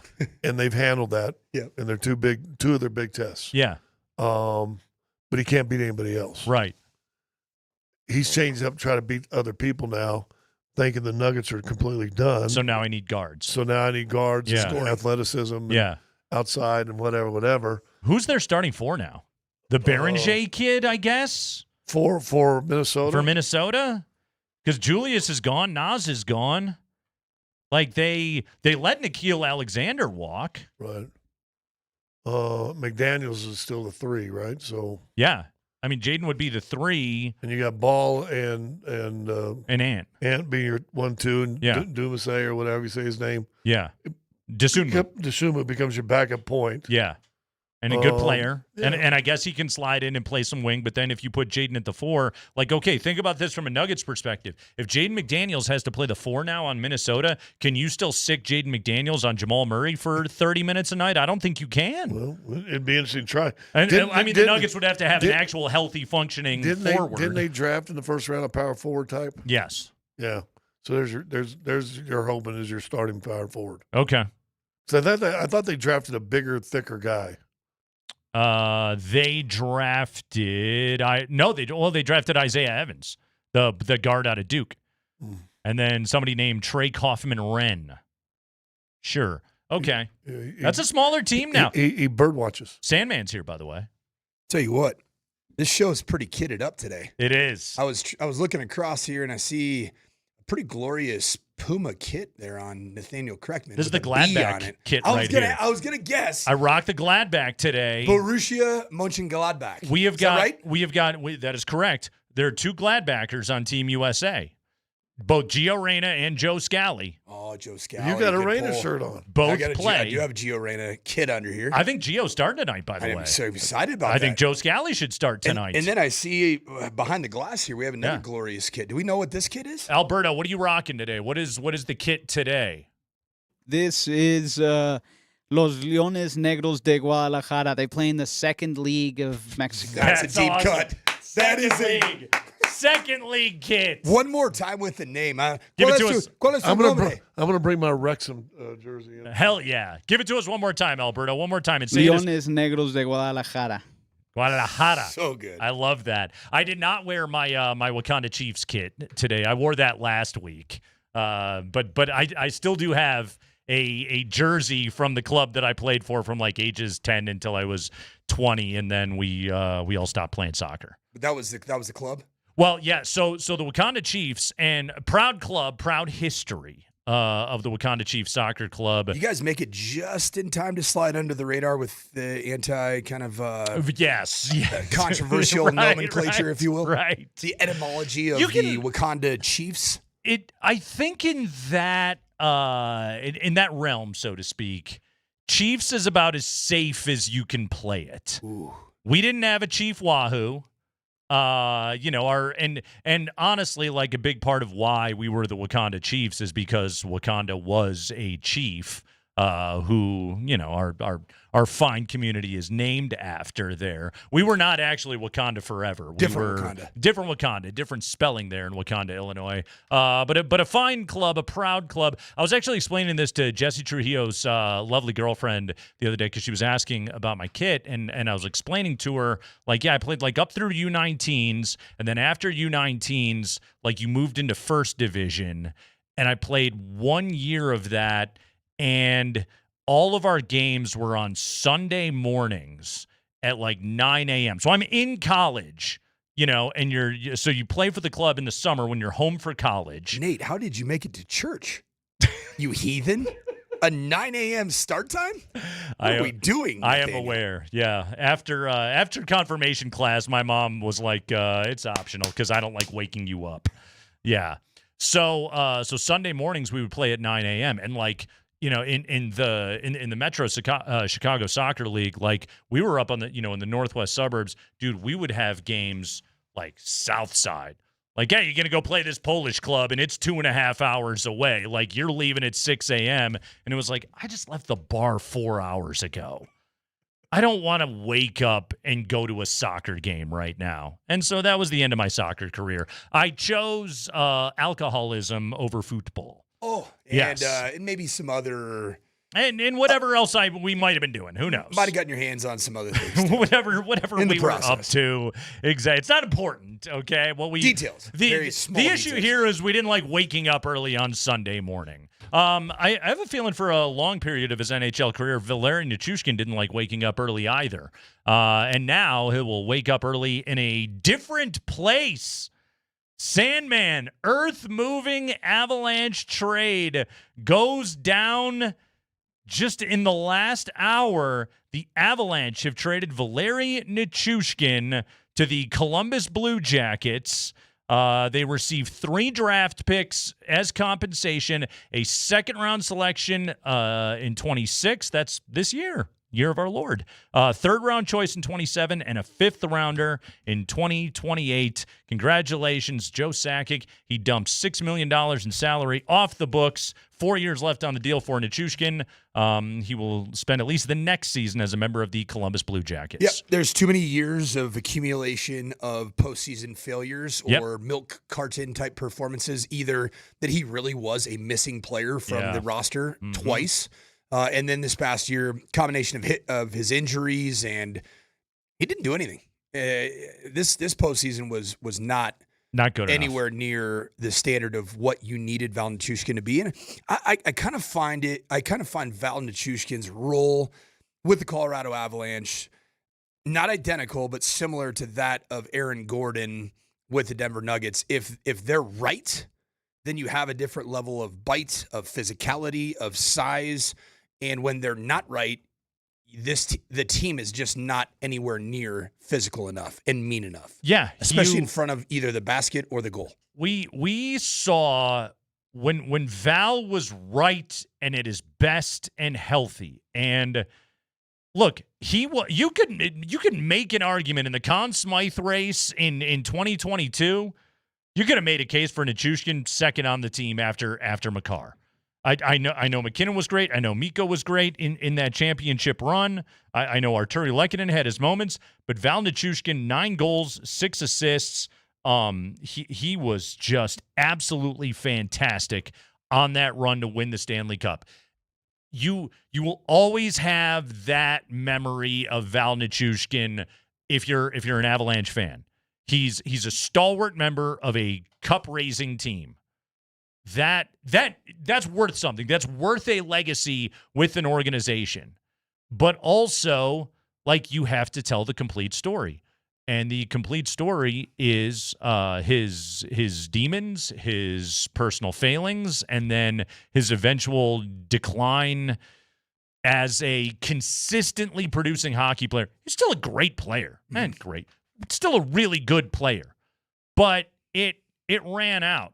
And I think the organization's patience with him ran out a couple of years ago. And I think, if anything, the biggest contribution that Val Nichushkin had was he kept his nose clean long enough until, no question, I am aware of the pun, until the Avs could get to a place where they could find somebody else that would take him. Because and they did. You're not getting much in return in terms of like crazy value. The value of this is Joe Sakic saying it's not good enough, Val. So is there a suitor out there that is going to bet on what Val can be? Right. And the good news is that there was a suitor did take that opportunity. And frankly, it appears, am I right in saying this? The Columbus Blue Jackets are going to eat up the entirety of his cap hit. I would think so. I would think.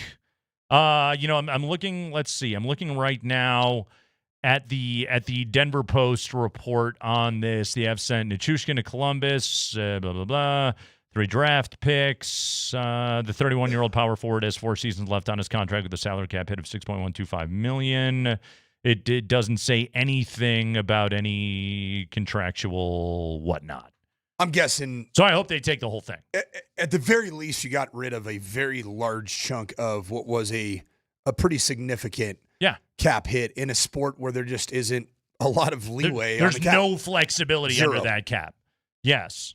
So Nichushkin goes away, and the Avalanche now move forward with, again, another $6 million in cap space to spend this upcoming season. As it stands right now, I mean, I guess your second line, and let's just talk. Obviously, Bedsy is gonna rotate these lines, but as of right now, I guess your second line wings are Nazem Kadri and Gabe Landeskog. I guess Kadri and Brock Nelson's your second line center, and that's what you're looking at roster wise right now, knowing full well that there's probably going to be another corresponding move in the future here, and the Avalanche will add a piece. And again, hopefully they're adding a piece with good physicality, and to your point, Sandman is somebody that can get directly in front of the net. You did lose some center depth, didn't you? Well, if you move Kadri to wing full time, then you would still go Nate, Brock Nelson, Nick Waugh. Nick Waugh, I think is your 3C. Is your third team, And then you center. added Fedor Svechkov, the ultimate all-Russian name team right there, yes. by the way. Svechkov could be, and then competing with Fedor Svechkov is Zakhar Bardakov. Yes, for fourth line center. And you can and here's the good news is with Kadri, he can do both jobs. He can. So you've got that depth. But was Kadri in this iteration of Nazem Kadri good enough? Right. That's where like you would like the Avalanche to now go and find another big physical winger and somebody, you know. Here's the other thing about a move like this. And this is one thing that I will say, maybe it's that sport. They closed ranks pretty well around Val Nichushkin over there. The Avalanche are very good at letting you know only what they want you to know. They've historically, they're very good at that. Not a lot leaks out of there. That's not to say like you can't do a Reddit thread search on the travails of Val Nichushkin, but like, and there have been players that have made comments, you know, along the lines of like, you got to know if you can depend on the guy, all those sorts of things. But largely, everything was kept in a very positive space around Val Nichushkin, or in the very least, an almost like, well, no comment kind of space around Val Nichushkin. And the Avalanche were able to do what they needed to do to A, keep him on the ice, and B, get to a place where another team could dig in and do their homework and have enough positive reports coming back that it was like, okay, we'll send you 3 draft picks and we would like to take on $6 million a year to add Valeri Nichushkin to our team, who is still a very good hockey player, albeit it was an odd fit the last couple of years. It really was. I'll tell you the number that saved the Colorado Avalanche and Joe Sakic, 773 days. That's how long it's been since Val Nichushkin had a suspension for something. Since the last suspension. Which he had two years in a row. Yep. Right? The first one was all types of chaos. All kinds of bad. In Seattle. Yes. There were things. Yes. There were situations. Sure were. And then the second one was just a drug test because of he was in the protocol of the NHL. And that's what has given Joe Sakic the ability to make some big moves. And let's just call it like it is. Joe Sakic is jumping right in, and he is, I think, in his own mind, righting some of the minor wrongs. Yeah. Maybe of Chris McFarland over the last couple of years as he sees it. And I think they're very, very close. Yeah. They like each other a lot, but I think he big brothered Chris McFarland twice with the deals that he made with Nashville. Well, and you got to remember, too, that second suspension for the violation of the Players Assistance Program, that came, before Game 3 against Winnipeg? Which I remember that day, by the way, how surreal that was. That was bizarre. And Val was playing great hockey. He was crushing it. He was playing awesome. Yes, he was. Which he was begs rocking the question: it. Is Val Nichushkin better when he is? Okay, all right. It's the Kreckman and Lindahl show. Sandman's in for Andy. By the way, Mike Sanford going to be out hosting the big watch party tonight at the Tavern on Blake Street for USA Turkey. Weird game. Really weird game for Team USA tonight. I do want to talk about this today on the show, Sandman. What is there to play for? How do you manage this thing if you're Pochettino and Team USA? And how do you check all the boxes in a game like this? Because I don't think it's just as simple as, well, play the scrubs and nothing matters. I don't think it's that simple in a tournament like this. So we got more on the Val Nichushkin trade coming up. We have got second rounders. We've got second rounders. We've got second round fever. Nuggets drafted 2 dudes last night. We'll talk about these dudes today on the show. We'll get into all of that. Plus, I got some fun football stuff ready for my guy Mike Sanford here. We got to talk about Davis Webb. We got to talk about George Payton. We got to talk about some Bronco things today here on the show. That's Mike Sanford. I'm Nate Kreckman. Alberto on the other side of the glass. It's Altitude Sports Radio 92.5.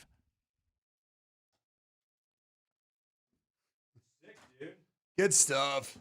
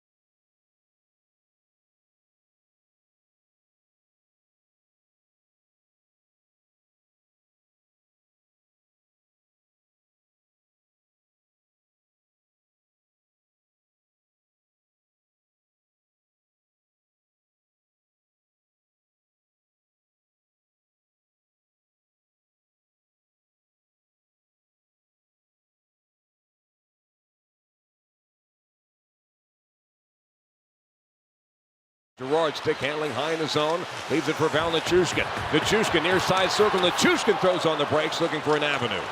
Nichushkin still with it. He's got it. Nichushkin in all alone. He scores! The choo-choo train pulls into the station. He wanted an avenue. He got 72 acres of ranch land. 4 goals in the Stanley Cup final for Valeri Nichushkin back in 2022. Tied Joe Sakic and Alex Tanguay for the Avalanche franchise record in a championship series. Immediately that summer, Val Nichushkin was rewarded with an 8-year, $49 million extension to stay in Colorado. He had a good season, and then the suspension that came down against Seattle because of the activities and goings-on in the Seattle hotel. Again, the sordid details of it all, a simple Google search away. He came back out of the player assistance program, completed it, and played really well. And then was suspended again for violation of the player assistance program in the playoffs the next season against Winnipeg.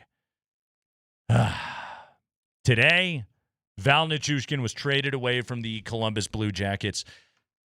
Sandman, there's there's certain athletes where the legacy of them in a town is just it's just cemented and done. You're an all-time great, right?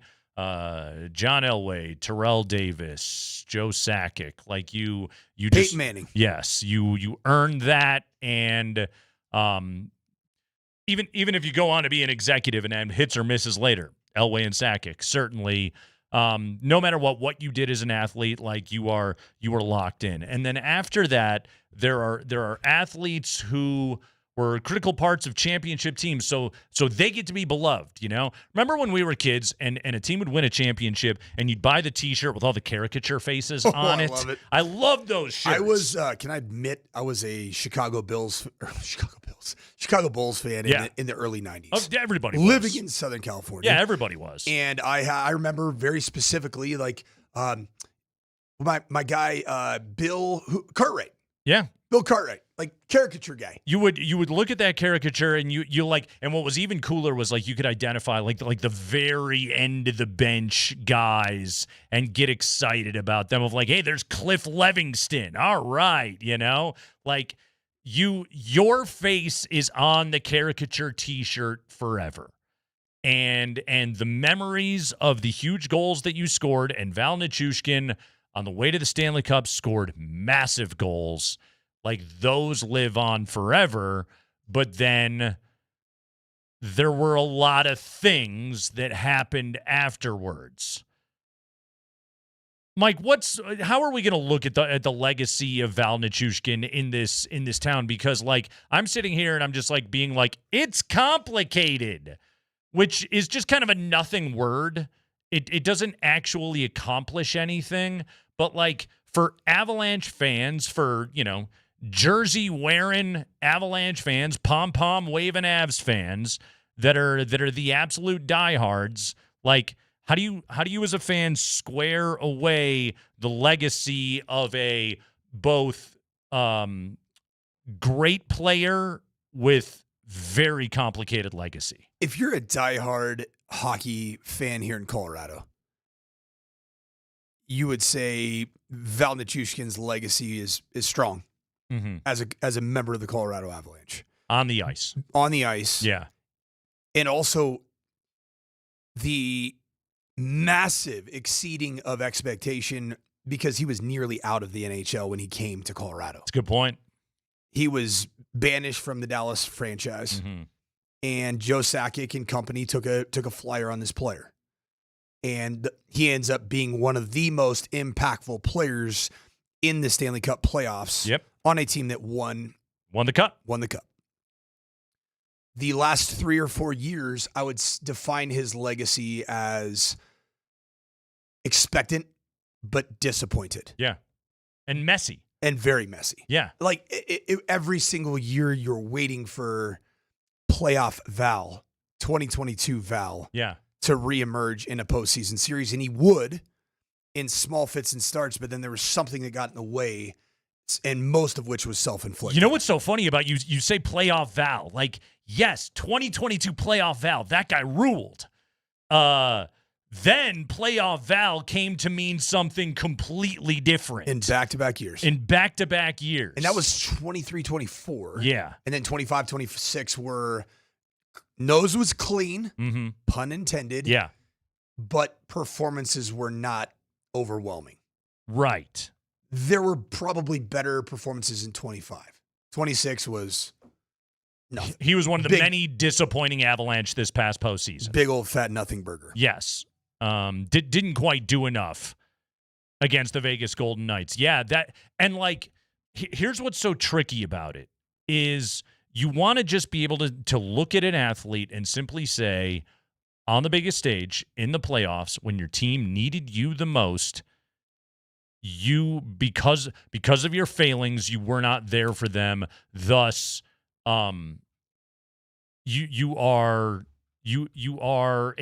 an issue. You're a plague on this roster almost, and that's what a lot of the conversation became about with Val Nichushkin, and a lot of what if Val had just stayed available? What would the Avalanche have been able to do in subsequent series or against Seattle in the first place? Like, what would they have been able to do? And we'll never know. We will never know the answer to those questions. But again, you never get to change the part of the conversation where he's the face on the caricature on the T-shirt. It's June, right? It is. June Sports Talk Radio. Sometimes we can get a little sports Squirrely. talk radio-ish. Squirrely. Correct?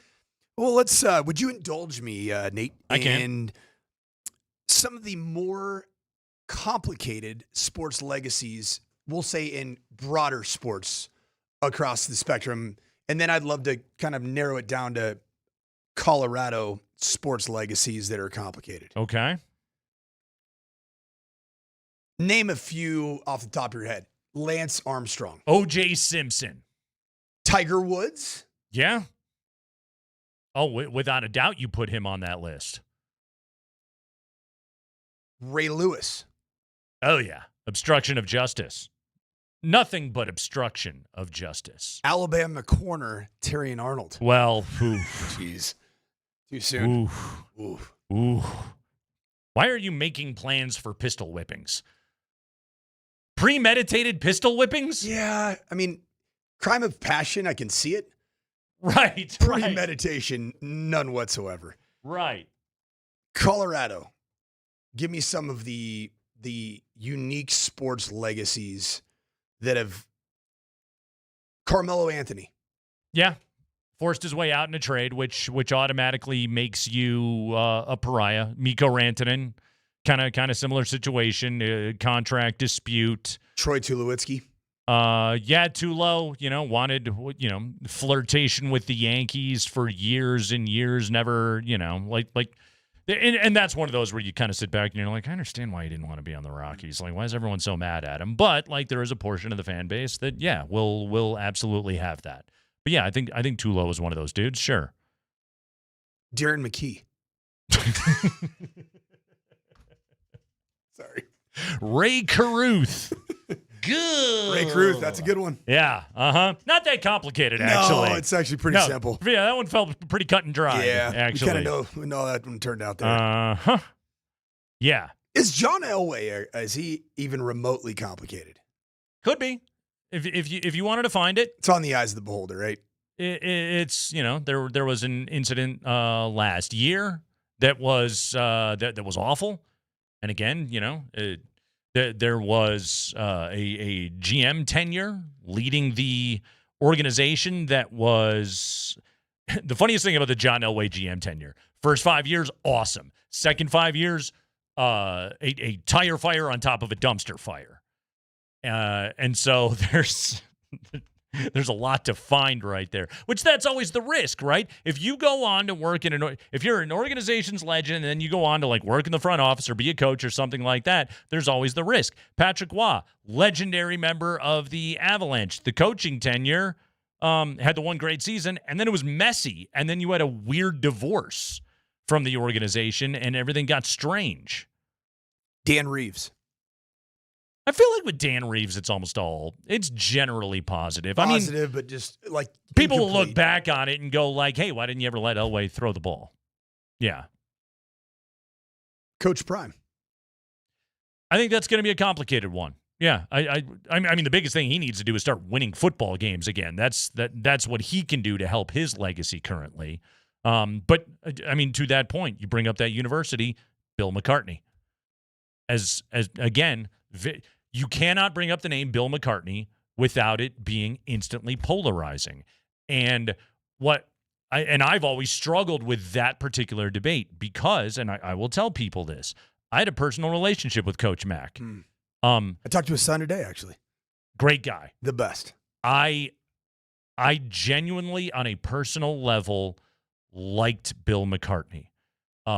I found him a great resource to discuss a great number of topics with, and I had tremendous respect for the man. However, there were things that he said that I found absolutely, and beliefs that he held that I found absolutely abhorrent, which I told him.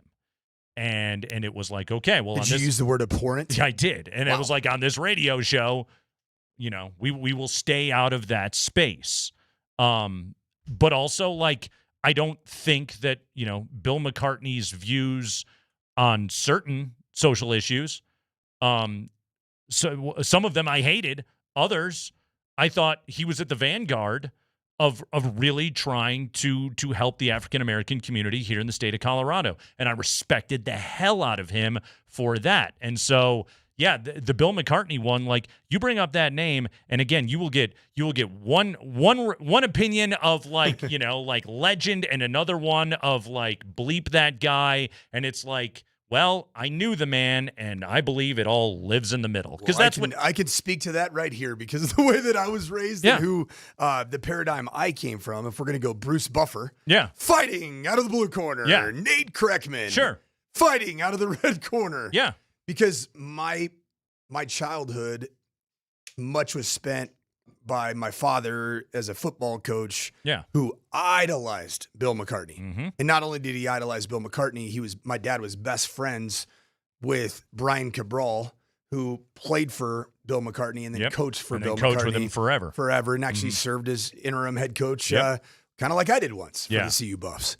And the view that we held of Bill McCartney and what he did positively, what he did for people, what he did for his players, how he loved them, and frankly, the legacy that I saw is what he did for and fought for them and laid down for those men. Like I will always absolutely admire him and what he did. And then you watch, is it The Gospel According to Mac? Yeah. I believe it was. Yeah. ESPN E60 or E30. It was a 30 for 30. It was at 30 for 30. Or E6. Yeah. They're kind of the same to me. There was that, even in his last years, you could just even see in him, there was good and evil on his shoulder at all times. Yeah. And that's really what Val Nichushkin dealt with. I would agree with that. I think there was in very different ways, completely different ways, but completely different. And that's you know what, and we're not we're not here to get this friggin' deep. We're just sports talk radio, but that's everybody's legacy, right? Yep. That is all of us across humanity. And what's so funny about it is we're having this discussion from a sports perspective, where it very simply is so often I cheer for you to win, I cheer for you to lose. Like it's black and white in that way. I mean, a guy right now that is a lightning rod athlete that I think we'll be talking about for many years is Brendan Sorsby. Okay? Like right now, I am glad that he's not playing college football. Right now, I am glad that the NFL is telling him, like, beat it, dude. We got our own problems. Yeah, man. We don't want the Mark Springer of football to be out here loose on the streets, So, but also, like, I genuinely would like to see Brendan Sorsby in the next year of his life spend it away from football and getting cleaned up and making amends, because people should be allowed to do that. Rehabilitation is a very real thing in whatever you have dealt with. And, to that degree, Val Nichushkin has not been suspended in a couple of years. I genuinely root for the guy. I root for him to, stay on the straight and narrow and be able to finish his NHL career and be able to look back on it one day and say, I had my issues, I had my demons, I dealt with them, I paid for my mistakes, I let down my teammates, but look at what I was able to correct. Or maybe he won't. We just don't know that. Because that happens to people. So, some people can never, they can never get past it. I hope that Val can. Am I wrong for in my human side of rooting for Val Nichushkin? Am I wrong that I was anticipating where he was going to end up playing because I felt like this was inevitable? Yeah, and I was just hoping it wasn't in South Florida or going to the Panthers or somewhere near a coast, New York City, like. Kind of glad he's going to Columbus, Ohio. Although you can get whatever you want. I was going to say, man, that's Urban Meyer Steakhouse is right down the road, okay? Some things go down at Big Herb's place. I thought that was just the old gene check, the gene oil check happening over there at Herb's Steakhouse. You ever had a gene oil check at a sports bar before? You ever had that, Nate? It's an interesting one. I think, you know what, I'm rooting for young Nate Kreckman to have been there a time or two. Absolutely. Now, did I stay back from my football team's trip back after a Thursday night game in order to be able to do that? That I can say I've never done. True or false? Mm-hmm. Have you watched the film? On Herb? On Herb. I did, yes. Did he give it the old sniff test? Hey, complicated legacies. Urban Meyer. Very. You're on the club, my friend. Very. Good job. All right, that all got heavy. It's the Kreckman and Lindahl show. Mike Sanford is in for Andy. We are with you today until 6 o'clock. We'll take a quick break. When we come back, Sandman, we got some new nuggets. Let's break it down when we return. Got some dudes. Yeah, we're off to Brazil. Coming up next.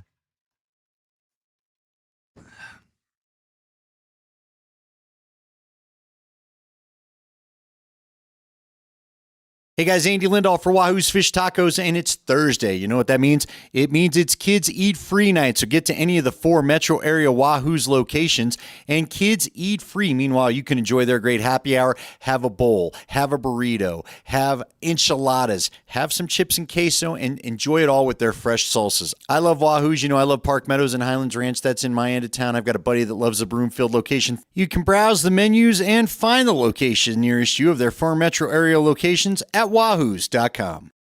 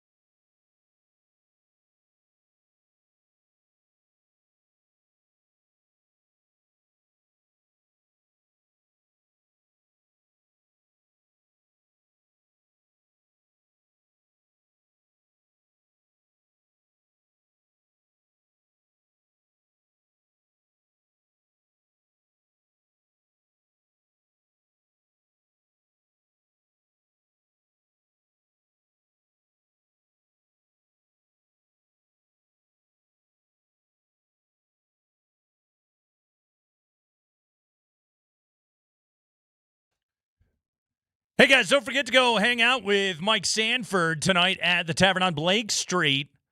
Big party starting up at 7:30 ahead of Team USA and Turkey, which will kick off tonight at 8 o'clock. It's all brought to you by Michelob Ultra, a Superior light beer and the official beer sponsor of the FIFA World Cup 26. Superior is worth playing for. Now it's worth cheering for as well. Be sure to enjoy an Ultra as you cheer on your favorite team. We'll see you at the Tavern on Blake Street tonight at 7:30, SoFi Stadium there in Inglewood. It'll be Team USA taking on Turkey tonight. But first, we had the second round of the NBA draft last night, and the Nuggets got some dudes. Nuggets made a selection at number 35. Nuggets made a selection at number 49. We start at number 35. Trayvon Brazil, power forward out of Arkansas. What good basketball player ever came out of Arkansas, am I right? 5-year college player, 4 years at Arkansas, that after a freshman season at the University of Missouri. Yes, originally from Springfield, Missouri. 6'9", 215, played his high school ball at Kickapoo High School there in Springfield. Played for Quanzo Martin his freshman year at Missouri and then went into the portal after that. Played 2 years for Eric Musselman and then bailed for USC. And then John Calipari for 2 years, who was, by the way, also Jamal Murray's college coach at Kentucky.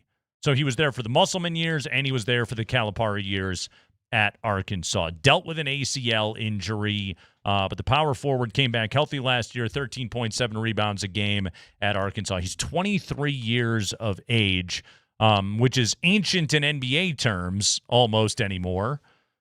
But in the very least, like, he's a good, experienced athlete and played a lot of games. Third highest scorer on the Razorbacks last year behind Darius Acuff and Malik Thomas. Thomas, by the way, went one pick above Trayvon Brazil to Cleveland at number 34. All right, so here we go, Sandman. I got a couple of the scouting reports to give you. This from ESPN. There's more sizzle than steak to Brazil's game. Highlight player. High flyer who never put it all together in 5 years in college. If Brazil can manufacture second chance points and develop a lob connection with Nikola Jokic, the Nuggets should view that as a successful rookie season. Yeah, I think that's what he is right now. I think he's a dunker spot guy. Do some rebounding, do some shot blocking, get some dunks. The game is, again, I don't think you're trying to – he's not an Aaron Gordon-level three-point shooter from the 4 spot or anything else like that. But he's a crazy good athlete, and the Nuggets do need those guys. But if Trevin Brazil is closer – to being NBA ready than, say, Deron Holmes was when he became a Denver Nugget. Obviously, the Achilles injury set him back immensely. So you can't really say how far along Deron Holmes was from. Real quick, I said this to Andy the other day. When he was drafted, when the Nuggets traded up to draft Deron Holmes, they did it because he was supposed to be NBA ready. Yeah. And, he's still not. Injury aside, he's still raw as hell. He looks so skinny. That too. He just doesn't look like he's finding the weight room. Yeah. Trevin Brazil. Mm-hmm. Could he potentially be drafted to occupy dunker spot and rim protecting, athletic, defensive player to use up that spot and free up Aaron Gordon to play a little bit more free and utilize his newly developed game outside of that spot. Or hopefully free up Aaron Gordon to, I don't know, play 7 minutes fewer a night. There you go. Which is something else that you could get out of it. Yep. Look, you in the Western Conference, you need big athletic dudes. If you're going to hang with San Antonio and Oklahoma City and Minnesota and Houston and the Lakers and everybody else in the Western Conference, you got to have big athletic dudes. And 6'9", I'm hoping that he's going to be able to do that with Trevin Brazil. Look, I'm not going to look at this guy and say, well, he's a guaranteed rotation player. I don't think that's what he is. I think he is a developmental piece for right now that, in the very least, you hope that his athleticism is a net positive for your team. In a perfect world, the Nuggets don't have to depend on either guy that they drafted last night next season, but maybe they get themselves, some pieces that are 6 fouls and they can ram their body into Victor Wembanyama every now and then. Wouldn't it be nice to see a Nuggets draft pick play for the Denver Nuggets? Don't get greedy, okay? I mean, when's the last time that we've seen that? That was Christian Brown, CB. Peyton Watson? Yeah, CB, and then Peyton. I mean, even Peyton Watson took a while. It was some marination. I mean, he didn't even play college basketball. But he hadn't played basketball. Right. He played high school basketball. Yeah, he was in high school for COVID. He was off the bench for Mick Cronin's UCLA team. 1 year? Yeah, 1 year. What do you average? Like 3 points a game or whatever it was? Like, look, he was that's great job by Calvin Booth to identify Peyton Watson. He is a sought after player in the NBA right now for a very good reason. Like you identified that he was that kind of athlete, and that dude's about to get $20+ million a year for a 30th pick in the NBA draft. That's really good. So nice job, guys. P-Watt averaged 12.7 minutes per game, 3.3 points, 2.9 rebounds, and 0.8 assists. That was so at UCLA. Jaime Jaquez was on that team. They were a Final Four team. That was a good team. Yeah, they were a Final Four team. Yes. Then they took Bryce Hopkins at 49 last night. Bryce Hopkins, 6'6", 220-pound wing/power forward guy. Tore his ACL in January of 2024. Really impacted his second and third years at Providence. And then he bolted for St. John's to play for Rick Pitino. Second leading scorer in St. John's last year behind Zubi Ejiofor, who Atlanta took at number 23. Bryce Hopkins at number 49. I don't know. Again, he was the 49th pick in the NBA draft. Big Grand Rapids guy. I think so. Yeah, he's gonna get to know the Grand Rapids Applebee's very well. Think you might mix in a night at Chili's every once in a while? Yes. He's feeling like some queso dip? Right, exactly. Yes, I think that's what he's hoping for. So Bryce Hopkins at 49 and Trevin Brazil at 35, power forward out of Arkansas. Again, let's hope that Brazil's athleticism can do something for the Nuggets. I don't have particularly high hopes for either of these guys this upcoming season, but you know what? Prove me wrong. You're a hoop guy.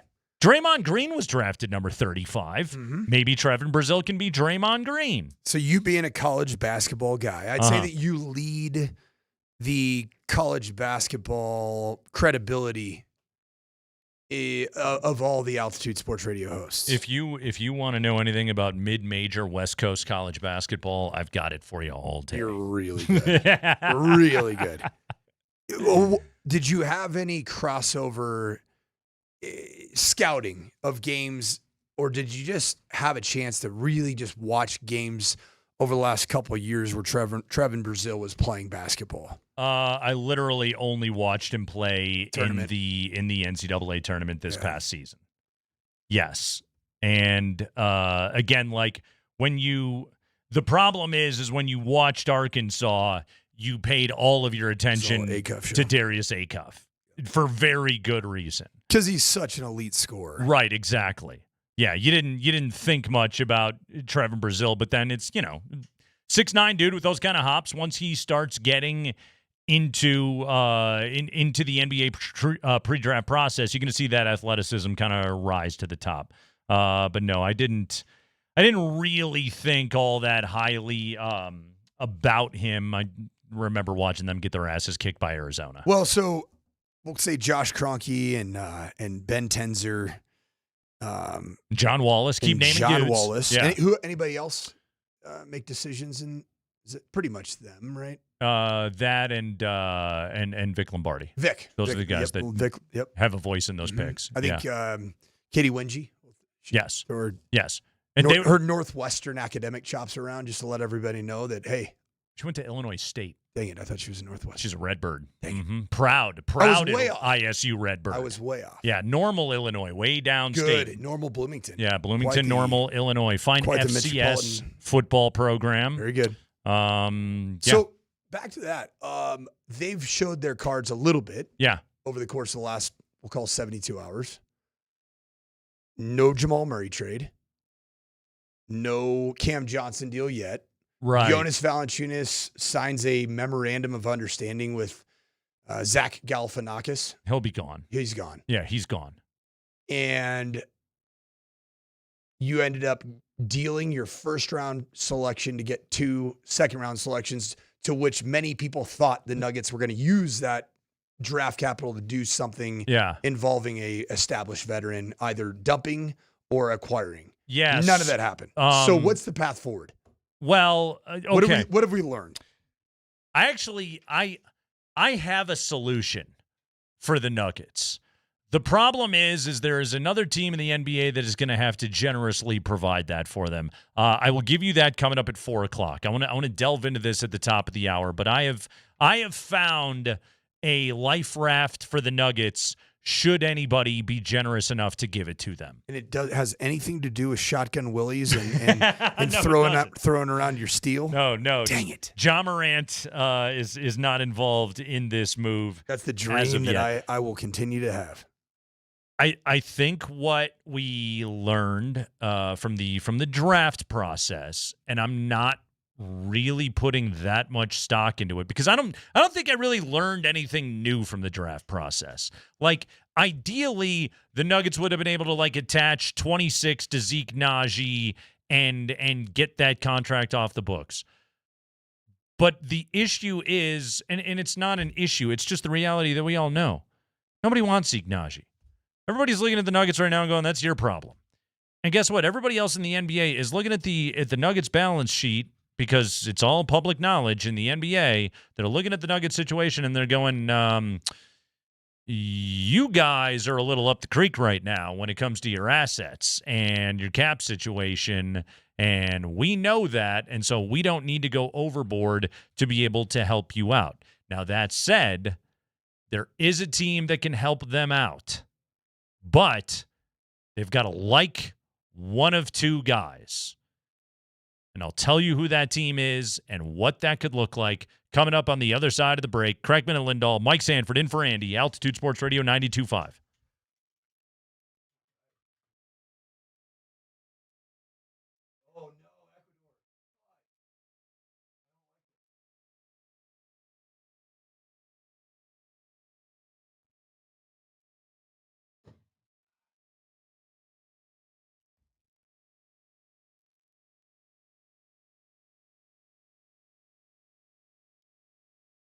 Hey guys, Nate Kreckman here for Millionaire for Life from the Colorado Lottery. Over $2.5 million in prizes have been won so far here in Colorado, and now your chance to win $1 million a year for life. With drawings 7 days a week, every day is your chance to be able to win. But that's right, folks, the grand prize, $1 million for life per year. Your own Bobby Bonilla-esque payday.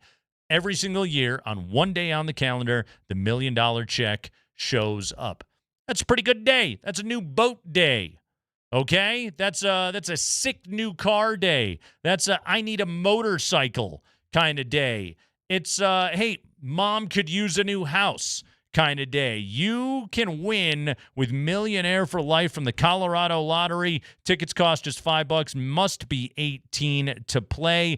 14 Millionaire for Life players in Colorado have already won $7,500. You can one-up them and win the grand prize of $1 million a year for life. It's Millionaire for Life from the Colorado Lottery.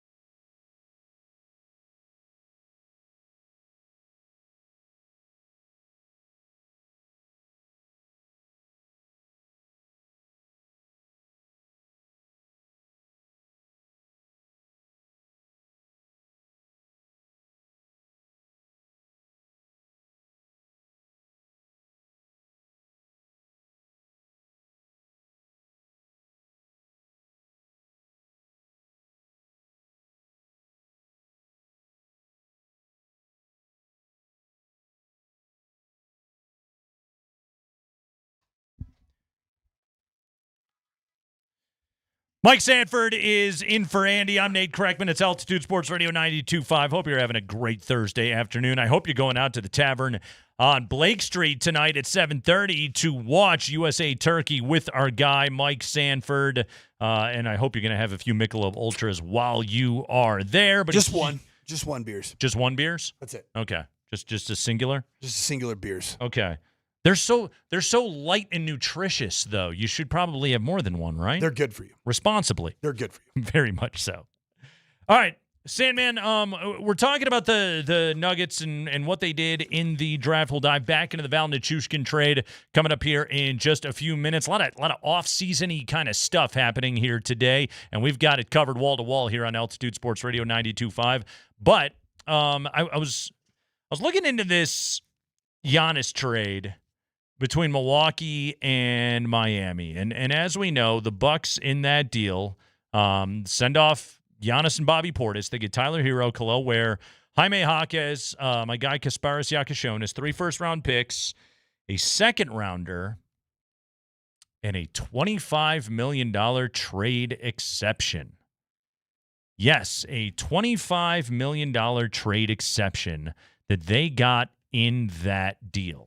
So the way the trade exceptions work in the NBA is they're just big old get-out-of-jail-free cards almost.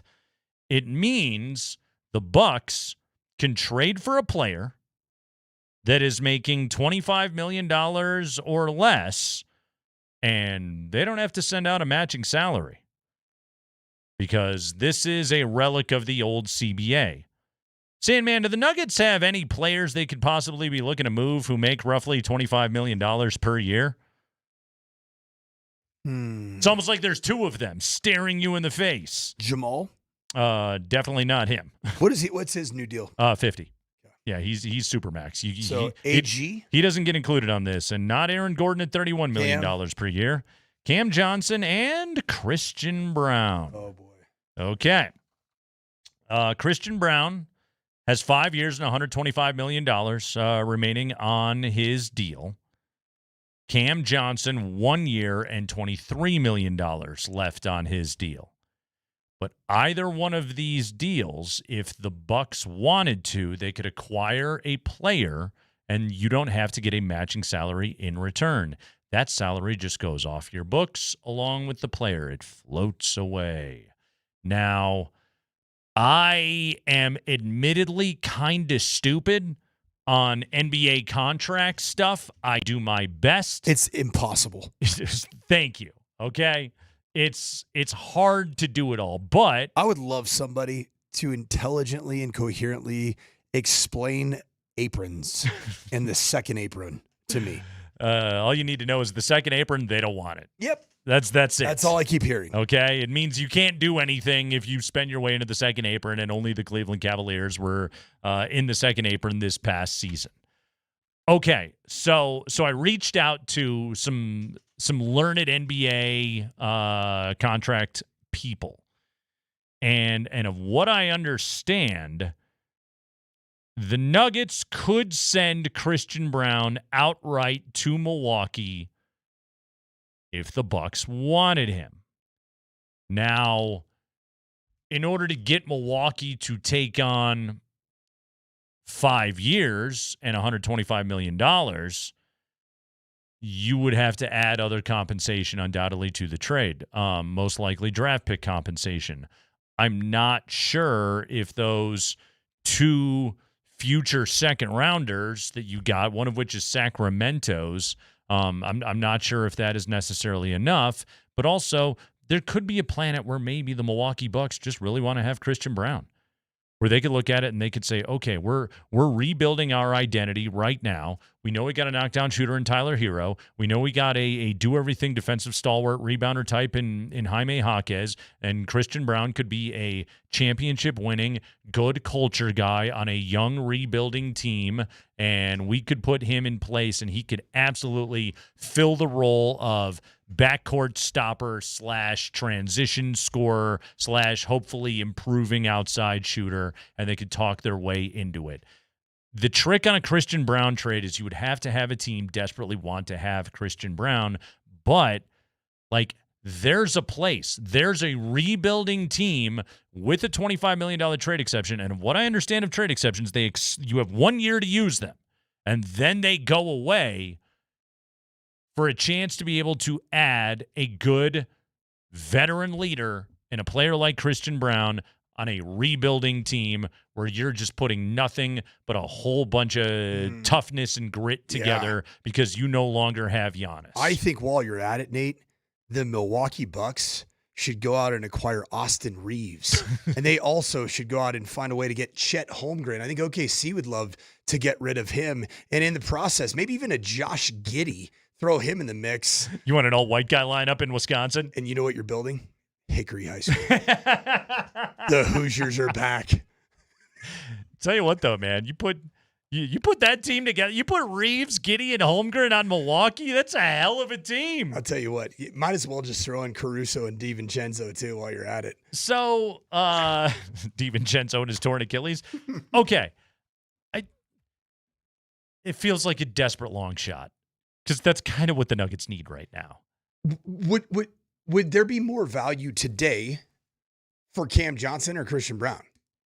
Well, here's think about Milwaukee's situation. So this is the only reason why I bring up CB over Cam, and maybe Milwaukee would just want to add Cam, but like on an expiring contract, I don't know. I mean, I suppose they could do that if they wanted to, and then essentially it would just go off the books after 1 year.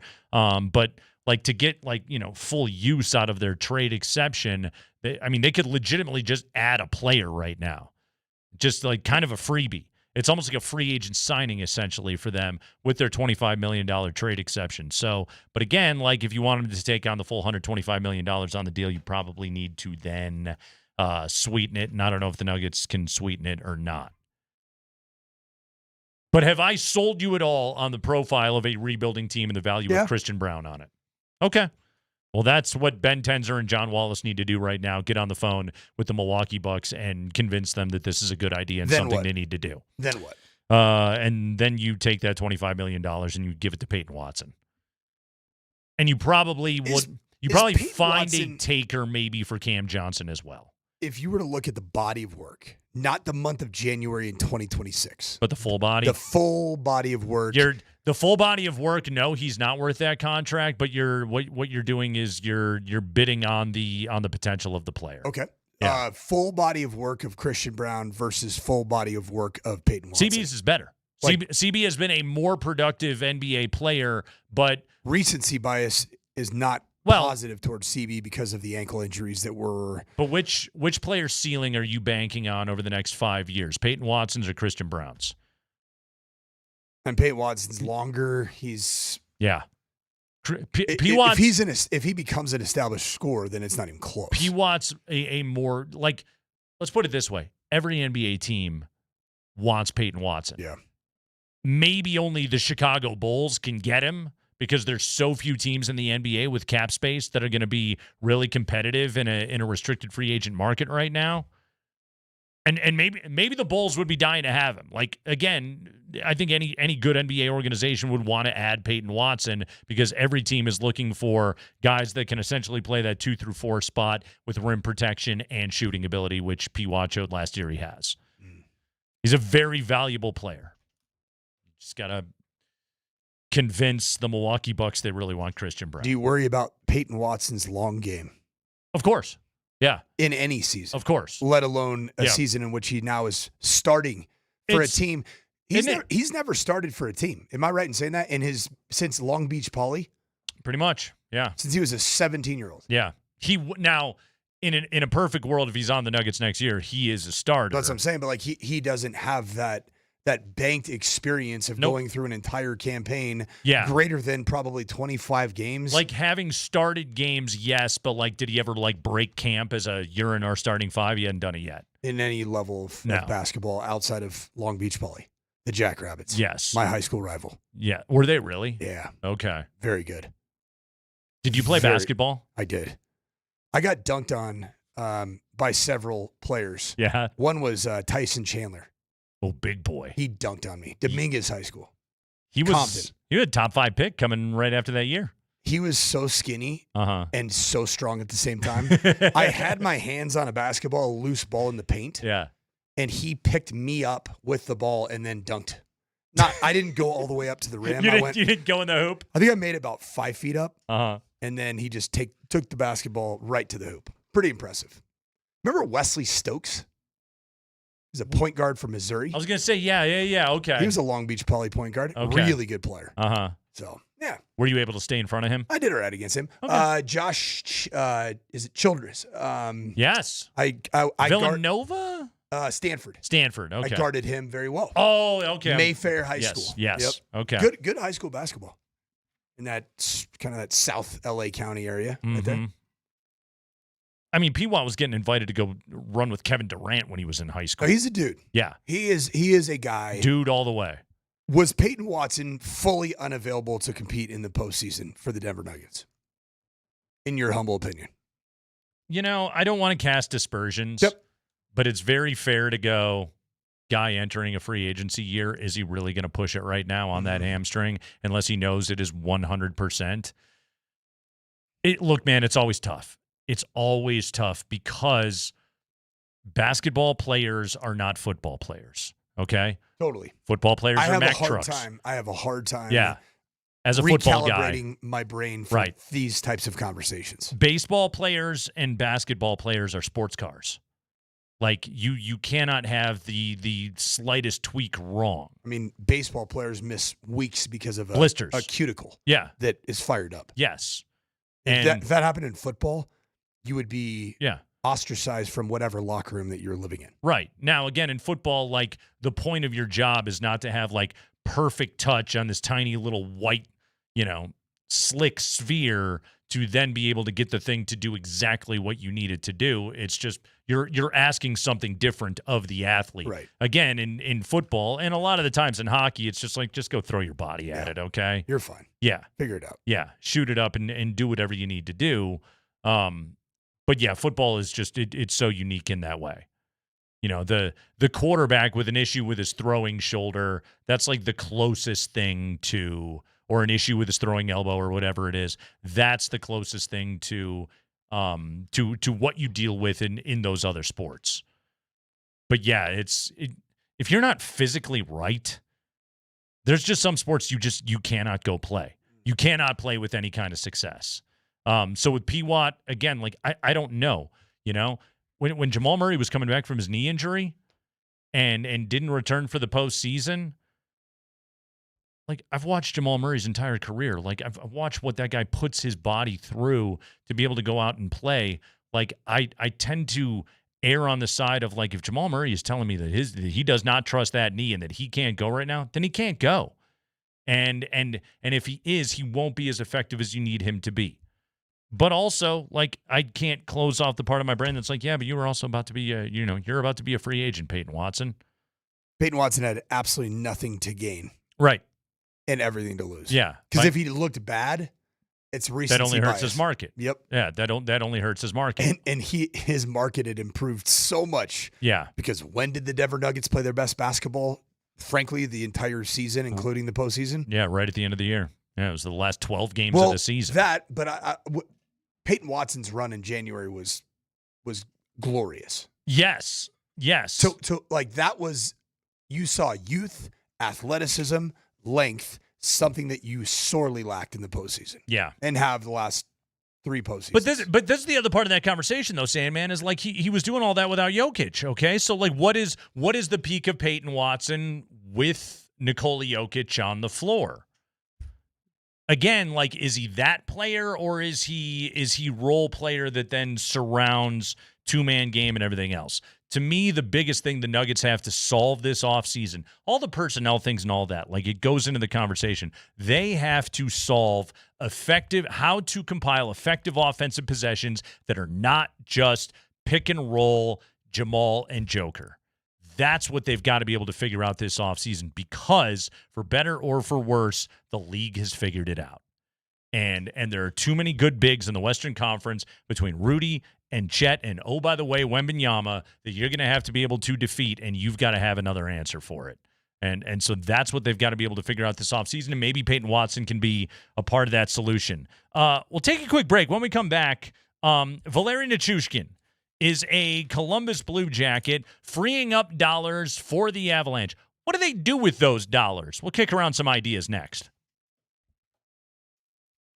They need somebody in the league to love one of their players.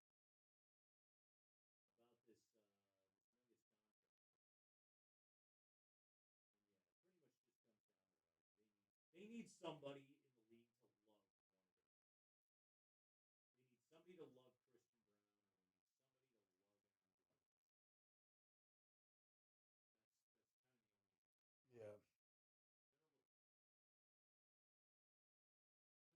Yeah. They're actually not fucked.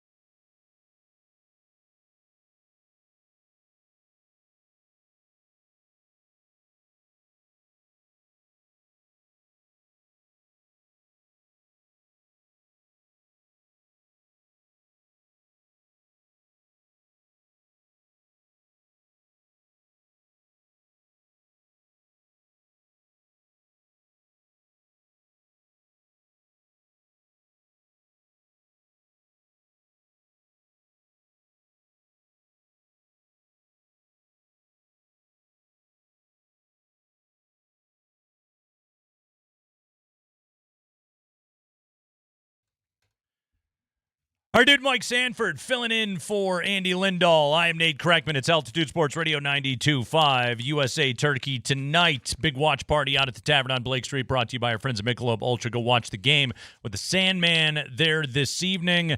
Valeri Nichushkin, no longer a member of the Colorado Avalanche. He takes the choo-choo train out of here as he is dealt today to the Columbus Blue Jackets for 3 draft picks, a second-round pick this year, third rounder in 27, and a fifth rounder in 2028. 17 goals, 49 points in 72 games last year for the Avalanche. 4 years left on a $6.125 million deal, but he is out of here. All right, so Sandman, we talked in hour number 1 about the legacy of Val Nichushkin as a member of the Avalanche. Now let's talk about how the Avalanche don't have Val Nichushkin's contract around anymore, so what do they do with that dough? Okay, well, first off, we knew they were pretty close up against it and didn't have a lot of money sitting around. This does now give you the opportunity to, if you so choose, to bring back Brett Kulak. Kulak, a very experienced defenseman, has done a lot in the postseason, 32 years of age, but the Avalanche could potentially be in a place now where they could hand Brett Kulak like a 4-year deal and they could get him back on this team. Like, you know, there's the outside shopping the Avalanche could do, but then there's also the part where like they need to re-sign some of their own guys, and one of them being Brett Kulak. This could be an opportunity for the Avalanche to now get him back. That dude's pretty good. Big fan of Brett Kulak. Yeah. Big fan. Yep. I thought he was that next second line defenseman that you needed to have, that was good at doing the thing that a defenseman needs to be good at first and foremost, which is play defense. Play defense. And he was very good at it. And when Cale Makar was out with injury, he could step up and he could play first pairing with Devon Taves. I think that he showed off, and obviously, you know, he had an overtime winner, but that dude showed off his value, and I think he's, again, a good dressing room guy. I get why some Avalanche fans might be like, this team needs to get younger. You're in the win now championship window, okay?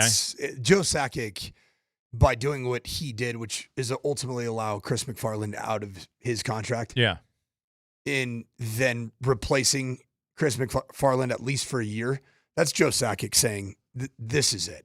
Yeah, we're going for it. We're trying to win right now. And guess what? Carolina, they had 1,030-plus-year-olds on their team, and they just won the Stanley Cup. Like, that's not a death knell in that sport. This is not a rebuilding team, and Sakic talked about it at his press conference after the year. Like, this is not a rebuilding situation. This is a go for it and win it right now kind of situation. And to me, Kulak profiles as one of those guys. So, like, your D-core obviously still going to be led by Makar and Taves. Sam Malinsky, improving player. I think he was banged up in the postseason, and he struggled a lot. You still have Josh Manson under contract. You bring Kulak back. You got Keaton Middleton on this team. Like, I think you're pretty solid defensively all the way up and down. Like, I would love that move to see some of this money get diverted back to Brett Kulak. Any chance that the Cale Makar contract that's going to be signed soon?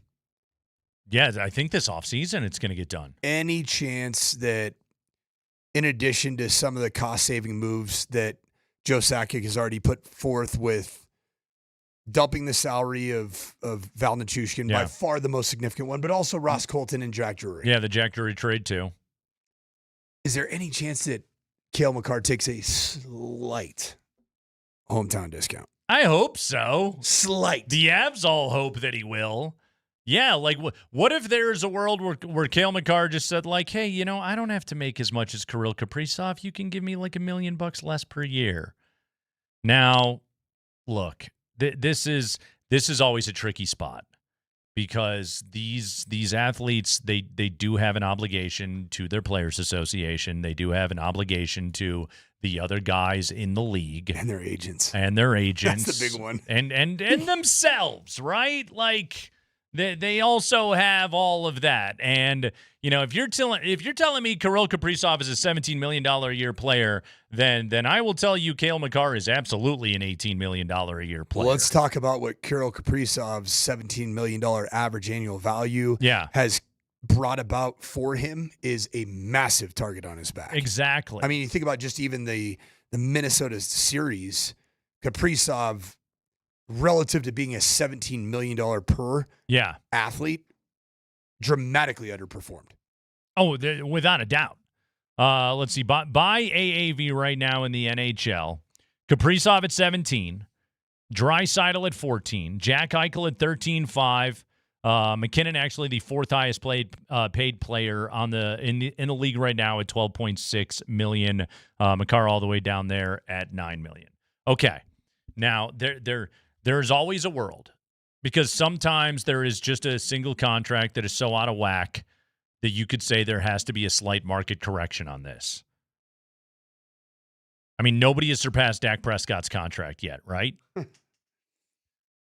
I think Mahomes has for length, but I think on average, I think Dak is still above him. So there can be a slight market correction. Like, the Avalanche could look at it and say, okay, like, in all seriousness, like, jumping from Draisaitl at 14 to Kaprizov at 17, that was a bridge too far. And so where the market actually would value you, Mahomes did take over the number one spot. Average annual 64. Oh, it's 64. And Dak was 61.6. Well, I tell you what, in the very least, now that's how it should be. Followed by Joe Burrow, and then there's I can't believe my little pal Burrow's at from 58. Utah State's making 58.3. Jordan Love. Yeah, and then there's like a whole bunch of dudes at 55, right? It's like, I think like Allen's at 55. And Jared Goff is. Jared Goff's at 55. Trevor Lawrence is right in that ballpark. He's 56. Stafford's right there. Yeah, they're all like, but okay, well, good on Mahomes. He probably should be the highest paid quarterback in football. I have no problem with that. Should Kirill Kaprizov be the highest paid player in the NHL? Nope. No, I don't think so. He's a good player, but no, he shouldn't be number one on that list. Third best player on the Avs, if he was on the team. Yeah. Oh, second best player on the Wild. Say, outside of Connor McDavid, any hockey player on the planet would be the third best player on the Avalanche. I think McDavid's the one guy. Quinn Hughes might have a little bit of a conversation with. Like, I still look at Quinn Hughes and Cale Makar as not quite 1A, 1B, but there's the way that he moves the puck. Like, watching him in that series was a delight. Yeah, he was phenomenal, and he wore down in that series just because they had nobody else. Yeah, but he was still great. But also, it's so funny with Cale. Like, it's a little bit of that. Do you remember the year that Manning was out for Indianapolis, his last year with the Colts, and Curtis Painter was the quarterback, and they went 2-14? And people would like make the argument at the end of the season, like, Peyton Manning should have been the MVP because look at what they are with Curtis Painter.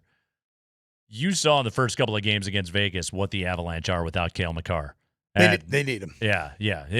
He is the difference between them being a great team and just a good team. Isn't it wild that the storyline of both failed postseason runs of 26 for the residents of Ball Arena were not having players. Yeah. Not having Cale Makar for a couple games. And not having Peyton Watson and a healthy Aaron Gordon. Okay, and this is one, though, where we're step back for a second and you go, that's most playoff failure conversations for contenders.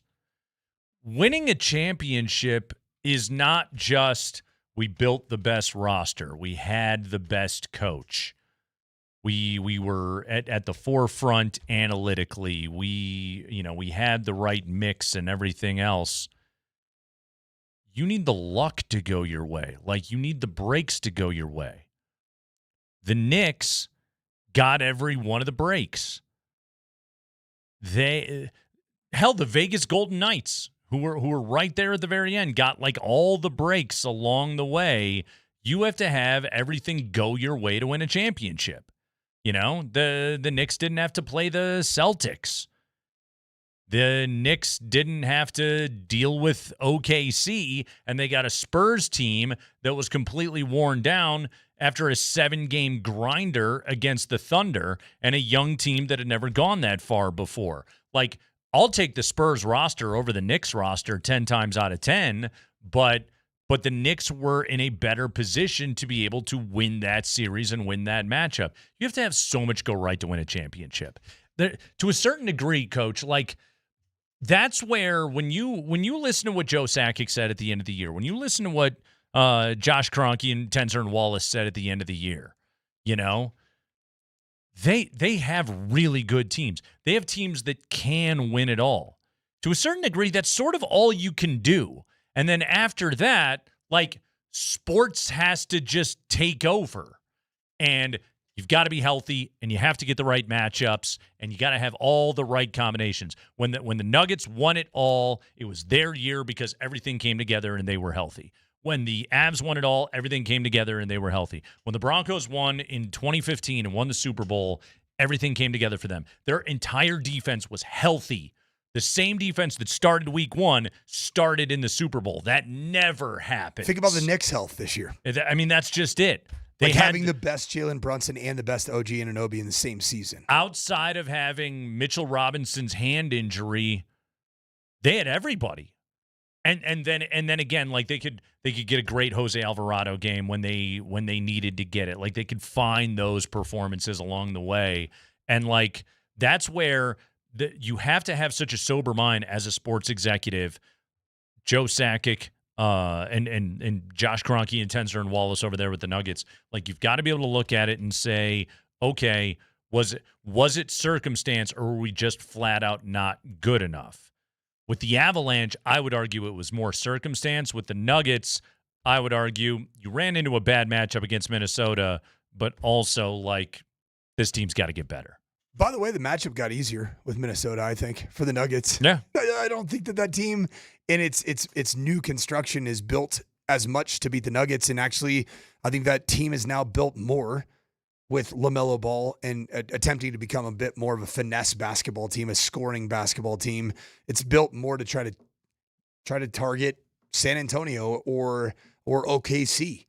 And so that's one positive that's happened. But like, tell me if I'm wrong in saying this. What we're seeing with the Denver Nuggets, and I know we're kind of going back and forth between Val and Nichushkin, where the Colorado Avalanche. There's a lot of parallels. There really are. I think that the deficiency in the 2026 NBA playoffs for the Denver Nuggets was the health, but it was really take away the health, who was hurt, what was on the floor. It wasn't long enough. Yeah. It wasn't athletic enough. Yeah. And I think that what the Nuggets, it did make shots. Yeah. I think what the Denver Nuggets are just doing in terms of like running it back, air quotes, running it back, they're betting on the health, length, athleticism of, I believe it's going to end up being Peyton Watson. Mm-hmm. I believe it's going to be Aaron Gordon, and they're banking on that being a healthy year for Aaron Gordon. Yeah. And Christian Brown, who wasn't healthy. He wasn't. And I think I think they move on from Cam Johnson. And I think the starting five is going to be Nikola Jokic, Jamal Murray, and then you're going to have Peyton Watson, Christian Brown, and Aaron Gordon. Mm-hmm. And it's essentially the remnants of the 2023 championship season. And then you have to hope Bruce Brown wants the minimum and Tim Hardaway doesn't have a market and he finds the minimum. Got Spencer Jones, baby. And Deron Holmes gets in the weight room. And there's no market for Spencer Jones. And yes, there's a lot of hope. But to that point, like it's kind of everybody in the NBA right now. Already OKC has had to get worse. I think the Timberwolves got worse. I really do. They got worse. And I like LaMelo Ball. But punting on Julius Randle and Naz Reid, damn, dude. Also, crazy to say this. San Antonio, are they already and they absolutely have to win like now? Yeah. Because they're gonna fall victim to the same thing that same OKC thing everyone else does. And you got to the take clock it. is ticking fast. You have got to strike while the iron is hot in that league.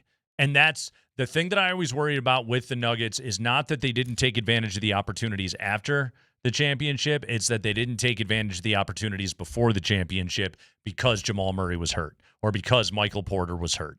And so you didn't have the guys, and even though you were locked and loaded and had everybody young and in their prime and affordable, that you weren't able to get it done. And maybe, and what I fear is one day we're going to look back and history is going to say, thank goodness that they won in 2023 because that was actually their last best shot.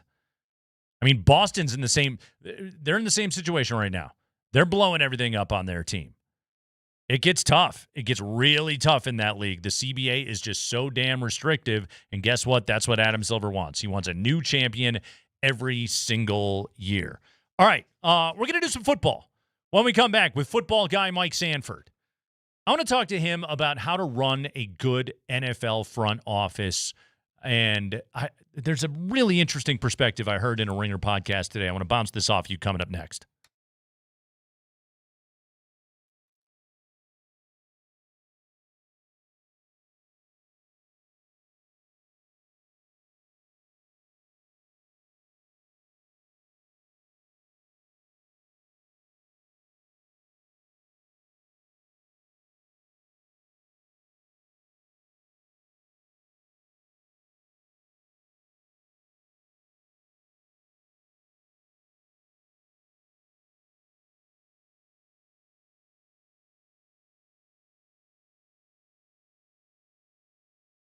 Hey, it's Nate Kreckman for Roller Auction. Make sure you get signed up to bid right now at roller.bid/altitude because you can win tickets to Cool Concert. That's right. Lionel Richie, Earth, Wind, and Fire. You want to be there? You can win tickets right now simply by signing up to bid at roller.bid/altitude. Model home furniture auction is open right now. You've got 4 more days to be able to bid. Go to roller.bid/altitude to sign up and then check out this auction. There's always great items available for you to be able to bid at fantastic prices. Lightly used model home furniture. Right now, I'm looking at this nice gray sofa, 78-inch sofa, $300. You're not paying that over at a furniture warehouse. I can promise you that. Nice credenza. You like a nice credenza, do you? You can get one for less than $100. This thing is stylish. Nice 4-door wood credenza. Go ahead and bid on that. $95 right now at Roller Auction's website. Make sure you get signed up to bid right now at roller.bid/altitude.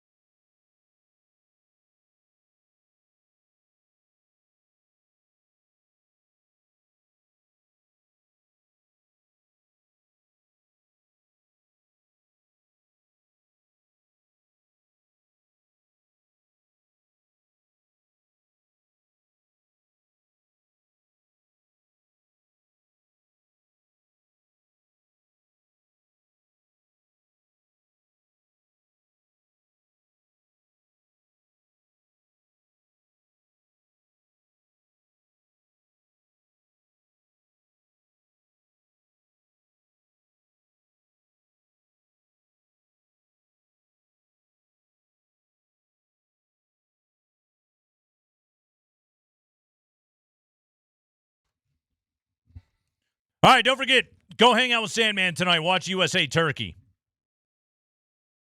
By the way, how should Pochettino play this thing tonight? He should go for it in his own way. Yeah, I mean, yellow card players sit. Tyler Adams, Chris Richards, Flo Balogun, and Anthony Robinson. They can't play because of the yellow card. No need to risk. They call it yellow card accumulation. Mm-hmm. If you have 2 through the group stage, you miss the round of 32. Yeah, we do not want that, nor you're going to get that. I want to see some Christian Pulisic. Do you really? I do. I want to see. I think match fitness matters in not playing in 2 full games and then expecting to perform at a high level in the round of 32 against what is most likely going to be Bosnia and Herzegovina. Herzegovina. I would love to see 9 points. I thought Mexico played last night fantastically. They went for it, and getting 9 points is something that's never happened in the history of American soccer in the the opening group stage. Yeah. The Americans have never won back-to-back games until Pochettino brought forth 6 points in the first 2 games. So I think that I want to see the best quality team minus those 4 aforementioned players. And I want to see about 30 to 40 minutes from Christian Pulisic. I think I'm just too scarred by Peyton Watson and Aaron Gordon. I wouldn't play Pulisic tonight. I wouldn't do it. No, give him another week. You don't have to. Like it. I agree with you. Like in an ideal world, but man, soft tissue injuries. I'm too scarred. But I don't felt trust a him. little bit. To me, it felt a little bit less of soft tissue calf injury and more deep thigh contusion. Once that's out, you're good. Okay, I want you to be right. Okay. I couldn't tell from the weird Zapruder film of him behind the plastic bubble that I was watching on SportsCenter the other night. My goodness. Like we'll let you see him, but like in the weirdest, creepiest way possible, like it's the house from E.T. That was a little odd. I didn't like that. How disappointing has Turkey been? Turkey has been shame of their nation, man. I know, man. You know what? Playing. They're bounced. They are donezo. Yeah, I'll be interested to see from them tonight. Did they play with pride, or is it just going to be just a mess out of Turkey tonight? We'll find out. But USA Today's Seth Vertelny. Okay. Do you know Seth Vertelny? I don't. His projected lineup for tonight Vertelny. is forwards are going to be Ricardo Pepi and Haji Wright, which awesome. Midfielders, Sebastian Berhalter, Gio Reyna. That would be the all-time midfield. Some good old-fashioned nepotistic drama between those two. Sure thing. And Weston McKennie. So that'd be a starter playing serious minutes. And then defenders, Tim Ream, the captain, Mark McKenzie, Joe Scally, Alex Freeman, who's had a phenomenal World Cup thus far. Yeah, get 50, 60 minutes out of him and then get him out of there. And do you know about Alex Freeman's, who his dad is? Antonio Freeman. Great player. Yep. Alex Freeman's huge, by the way. Big dude. And that dude is he has ascended very quickly in his career. career. And still growing into his into form. He's a 21-year-old, and for soccer standards, that's very young. All right. Before you get out of here, man, I want to play a piece of audio for you. So Jake Rosenberg, he used to be Howie Roseman's right-hand man in Philadelphia until a couple of years ago. 12 years working in that Philadelphia front office, won a Super Bowl.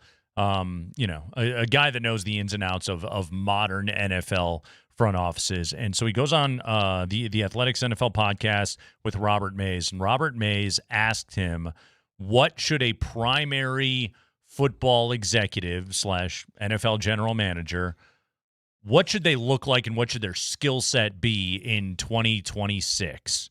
I thought this was a very interesting answer because it wasn't simply this guy can grind the hell out of some tape. Roll it. I think that some of the key points to me are that this is a executive. This is your chief executive in a lot of respects. This is your main decision maker. This is the top of your org chart in your football side of things. Putting coaches off to the side. Coaches to some degree are the talent, and then this is the side of things where you are acquiring and managing talent. So I think the first and foremost thing about this person is they need to be able to synthesize a lot of different data points. They need to have experience in a lot of different areas. I think championship level football teams are built very differently across the league, but the commonality amongst the best organizations and teams are that they hit on a lot of different cylinders.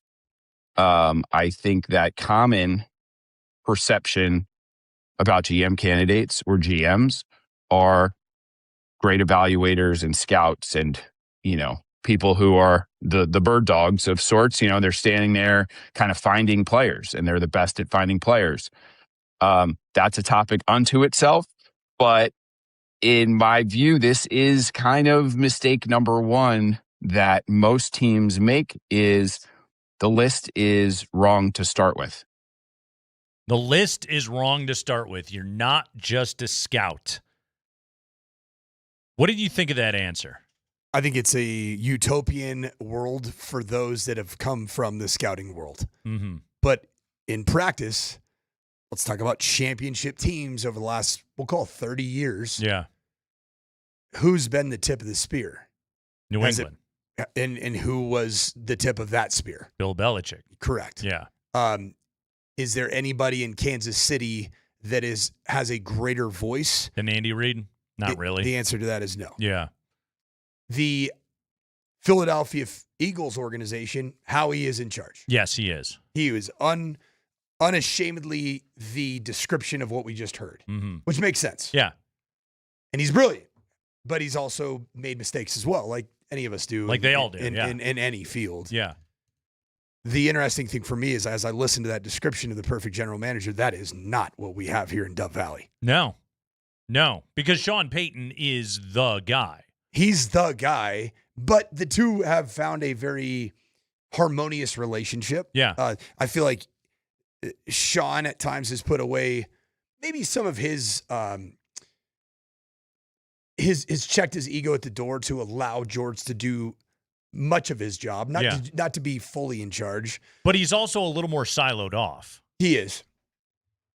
Which I think is a good organizational structure for the way that they work.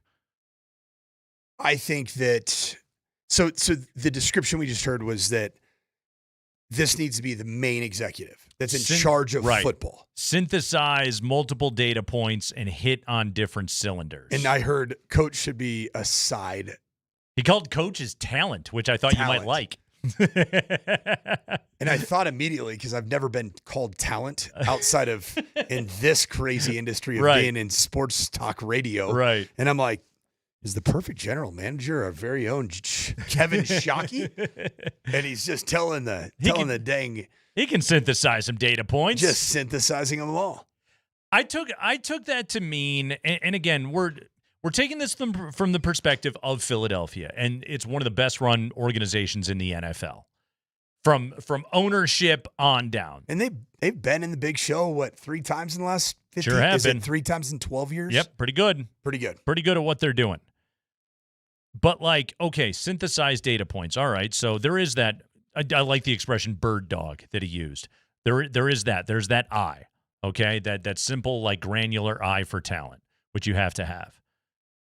There is absolutely going to be the analytical part of the equation, and that exists on many different fronts. That exists both in player evaluation, that exists in medical side and everything else. You put a lot under that umbrella, so to speak, but that's an extremely important part of the job. And then in pro football, there's the cap part of it, and you have to weigh everything versus whatever the percentage of the cap dollars that you're spending on, and kind of the point there being of what is the perfect way to be able to marry all of those things together to run a good NFL front office. And that to me feels like that is the eternal chase of people that work in front offices in the NFL.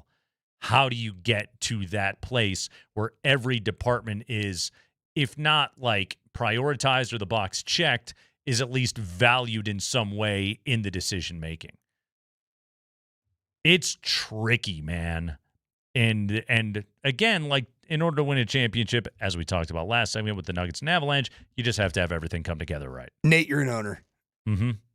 which model are you going with? The Bill Belichick model, extreme head coach in charge model, the Andy Reid model, which I would say is harmonious, but head coach still has the final say, certainly, or the Eagles model where. No, I honestly like, and maybe it's proximity bias. The way the Broncos run this thing right now looks pretty damn good. It's pretty good. It's pretty good. And I don't think anybody is perfect in there, but I think George Payton is not the decision maker, but also I don't think he wants to be final say guy. He wants to have loud voice in it all. And I think that one of the things that he was able to do in he and Sean's first year working together was he earned Sean's trust and respect. And by doing so, if I'm the owner, that's the combination I am looking for. I am looking for savvy, salty football guy, a Sean Payton, and Andy Reid, a Bill Belichick type. And then I'm trying to marry that with a good executive. Honestly, look at the way the best front office in pro sports runs. Look at the way the LA Rams run things. It's a pretty good balance of power that they have between a lot of really smart people. And certainly in the example that you just brought forth of the Denver Broncos, it requires an ownership group that is very, very boots on the ground and gets their hands dirty. Yeah. And does help balance that power and does so in a very, I think in a very well balanced way of stewardship. And that's not all owners are fit capable to of do being that able to do that and are willing to do that. Which I thought was another interesting point that he made there was everything has to be different depending on whatever the structure is above it. You've got to be able to satisfy whatever the guy that writes the checks is looking for in running the organization. And again, a part of that is like you get in the door and then you figure out, okay, this is what this guy needs, but this is how I also am able to do the job. And in a lot of ways, honestly, it's probably way more art than science. And I know that's how you run things over at Valid Christian, right? Yeah, I'm in charge of everything. I'm the judge, the jury, and the executioner. No, I'm not actually. That'd be the probably the parents. Yeah, probably the parents. I'm kidding. No, you're what you are is the head coach, decision maker, play caller, and equipment manager. This all is true. in and, one. And speaking of which, I have a youth football camp that I need to leave right now to actually pull out the equipment to execute said camp. So with that. This guy's got the keys, everybody. It's Mike Sanford. This is the Kreckman and Lindahl Show.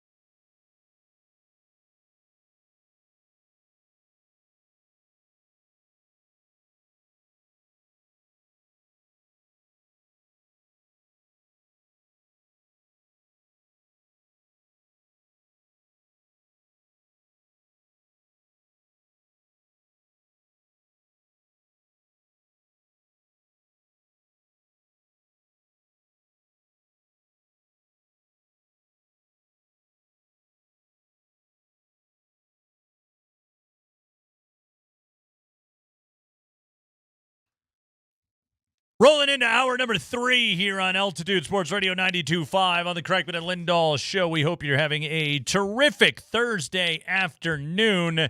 And, of course, Altitude Sports Radio does invite you out to watch USA Turkey tonight at the Tavern on Blake Street at 7:30. 23rd and Blake. Remember the old Blake Street Tavern? Well, it's now the Tavern on Blake Street. They just moved some words around, and I believe the menus and owners are different. But still, Tavern on Blake Street tonight, 7:30 kickoff at 8 o'clock. It's all brought to you by our friends at Michelob Ultra. Michelob Ultra will be on site with a lot of fun and Ultra giveaways. Mike Sanford's going to be hosting the viewing party. He is on his way there now. Well, I guess he's got Valor Christian Football Camp.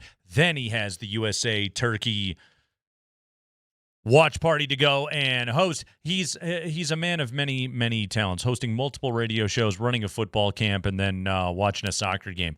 Can't stop that guy. Right now, it's time for the 5 biggest stories of the day from around the NFL. Alberto, let's do this. High Five is brought to you by Papa Murphy's Pizza. If you're wondering what's for dinner tonight, try Papa Murphy's. They make delicious pizza, and you bake it when you are ready. Order online at papamurphys.com.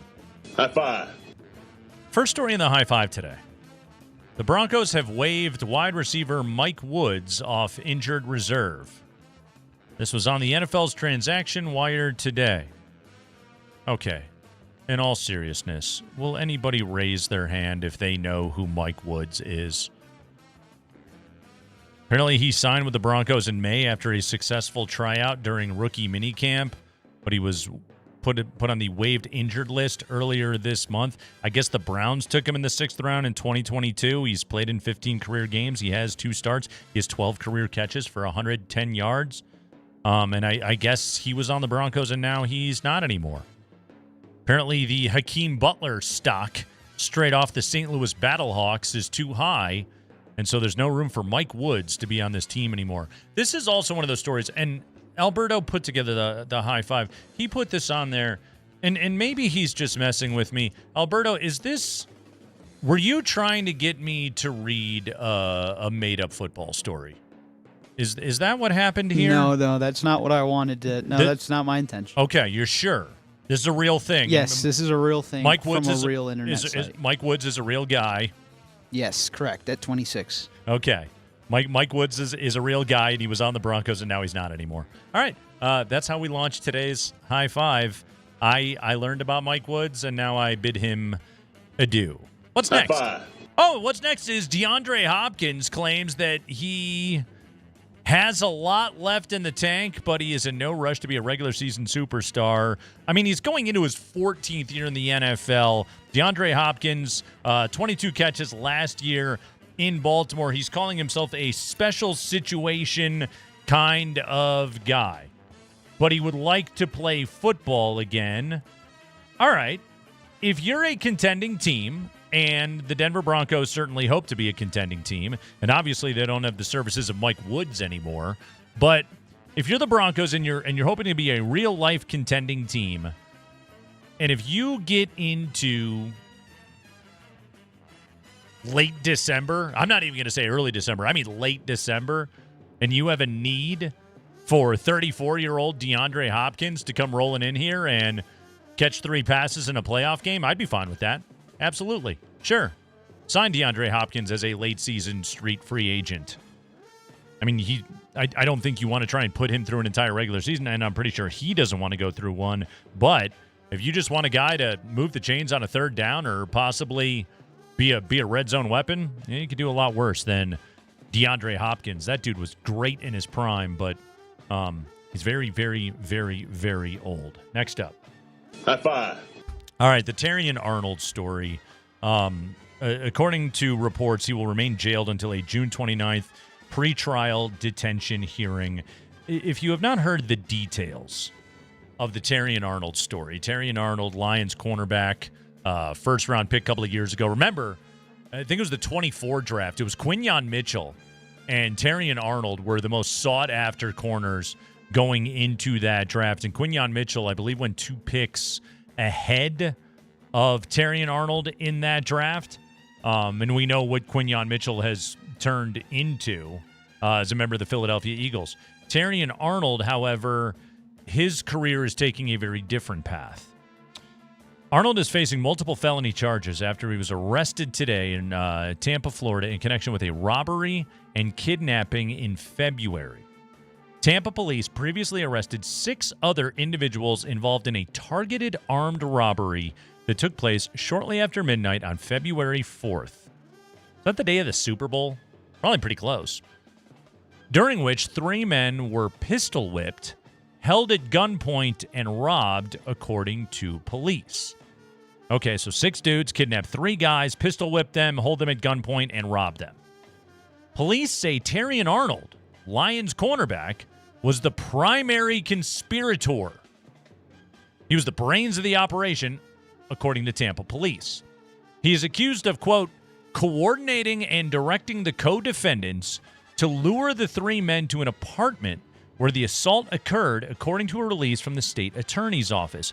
Arnold turned himself in, was taken into custody at Orient Road Jail in Hillsborough County on Wednesday night. He faces 4 counts of kidnapping and 4 counts of armed robbery, which carry a potential life sentence in prison.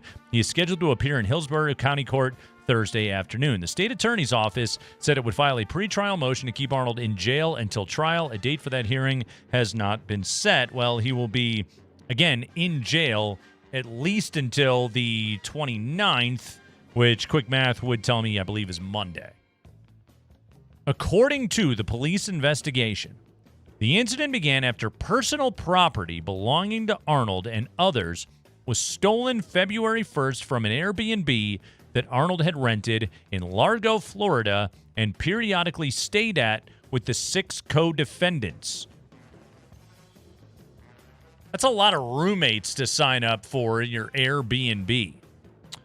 Apparently, 3 of the individuals, including Terrion Arnold, reported property loss totaling more than $250,000 to the Largo Police Department on February 3rd. So they told the cops, we had $250,000 worth of something stolen from us. Terrion Arnold, according to Tampa police, suspected that 2 of the 3 victims in the kidnapping case were responsible for the Airbnb robbery, but investigators later determined they were not involved. So, a case of mistaken identity. The state attorney's office, in its release, accused Arnold of orchestrating the kidnapping and robbery just hours after reporting the missing items to the Largo Police Department. Investigators said they located a group chat in which Terrion Arnold and another dude reportedly gave directions to the 3 guys during the assault at the apartment.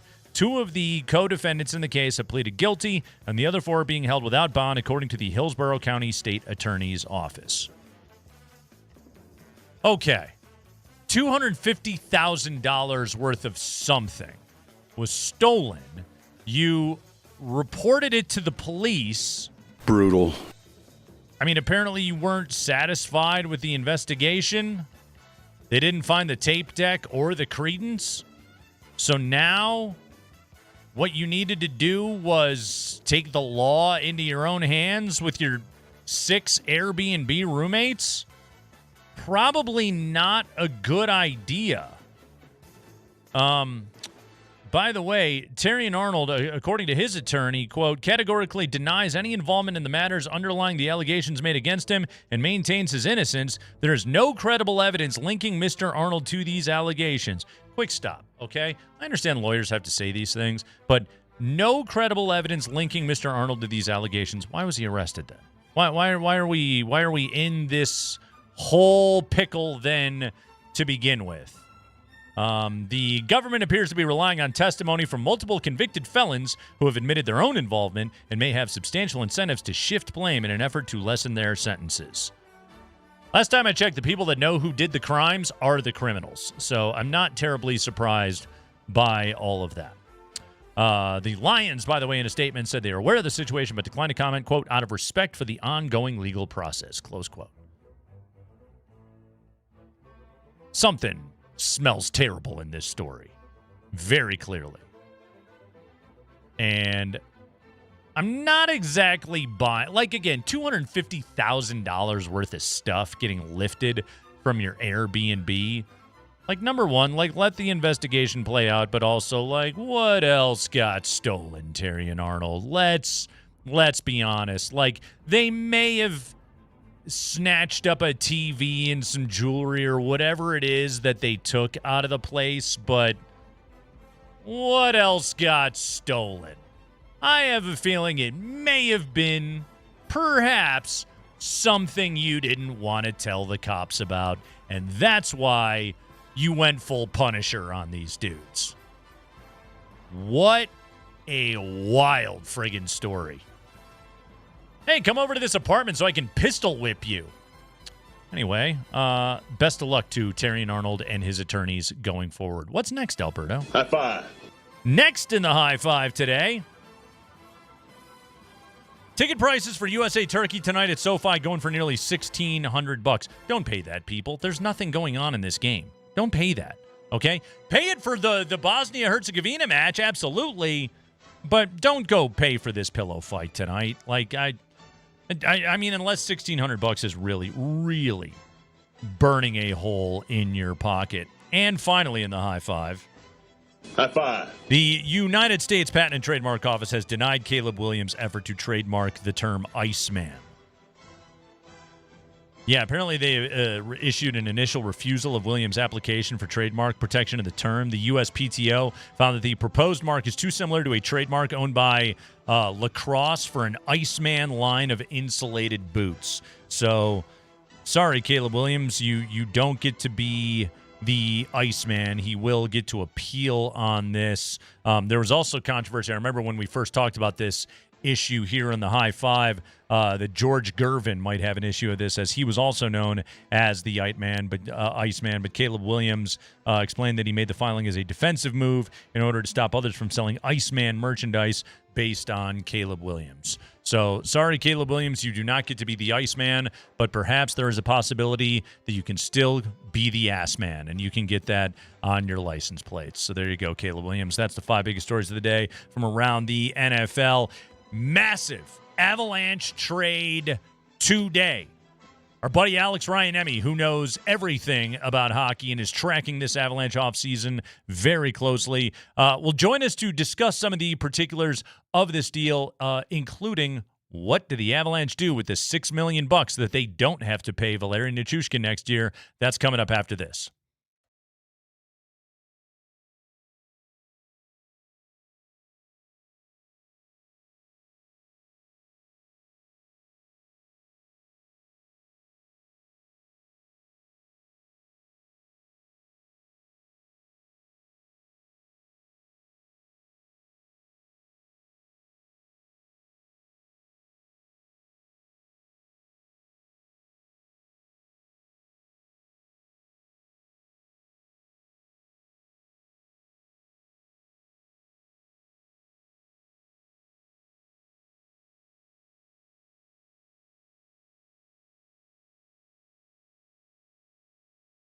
Hey, it's Nate Kreckman for the Colorado Lottery. It is time that you get out and you pick up a Millionaire for Life ticket today. Millionaire for Life from the Colorado Lottery. Over 210,000 Coloradans have already won. That's over $2.5 million in prizes. And with drawing 7 days a week, you absolutely could be next. Your chance to win $1 million a year for life. Drawing 7 days a week every day is your chance to be able to win. If you have $1 million a year for life, think of how many co-conspirators you could hire in the event that anybody steals out of your Airbnb. No, I say that in jest. Think about the golf trips that you could take with the dudes. Think about the sick hot tub that you could put out on your back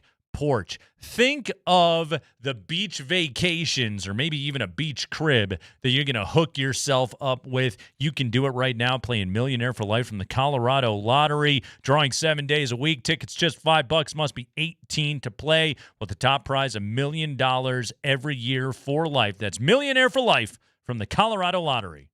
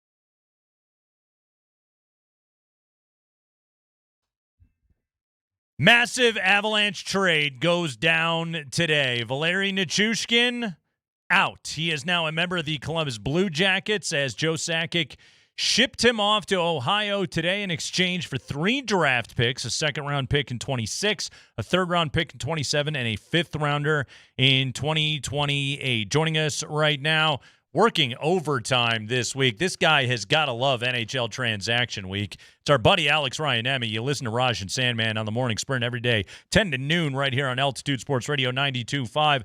Raj, we talked to you yesterday about the Jack Drury trade. This one of far greater consequence.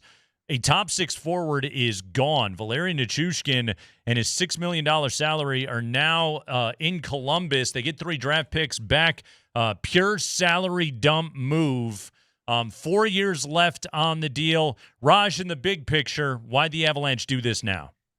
I think it was pretty clear that both Nichushkin and the Avalanche were ready for a fresh start. And I also heard that Nichushkin nixed a deal to Ottawa either earlier today or late last night as part of his 12-team no-trade clause. So either Columbus was not on his list or he waived to go to the Blue Jackets. It's pretty clear that the Avs are in a cap crunch and had some big spots that they need to fill on the back end. So I wonder... is this a move to bring in a free agent or trade for a defenseman on the left side for your second and third pairing? Or there's a couple of free agents that you have on this team that would be relatively cheap in Brent Burns. And then can you bring back Brett Kulak, who Colorado really seemed to like and was a pretty solid defenseman for them? I didn't think there was any chance Kulak could come back. Now that you have $11 million in cap space, that opens up that possibility without a doubt. And then you'd have around $6 million to play with to fill the Nichushkin hole. Okay, so along those lines, like, and I raised this possibility earlier, and I totally agree with you. This feels to me like this now opens up your chance to be able to re-sign Brett Kulak. Either way, like this is the balancing act now for the Avalanche. Let's say it's not to pay Kulak and it could potentially be to then pay a forward. Well, then you still need to be able to make a trade in order to be able to get a defenseman. Like either way, is it simply like pay Kulak because he's right here, because he was just in the building, because that seems like it would be an easy fix for you right now, assuming Brett Kulak wants to play in Colorado. That, we have no idea what his intentions are right now, and then make another move via trade perhaps to add another winger. How do you view this? I mean, if I'm Brett Kulak's agent, I'm telling him to go to market. Like the free agency class this year, Nate, is atrocious. It's not good, It's really bad. It's thin everywhere, especially left side defense. Like there's not a lot of dudes there. So if I'm his agent, I'm going, go to market, go to market, go to market. But Brett Kulak has been a suitcase for the last 3-4 seasons. He's bounced around. Like he got traded to 3 different teams last year. That's insane. So maybe his camp, or he rather, wants to stay in one place and have a little bit of certainty and not have to move yourself and your family around. That might be enticing to him.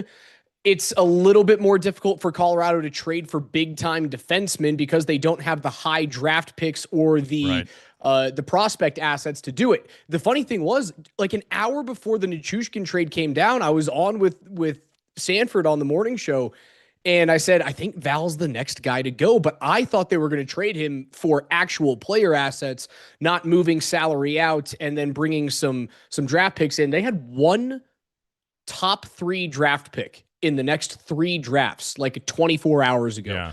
They now have, I think, 5 over those 3 drafts in the first 3 rounds. So like Sakic's doing something. I don't expect them to do the Nuggets thing and like trade out of the first round and also use those 2 selections. Like I think Joe's actually going to utilize these things and go out and make a trade. I think though it's going to be for a forward and not a defenseman. Okay, so forward trade and then maybe pay Kulak, and that's, in the very least, there's a strategy set up directly in front of you. And again, you have to hope that the organization had a positive enough impact and, a trip to the Western Conference Finals. So, a cup is a possibility and a chance to be able to win and all of that. You sell Brett Kulak on all of that, and maybe he wants to be here long-term is what you hope. And kind of to your point, if you can get that guy like a 3-4 year deal, and Kulak's 31, 32 years of age, maybe he jumps at that.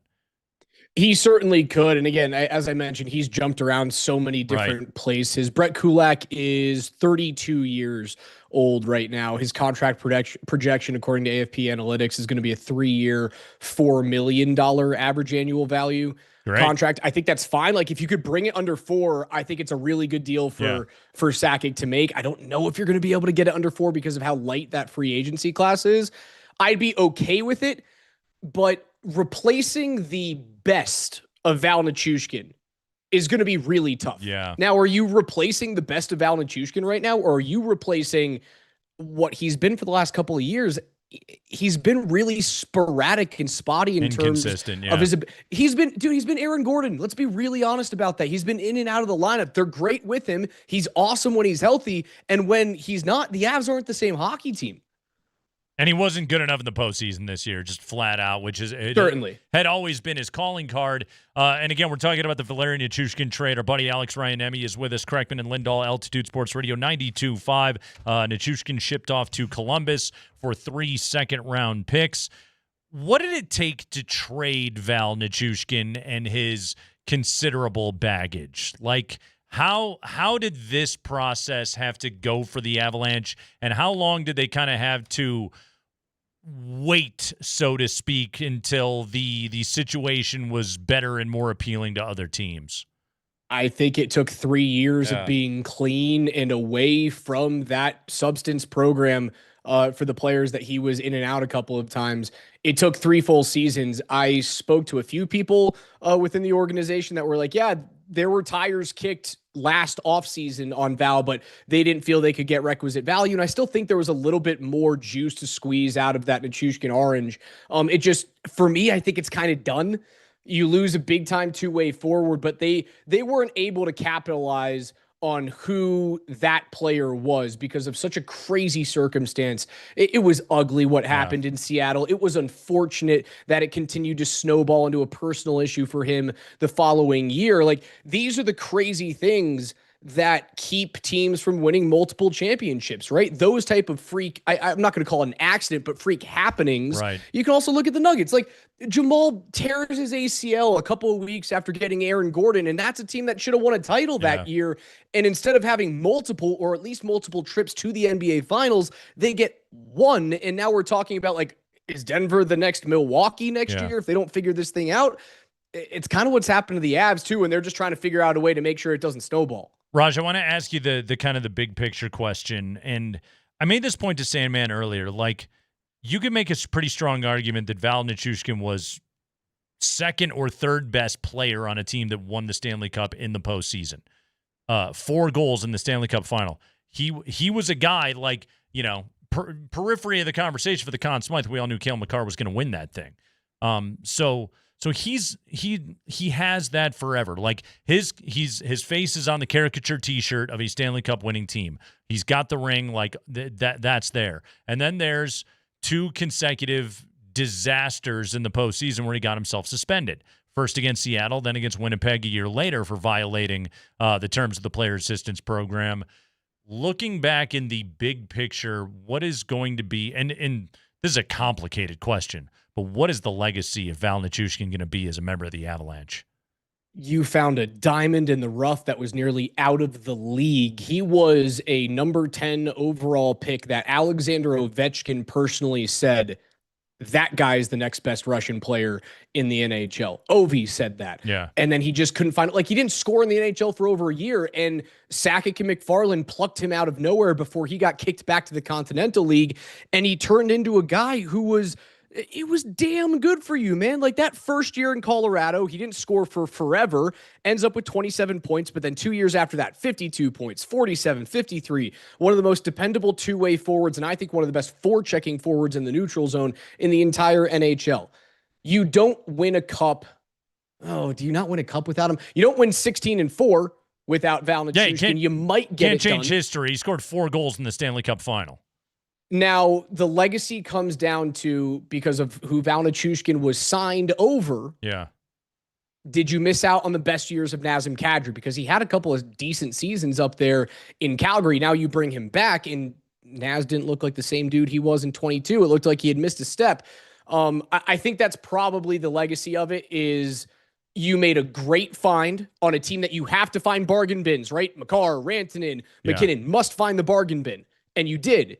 And then you made the wrong decision because there's no way anybody had that crystal ball that you knew the Nichushkin things were coming down. It's like the Christian Braun, Peyton Watson debate. Like at that time, we all said, of course you pay Val. Look how good he just was for you, and he has a skill set that you can't replicate anywhere else. And unfortunately, his own demons and misgivings eventually led to his career just having several permanent black marks on it. Like, there is almost no greater sin in sports than not being available for your team in the playoffs because of something you did off the ice.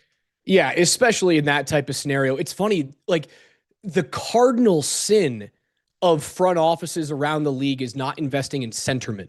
And the Avs have done it for years. You go back to the Nathan McKinnon draft, right? There was a homegrown talent in Seth Jones who was like far and away the best defensive prospect. And people were like, Seth Jones is going to Colorado. Yeah. And thank your lucky stars that the guy behind me over my shoulder, Patrick Waugh, went, no, we're taking the center because the centerman is the most important position that you can have in the league. This was like the one weird spot where the Avs went, oh no, we're going to take a wing over a center. Maybe it boils down to being as simple as that. They made a mistake from a pure like X's and O's standpoint, and then the catastrophe happened that no one could foresee. Which again compounds the mistake, so to speak. Like if you had gotten peak Val Nichushkin for, and it was an 8-year deal, you trade him after 4. If you get that player for 5 of those seasons, then it's a good deal. But again, you very definitively did not. Val Nichushkin is out. The Avalanche get 3 draft picks in return. Alex Ryan-Emmy, listen to him every day on the morning sprint from 10 until noon. Raj, excellent job on the hockey knowledge, as always, filling in the blanks for us here on Altitude Sports Radio. Thanks, buddy. Yeah, I'm just pinch hitting for you, brother, until you get back full time. until Hockey Nate returns next April. Okay? See you, buddy. I'm dangerous in the springtime. That's Alex Ryan-Emmy with us right here on Altitude Sports Radio 92.5.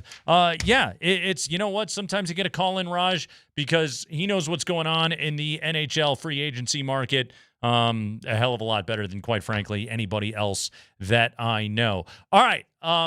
Let's turn our attention now to another team that was busy last night, or busy in the last couple of days, and that is the Denver Nuggets. Trevon Brazil, they drafted number 35 power forward out of Arkansas. Spent 5 years as a college player. He's 23 years of age. Last 4 years at Arkansas after his freshman year at Mizzou. Started at Missouri. He's actually a Missouri kid. He's from Springfield, Missouri. Went to Mizzou. Went to go play for Quanzo Martin. They fired Quanzo Martin after his freshman year, so he was out. Went to go play for Eric Musselman at Arkansas and then stayed through the transition to John Calipari. Power forward at 13.7 rebounds a game last year at Arkansas. He was actually the 3rd highest scorer on the Razorbacks. Darius Acuff was the story with that team. Went to Sacramento in the draft at number 7. Malik Thomas was the 2nd leading scorer on that team. He actually went 1 pick above Brazil to Cleveland at number 34. He did have a torn ACL in college, but came back last year healthy and showed the explosive, above-the-rim kind of skill set that got him drafted at number 35 overall. He was ranked number 41 on ESPN's draft board, number 46 on The Athletic. So at least according to those couple of draft boards, the Nuggets reached a little bit, but also in the second round, guys, you're drafting completely for skill set, and they got that in Trevon Brazil. High flyer who didn't put a complete game together in college, but if he can be a guy that can offensive rebound and get second chance points, a guy who can be a lob threat catching the ball from Nikola Jokic, and a guy who can get tough rebounds and play some actual defense inside the paint. That's a hell of a concept, I know, for the Nuggets. Then you would view him as a success. That's the best case projection for Brazil and winning the World Cup. The other side of it, though, is let's just simply say that feel for the game never comes around as an NBA player and you just drafted an insano athlete that doesn't actually know how to play basketball. That's what you got to worry about. Now, look, John Calipari has a very strong record of getting his guys NBA ready, and we're hoping that Brazil is going to be that prospect. Do I have high hopes for Trevon Brazil to be a rotation player for the Denver Nuggets? Not really, but I'm down to be surprised, and I do like the athleticism. Bryce Hopkins at number 49, another wing/power forward, fifth year at St. John's. After he spent 3 years at Providence, played for Cam English at Providence. Freshman year at Kentucky, but he played for Patino last year. Another ACL guy. So his second, kind of middle of his college career at Providence was very impacted by that. But then he transfers to St. John's. He was the second leading scorer last year on that team behind Zubi Ejiofor, who went number 23 to Atlanta. Bryce Hopkins, project. Yeah, project through and through, but we look forward to being able to watch him in Summer League as the Nuggets make 2 selections in the second round of the NBA draft last night. I am not running out to get my Trevon Brazil or Bryce Hopkins replica jerseys, but I shall hold some hope. And I do have hope for another solution to the Nuggets' problems. And I will tell you what that could be when we come back on Altitude Sports Radio 92.5.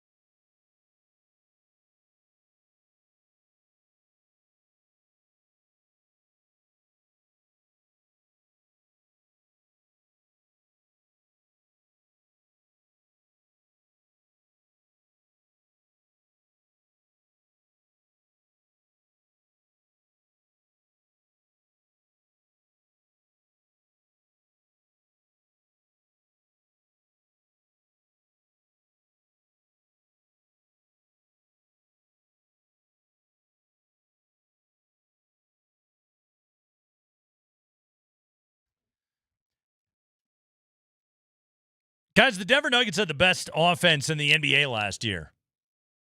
They still have, if not the best, a top 2 basketball player in the world on their team. And they still are very much in a contending window right now. But they're also financially stuck. They're treating the second apron as a hard cap, which is absolutely their right, because guess what? Everybody else in the NBA does it. And they may have to let talent walk out the door, or in the very least, ship talent out the door if they want to be able to keep all these pieces together. Now, maybe that's a Jamal Murray, an earth-moving Jamal Murray trade. Maybe that's an earth-shaking Aaron Gordon trade. Cam Johnson, $23 million left on an expiring deal. Maybe he's the next to go. The further we get away from this season, the more I think, like, man, I would hate to lose Cam. And maybe it's a Christian Brown trade. Okay, so let's stick to these latter two for a second. Cam Johnson and or Christian Brown. I brought this up earlier in the show, but I want to revisit it really quickly if you just joined us. So the Bucks sent Giannis and Bobby Portis to Miami. They get in return Tyler Hero, Khalil Ware, Jaime Jaquez, Kasparis Yakashon as 3 first-rounders and a second-rounder. Oh, by the way, they also got a $25 million trade exception. $25 million. Why is that number important? Because Christian Brown is due to make $25 million next year. Cam Johnson is due to make $23 million next year. And these trade exceptions, you don't have to get matching salary back in return. If a rebuilding Milwaukee Bucks decided Christian Brown's 5-year contract and Christian Brown the player and Christian Brown's perimeter defense is what we need in building up this scrappy rebuilding team and the kind of veteran leader, culture builder that we would like to have inside our building, that maybe, just maybe, they could talk themselves into a Christian Brown trade. Or perhaps that's the dumping ground for a Cam Johnson deal. Maybe that's what it would be. Now, to take on the full 5 years and $125 million, you undoubtedly would have to attach something else to CB to make it worth Milwaukee's while. I don't know if the 2 future second-rounders you got is necessarily enough to be able to get it done. This is a tough deal to make, guys. But, hey, at least I'm out here trying to find solutions, all right? I'm out here trying to find answers. I'm doing something, okay? And the Milwaukee Bucks have a $25 million trade exception. Maybe they can be the team that could just help you dump salary. It's an idea. We just have to convince the Milwaukee Bucks that it's a really good plan. Also, like, Christian Brown would be beloved in Wisconsin. Are you kidding me? Sell some tickets. Maybe not exactly Giannis level, but they could probably still sell some tickets. Look, change is needed for this team. We just don't know what it's going to look like. Is it merely getting less expensive, or is it trying to shuffle things around to change up your approach? Brought it up with Sanford earlier in the show. I think one of the biggest necessities for this team is that they are absolutely going to have to figure out another way to be able to score that is simply not just the Jamal Jokic 2-man game. And maybe, just maybe, that does somehow involve Peyton Watson, his shooting, and his improving and improved shooting, and his slashing and rim attacking ability. And maybe it would involve a fully healthy Aaron Gordon. I don't know. Just an idea. But again, at least I'm trying to find solutions. So today, The Athletic brings us their anonymous player poll.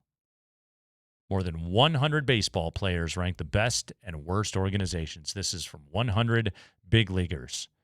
It's always fun when they ask the which organizations have bad reputations versus the which organizations have good reputations questions. There's always a lot more people that chime in on the good reputation question, because generally baseball players are aware I may have to be employed by those people someday, and I don't want this to ever get back to me. But The Athletic does their best to keep this anonymous.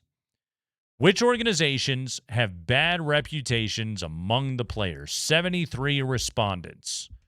Can anybody guess what team got the most votes? Yeah, it was the Rocks. 28 of the 73 respondents said the Rockies have the worst reputation among players. Pittsburgh, number 2 on that list. A's and White Sox tied at 3rd. Angels, Marlins, Rays, Reds round out the list. By the way, best reputations, Dodgers, Yankees, Cubs, Blue Jays, Braves were the top 5. Phillies, Mets, Red Sox, Padres, and Brewers round out the top 10.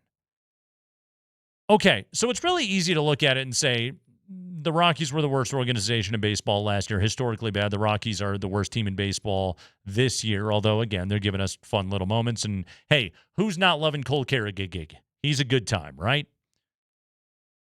But if you go to the quotes on the Rockies, there's some silver lining in here. Like, yes, they're still the worst team in baseball. But here we go. As written right here, in their own words, on the Rockies, here's one thing that a player said.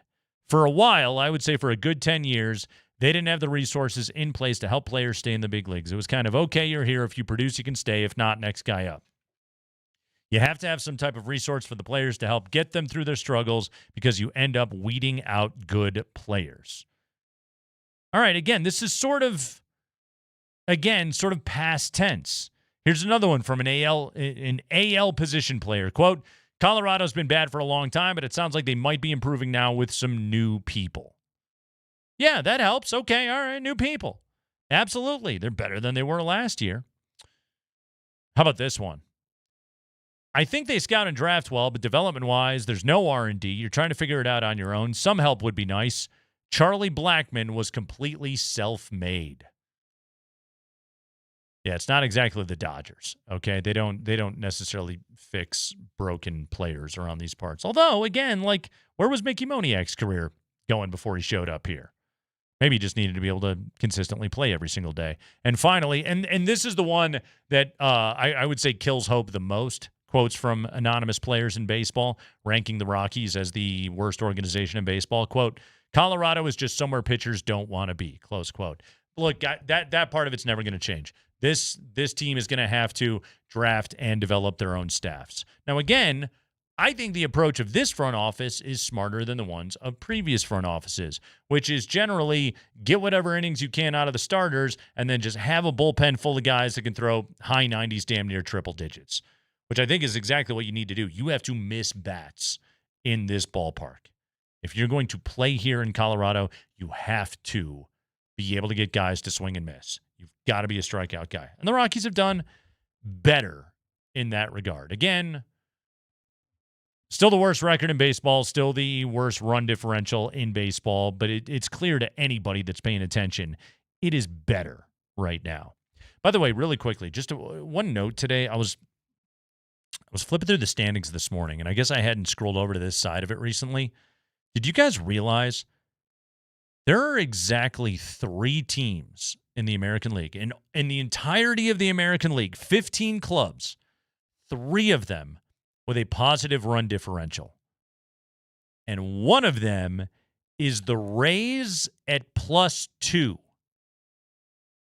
Another is the Mariners at +8. And then there's the Yankees at +113. But again, one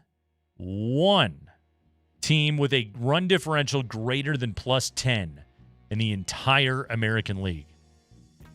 All of the AL Central has a negative run differential, led by the White Sox at -3. Guardians are -8. Tigers are -6. Twins -29. Rockies will see them this weekend, and then Kansas City stinks. But that's what's going on currently in the American League. By the way, in the NL West, Dodgers the only team with a positive run differential. Even though the Padres are 5 games over, -5 run differential so far this season. There's nothing elite happening in this division outside of what's happening right now with LA.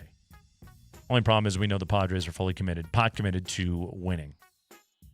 Rockies will go to Minnesota this weekend, but hey, it's a good week. You beat the Red Sox twice. Nice job. Well done.